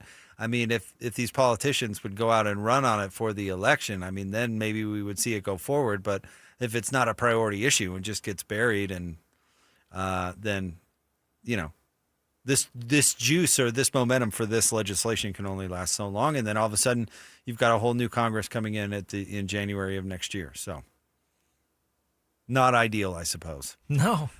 Stay tuned. We've got more coming up next. The Purdue athletic director made some interesting comments that he has since had to walk back. We will get into that coming up next. It's the Jake and Ben Show, 97.5, the KSL Sports Zone. This is DJ and PK. Here we go again. should BYU and Notre Dame be playing football every single year? An annual matchup. Yeah, if they have this opportunity, build something new and see if it sticks. So if you have a chance to get Notre Dame, sign on. I would assume that Brett Yormark would be in Santiago's ear saying, do it. How can I help you do it? It's just going to elevate the league's profile. I don't think we appreciate the level of improvement and status BYU football program is right now. This is a team that has won double digits here 2 years in a row at the Power 4 level. It's something that has never been done. And you can argue that this is the best that the program's ever been. Catch DJ and PK mornings from 6 to 10 on 97.5, the KSL Sports Zone. Picture this. You pull into your driveway, and for the first time in a long time, you love what you see. Beautiful new siding, bright energy-efficient windows, gutters that protect your home year-round, and a deck that makes the backyard feel brand new. Not someday, not after one more year. With RGS Exteriors, the home you've been wanting can start today. Hi, Tim Brown here, RGS Exteriors. My family has been building and improving homes in Utah for 5 generations, and taking care of homeowners is something we take very serious. With over 1,300 5-star Google reviews, 21 Best of State awards, and our 10-year workmanship warranty, homeowners know they can trust RGS. Over 200,000 families across Utah have trusted RGS Exteriors with their home, and so can you. Schedule your free estimate today at 801-280-3110, 801-280-3110. Most families get their financial advice in pieces. A financial advisor here, a CPA there, an estate attorney somewhere else. Everyone means well, but nobody's talking to each other, and those gaps can work against you. Trajan Wealth's family office brings wealth management, tax strategy, and estate planning together, not as separate conversations, but as one coordinated system built around your life, your goals, and the people who matter most. Ours is a true family office, not one that refers you out because it's convenient. This kind of dedicated collaboration used to require a 7-figure net worth, but here's the game changer. Trajan kicked that door open. Trajan advisors are fiduciaries, always obligated, always honored to act in your best interest. Unlock your Trajan family office at TrajanWealth.com or call 1-855-TRAJAN-1. That's 1-855-TRAJAN-1. Advisory services through Trajan Wealth, LLC, an SEC registered investment advisor. Other services through Trajan Estate and Trajan Tax. Hundreds of children are experiencing homelessness, living in a family shelter with just the bare essentials. And back-to-school shopping is a luxury they can't afford. But you can help. The Road Home Apple Tree program provides a brand new outfit, shoes that fit just right, and a backpack. Giving is easy. Donate online or shop for a child in need. Visit theroadhomeappletree.com today, because every child deserves to start school feeling like they belong. Build your career where the fun never stops. Join the Lagoon Maintenance and Construction team and play a key role in keeping the park running strong. Now hiring ride maintenance technicians and HVAC technicians for full-time year-round positions. If you enjoy hands-on work, problem solving, and being part of a team that values safety and skill, this is the place for you. Plus, you'll get great benefits and real career growth. Apply today at lagoonpark.com/jobs. Must be 18 years or older to apply. Get hunt ready before you head into the backcountry. Gear up at Mountain Land Truck Outfitters. Purchase $250 or more in rough country recovery equipment, and you'll get a free $25 Maverick G card. Don't miss his limited time hunting season offer. Visit your nearest Mountain Land Truck Outfitters location or shop today at mtnlndtruck.com. Offer valid through August 31st, 2026, or while supplies last. Purchase $250 or more in rough country recovery equipment to receive one free $25 Maverick gift card. Limit one gift card per customer account while supplies last. Listen every morning to DJ and PK and Monday afternoon with Jake and Ben for your Chevy Strong Play of the Game. Win great prizes from Rocky Mountain Chevy. Your home for the best sports radio for your afternoon drive is right here. This is Jake Scott and Ben Anderson on 97.5, the KSL Sports Zone.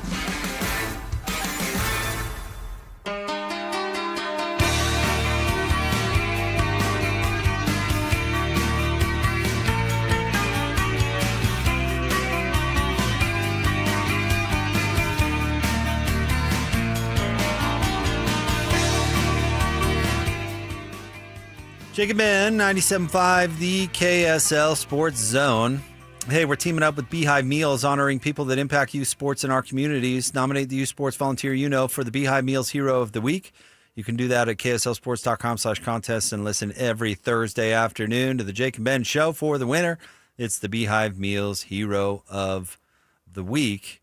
There was, an interesting comment made a couple of days ago by Purdue athletic director Tommy McClelland. Now, we're going to play these comments, and then there's an update to the story because he's had to walk it back a little bit. But let's play the initial comments that old Tommy made.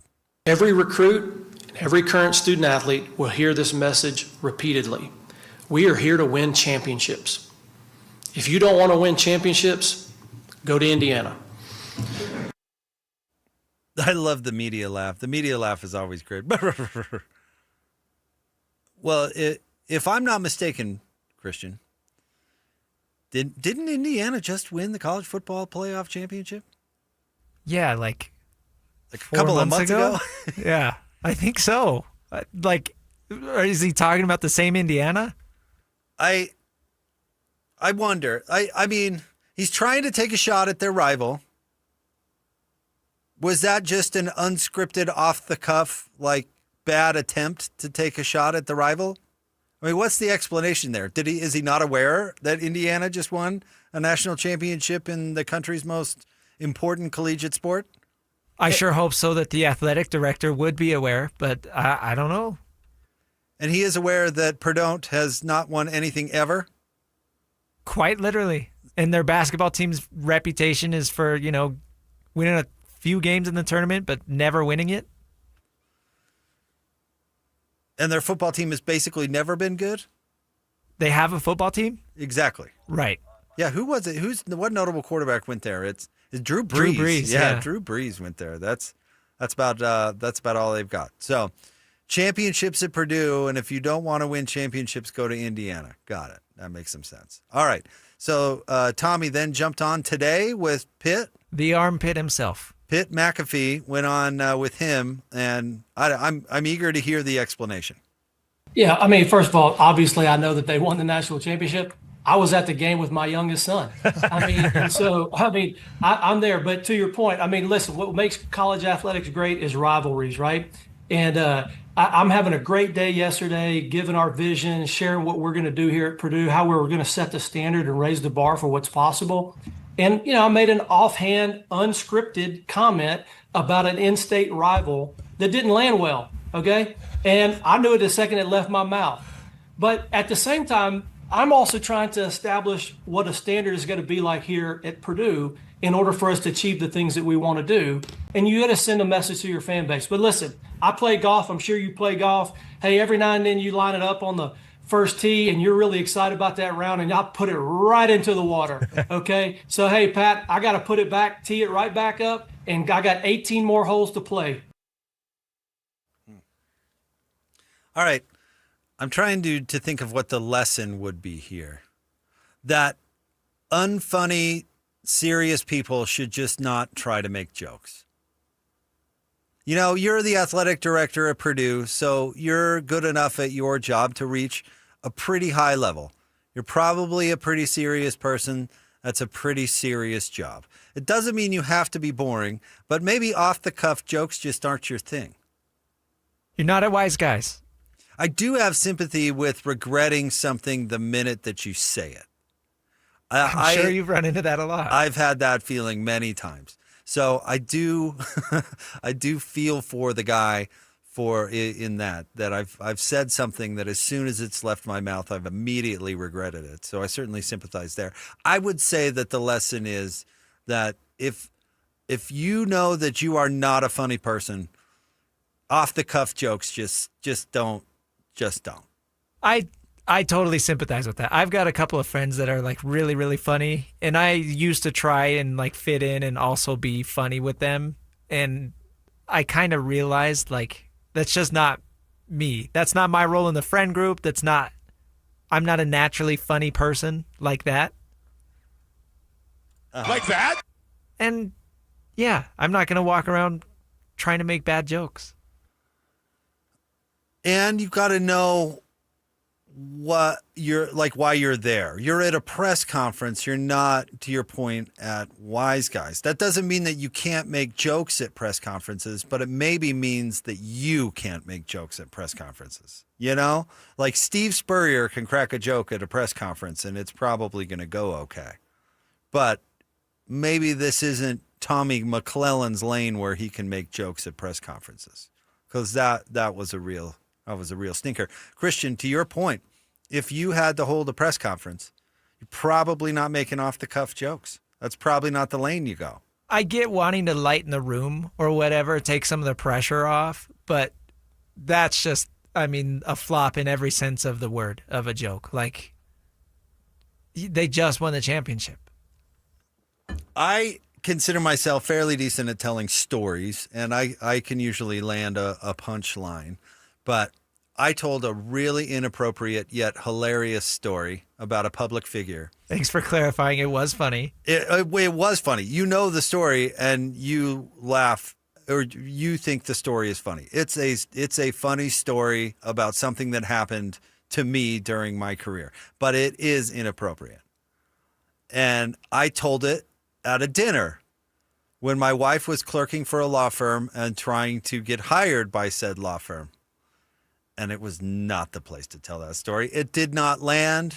It did not get many laughs. And it got me talked to on the drive home from dinner. Couldn't even wait till you got home. It's No. one of those. One of those where it's in the car. It was why on earth would you tell that story in that setting, you know? So maybe this just wasn't the time or place for old Tommy. But if you're trying to take a shot at your rival, I'm perfectly fine with that. But you picked a really confusing, not even like inappropriate shot, but just doesn't make sense at all. Doesn't make any sort of sense. I do agree. I think there is a place for rivalries in college sports, and I love that Purdue is trying to keep it alive with Indiana, who is riding really, really high right now. And it's pretty obvious that Purdue's the little brother. So I get it, but that just, you got to be aware of your material. Got to be aware. Maybe have someone write your jokes. If you need an icebreaker, there's probably somebody funny in that Purdue office. Right. Have them scratch up a joke for you. Because that is a tactic in a press conference. Lightening the room, I agree. Oh, yeah. The inappropriate story got me talked to. Have somebody else do it. All right. Stay tuned. We'll have more coming up next. Tim Lacombe will join us. He's going to join us for the whole 4 o'clock hour, so super excited about that. Stay tuned. It's the Jake and Ben Show, 97.5, the KSL Sports Zone. And now, a look at traffic from the KSL Traffic Center.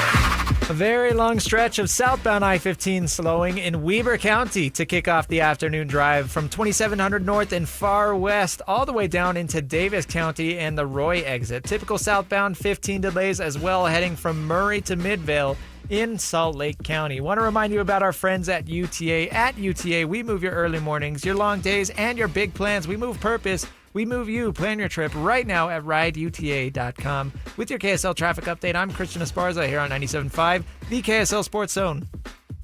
3, 2, 1. This is Scotty G and Coach Tim Lacombe. Joining us now, it is the head coach of the Utah State Aggies, Bronco Mendenhall. I know you're so process-driven and there's a plan to every part of the season, but is this your favorite part? There's an excitement that comes to the start of every season for sure. I would have to say, just in terms of full transparency, I really like the off season. I like the molding, forming, crafting, forging the next team through the weight workouts and through the runs and through the early morning workouts and through spring practice. I think that's my favorite era. Nothing takes away from the season, or can it take the place of the season, and the excitement going into today, certainly at a really high level. I think foundationally that my favorite part is the formation of the team, and now this part where you get to see kind of the fruition of the formation of your program. Catch Scotty G and Coach weekdays from 10 to 2, presented by Mountain Land Supply on 97.5, the KSL Sports Zone. America First Credit Union has everything you need to get your money working. And for a limited time, new members get a $150 cash bonus for opening a checking account and $200 more for enrolling in and using direct deposit. If you're ready to do more with your money and get up to $350 cash, head to americaFirst.com and become a member today. Subject to membership eligibility, terms, creditworthiness, change, and conditions. Additional requirements may apply. Federally insured by NCUA. Equal Opportunity Lender. As summer winds down, it's time to get back into a routine. Between school drop-offs, homework, sports, and everything else on your calendar, dinner shouldn't be another thing to worry about. Beehive Meals makes back to school easier with meals your family will actually look forward to. This month's menus include favorites like chicken Alfredo, chicken burrito bowls, meatball marinara, steak fajitas, and jalapeno cheddar smash burgers. Spend less time stressing over dinner and more time enjoying the moments that matter. Visit beehivemeals.com and make this school year your easiest one yet. Hey, Doug, what is it that you do? 'Cause everybody's buying a car from you. Hey, Doug. Roll into summer in a new Chevy from Doug Smith Chevy in Spanish Fork. We've got cars, trucks, and SUVs perfect for fun under the sun. Together, let's drive. Hey, Doug. This is Wick with Greenify Energy Savers. If your home feels like it's overheating the moment the sun comes up, your windows could be a major reason why. In the summer months, inefficient windows let in heat and force your AC to work overtime, driving up your energy bills and making your home less comfortable. The problem is, most homeowners know they need new windows, but put it off because they assume it's going to be too expensive. At Greenify Energy Savers, we install high-performance AMSCO energy-efficient windows manufactured right here in Salt Lake City. So install times are typically just a few weeks, not several months. And most homeowners are surprised to learn that we can often save them thousands of dollars compared to other window companies while still offering premium windows with a lifetime warranty and flexible finance options. Don't spend another summer fighting the heat inside your home. Give Greenify Energy Savers a call today for a free no-obligation quote at 801-948-4464. Again, that's 801-948-4464. Or check us out online at greenifyenergysavers.com. Let us save you literally thousands of dollars and greenify your windows today. This is DJ and PK. Here we go again. Joined by Jim Williams, longtime sports media producer, director, and executive. Keep an eye out when MLB expands. Salt Lake City is quietly becoming one of the hottest sports towns in America. Sports Business Journal just vaulted Salt Lake from number 44 to number 12 nationally, ahead of some legacy markets on its best sports business cities list. What has changed? What's driving that? I think a lot of it is people are discovering Utah. And I think what's driving it is look at the attendance. Look at the attendance at the Mammoth hockey game. The Jazz have always been strong. And then you've got, of course, Real Salt Lake. People are getting to understand numbers are numbers, whether you want to argue them or whatever. But at the end of the day, you want to be where you're going to be appreciated. This is a fantastic up and growing market. It's going to help the entire region. Catch DJ and PK mornings from 6 to 10 on 97.5, the KSL Sports Zone. Ryan Reynolds here from Mint Mobile. With the price of just about everything going up, we thought we'd bring our prices down. So to help us, we brought in a reverse auctioneer, which is apparently a thing. Mint Mobile Premium Wireless. How to get 30, 30, to get 30, to get 20, 20, 20, to get 20, 20, to get 15, 15, 15, 15, just $15 a month? Sold! Visit mintmobile.com/radio. Upfront payment of $45 for 3 months, $90 for 6 months, or $180 for 12-month plan required. $15 per month equivalent. Taxes and fees extra. Initial plan term only. Greater than 50 gigabytes may slow when network is busy. See terms. On BritBox, your next hidden gem is right around the corner. If you're going to be bold, here is the place to do it. Get ready for Britain's most anticipated series, streaming exclusively on BritBox. Catch new seasons of favourites, including Ludwig, starring David Mitchell. You want someone to get murdered? And the eagerly awaited new adaptation of Agatha Christie's iconic detective duo, Tommy and Tuppence. Do you think we're actually really good at this? Stream the best of British TV on BritBox. Watch with a free trial. Just doing it big, you know? Your home for the best sports radio for your afternoon drive is right here. This is Jake Scott and Ben Anderson on 97.5, the KSL Sports Zone.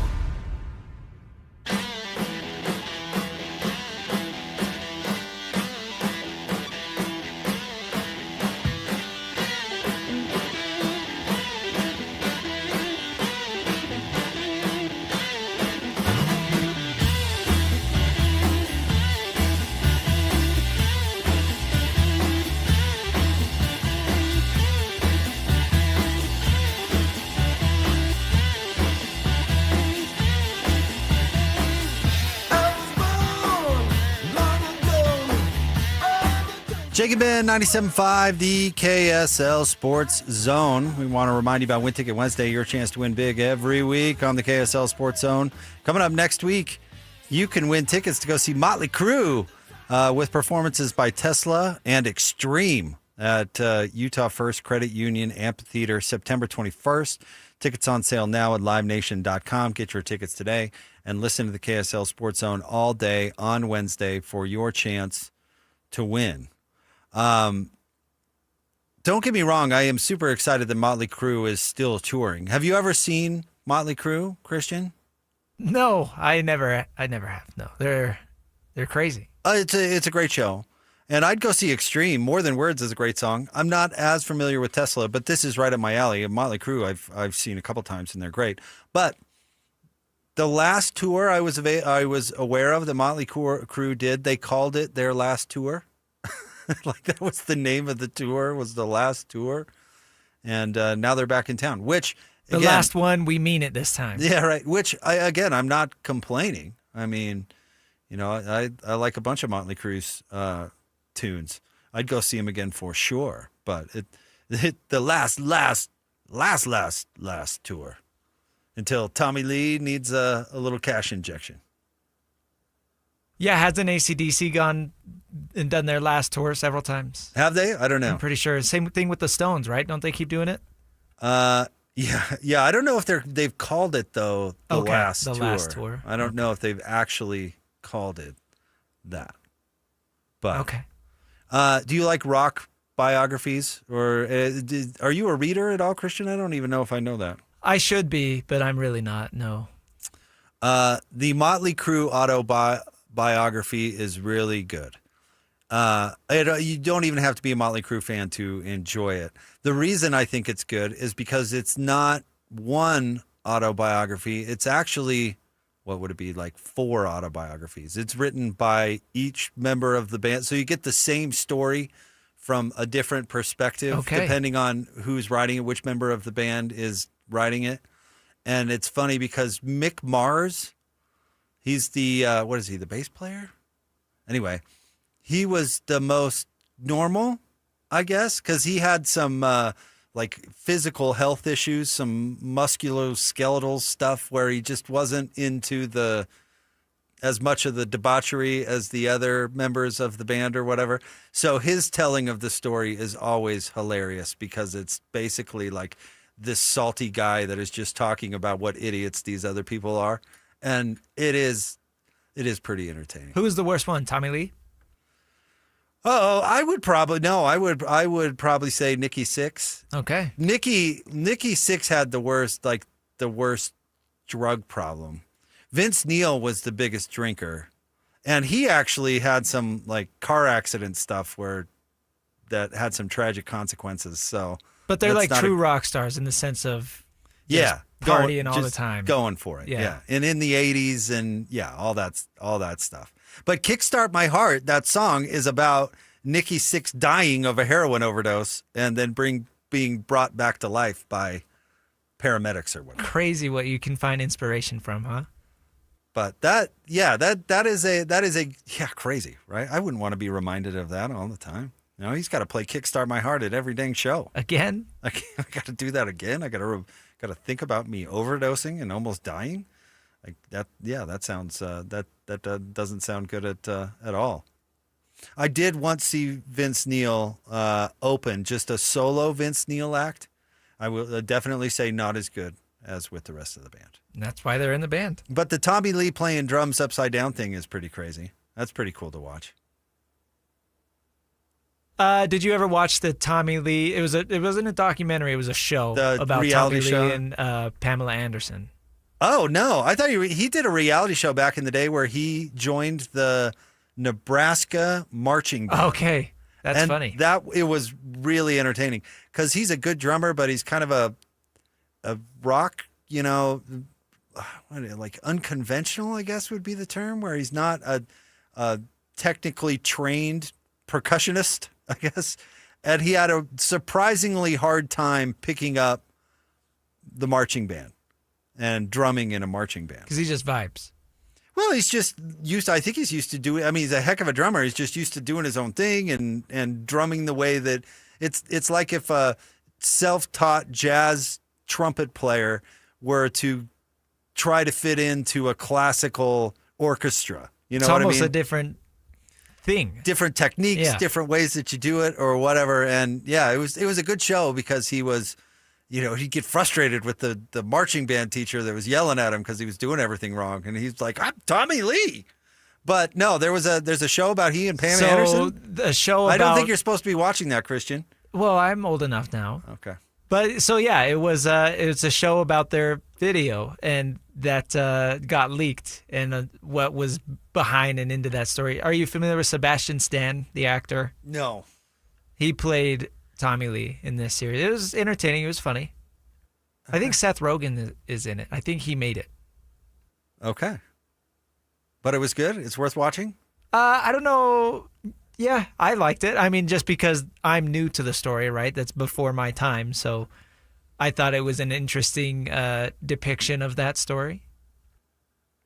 Okay. Maybe I'll have to check it out. It's funny. What a romance. Pamela Anderson and Tommy Lee. Surprised that one didn't last. Real shocker. Real shocker that one did not last. But yeah, go to the Crew. Win Ticket Wednesday. Win tickets to go see Motley Crue. I know Coach Lacombe would be down to go see Motley Crue. He's going to join us coming up in the 4 o'clock hour. He's going to hang out with us, in fact, for the entire 4 o'clock hour, which we're super excited about. Coach Lacombe and Scotty G do a heck of a job. It was fun to hear Coach Lacombe with Alema today. My guy, Alema Harrington. Do you know, Christian, I used to produce a show starring Alema Harrington? Well, and Morgan Scally, for that matter. The Red and Blue Show. Yeah, the Red and Blue. It was Alema and Pace Mannion when the show first was launched, and then was Alema and Morgan Scally. And then Alema moved to do an A game in the afternoons. But, man, Alema is one of the good ones, and he'll be on Football Fridays with those guys going forward during the football season. By the way, we are putting together our own Football Fridays for this show, and we'll make some announcements about that coming up. Super excited. So every Friday we'll have a couple of hours with special guests to do nothing but football going into the football weekend. Christian is so thirsty to watch football that he'll watch a meaningless, terrible NFL preseason game from start to finish. Just because he has I missed the first quarter. Nothing better to do with his life. How dare you miss the first quarter, Christian? I was working. And you didn't DVR it? You didn't record it to go back and watch what? I think it might have saved to my library. I probably could go back and watch it. Did you even see Tiny Hands play? I saw a couple of drives from the old Tiny Hands. I can't believe it. I am shocked. I think, you know what? I think this is your failure as a sports fan. Do you really like football, Christian? I don't think you do. Because I think if you did, I think you would have watched the first quarter. This is the year of our Lord 2026. You don't have to be watching it live, Christian. If you were really dedicated, you're right. You would have watched the whole dang thing. And by the way, I expect you to watch every single Cardinals game this year. Every single one. And why? To use your words, just because it's on. If it's on, I will watch it. Yeah. No, you got an NFL Sunday ticket, that thing, and I expect you to watch every Cardinals game. I expect a Cam Ward update from you every Monday. Okay. There you go. Assignment. Bet. Now, talk to Salazar about getting you compensated for the NFL Sunday ticket, and then we'll have a segment every Monday that is your weekly Cardinals update. I'm on it. Maybe we'll have you tape that off the air and run it if necessary. But we still need to do the exercise. Yeah. But maybe we'll tape it beforehand. And maybe if they have a really interesting game, we can play that for you. Okay. You are such a smart guy. Not gonna concede. All right, Tim Lacombe, the coach, joins us coming up next. Stay tuned. It's Jake and Ben, 97.5, the KSL Sports Zone. This stuff is available everywhere. Wherever you are, the KSL Sports Zone will be right there with you. It's the KSL Sports app. I love it. Where you can get the latest podcasts, up to the second breaking news, and analysis of the teams you can't live without right from your phone. And Wherever in the world you may be, you can have DJ and PK, Scotty and the coach, and Jake and Ben tag along with live streaming of your favorite shows. Download the KSL Sports app and never miss a thing. Presented by University of Utah Health. Health is in our DNA. Learn more at uofuhealth.org. This is 97.5, the KSL Sports Zone.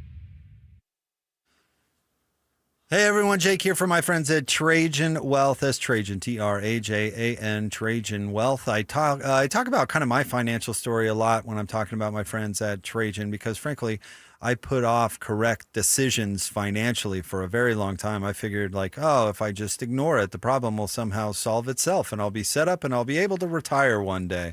And frankly, I put it off way too long because I did not think I was qualified to make the right decision deep down. Well, guess what? It's never too late. And frankly, it's never too early to start making the right decision. So maybe you're just getting started in life, just getting your career going. Maybe you're in middle age like me. Maybe you're close to retirement. It's never too early, never too late to make the right decisions about retirement. So I talk about the process all the time. Give Trajan a call today. 855-TRAJAN-1. That's 855-TRAJAN-1. Sit down with them for free. They have offices in Draper and in Farmington. I went to the Draper office. It's very easy. They truly just want to get to know you, what you're all about, what your goals are, what your situation is, your risk tolerance, and then they're going to show you exactly what they can do to get you to those goals. And now that they have Trajan Estate and Trajan Tax, truly, all your financial needs are right there under one roof. So give them a call, 855-TRAJAN-1. You can also go online to TrajanWealth.com.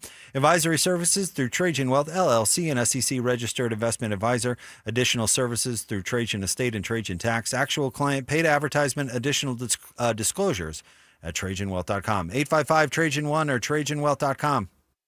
Tuesday tacos, Sunday roast, backyard burgers. Whatever is on your table, make it Bar W Beef. Trust matters. Knowing where the beef was raised, what it was fed, and where it was processed isn't a mystery at Bar W Beef. Dry aged 14 days. Steaks, brisket, ground beef bundles, premium cuts without premium markup. Shipped straight to your door. This is Utah beef. If you can't shake the hand of the rancher behind your beef, maybe it's time to try BarWBeef.com or visit the store in Nephi. Veterans and active duty service members, when your call to service ends, your mission doesn't have to. Go from GI to IT in just a few months at My Computer Career. Prepare for a high-demand career in cybersecurity, protecting people, systems, and institutions from real cyber threats. Cyber warriors are needed now. Will you answer the call? Go to mycomputercareer.edu/CWP to learn more. That's mycomputercareer.edu/CWP, an elite CompTIA certification partner. VA education benefits are available to those who qualify. Finding great candidates to hire can be like, well, trying to find a needle in a haystack, but not with ZipRecruiter. Its powerful technology actively finds and invites qualified candidates to apply to your job. So while other companies might deliver a lot of hay, ZipRecruiter finds you the needle in the haystack. See why 4 out of 5 employers who post a job on ZipRecruiter get a quality candidate within the first day. Try ZipRecruiter for free at ZipRecruiter.com/free. That's ZipRecruiter.com/free. ZipRecruiter. The energy, the roar, moments you'll always remember. Next season, Jaren Jackson Jr. is hunting blocks. Laurie Markkinen is getting buckets. And Ace is just getting started. Don't just watch Jazz basketball. Experience every moment. 2026-27 season tickets are on sale now. Full and half-season packages available. Plus exclusive benefits like arena discounts and player events. Are you in? Join the climb today. UtahJazz.com or call 801-355-DUNK. Hey, honey, I was thinking about updating the house a little. A little? You know, new siding, new windows, gutters that actually work, maybe even a new deck. Wait, seriously? Yeah, I called RGS Exteriors. Well, that's a good decision. When it comes to upgrading your home's exterior, the right choice is easy. RGS Exteriors specializes in siding, windows, gutters, and decking that transform the look and protection of your home. Hi, Tim Brown, RGS Exteriors. My family has been building and improving homes in Utah for 5 generations, and taking care of homeowners is something we take very serious. With over 1,300 5-star Google reviews, 21 Best of State awards, and our 10-year workmanship warranty, homeowners know they can trust RGS. Over 200,000 families across Utah have trusted RGS Exteriors with their home, and so can you. Schedule your free estimate today at 801-280-3110, 801-280-3110. Listen every morning to DJ and PK and Monday afternoon with Jake and Ben for your Chevy Strong Play of the Game. Win great prizes from Rocky Mountain Chevy. Broadcasting live from the KSL Cars Studio. This is 97.5 KZNS FM Colville, 1280 KZNS AM Salt Lake City, and 102.7 KSL FM HD2 Salt Lake City Midvale. This is 97.5, the KSL Sports Zone. Your home for the best sports radio for your afternoon drive is right here. This is Jake Scott and Ben Anderson on 97.5, the KSL Sports Zone.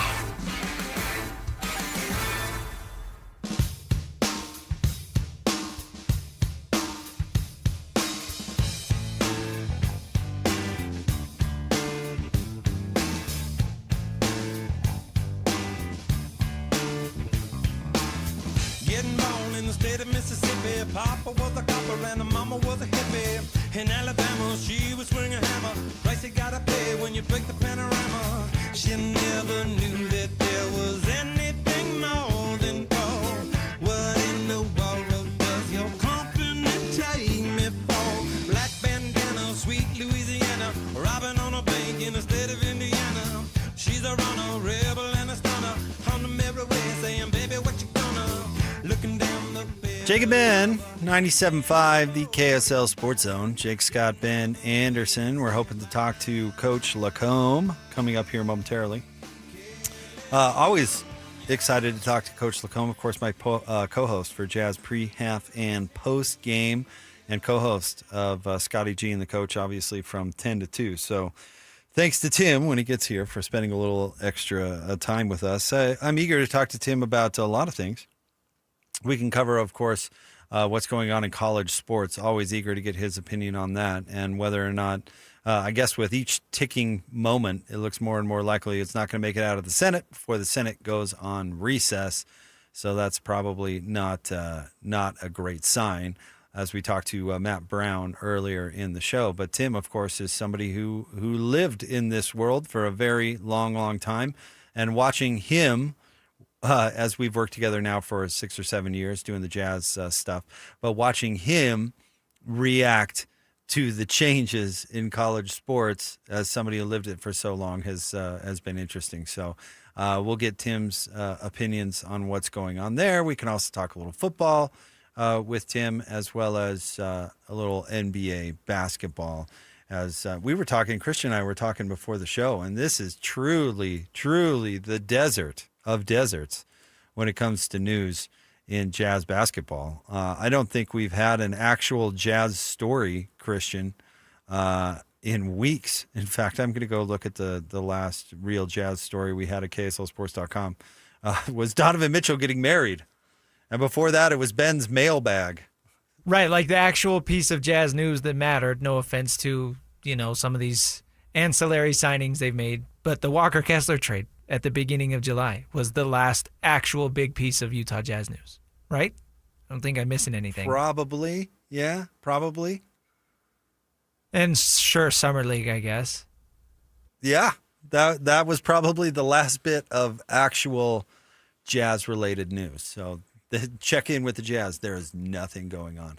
I tell you, and we probably would never get an answer, but I really wonder what Ryan Smith thinks of the Steve Ballmer situation and thinks of the cap circumvention.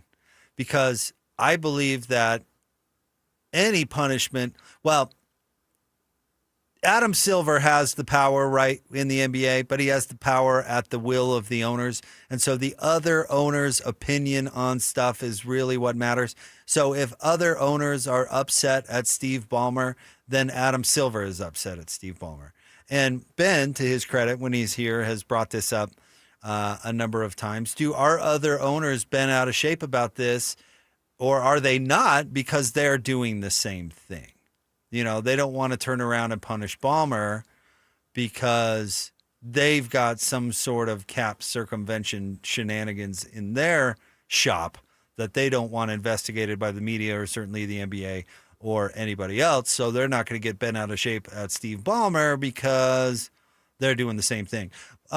when Donald Sterling was pushed out of the Clippers, speaking of the Clippers ownership over saying really racist things to his girlfriend and having that audio come out, I'm pretty sure, I should say pretty sure, that a lot of the owners around the rest of the league weren't worried that their secret racist comments to their girlfriends were going to be made public. So it was really easy to turn around and say, well, get that guy out of here.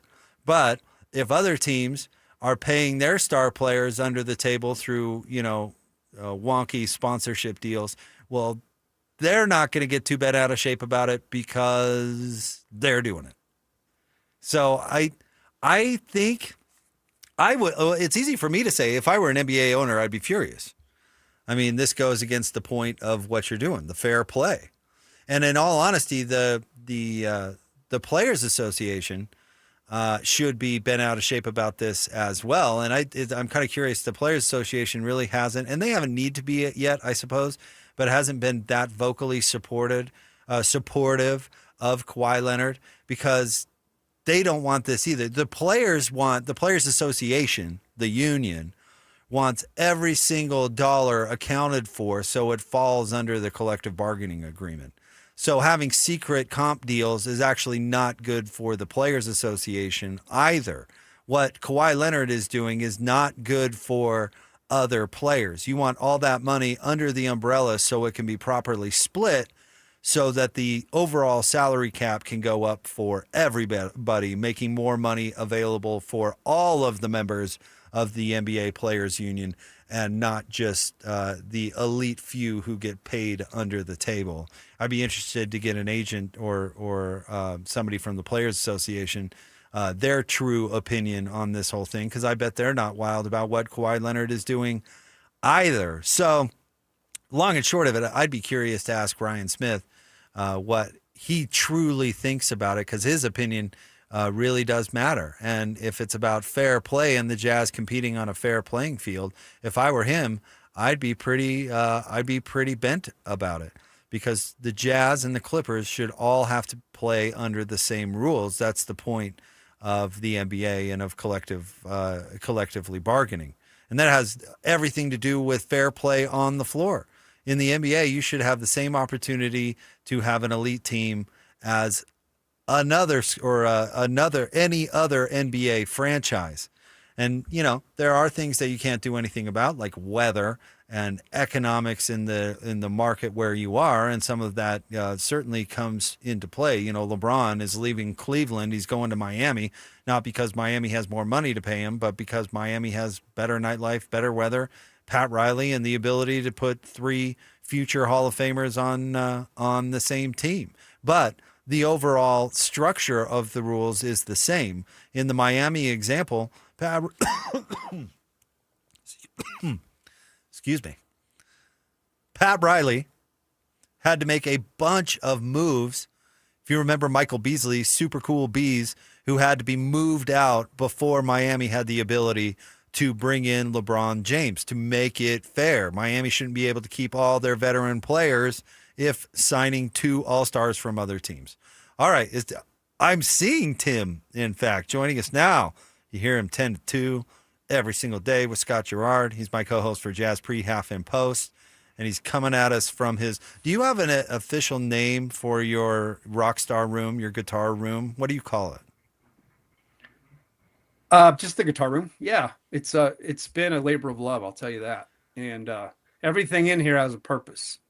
I have handpicked. I have not seen it since you moved, and now I get to see it in your background, and it's looking good. You've put it together in short order.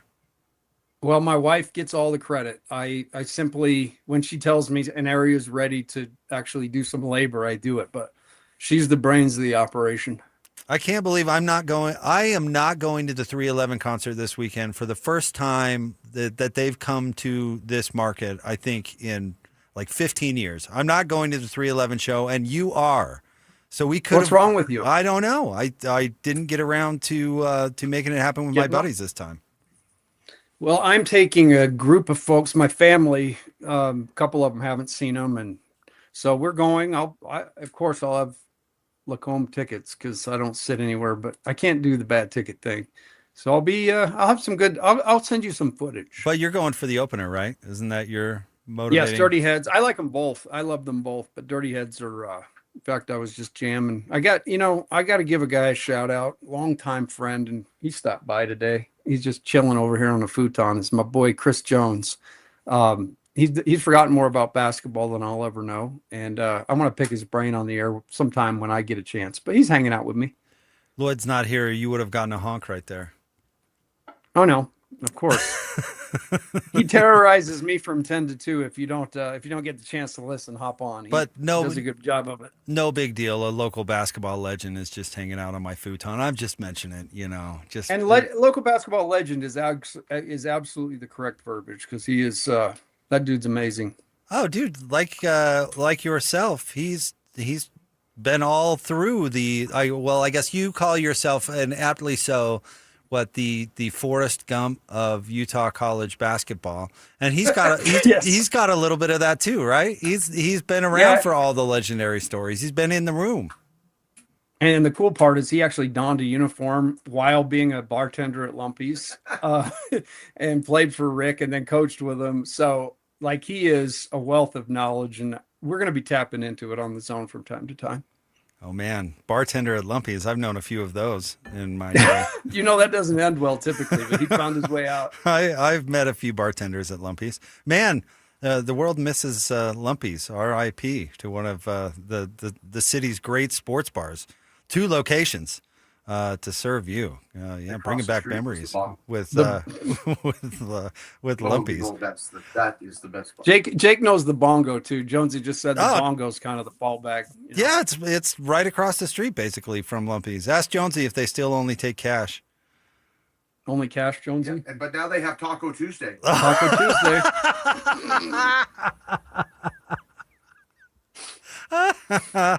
All right. Well, hey, listen, I was just talking about the Kawhi Leonard thing. If people haven't caught up on this story today, the company that manufactured what do they call that, Tim? The big wrap screen Daktronics. thing? Daktronics. Scoreboard. Had a sponsorship deal with Kawhi Leonard, and Kawhi didn't do anything. And Pablo Torre unearthed that. And basically, the accusation is Steve Ballmer just laundered money through this company to give Kawhi Leonard to circumvent the salary cap.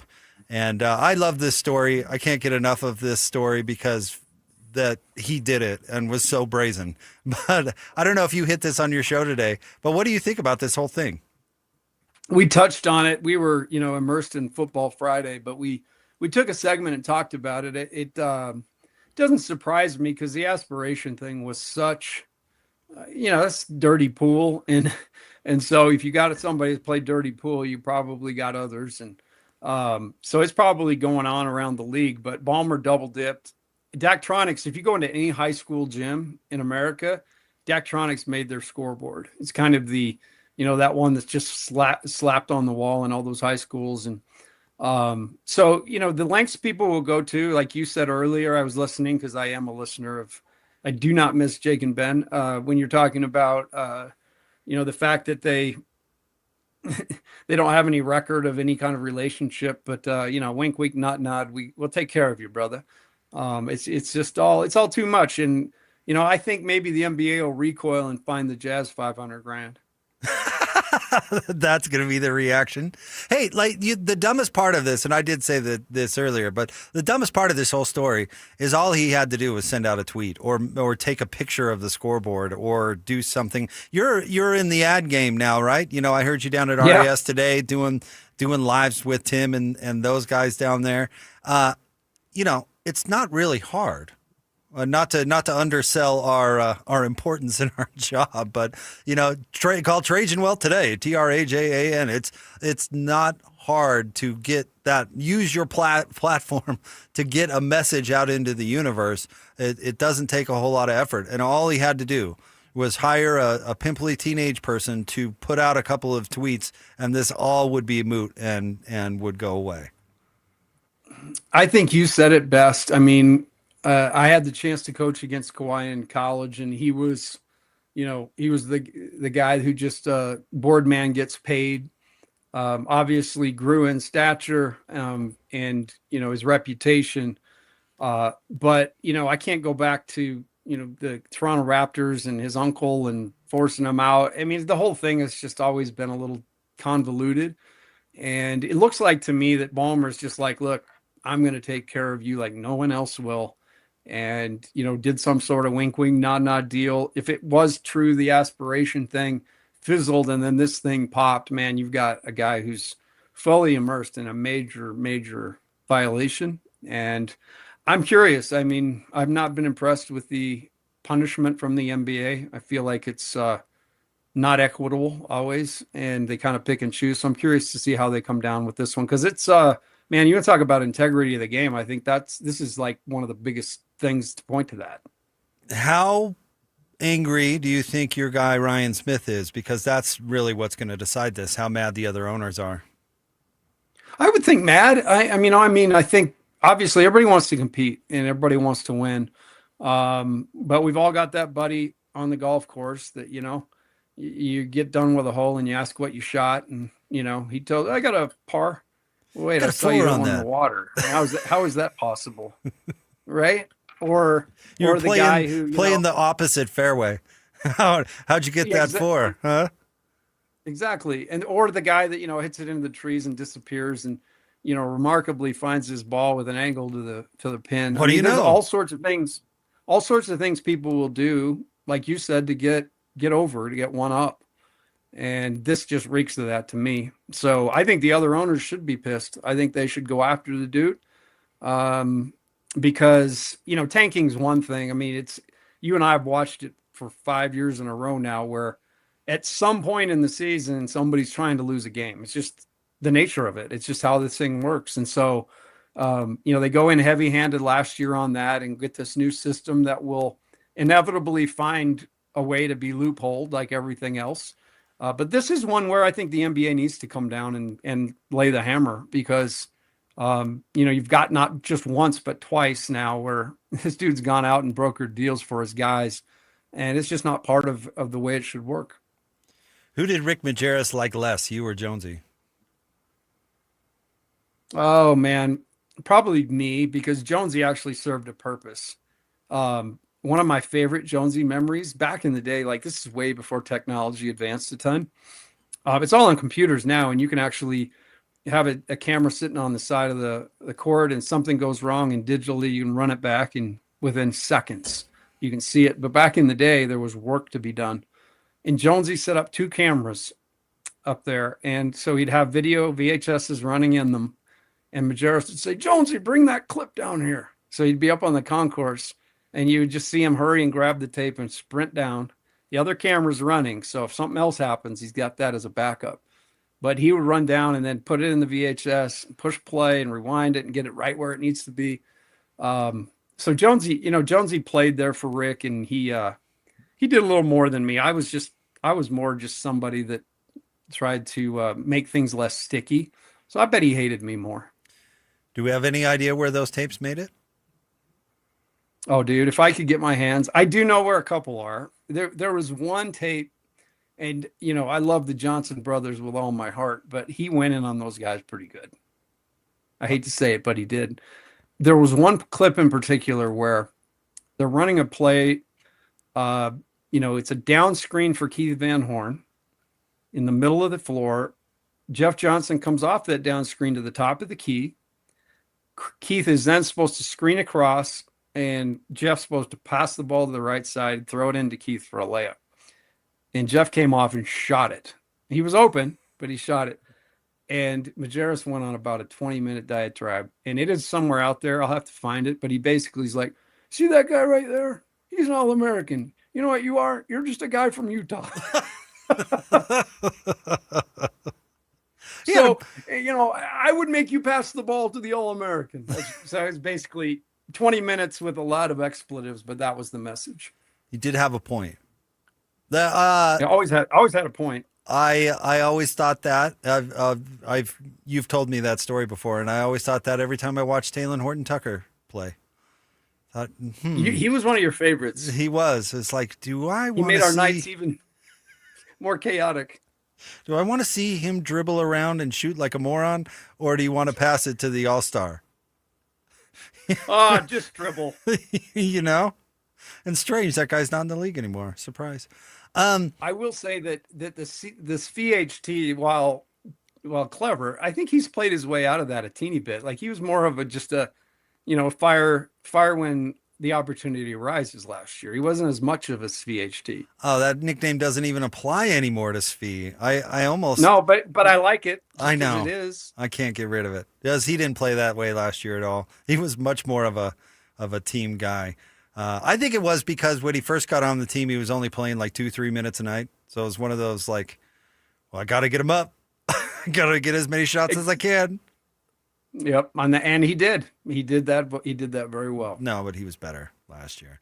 All right, Coach. I want to talk to you about the legislation that doesn't look like it's going to go through, but I want to pick your brain on your experience and where things are going.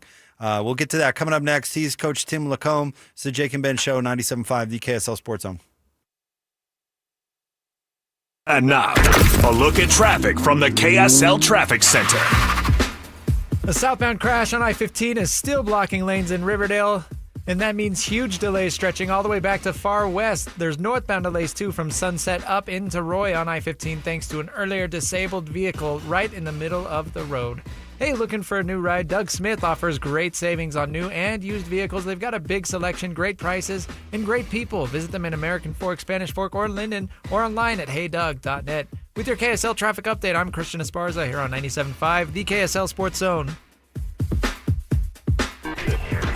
This stuff is available everywhere. Wherever you are, the KSL Sports Zone will be right there with you. It's the KSL Sports app. I love it. Where you can get the latest podcasts, up to the second breaking news, and analysis of the teams you can't live without right from your phone. And wherever in the world you may be, you can have DJ and PK, Scotty and the Coach, and Jake and Ben tag along with live streaming of your favorite shows. Download the KSL Sports app and never miss a thing. Presented by University of Utah Health. Health is in our DNA. Learn more at uofuhealth.org. This is 97.5, the KSL Sports Zone. At University of Utah Health, we're mapping DNA to find the cause and the cure. Because 1 in a million is really just one. One person facing one incredibly difficult diagnosis. Looking for one thing: hope. Learn more at uofuhealth.org. Right now, JCW's has 15 bus and billboards depicting our delicious, mouthwatering hamburgers across I-15. We've also just learned that I-15 averages 15 fender benders a day. Probably a coincidence, but just in case, keep your eyes on the road. Here's what our burgers sound like. Now, with your hands at 10 and 2, safely turn into one of our 5 locations in American Fork, Lehigh, Provo, South Jordan, and Harriman. JCW's. Quality and a lot of it. As summer winds down, it's time to get back into a routine. Between school drop-offs, homework, sports, and everything else on your calendar, dinner shouldn't be another thing to worry about. Beehive Meals makes back to school easier with meals your family will actually look forward to. This month's menus include favorites like chicken Alfredo, chicken burrito bowls, meatball marinara, steak fajitas, and jalapeno cheddar smash burgers. Spend less time stressing over dinner and more time enjoying the moments that matter. Visit beehivemeals.com and make this school year your easiest one yet. It's our summer liquidation event. So we're making room for the incoming 27s, and we're blowing out all the 26s. Save huge on the Open Range RV Colt 17 BH for only $12,995 or $141 a month, 0 down. Or the Heartland Prowler 2500 BH for $16,995 or $184 a month, 0 down. Or the Heartland Cyclone 2214 for $54,995 or $414 a month, 0 down. All 3 models include an additional $699 dock fee. We must make room for new inventory. Harris RV is your locally owned, family-run RV dealership. We strive hard to find the very best RVs for the price. With 4 locations, over 1,000 RVs in stock, 42 service bays, and 4 super parts stores. We're sure to help take your family on the best RV vacation. Check out our perfect family bunkhouse trailer, the 26BH. That sleeps 9 for $19,995 or $227 a month, 0 down. Life is short. Enjoy it. North Murray, South Murray, Payson, and Pocatello. HarrisRV.com. This is Colin Keary from the New Millennium Group. Have you ever had a question for your financial advisor only to find out that the next available appointment is months away? At New Millennium Group, we believe that financial advice should never be limited to once-a-year review meetings. Life happens every single day. Markets change, retirement questions come up, family situations evolve, and when they do, you deserve answers. That's why we pride ourselves at the New Millennium Group on being accessible when our clients need us most. Whether you're wondering about your investments or a major life decision, our team is here to help provide guidance. We're not interested in being the firm you hear from once a year.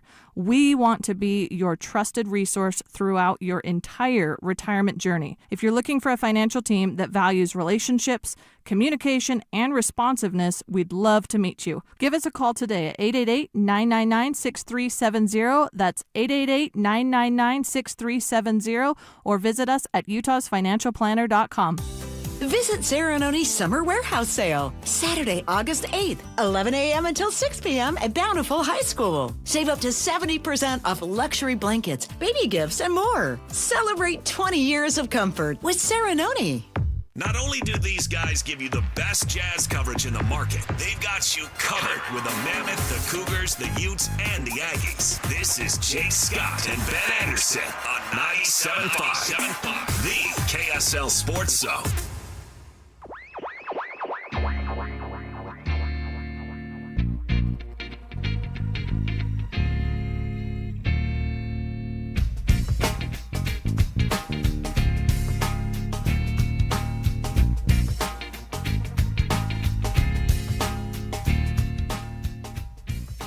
Jake and Ben, 97.5, the KSL Sports Zone. Jake Scott, Ben Anderson.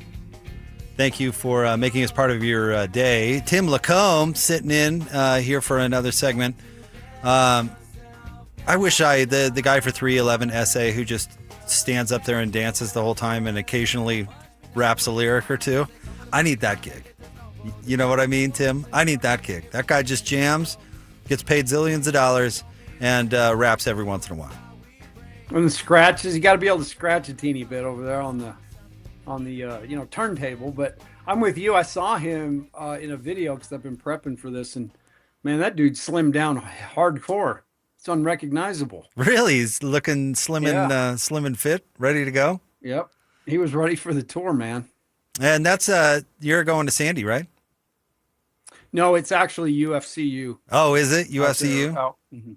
Last time I saw him, I was at Sandy. It used to be such a long drive for me, but now it's literally like right down. I just go out on 54th or whatever and straight over. Oh, dude, I've got a secret way into that joint. I'll have to tell you. Get you in and out without all that traffic. I love that venue. I've seen so many good. I was trying. We were on the air the other day, and I was listing off all the different shows I've seen out at that venue with the mountains in the background, and I love that venue. One of the great. I've seen 311 there many times. I've seen anybody from like Christopher Cross and Lionel Richie to Black Sabbath. I've covered it all. So it is an amazing venue out there. The summer nights when it cools down, it's hard to beat. I didn't meet my wife at that venue, but like I ran into her. We met.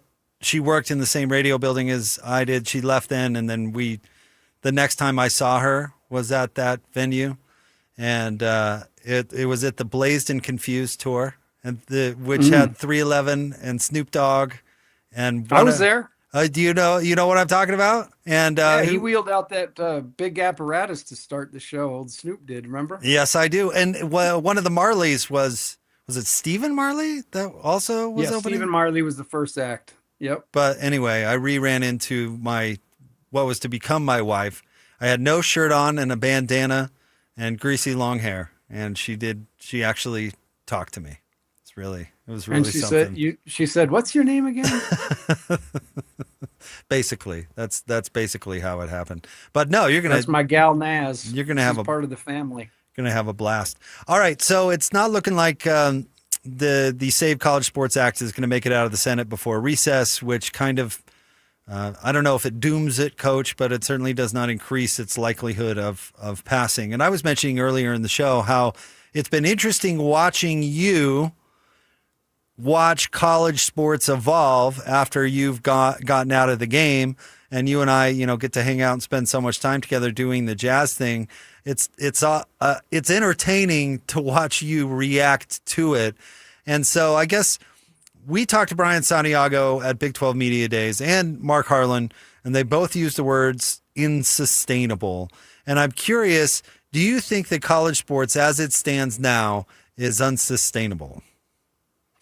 Yeah, I am. I'm kind of starting to feel that way. I was really hoping that this legislation would have, a chance to make it. But you think long and hard about it. There's probably a reason that the SEC and Big Ten went to sign it really late, because they probably knew there's no chance this thing's going to get passed, and we don't want to look like the bad guy. It's been pretty crazy because I left in 2019, so we're talking 7 years ago, and the talk of NIL was definitely on the table, but nothing had really been decided. The transfer thing came shortly thereafter, and I think with those two things, it's just really the system that we've grown accustomed to, that I worked in for 23 years, is completely gone. There are shards of it that look somewhat, familiar as Utah and BYU start to play this year and the stadiums fill up, and, they're fielding a team. That's always been the case, but man, it's totally different now. How you get them, how you keep them. And, no matter where you go in college sports, you always come back to the dollar. And that, unfortunately, it might have been the case under the table in a lot of places, but that wasn't the essence of college sports. And I think it is. And I think once you let the genie out of the bottle, like we've done, I just don't know if you can get it back. I think the players should be paid, but, the way that it grew from, hey, if you come down to the 5 and dime and do a little appearance, we'll give you a couple $100 to, guys sign in for millions of dollars. It's just, that's what humans do. We make everything a little faster. So there are parts of the game I really like, and then there are parts that I think need to be reined in. That's why I was hoping for these guardrails. But I really do think this thing's headed for a super league, and I think that's what all the big schools want. I actually don't think players should be paid, but that's not the conversation because the genie's out of the bottle. As you said, let me ask you this. If you were still on BYU's coaching staff, would you consider signing an NBA player and suing to have them eligible? I would. Why not?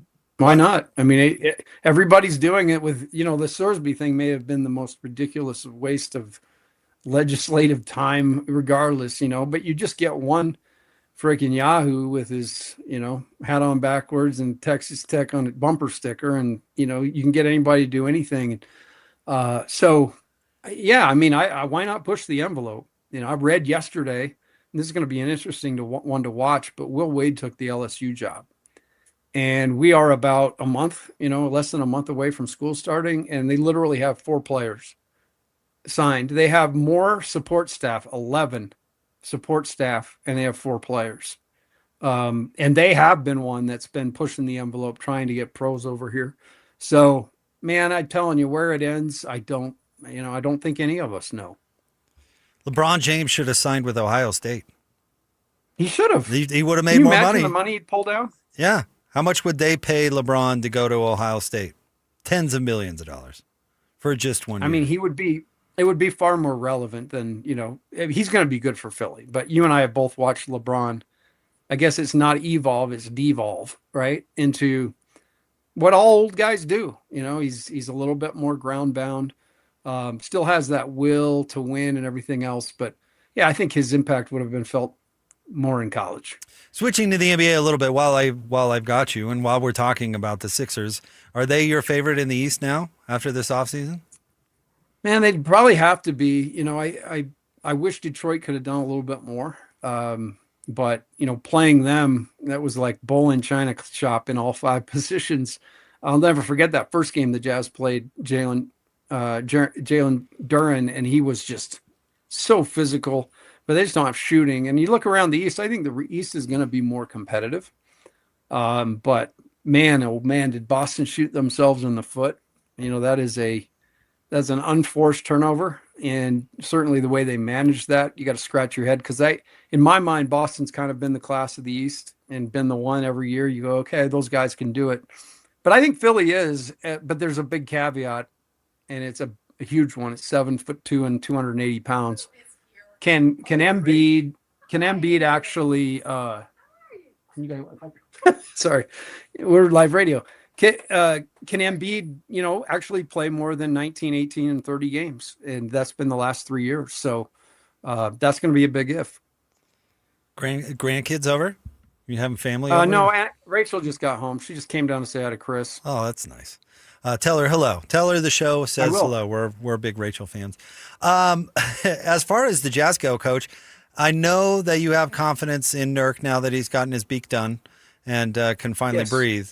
But how urgent do you think the Jazz center position needs to be addressed? I mean, they have to address it, obviously. It was a bet, or it was a game of chicken with the Lakers. Who's going to go into the season without a center? And the Jazz got comped for doing just that, right, with the picks and the swaps.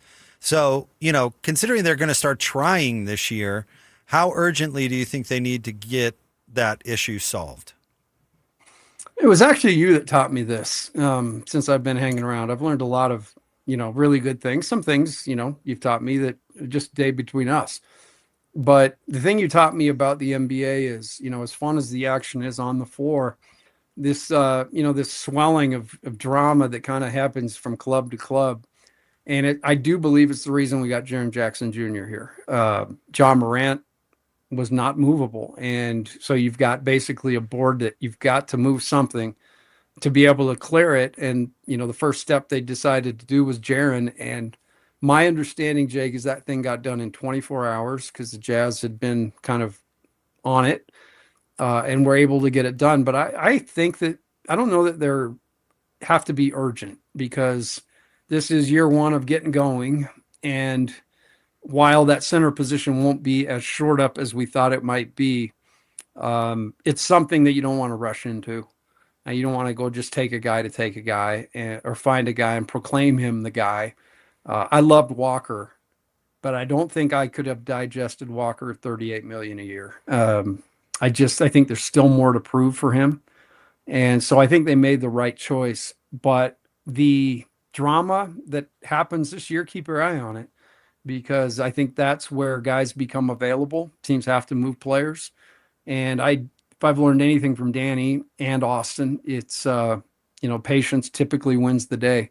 So I just think they need to be aware of it. They got to make the best of it this year, but it will probably cost them. I thought they would be third, fourth in the West. And now I'm just saying, let's just get the play in, let's get in and go play a game after the season's over. Cause we haven't done that for a while. And I know that's a big drop off, but I do think that's how uncertain the 5 is going into the season. They need to go get our guy Jared Allen at some point. At some point, it's not going to work in Cleveland, and so Cleveland's going to make a move. But I bring that up as just an example of what you're talking about. You never know. I mean, you never know that Memphis, one of the more promising franchises, just a couple of years ago. Their star player takes a gun to a strip club, and fast forward 2 years, and the Jazz are getting an all-star power forward. You never know what's going to happen. James Harden, Donovan Mitchell, they're going to be desperate to win next year, and when they don't, do they, feel the need to make a change? And then the easiest piece to change on that club would be Jared Allen.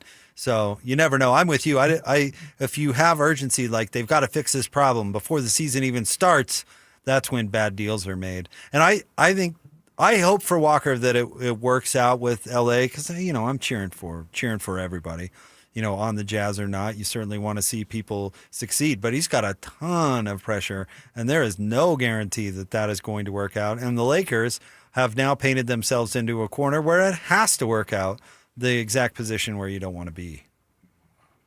I would add to that I think, I would have more faith in it all if Luka was a better dude, if he was a better teammate. But if this thing doesn't work, and it's not necessarily all Walker's fault that he's going to be the guy taking the hammer, because Luka in that situation, like LeBron, kind of gets what he wants.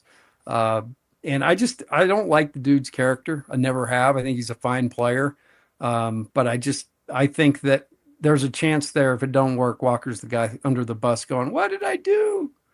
Yeah, it won't be Luka. No. Yeah, it won't be him. And it won't be Palika. No, well, it should be Pelinka. He's been terrible for a long time now, but I'm shocked that the new ownership hasn't canned him yet. I mean, this was a big offseason, important to build around Luka. I'm surprised they let him do it, honestly. Coach, we'll cut you loose. Thank you for jumping on. Tell Jonesy we say hello and thank him for his patience. And always look forward and enjoy our conversations. You seen my Red Sox lately? No, they've been good, I've heard. 30-5 in their last 35. And last night, they trailed 5 different times throughout the game. They got down 4-0. They'd won 7 in a row. So it's like, why not just, let's just take an L and we'll regroup. Down 5 different times, down twice by two runs in extra innings and come back and tie it and win the game in a walk-off in the 13th. Like, it's crazy special. So I just got to say that. Well, a friend of mine told me that they got a new catcher, a big trade. Yes. A friend of mine was pretty excited about that the other day. Yeah. So I know it's not your jam, but I just had to drop it. Thank you, Tim. You're the best. I appreciate you. Yeah. Love you, buddy. There you go. That's the one and only Coach Tim Lacombe. We'll have the audio vault for you coming up next. 97.5, the KSL Sports Zone. And now, a look at traffic from the KSL Traffic Center. We do have progress for southbound traffic in Ogden heading to Riverdale. All lanes are now open as the I-15 crash has been cleared coming out of Weber County. A new crash, however, has been reported in Utah County on southbound I-15 approaching the Pleasant Grove Boulevard exit, and you've got delays heading in that direction from Pioneer Crossing. Attention property managers, customers see your parking lot first. If it's cracked, they're already walking away. Call GoPave Utah. They've got seal coating, crack sealing, striping, and patching across the Wasatch Front. Call them right now or visit GoPaveUtah.com. With your KSL traffic update, I'm Christian Esparza here on 97.5, the KSL Sports Zone. This stuff is available everywhere. Wherever you are, the KSL Sports Zone will be right there with you. It's the KSL Sports app. I love it. Where you can get the latest podcasts, up to the second breaking news, and analysis of the teams you can't live without right from your phone. And wherever in the world you may be, you can have DJ and PK, Scotty and the coach, and Jake and Ben tag along with live streaming of your favorite shows. Download the KSL Sports app and never miss a thing. Presented by University of Utah Health. Health is in our DNA. Learn more at uofuhealth.org. This is 97.5, the KSL Sports Zone. The truck just arrived at Gillette Services. And so did the savings. Gillette has a load of new Carrier air conditioners for an amazing price. Get a new Carrier air conditioner starting at just $34.95. That's $1,500 off while inventory lasts. Save big with a trusted family-owned company and enjoy expert installation from Utah's largest Carrier dealer and 8-time President's Choice Award winner. Call 385-273-6628 or visit GilletteServices.com before these truckload savings are gone. Carrier, turn to the experts. A Carrier factory authorized dealer. America First Credit Union has everything you need to get your money working. And for a limited time, new members get a $150 cash bonus for opening a checking account and $200 more for enrolling in and using direct deposit. If you're ready to do more with your money and get up to $350 cash, head to AmericaFirst.com and become a member today. Subject to membership eligibility, terms, creditworthiness, change, and conditions. Additional requirements may apply. Federally insured by NCUA. Equal Opportunity Lender. Do you love your front door? Does it improve the curb appeal of your home? Does it feel secure and new and perfect for your home? No? Let me direct you to Peach Windows and Doors, where everything they do is custom. They can install a front door or a basement door or a big door that you could drive a car through if you wanted to. And the knobs on these doors are not just knobs. They're like a locking system that works like a safe. These are the most secure doors, and Peach builds those doors. So when they install, they are custom fit to your home. You can even have an option to have like a glass window on the side of your door. They're called operable side light doors, and they can open themselves, which would allow you to move something large in or out of the house. It's just all of the custom features that we can do for you at Peach Windows and Doors. I encourage you to stop by their showroom on 3rd West at 2940 South or see some of the beautiful doors and windows online at peachwindowsanddoors.com. As a fitness coach, my active psoriatic arthritis can slow me down, With Skyrizi, risankizumab Riza, I'm treating my skin and joint symptoms so I can keep moving. Skyrizi, a prescription-only injection for adults, helps me move with less joint pain, stiffness, swelling, and fatigue. And for those who have plaque psoriasis, 90% clearer skin is possible. With Skyrizi, there's no daily dosing. It's just 4 doses a year after 2 starter doses. Don't use if allergic to Skyrizi. Serious allergic reactions, increased infections, or lower ability to fight them may occur. Before treatment, get checked for infections and tuberculosis. Tell your doctor about any flu-like symptoms or vaccines. Thanks to Skyrizi, there's nothing like clearer skin and better movement. And that means everything. Ask your doctor about Skyrizi. Visit skyrizi.com or call 1-866-SKY-RIZI to learn more. Build your career where the fun never stops. Join the Lagoon Maintenance and Construction team and play a key role in keeping the park running strong. Now hiring ride maintenance technicians and HVAC technicians for full-time year-round positions. If you enjoy hands-on work, problem solving, and being part of a team that values safety and skill, this is the place for you. Plus, you'll get great benefits and real career growth. Apply today at lagoonpark.com/jobs. Must be 18 years or older to apply. I don't need to explain to you that water runs Utah, that we didn't get enough last year, or that Utah is one of the driest states in the country. But I will tell you, slowtheflow.org has tons of tips for saving water. Head to the website to learn how you can keep Utah beautiful and livable. No crazy soundbite slips past these guys. I came here for the same reason people go to the zoo. This is another edition of the Audio Vault with Jake and Ben. On 97.5, the KSL Sports Zone.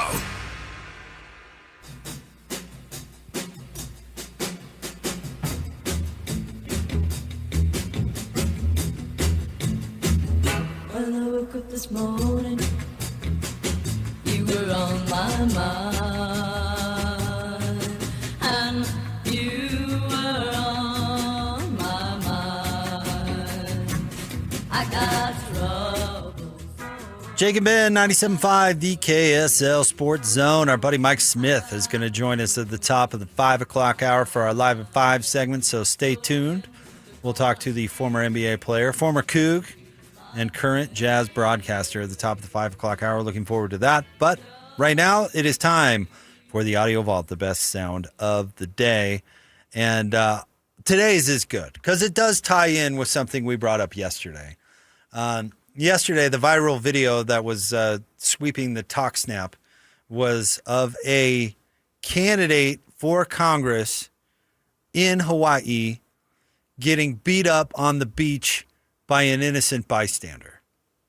And the video is incredible. If you haven't seen it, this guy truly does get beat up. But this is a news broadcast giving us not only the whole story, but also interviewing the guy that beat up the candidate for Congress. And it's pretty amazing. We're going to play it's about 2 minutes. We're going to play the newscast story. Hit it, Christian. Maybe I should intervene.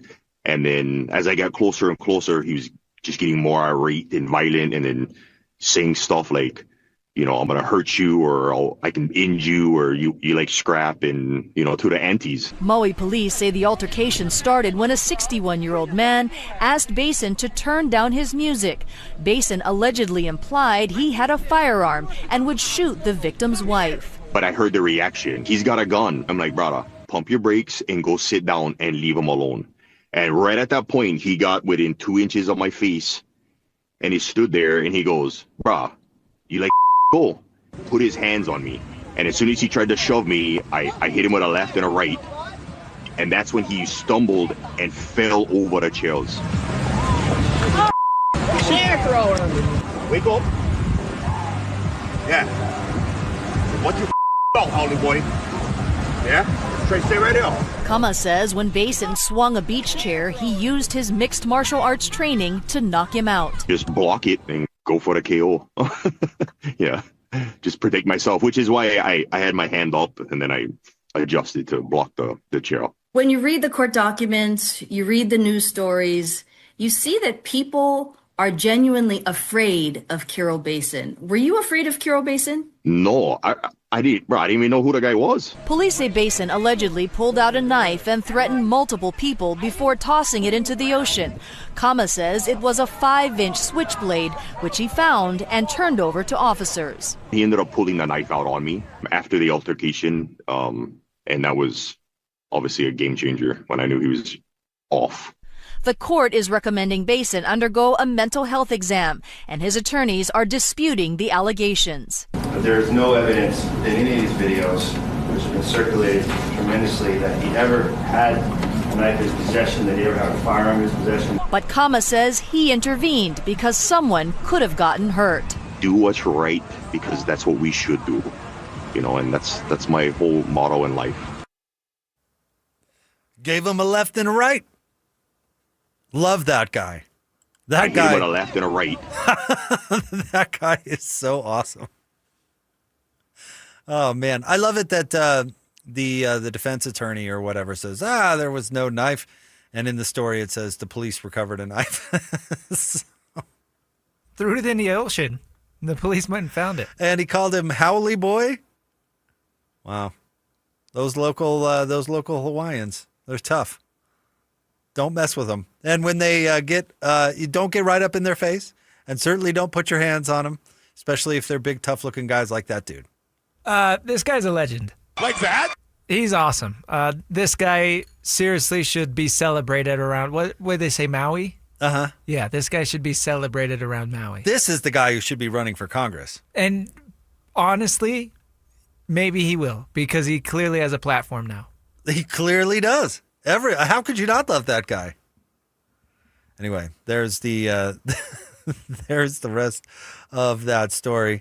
Maybe the lesson to be learned here is don't walk around threatening people with weapons just because they ask you to turn your music down. That's probably not a good idea.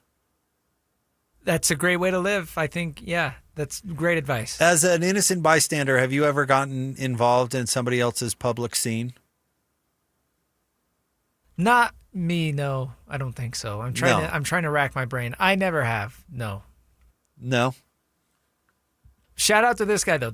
Honestly, it takes a lot of courage, and knowing that this dude is clearly off the rails, knowing that it could be a dangerous situation, and like he said, the dude put his hands on him and he hit him with the left and a right. Hit him with the left and right. I hit him with a left and a right. Yeah. Protecting himself. The video is awesome because then the guy does respond with a beach chair, like straight out of the WWE. And he hits him with a beach chair and he just brushes it off like nothing. And then knocks him out and then wakes him up. Knocks him out, slaps him on the face, and calls him Howley Boy. I don't think that dude's going to get elected to Congress. No. I don't think it sounds to me like he didn't have much of a chance to begin with, but was technically running. Shocker. Like one of those wingnut people that decide to run that nobody's ever heard of. Because he took a gun into a county building too. At least as of yesterday, the dude is still in jail. Good. I would say good. Absolutely. And we've been asking everybody, obnoxious music at the beach guy, that's not cool. What do you think he was playing? Oh, for this dude? Something. Probably like Skrillex or something. Oh, you think Skrillex? Maybe. I don't know. He's he's a Skrillex techno guy? Yeah, like dubstep. Dubstep guy? Did you ever get into dubstep, Christian? You're a young person. No, that got really big when I was in middle school. I didn't, it wasn't my scene, no. My brother got really into it, and that was a musical trend I could not come along with. Okay. That did not vibe with me. In fact, I really did start feeling old when I listened to dubstep, and I thought, this is the worst thing I've ever heard. And I thought, you know what? I'm too old for this music, or I'm too old for this trend. Don't play it at the beach, please. But don't play it. Because there's like 3 people who like it. Is dubstep not big now? Not big enough that if you played it at the beach, people would like it. What's the big music trend now? What dubstep was when you were in middle school? What is it now? Oh, I think everything is TikTok focused. So things that, can fit into a trendy clip. It's crazy how TikTok has like changed the way that music is made, honestly. Huh. It's really weird. I believe it. Well, I thought dubstep was really weird. Still is. Still Honestly, is. it's kind of fallen off. I don't think it's really It's not a thing anymore? I don't know. Well, it shouldn't be. It's terrible. Like Skrillex, I think he changed his haircut. He doesn't even have his hair that he used to do. Who was the DJ who used to dress up like a mouse? Dead Mouse. Dead Mouse. Yeah. But it was spelled differently. Weird. Okay. All right. Well, I can't say that it hurts my feelings that that's not popular anymore. But then again, short TikTok cuts, I don't think that's ringing my bell either. Well, it's not like the whole song is a short TikTok cut, but it's like something that is, it's clearly designed to be really catchy and repetitive, if that makes sense. Okay. No, I think that congressman was probably listening to like Insane Clown Posse or something. Okay. That bad, huh? I don't know. I just know they're pretty dedicated to their music.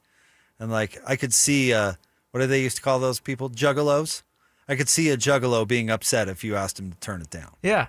In my track, right? Uh-huh. You could see a juggalo getting beat up on the beach because they didn't turn down their Insane Clown Posse. You probably just read that from a news story headline. That tracks. That fits very nicely, actually, into the stereotype. Yeah, it sure does. All right, Mike Smith is going to join us. We'll talk some hoop with Mike coming up next. 97.5, the KSL Sports Zone. Win big this Wednesday on the KSL Sports Zone with Win Ticket Wednesday. This week, win tickets to Motley Crue with Tesla and Extreme at Utah First Credit Union Amphitheater September 21st. Get tickets at LiveNation.com and listen to the KSL Sports Zone all day Wednesday for your chance to win.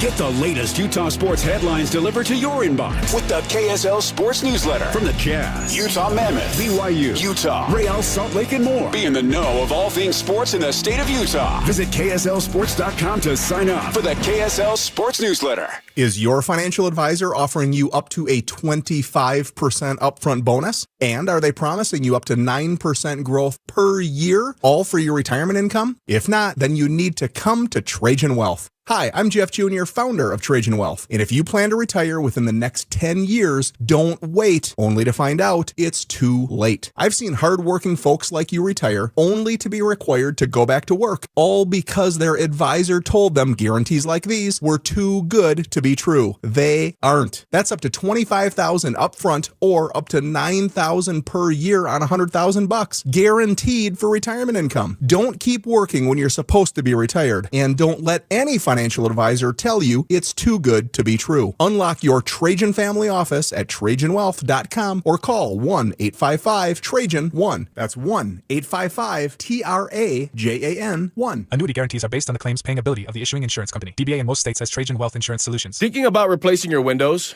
Choose a company that builds and installs them right here in Utah. Advanced Window Products is Utah's local window and door manufacturer that sells directly to homeowners. Nate Orchard here. At Advanced Window Products, there are no dealer fees, no middleman markups, and no extra costs to cover someone else's profit. From manufacturing to installation, every step is handled by Advanced Window Products' local team. Every window is custom built in Salt Lake City for Utah's homes and backed by one of the strongest warranties in the industry, a lifetime warranty covering labor, glass, and parts. Even better, it's fully transferable to the next homeowner.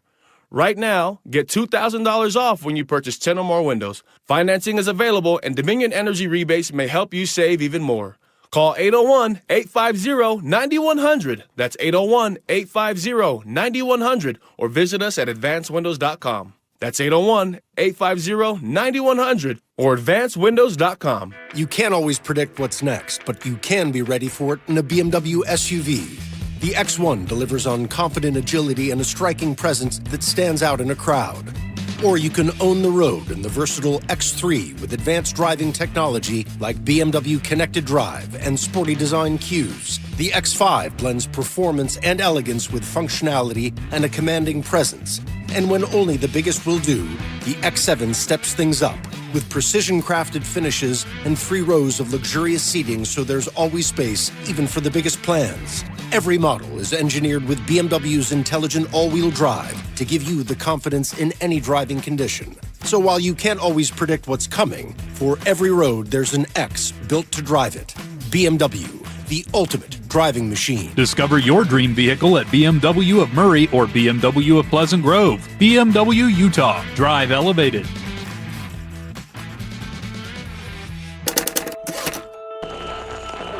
technology never stands still. And neither does Les Olson IT. For 70 years and counting, we've helped businesses adapt, grow, and stay secure through every change. With experienced people and smart technology solutions, we make work easier, more productive, and more secure. Yesterday, today, and tomorrow. Let Les be here for you. Visit Serenoni's Summer Warehouse Sale, Saturday, August 8th, 11 a.m. until 6 p.m. at Bountiful High School. Save up to 70% off luxury blankets, baby gifts, and more. Celebrate 20 years of comfort with Serenoni. The KSL Sports Zone and Beehive Meals are honoring people that impact youth sports in our communities. Nominate the youth sports volunteer you know for the Beehive Meals Hero of the Week at kslsports.com/contest. Broadcasting live from the KSL Cars Studio. This is 97.5 KZNS FM Colville, 1280 KZNS AM Salt Lake City, and 102.7 KSL FM HD2 Salt Lake City Midvale. This is 97.5, the KSL Sports Zone. It's the best station, period. Let's be honest. These guys have the best job on the planet. You come to work in a frickin' bathrobe? So if you're out there working hard, you should also expect your radio hosts to put in an honest day's work. So of course, Jake and Ben are live at 5 with the biggest headlines and the best analysis in Utah. This is Jake Scott and Ben Anderson on 97.5, the KSL Sports Zone.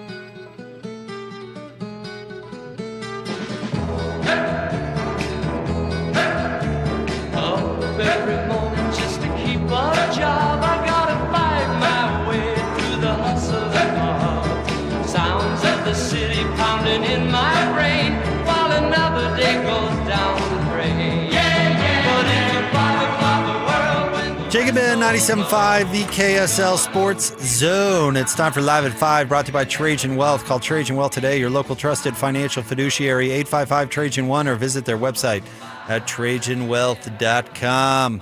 Let's get out to the zone phone. Our next guest, of course, is a former NBA player, former BYU Cougar, current Jazz broadcaster on Jazz Plus, and, of course, K-Jazz. Not to mention our good buddy, Mike Smith. What's going on, Mike? Jake, how's the summer, pal? Honestly, great. Couldn't be better. I can't believe my kids go back to school coming up next week. How about you? You've been playing some world-class golf, right? I've been playing a little golf. I did travel to England. That was fun. Played in the British Senior. And other than that, just working away, grinding away, having fun with some grandkids and kids, and enjoying the beautiful weather. What was the British Senior like? What they have you playing like a true links? You know, I'm picturing you out there in the marsh swinging away. What was that like? Well, to be fair, I had one really bad round in some not so friendly circumstances, but the other 3 rounds were totally fine. To me, it was the thrill of a lifetime. I played in a couple U.S. senior amateurs, but this is invite only, and so it's like the top 125 in the world that get the invite.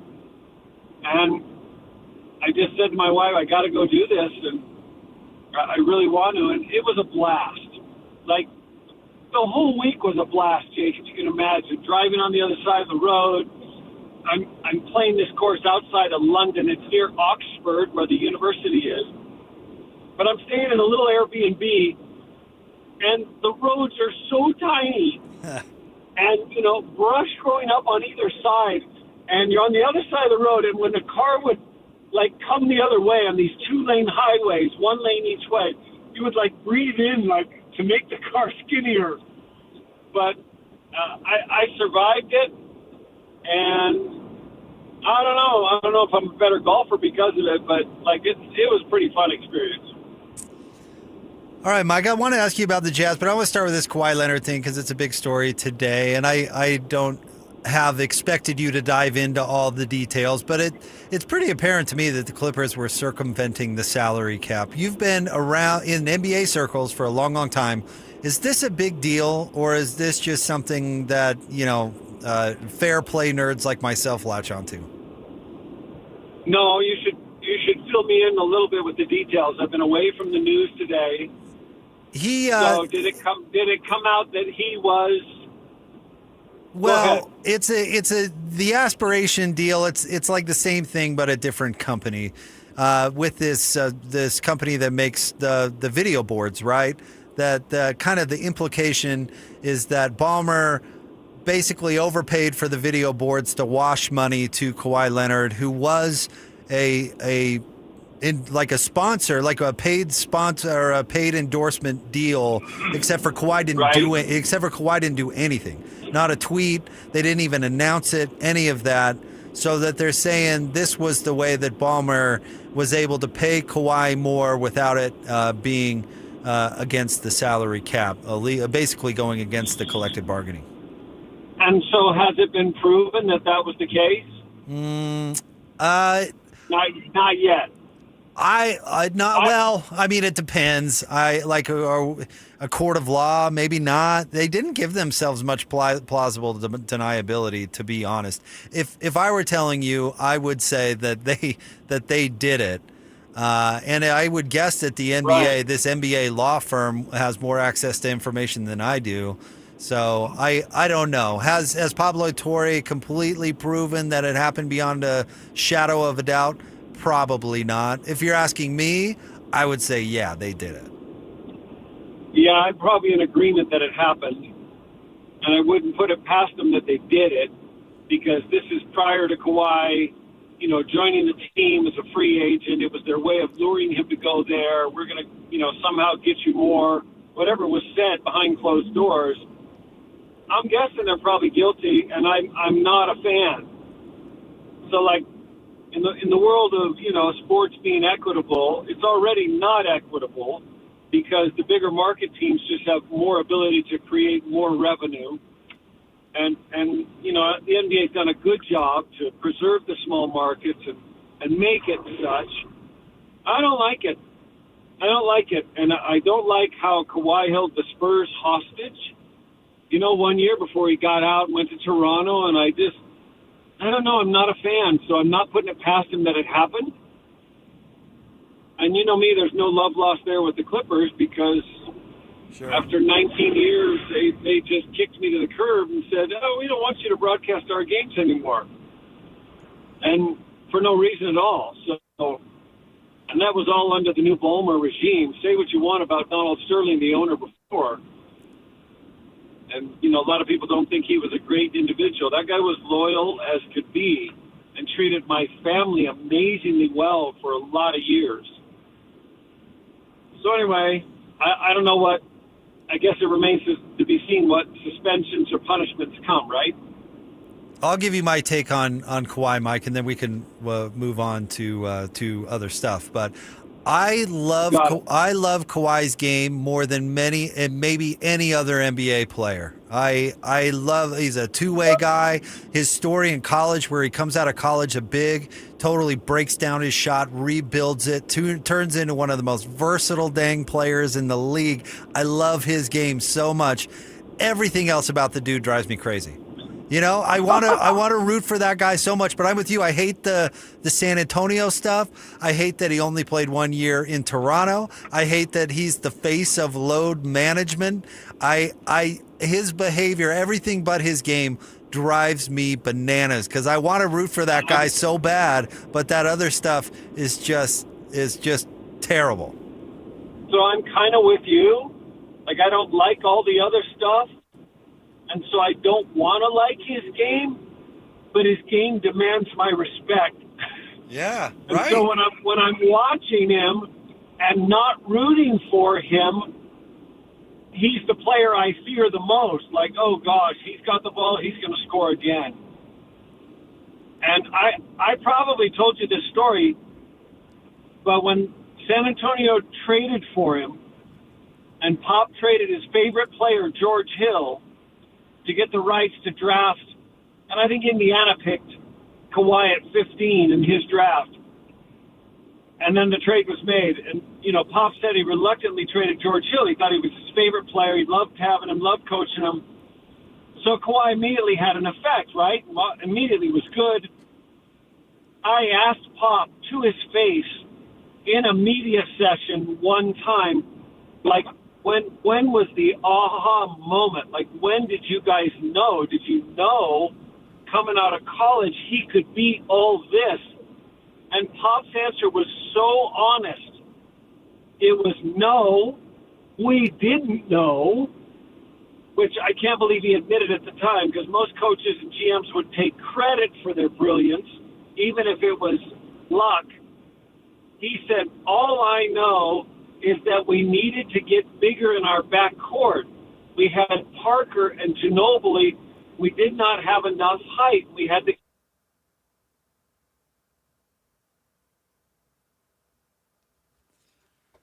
We may have lost Mike. That was right in the middle of a good story too. We'll get Mike back on. No, that trade for San Antonio that got him Kawhi Leonard, that trade got them a championship, and that's why I want to like Kawhi Leonard so much. I really do love his on the floor game. I love his story. At some point in his life, he was obviously coachable in order to build his game back up. But all the off the court stuff is just everything I do not like about how this sport is evolving. And I mean, right down to I never had seen anything like how that San Antonio situation with Kawhi ended. He had teammates calling him out for not playing. That never happens in the NBA. I've never heard a teammate. I've never heard players say, "Why isn't this guy playing?" Because of an injury. He should be healthy and ready to go. Mike is back with us. Mike, let's move on. We spent a bunch of time with the Kawhi stuff. I want to move on to overall NBA. What do you think of what Philly is doing? I'm curious to your thoughts on the Jaylen Brown trade and then LeBron ending up in Philadelphia. Sure feels like a short-term, chance to win it all. I don't know how many years Embiid has left. We know that LeBron has just a couple. Maybe Embiid only has a few. The fact that they got Jaylen Brown, I can't even believe. I know. Like, that just blows my mind. And, of course, that's one piece of the puzzle before LeBron makes up his mind. But I don't know if I'm calling them the favorites in the East, but they're 1-2 or 1A, along with the Knicks. I don't know who else gives them a run, so that's pretty darn cool. They still got BJ Edgecombe, and they got some players, right? Anthony Simon's coming off the bench, and there's some all-stars there. That could spell a winning team and could be a lot of fun. I love when there's a new team that's good and viable in each conference. So I love that there's new excitement. I feel that way about the Jazz. And I feel like the West, besides, the 1-2 OKC San Antonio, is kind of wide open. Whether it's Minnesota or Denver or whoever are the next slotted teams. But I think the Jazz are kind of right there in the 4, 5, 6 range. Maybe 6, just because having young guards is like having a young quarterback. So let's just put them maybe there to start. At least that's where my hope is. But I'm excited. The NBA just has the beautiful built-in model of the finals, and right before the finals is the draft lottery, then the finals, then the draft, then free agency, then summer league, and then next thing you know, you're talking about training camp and who's going to be the favorites. They just got this built-in marketing model that keeps most fans intrigued for a little bit. All right, Mike. The starting backcourt for the Utah Jazz, game number 1, will be who? Yeah. Putting you on the spot, pal. Probably Keontae and DP. But listen, Darren Peterson, I mean, it's just not easy walking into the NBA as a 19-year-old and producing right away. It sure looks like he can. I will say this, that to score 22 in your first summer league game is way different than doing it in an NBA game. But he's going to figure it out. Like, he's physically gifted enough. I just hope he's got some toughness in him. And I mean like that inner toughness, the intangible in a draft that you just don't know. The inevitability of greatness, right? That's inside a Anthony Edwards, that was inside a Jordan, that's even inside a Mike Conley, to last 18, 19 years in the league when you're undersized. You know what I mean? That intangible inside that you're never satisfied with being just okay. Something that drives you to be great. You know, the Jazz took him, so they must have seen all that they liked. It's just hard. It's just hard to walk into the NBA and just immediately have an impact. Try and think, Jake. You're good at this.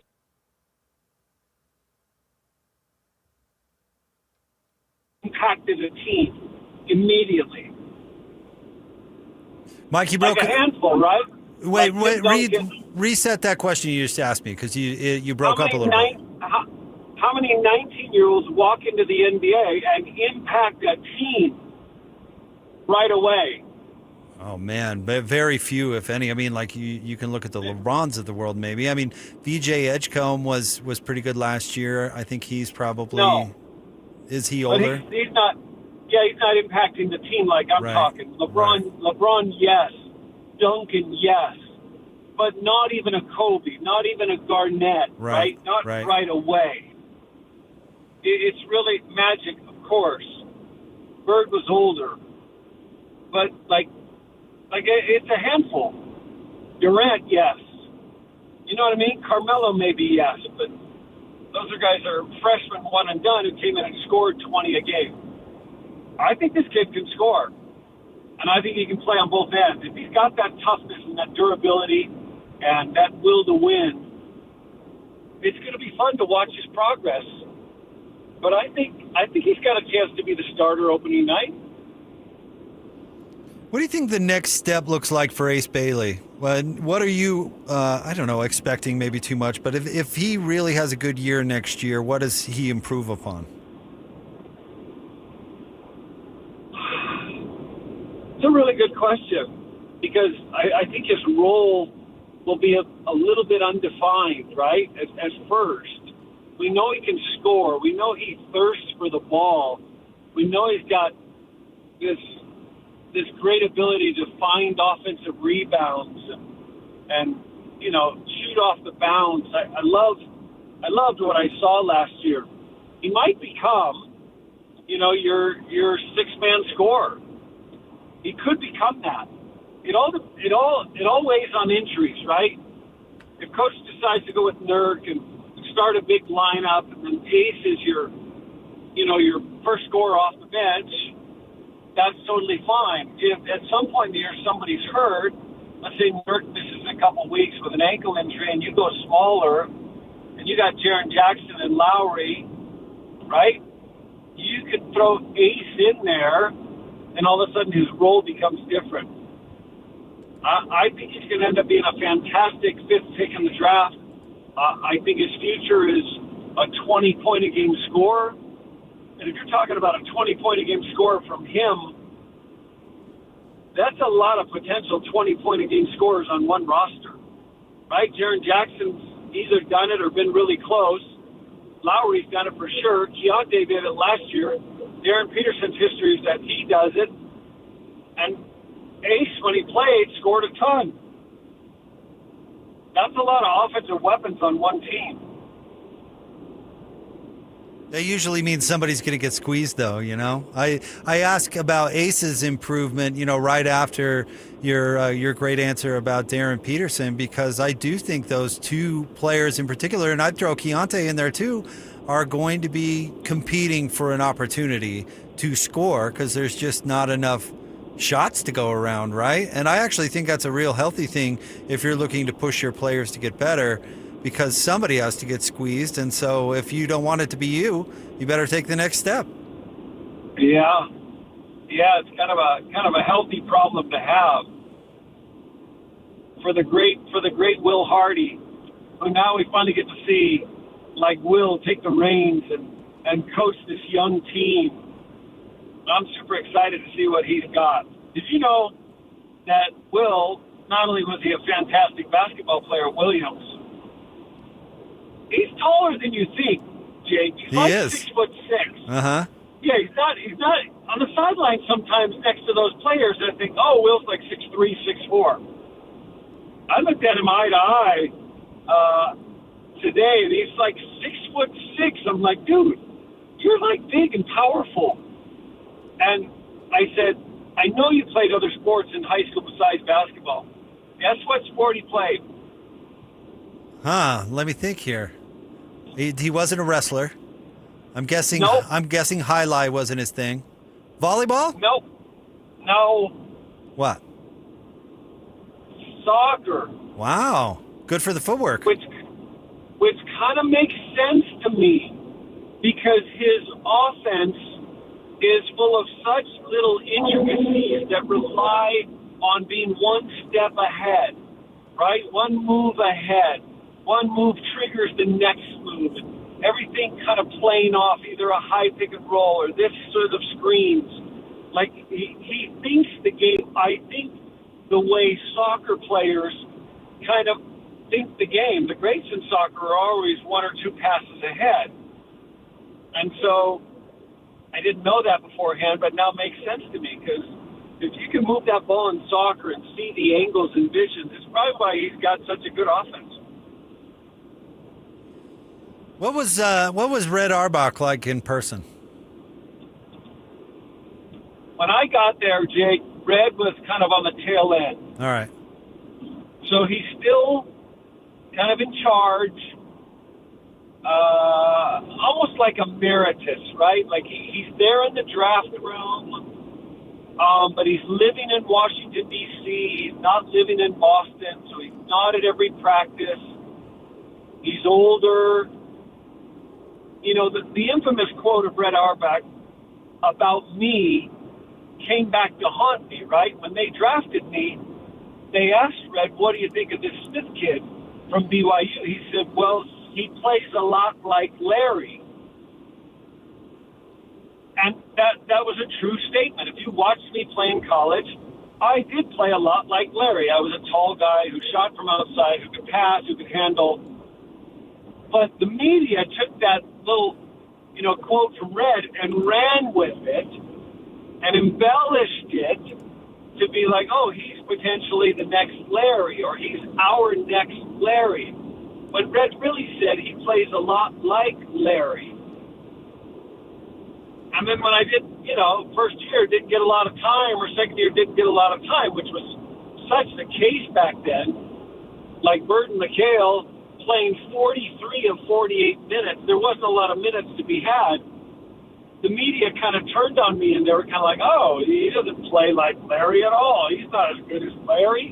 I'm like, yeah, well, no duh, nobody's as good as Larry. Right. He's the greatest small forward of all time. What are you talking about?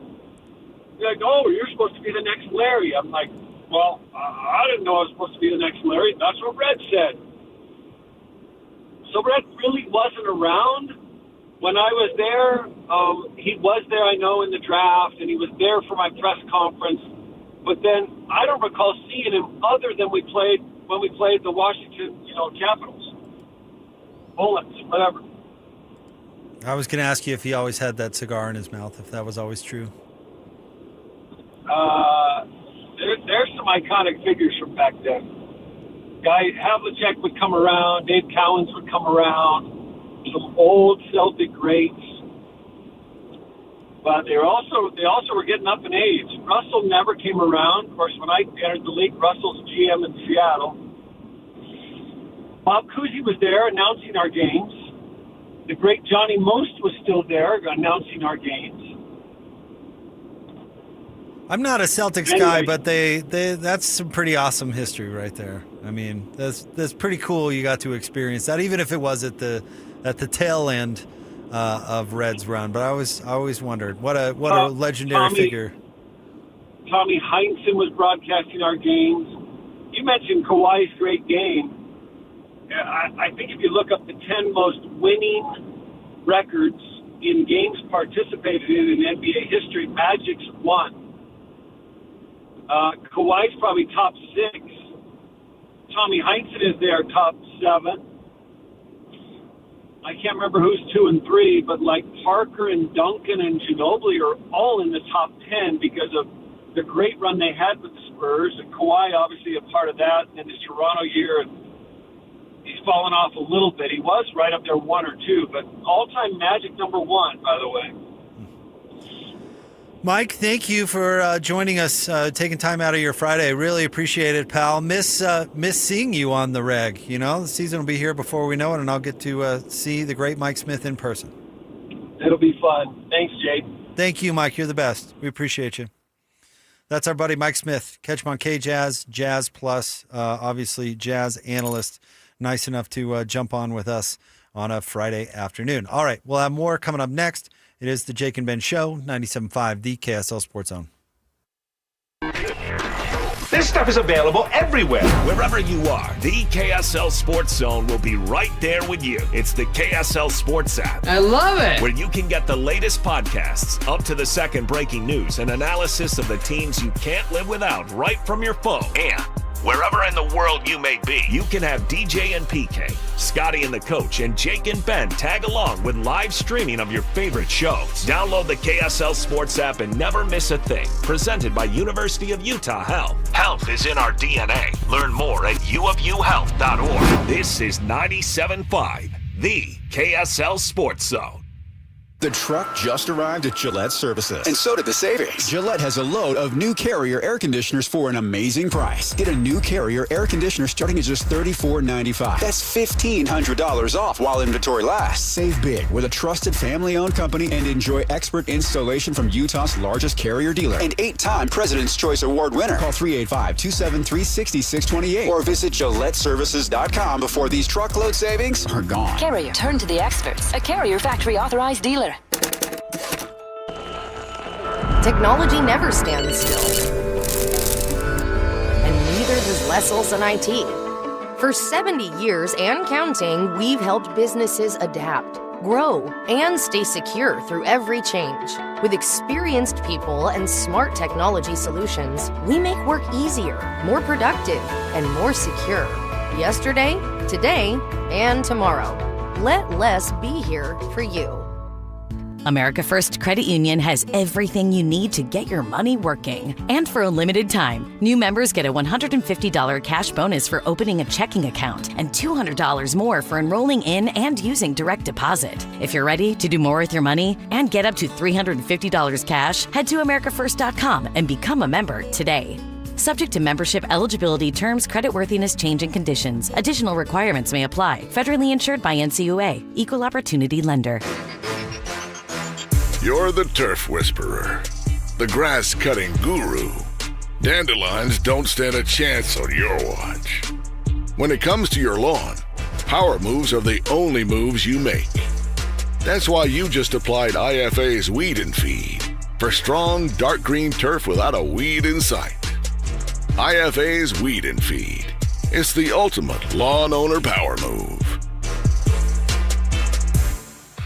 Hey, Mammoth fans, the 2026-27 season tickets are on sale now. Be there for every goal, every hit, and every moment of the next season. Season ticket members get the best seats, the best value, and exclusive perks all season long.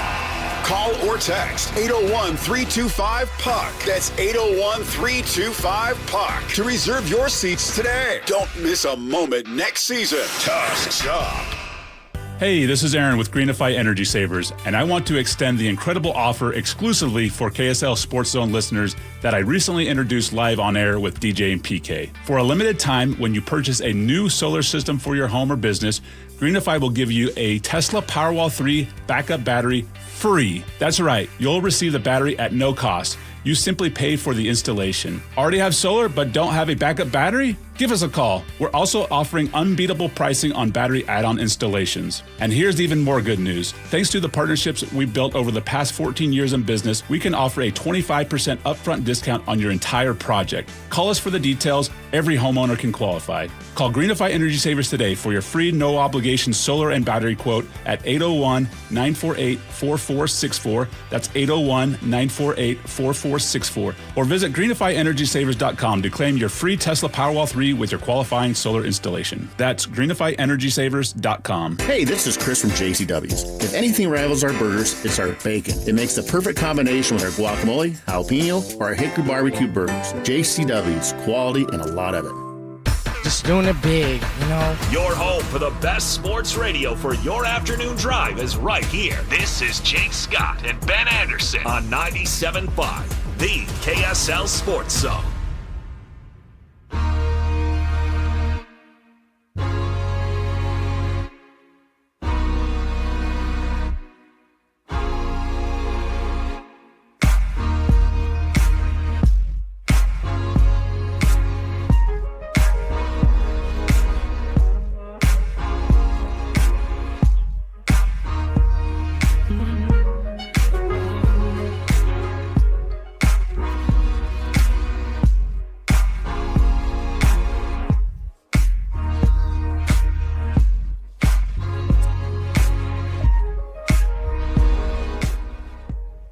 Jacob Ben, 97.5, the KSL Sports Zone. Jake Scott, Ben Anderson. Appreciate you making us a part of your day, no matter how you may be absorbing the show over the air, streaming, KSLSports.com, YouTube. Shout out to our friends from the future who are listening via podcast. Steve Bartle has a piece about this up at KSLSports.com, mixing in a little college football here. Wayshawn Parker talked to the media going all the way back to Monday, and kind of a narrative this offseason around Wayshawn has been that he was so close to 100,000, so close to 1,000 yards last year. He came up 19 yards short, and he's been quite vocal about his goal last year was to rush for 1,000 yards, coming up just short. He talked about it at Big 12 Media Days. And then Bartle has a piece writing about his quote from Monday where Wayshawn Parker said, quote, "I'm going to raise it a little bit, like 1,200 yards, have higher standards, and put that weight on me," unquote. I have found over the years, because things like media days and stuff like that, I like to ask the question about goals. You know, goals personally, goals from teams. You know, I think it's an easy way to ask about, you know, where that player or that team want to end up, right?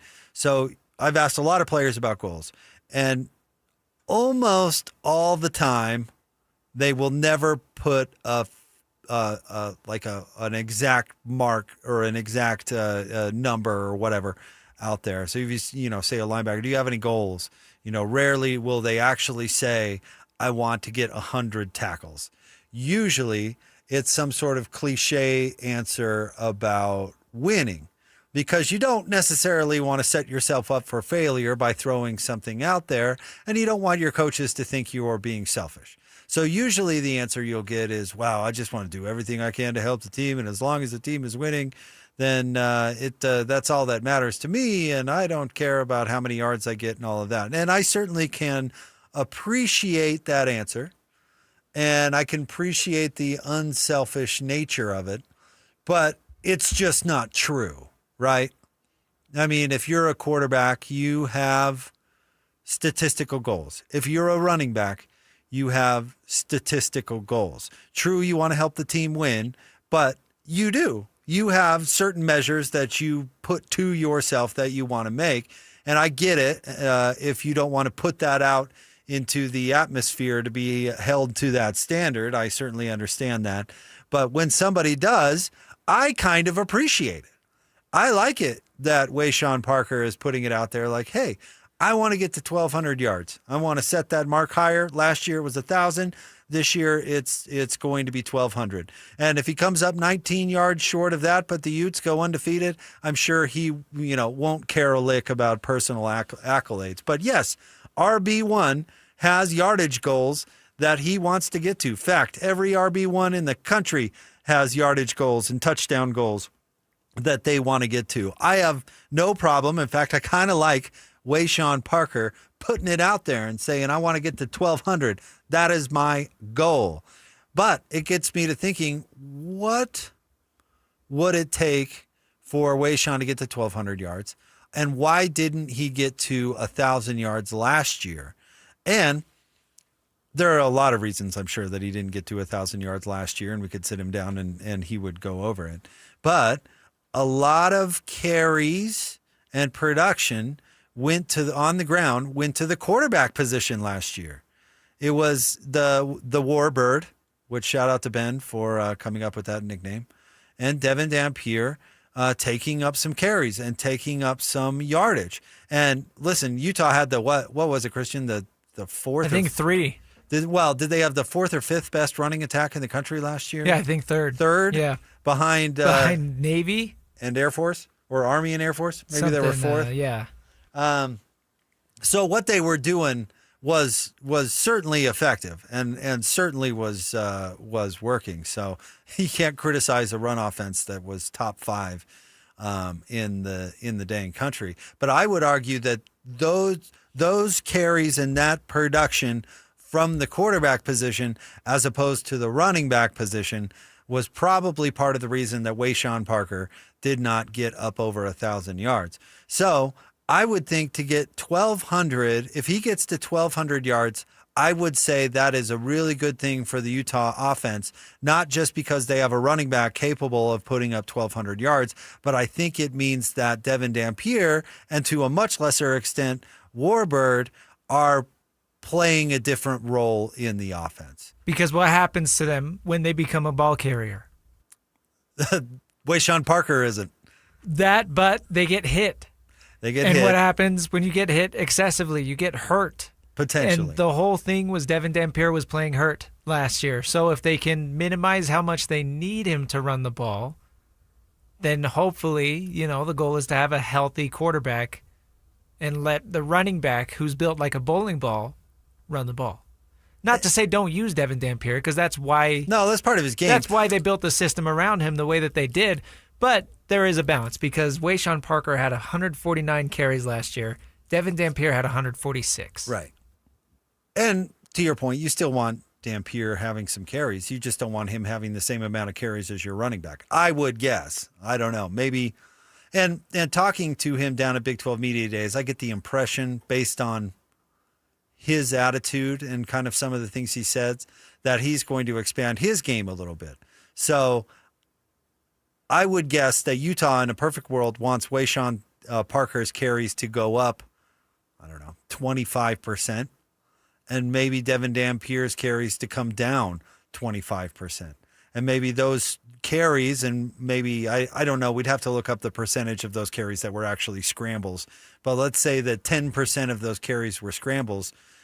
You want that to go down to 5% or 2% or whatever. In theory, instead of running it, you want him throwing it. Yeah. You want make him the read, make the pass, and complete throw. the pass. Right. Or at least throw it right. And you hope that the line would provide adequate protection. And this is a big question mark, of course, but adequate protection that he could be utilized more in the pass game as opposed to being a decent passer because of the threat of him as a runner. And I do think these topics are intertwined. I think if Wayshawn Parker proves himself to be a more capable running back, he will get more opportunity. But I think you hit on the key stat there, and that's the carries. I think you want Devin Dampier's carries this year to go down fairly significantly, and you want Wayshawn Parker's carries to go up fairly significantly. Much closer to 100 than 150, because you're playing, a 12-game regular season. You don't want your quarterback to be having 10 carries a game. That is a lot.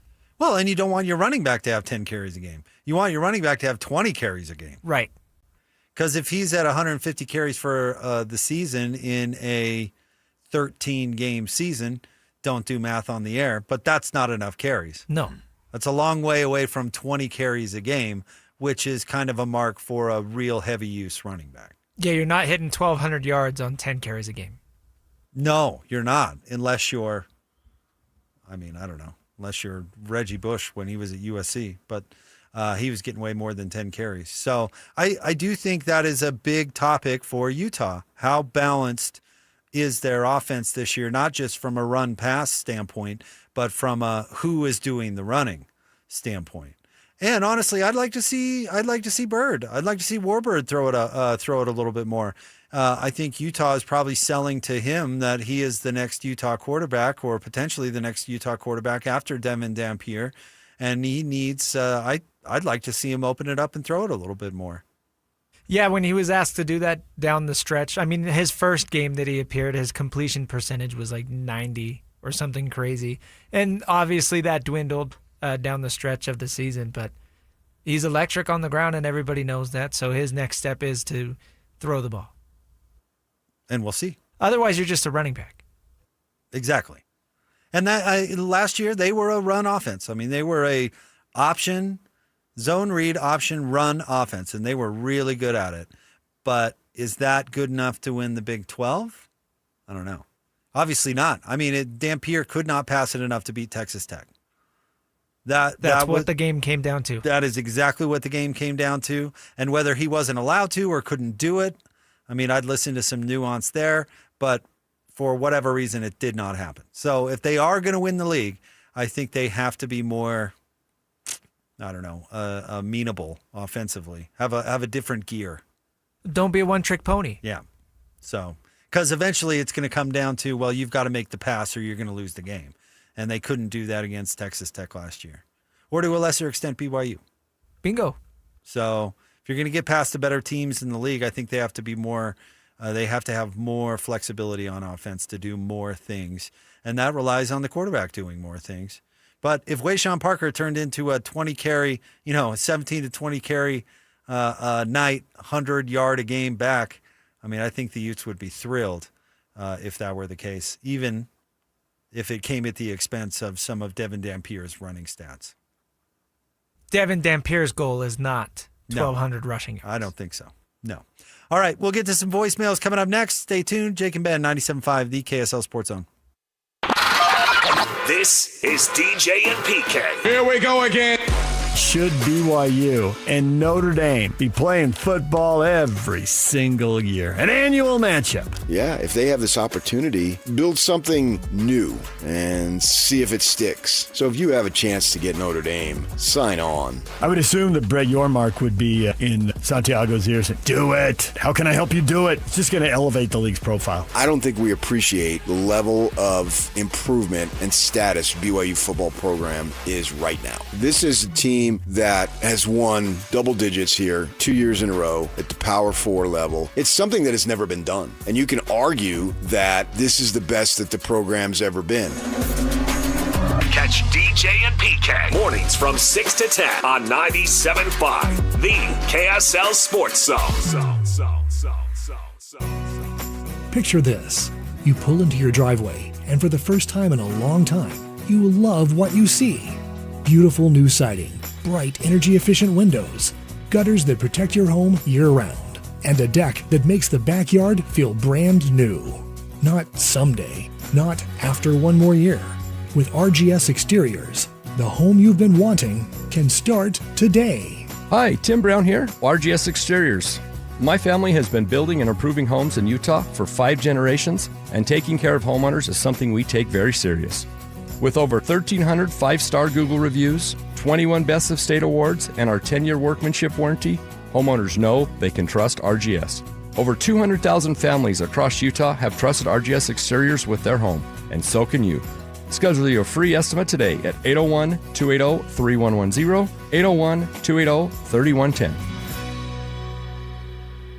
It's our summer liquidation event. So we're making room for the incoming 27s, and we're blowing out all the 26s. Save huge on the Open Range RV Colt 17BH for only $12,995 or $141 a month, 0 down. Or the Heartland Prowler 2500BH for $16,995 or $184 a month, 0 down. Or the Heartland Cyclone 2214 for $54,995 or $414 a month, 0 down. All 3 models include an additional $699 dock fee. We must make room for new inventory. Harris RV is your locally owned, family-run RV dealership. We strive hard to find the very best RVs for the price. With 4 locations, over 1,000 RVs in stock, 42 service bays, and 4 super parts stores. We're sure to help take your family on the best RV vacation. Check out our perfect family bunkhouse trailer, the 26BH, that sleeps 9 for $19,995 or $227 a month, 0 down. Life is short, Enjoy it. North Murray, South Murray, Payson, and Pocatello. ParisRV.com. Most families get their financial advice in pieces. A financial advisor here, a CPA there, an estate attorney somewhere else. Everyone means well, but nobody's talking to each other, and those gaps can work against you.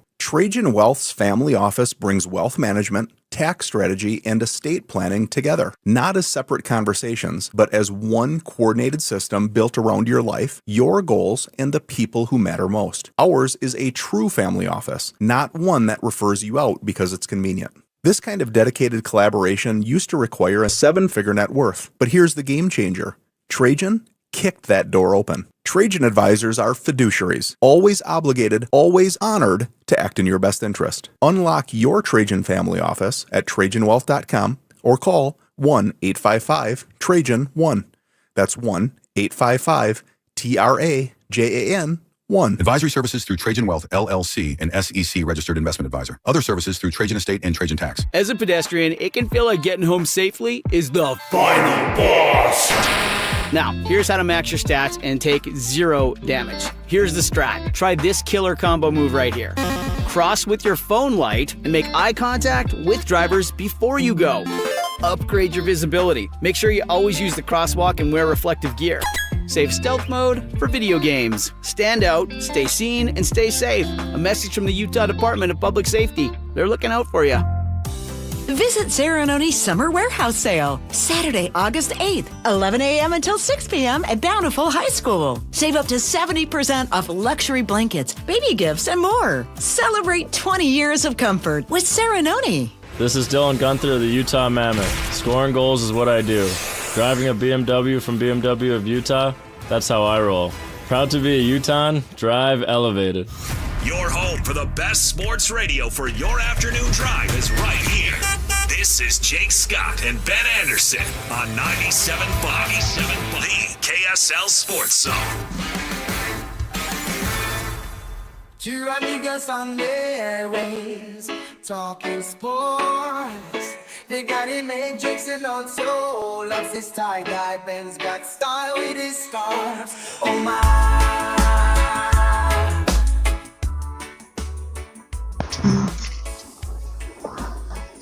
Christian, just because Jake likes to debate doesn't mean he's right. I'm with you, brother. Don't let him bully you.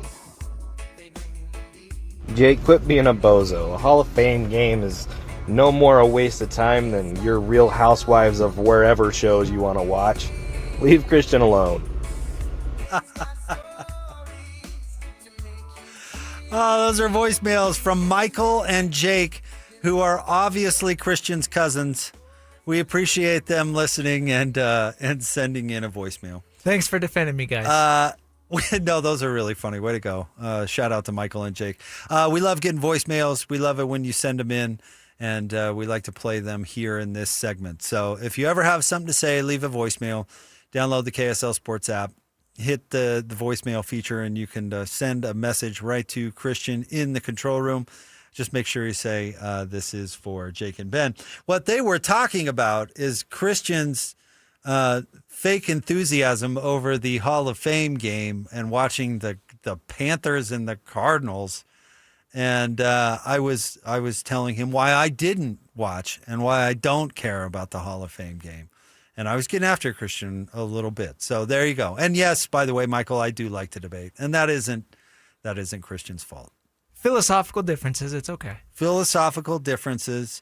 And I don't know. I just, Ben's not here to disagree with. So I had to find something and someone to disagree with. And that just happened to be you. Even on a day where I was trying to promise to be a little nicer. And it didn't work out that way. That is the funny part, is that we literally opened the show talking about, sometimes you need to just work on it a little bit. I'm a little mean. But it's okay. And I'm trying to be nicer. And then I got into an argument with you about the Hall of Fame game because, frankly, it's an argument about whether or not it's relevant is way more interesting than the game itself. Sure. Yeah. It's been a long week. I get it. Like maybe if you're an undrafted free agent's mom, you'd be excited about the Hall of Fame game. Could be. Or maybe if you're a weirdo Cardinals or Panthers fan, you'd be into it. But just a random new father in Salt Lake City, Utah, being excited about a preseason game between the Panthers and the Cardinals. Hey, football is back, baby. That's all. It's not back yet. It's not. It's on its way. I'm going to text my fantasy group chat today and find a date. It's not back yet. It's not there. When's the next? Do we have preseason games? All this next weekend? week, yeah. Or Not it's this all weekend. all next week. Yeah, next week is when it officially kicks off. And you're just going to be super dialed in. The next game is Thursday, August 13th. And the Cardinals are playing the Raiders, and I expect you to watch every second, Christian. I'll tune in. Every second of Cardinals Raiders preseason. I want to see what Mendoza does for the Raiders. Yeah. You wanted to see what Cam Ward did for the Cardinals. You couldn't even be bothered to watch the first quarter. Well, I had to work. You had to be here. Hey, speaking of the Raiders, though, did you see that Kirk Cousins and Max Crosby allegedly got into it at practice today? No, but that doesn't surprise me. Did it say the source of it? Apparently Max Crosby was kind of being a little dirty. Hit Kirk after the whistle. But, can you imagine Kirk Cousins going after somebody? I can't really picture that. That's why I bring it up, because it's kind of shocking. It's camp. Nobody should be going after the quarterback ever, right? Sure. Which is probably Kirk's complaint, if that is indeed what happened. But 15-year vet tore his Achilles a couple years ago. He probably does not want to be breathed on. No, but, toughen up, Buttercup. You're on a team with Max Crosby now. He doesn't care. Remember when he got traded and then it got I do. take backseat? I do. Do you think his loyalty to the Raiders, do you think it's because he's not intelligent? I don't understand. And I'm usually I really like team loyalty kind of dude. I do. I like to see players and teams have a mutually beneficial relationship and they're both loyal to each other, right? But Max Crosby has been one of the best, or certainly one of the better defensive linemen in the NFL for a long time now. The Raiders have been the worst run organization, well, close to it, basically during his whole stint there. And somehow he has this crazy loyalty to the Raiders where they even trade him and he comes back happy after it doesn't work out. Still showing up to camp. And going I guess 110%. I guess it's because his personality kind of fits the rep of the team, but I think that's exactly it. Yeah, but isn't that a dumb reason to be that loyal? If Lloyd traded me, and then the trade got canceled, I'd still be pretty upset. Well, you'd come back being like, "I thought you wanted me on your team." Yeah, you don't. So you don't want me anymore. Why am I loyal here? all these years, and then you trade me, and now I'm coming back. Like I don't know. I don't know if I think. I don't know. Maybe I should just like it that a player is loyal to a team and wants to be with the team that believed in him. All that stuff, all that feel good nonsense. There is less But of that. I do not understand it. Like Joe Thomas with the Browns, one of the best offensive tackles of his entire generation. He didn't make the playoffs in his career? Never. Or did he make it once? He never made it? Maybe one time, if that, but it might have been at the very tail end. We should be talking about him like one of the great tackles in NFL history. But he played for the Browns. And the Browns always sucked. Yeah, I don't understand it. But good on Max Crosby. Are the Raiders? I know they're your second favorite team. Do you think they're going to be any good this year? No.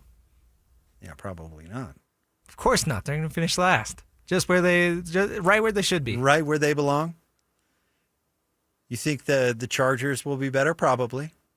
I like the Chargers. I like Justin Herbert, and he's got this celebrity girlfriend. You see the video of them at practice? No. She's like brushing his hair back.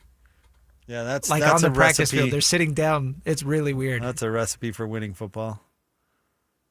Those kind of videos. Yeah, that's what the internet said too. Uh-huh. Yep, that's the recipe. Oh, well, are the chefs going to be good? Or are they going to go back Probably. to sucking? I like Mahomes. I think he's good. He's good enough to carry the team.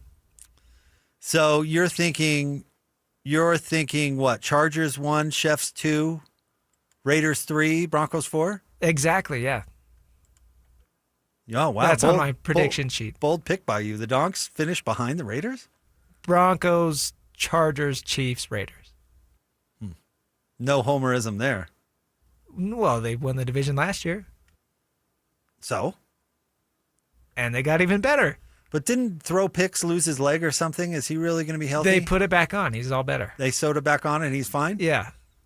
Modern medicine. So it's great. We're not going to see Stidham at all? I hope not. Man, I hope not. Why did they keep that guy? I got enough of him. Yeah. Sean Payton has this weird thing where he really likes guys and gets attached